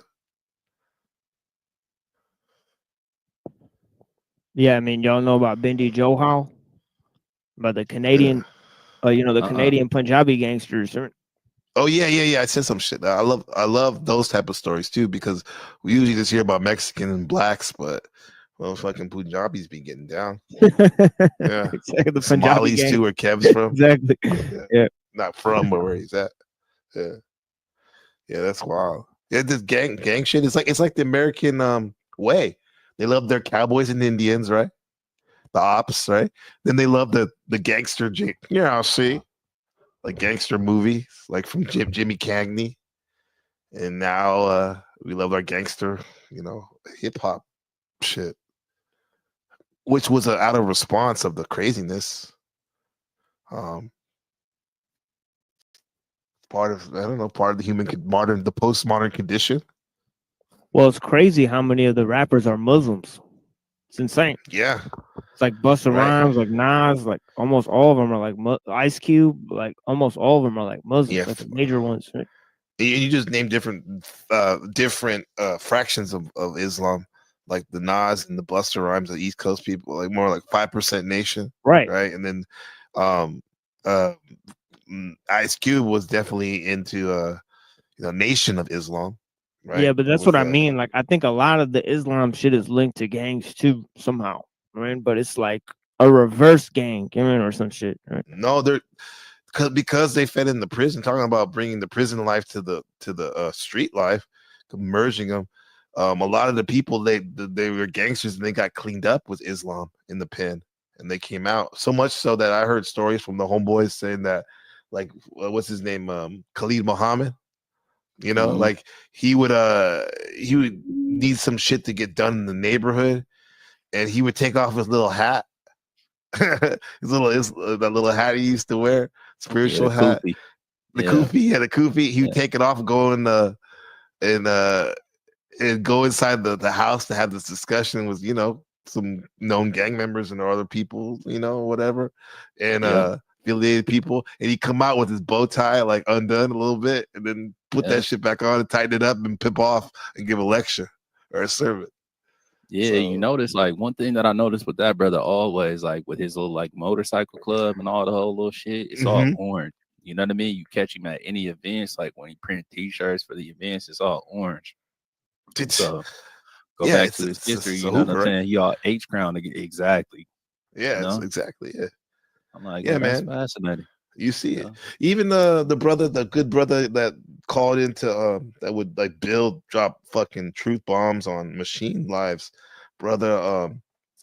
The black brother from Chicago Machine. What's his name? I haven't heard him on your broadcast in a minute. Yeah, Issa. Issa, bro. He literally, it's one of the most spiritual. He came up a couple weeks Muslim ago, but then he had to run or some shit. But yeah, oh, he did. Okay, good. But like, he's around. I guess. Look at him. What was that? He what? Yeah, he used to be a Moor, and he's a Shia Muslim. Yeah, he's a big brother too. Yeah. Not only that though, but like it was talking about the influence of gang stuff. His profile pic is Larry Hoover. Right. And he's like, this brother wears the whole garb and everything, Kev. Like, and he seems like a cleric when he's talking, a sheikh or something. He basically is. Yeah, he is. Yeah, he has the knowledge. Yeah, in terms of the Shia stuff, he's basically a sheikh. Yeah. Mm-hmm. Okay. And he has a Hoover funeral, pamphlet, funeral pamphlet on his profile pic. I even asked him, I'm like, bro, no disrespect, bro, because I wanted to get into the mind in the sense that, like, being who you are, like, how is it? I'm interested that still seems like it must be a part of you. You know what I mean? You must be like, if not to talk shit or anything, but like that's still, it's interesting how that's still a part of you so much so that you put that as your avatar. So that's bro's core values. You know what I'm saying? That's what I mean. Yeah. Mm-hmm. Yeah. And it's hard to get away from that. Like, even myself, I grew up in an Islamic household, you know? Right. I grew until I was 20, 22, 23. When I went overseas, that's when I broke away from the Islamic religion, because everything that I had been taught in my household about the Holy Lands, like, I saw the exact opposite when I was deployed, you know? But still to this day, bro, if I see a Muslim brother or whatever, I still greet him like assalamu alaikum or whatever. And there's a lot of those core values. Yeah. I got that download as a child. So there's certain shit that it still resonates with me, and I find peace and solace in that, especially like relationship wise. You know what I mean? It's just some shit I can't undownload, unfortunately. So I get that to a certain extent, but at some point, like, logic gotta override some things, you know? And I think like gang banging and violence in the community would have been a part of my like core values. I don't think that would have been a hard one to separate from, you know? Right. But you come from where you come from, you know, and you could also like identify that as like a tribal thing as well, you know? Okay. Or like, you're like, okay, this individual here is from like, I don't know, like, you know, like a Sioux tribe or something like that. You know what I'm saying? So Yeah, they used to do some crazy shit like scalping niggas or whatever the case may be. I mean, we ain't on that type of time, but you know, I'm still finna represent like the Sioux Nation, you know. So it's a little complex with that, you know. No, I get it. The I get psychology it. Yeah. behind that. Yeah. Yeah. Either I'm just curious to see, because I think that's interesting how, because I'm a man in that really that enjoys just juxtaposition. And a lot of times when something you'll see juxtaposition, like you'll see like I'm taking a walking tour of South Central Los Angeles, right? On the screen, but then I'll play like some Chopin classical music while we're showing it, right? Like it's just position, but then again, yeah, exactly, yeah. But like but even though it seems like just juxtaposition is whole opposite, it's not. In the end, it's just two different forms of beauty, in a sense. Yeah. You know, like it's just, and this is, and this is where we're at right now, man. Like this channel. It's all about alkalining that energy. You know what I'm saying? Because you're gonna take it's beauty in the struggle, like J. Cole say. You know what I mean? So even the fucked up shit or the toxic ideologies that you might have been subjected to or indoctrinated with, you know, you could come out that other side, you know, still like identifying with some of that, but that kind of give you a baseline for where you don't want to be and where you also should be, you know. You guys ever hear It's a Shame by Cool G Rap? I might have. Oh man. Let me write it down though. See, this shit'll make J. Cole look like a clown. Or any of those guys, you know, Kendrick Lamar, J. Cole, any of those new guys. I mean, what you say it's called? It's a shame. It's a shame, yeah. They probably were influenced by him. If you're a rapper, especially if you're a gangster rapper, I know J. Cole. Like, some hype probably shit. were influenced by that. Listen.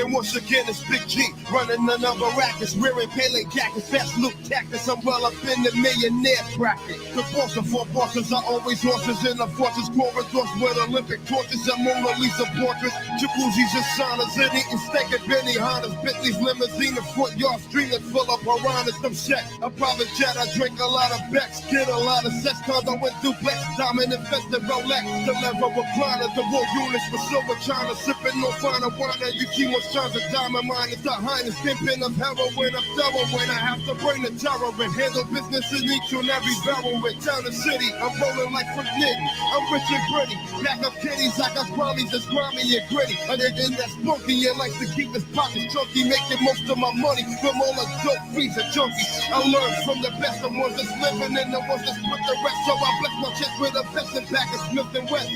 And then I'm off to get the snaps, not the scraps. The game is be a real map. The name is Cool G Rap.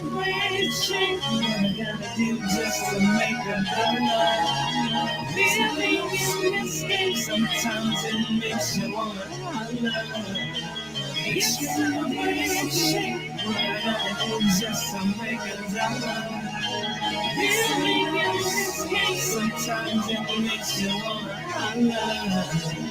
I gotta fly up under the wing. I swing it, it does a thing. And if you step inside my ring, she'll bang it out and make your brain hang. She sits at restaurant tables with make boxes and staples. Drink a share and they brand label. Shit rockin' suckers cradle and yeah. Honey is more bounce to the ounce.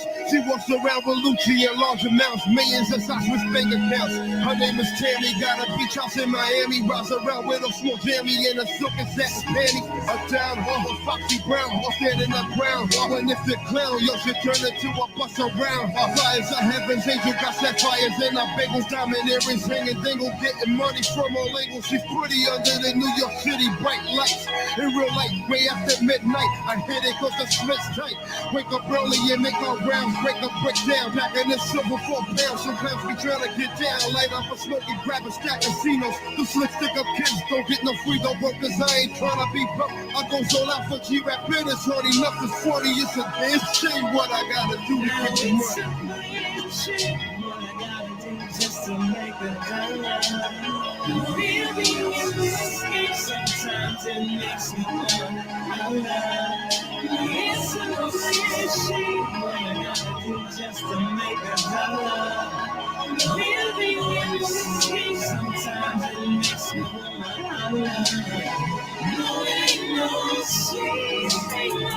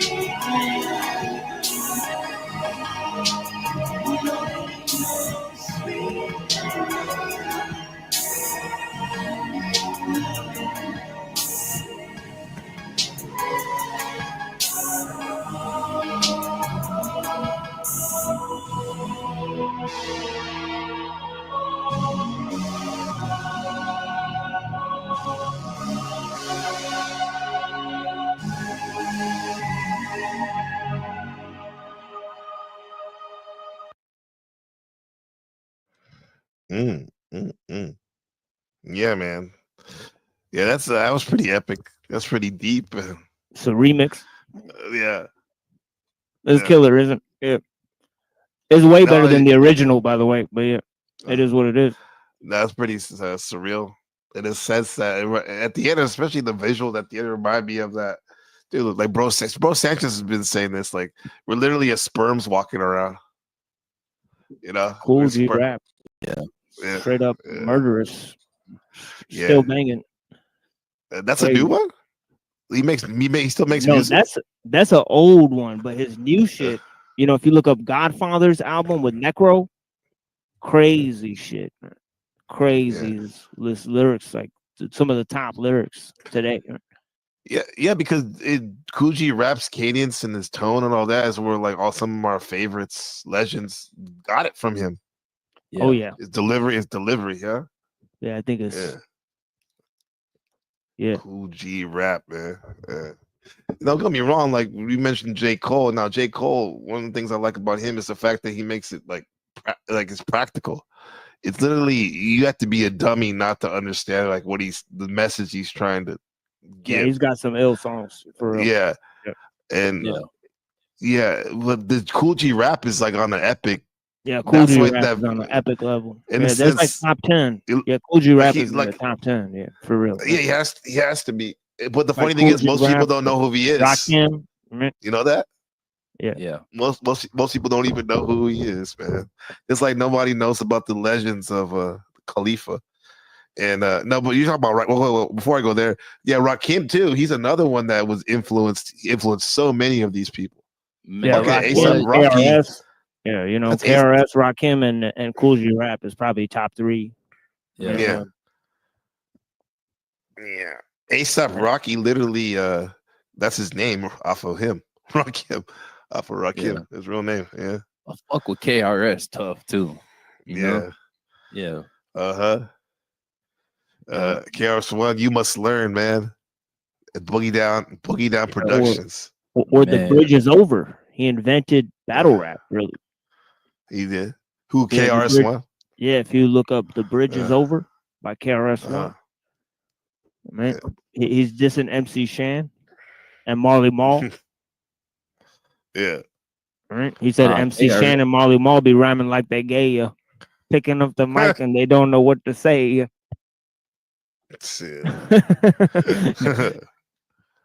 I think very KRS deeply. is classic for sure. He released a album in 2020. I forget what the album is called. But there was a song on it. My favorite song off that album was called "Free," or AKA the book song. And bro just rapped so cold. Yeah, the book song was fucking dope, bro. Like also Black Moon. Say again. Black Moon. Oh yeah, buck him down. Buckshot, buck him down, and who got the props? Yeah, I play them sometimes on there. They're good. But the KRS-One though, you said it's a new one, Kev. That you see her? No, it's not new. No, It's new. It's not new. It's from 2020. Yeah, it's from 2020. Okay, it's new enough.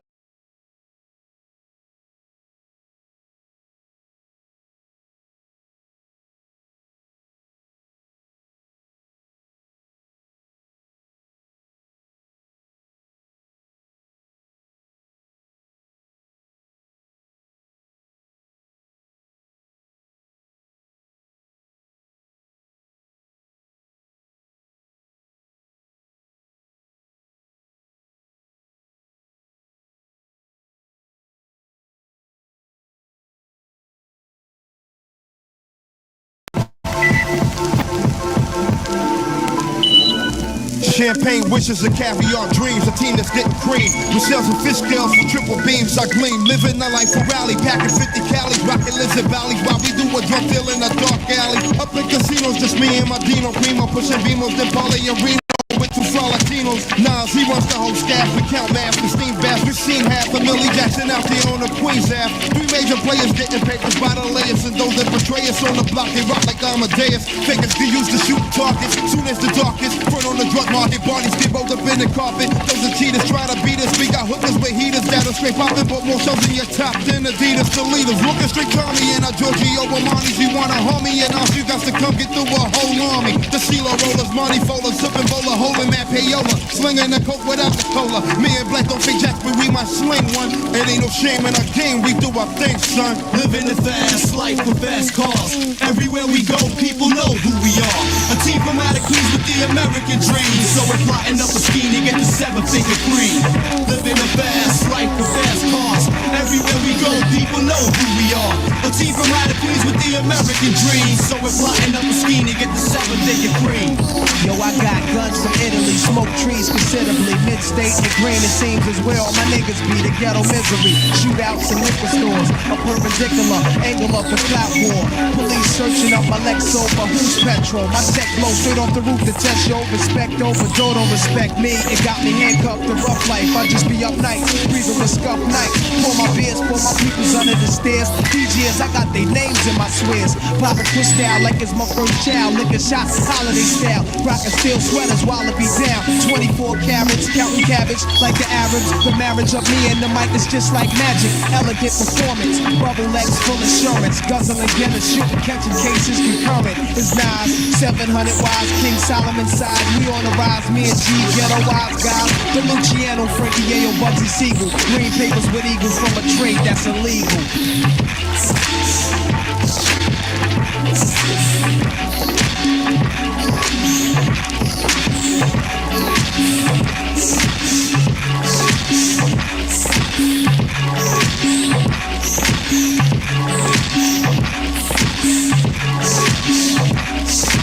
Ayo, our lifestyle's exquisite. Yayo like a blizzard. Esquire attire standing on ground with one pivot. 2 players rocking silk, blazers and diamonds like glaciers. Lands with name brand seats reclining like a spaceship. Bodies on ice, living tripe, rolling fixed up dice. Gambling grants, handling stamps, moves and shites. My bank rolls, got the cops coming in plain clothes. Trying to arraign a game cause of a fame that's how the game goes.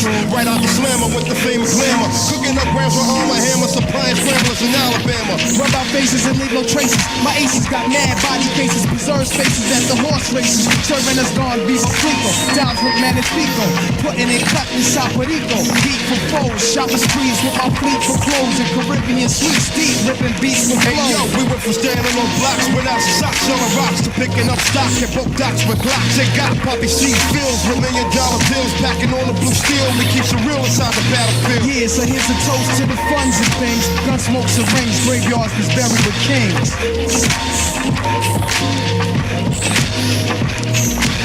Living the fast life with fast cars. Everywhere we go, people know who we are. A team from out of Queens with the American dream. So we're plotting up a scheme to get the 7-figure cream. Living the fast life with fast cars. Everywhere we go, people know who we are. A team from out of Queens with the American dream. So we're plotting. My legs, little boy.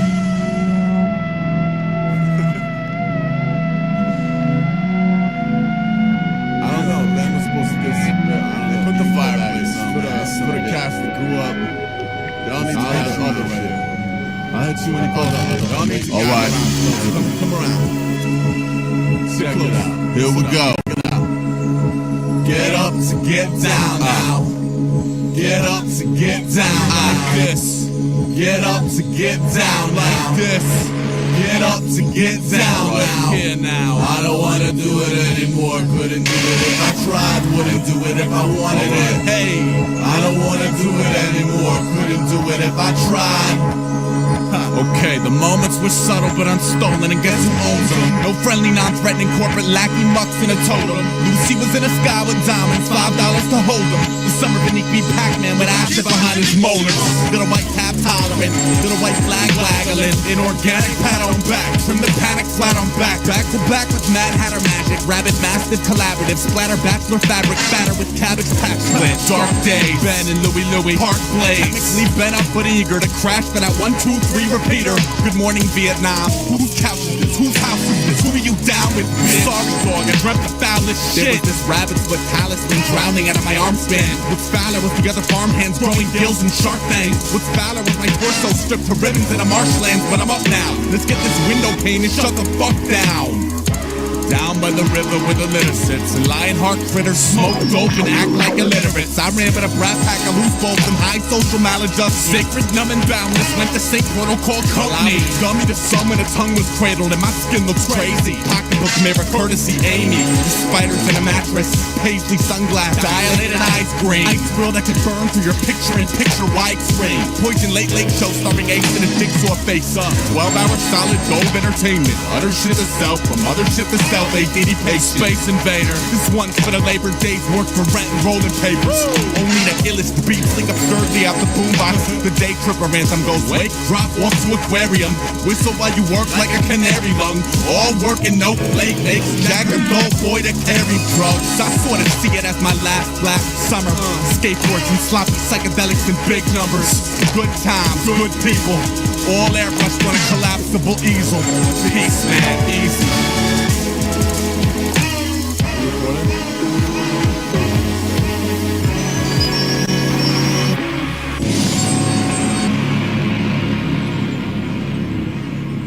And I knew the permanency would drift one time. And I knew the pH balance wasn't right one time. And I knew the crash and burn had to caress it. Look, LSD flashed the message. And I knew the gash wasn't gonna stop bleeding one time. And I knew the pH balance wasn't right one time. And I knew how September would then affected LSD. Lazy summer days.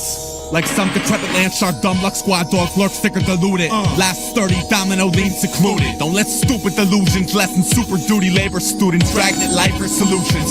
Daddy loves sloppy dimension like son-daughter links, such determinated levers. Successfully disheveled, little soldiers develop like serpents despite life sentence stuck in lemmings. Some don't like sobriety, 30 lenses. Some do. Let sleeping dogs lie still, don't look so damn lackluster. Suck the beat, lump sum damage, load sample delete. Late show Dave Letterman, shitty diner, lips like Dutch. Low self-discipline leader, seek that lung self-destruct. Like sucks, dickhead. Lost summers display laminate, showcasing divinity live. System definitive, liturgy soaked, the pick lowly, spectacular delight. Why, what kind of LSD you like? Your listen king has spoken. Oh hell, you in the back of the muck. Those trails aren't necessarily bumped. Summertime. Some will try to recapture the same flag, but I play it smart and recognize the summertime path. Look here, flash the message. Nah, look here, flash the message. Look here, flash the message. Ha. Like this. Now I don't wanna do it anymore. Couldn't do it if I tried. Wouldn't do it if I wanted it.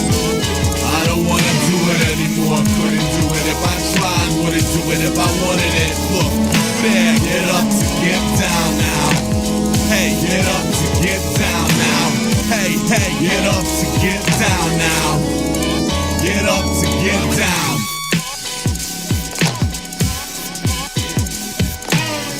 We rolling now?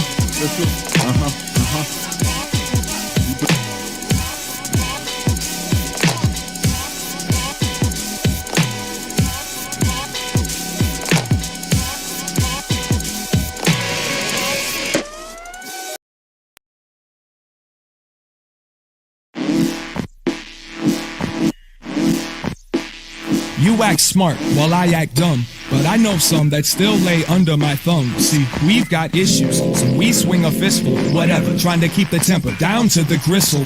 They like the small talk as long as it's about you. They walk that walk without knowing how to. I watch it all and pretend that I'm above it, but the truth is I see it, I need it, I love it. I'm stuck with random stray hairs from ex-lovers entangled in each other's desire to stay here beyond their welcome, sharing the same common problem. Blonde and brunette, tightly knit, and I don't fit in with split ends. Didn't have to worry about them taking me for my dividends. Paid my dues spending time by myself. She was with her friends, mingling with single men. Say things like hitting skins to them, thinking it's innocent, but then giving me guilty grins. Swimming with filthy fins, knocking boots, kicking my shins. Shark infested water, torture treatments, get beat by the Timberlands. Feet are shivering, walking on cold graves. Roses lay on relationships, too impatient to die of old age. Yeah, remember when you knew all the answers? Well, something shook until you thought you had the questions. For all the time and effort you've invested, I find it kind of funny that you haven't learned your lessons. Still guessing, the whisper of the leaf, the rustle of the bitch. When there is no love, nothing makes you rich. So I give a shrug and the eye muscle twitches in replace of a hug and a lack of superstitions. Stop thinking you don't belong here. You are where you are, cause you hardly move.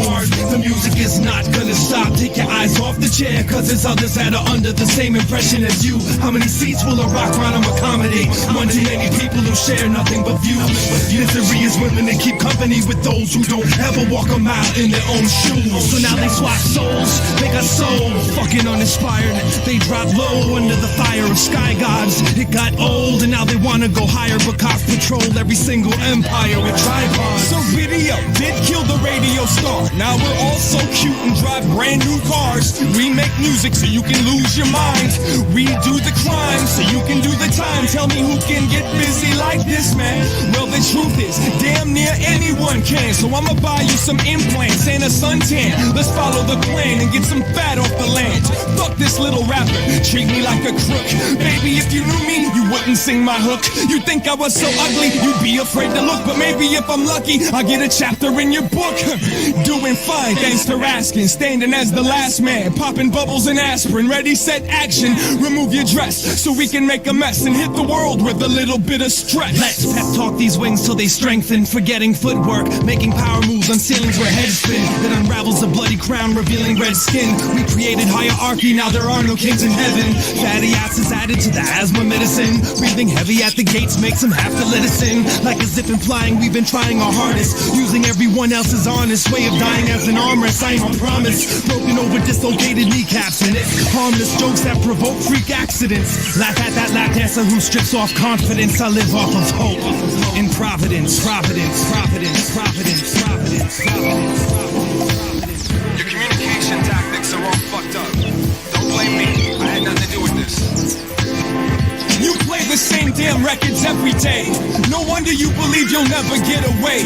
You wear the same pair of jeans you woke up in. Keep the music coming, keep the movement sudden. I watched you dance every street of this city. I feel no pity. You laid the carpet, you made the target by yourself. Little help, now loosen up the belt and straighten up the apartment.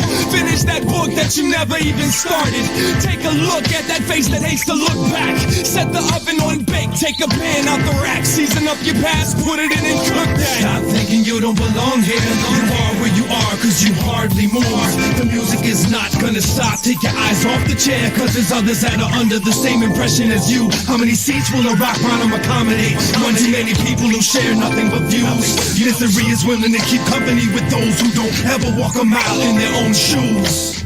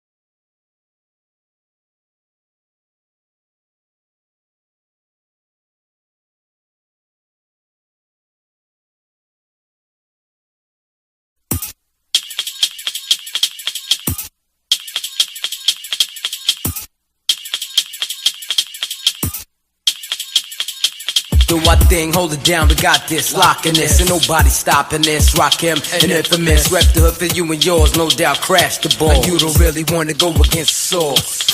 The drill done, conceal guns, play the hum. For real sons, leaning back, checking out the action.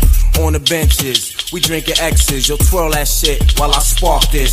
Chocolate, burn it down like an arsonist. Pull out the mids, cause it's time to bring the biz to kids. And blow all hellfire out your empire. Your life is wire, couldn't make my mob expire or retire. I'm letting off till my arms tired. Then sit quiet with my head full of riot high bias. It's clear for your ear to hear. I declared only live niggas rap this year.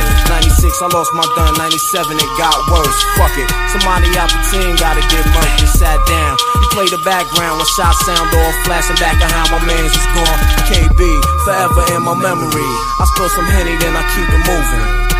Do our thing, hold it down, we got this, locking this, and nobody stopping this. Rock him, an infamous, rep the hood for you and yours, no doubt crash the ball. You don't really want to go against the source.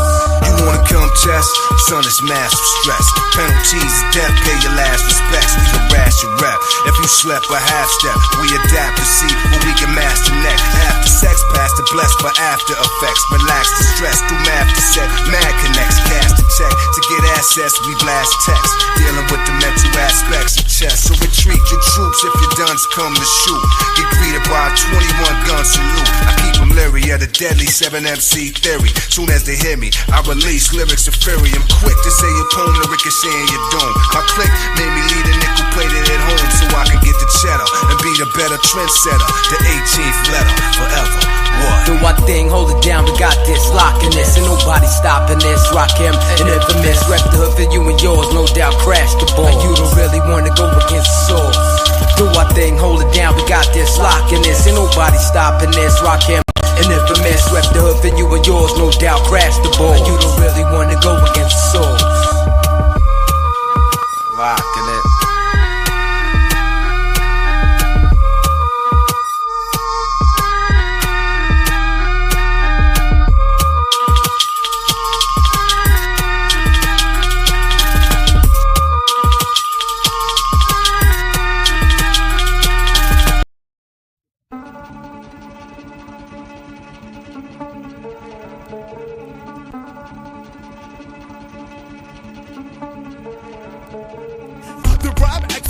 Vagina monologues, facial acne scar, but orthopedic headgear. Let your battery charger think you need a rest here, or give a candy bar to the engineer so your vocals come out in the final mix. Final skip at your performance, but it just ride a brainwave and you're failing to exist. You can't hide in the main stage. You put you on the manly list. So what are you doing here? You're a girl with breast reduction, acting like she said something. Only a few sound true. Me and the crew know who. This isn't singular, it's plural. You ain't really real, I can tell when I look at you. Only a few sound true. Me and the crew know who. This isn't singular, it's plural. Me and the crew know who. Sun got sun shines over all of y'all. There's more than Black Hawks down in Somalia. Military skill, visionary. The number of dead served MCs will vary. Different sizes, forms, and shapes. If they're not surprised to be informed by a tape, they're not knowing that hip-hop's growing into the next boxing. To max toxins, glistening to the missiles of the sound, whistling and listening the system of a down. Armenians, horrible the medium, Minotaur and centaurs, I'm not needing them. Stare down the gun with one wins. Now that I roll with confidence, I'm convinced. Ow! It's my turn to be a star. Fuck with me, I'll burn the flag on your core. Juvenile boosted, I show good signs to be verbally active. There's something about records and titles cause I'm breaking and snatching. Your help is like a better wife choking on a knuckle sandwich. I got niggas so scared they won't say my name in sign language. Only a few sound true. Me and the crew know who. This isn't singular, it's plural. You ain't really real, I can tell when I look at you. Only a few sound true. Me and the crew know who. This isn't singular, it's plural.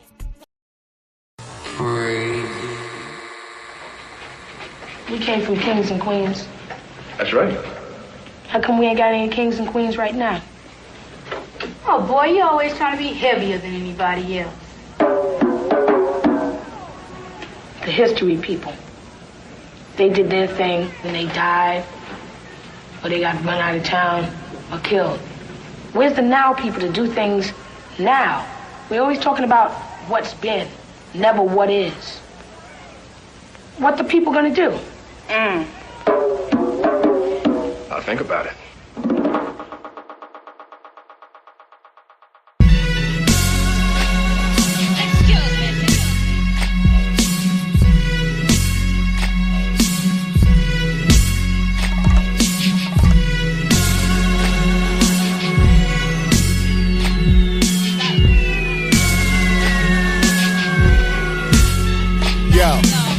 Bomb the levy, arm and deadly, arm is steady, fingers, palms and sweaty, shoot holes through your medley, wifey so heady, I'm heavy so ready, box your face out, Peter Man Freddy, chop confetti with a sharp machete, got no flavor, no sauce, plain spaghetti, I spit legend like Yeti, search for extraterrestrial intelligence SETI, anything pertaining to Eddie, went through Special K and then through Teddy, child support, bank levy, house foreclosed, Franny Mac and Freddie. Why you singing to my medley? Good broad, the hood is hard. Pull your card, fought while you sparred. Banned and barred, my hand to guard. Your odds are good, but goods are odd. I'm done talking. Man, shut the fuck up. Quiet on the set. Told you my motherfuckers to stop getting it twisted. Never been the type to run my mouth from locked I'm done talking. I'm just being real about it. Niggas hollering. Shut your old mouth when young folks are talking. It's beautiful and aggravating, agitating, glad you hating, mouth salivating, your heart palpitation is an indication.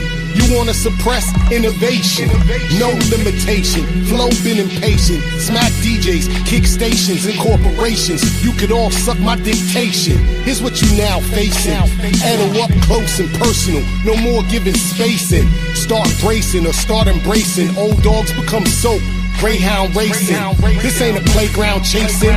Real life, you fake like Freddie and Jason. Get this boom back, start debasing. I'm half the price, they twice as much. My fingerprints don't fade from the lives I touch. I'm done talk. Quiet on the set. Shut the fuck up. Told you motherfuckers to stop getting it twisted. Never been the type to run my mouth from locked I'm done talking. Niggas hollering. I'm just being real about it. Shut your old mouth when young folks are talking.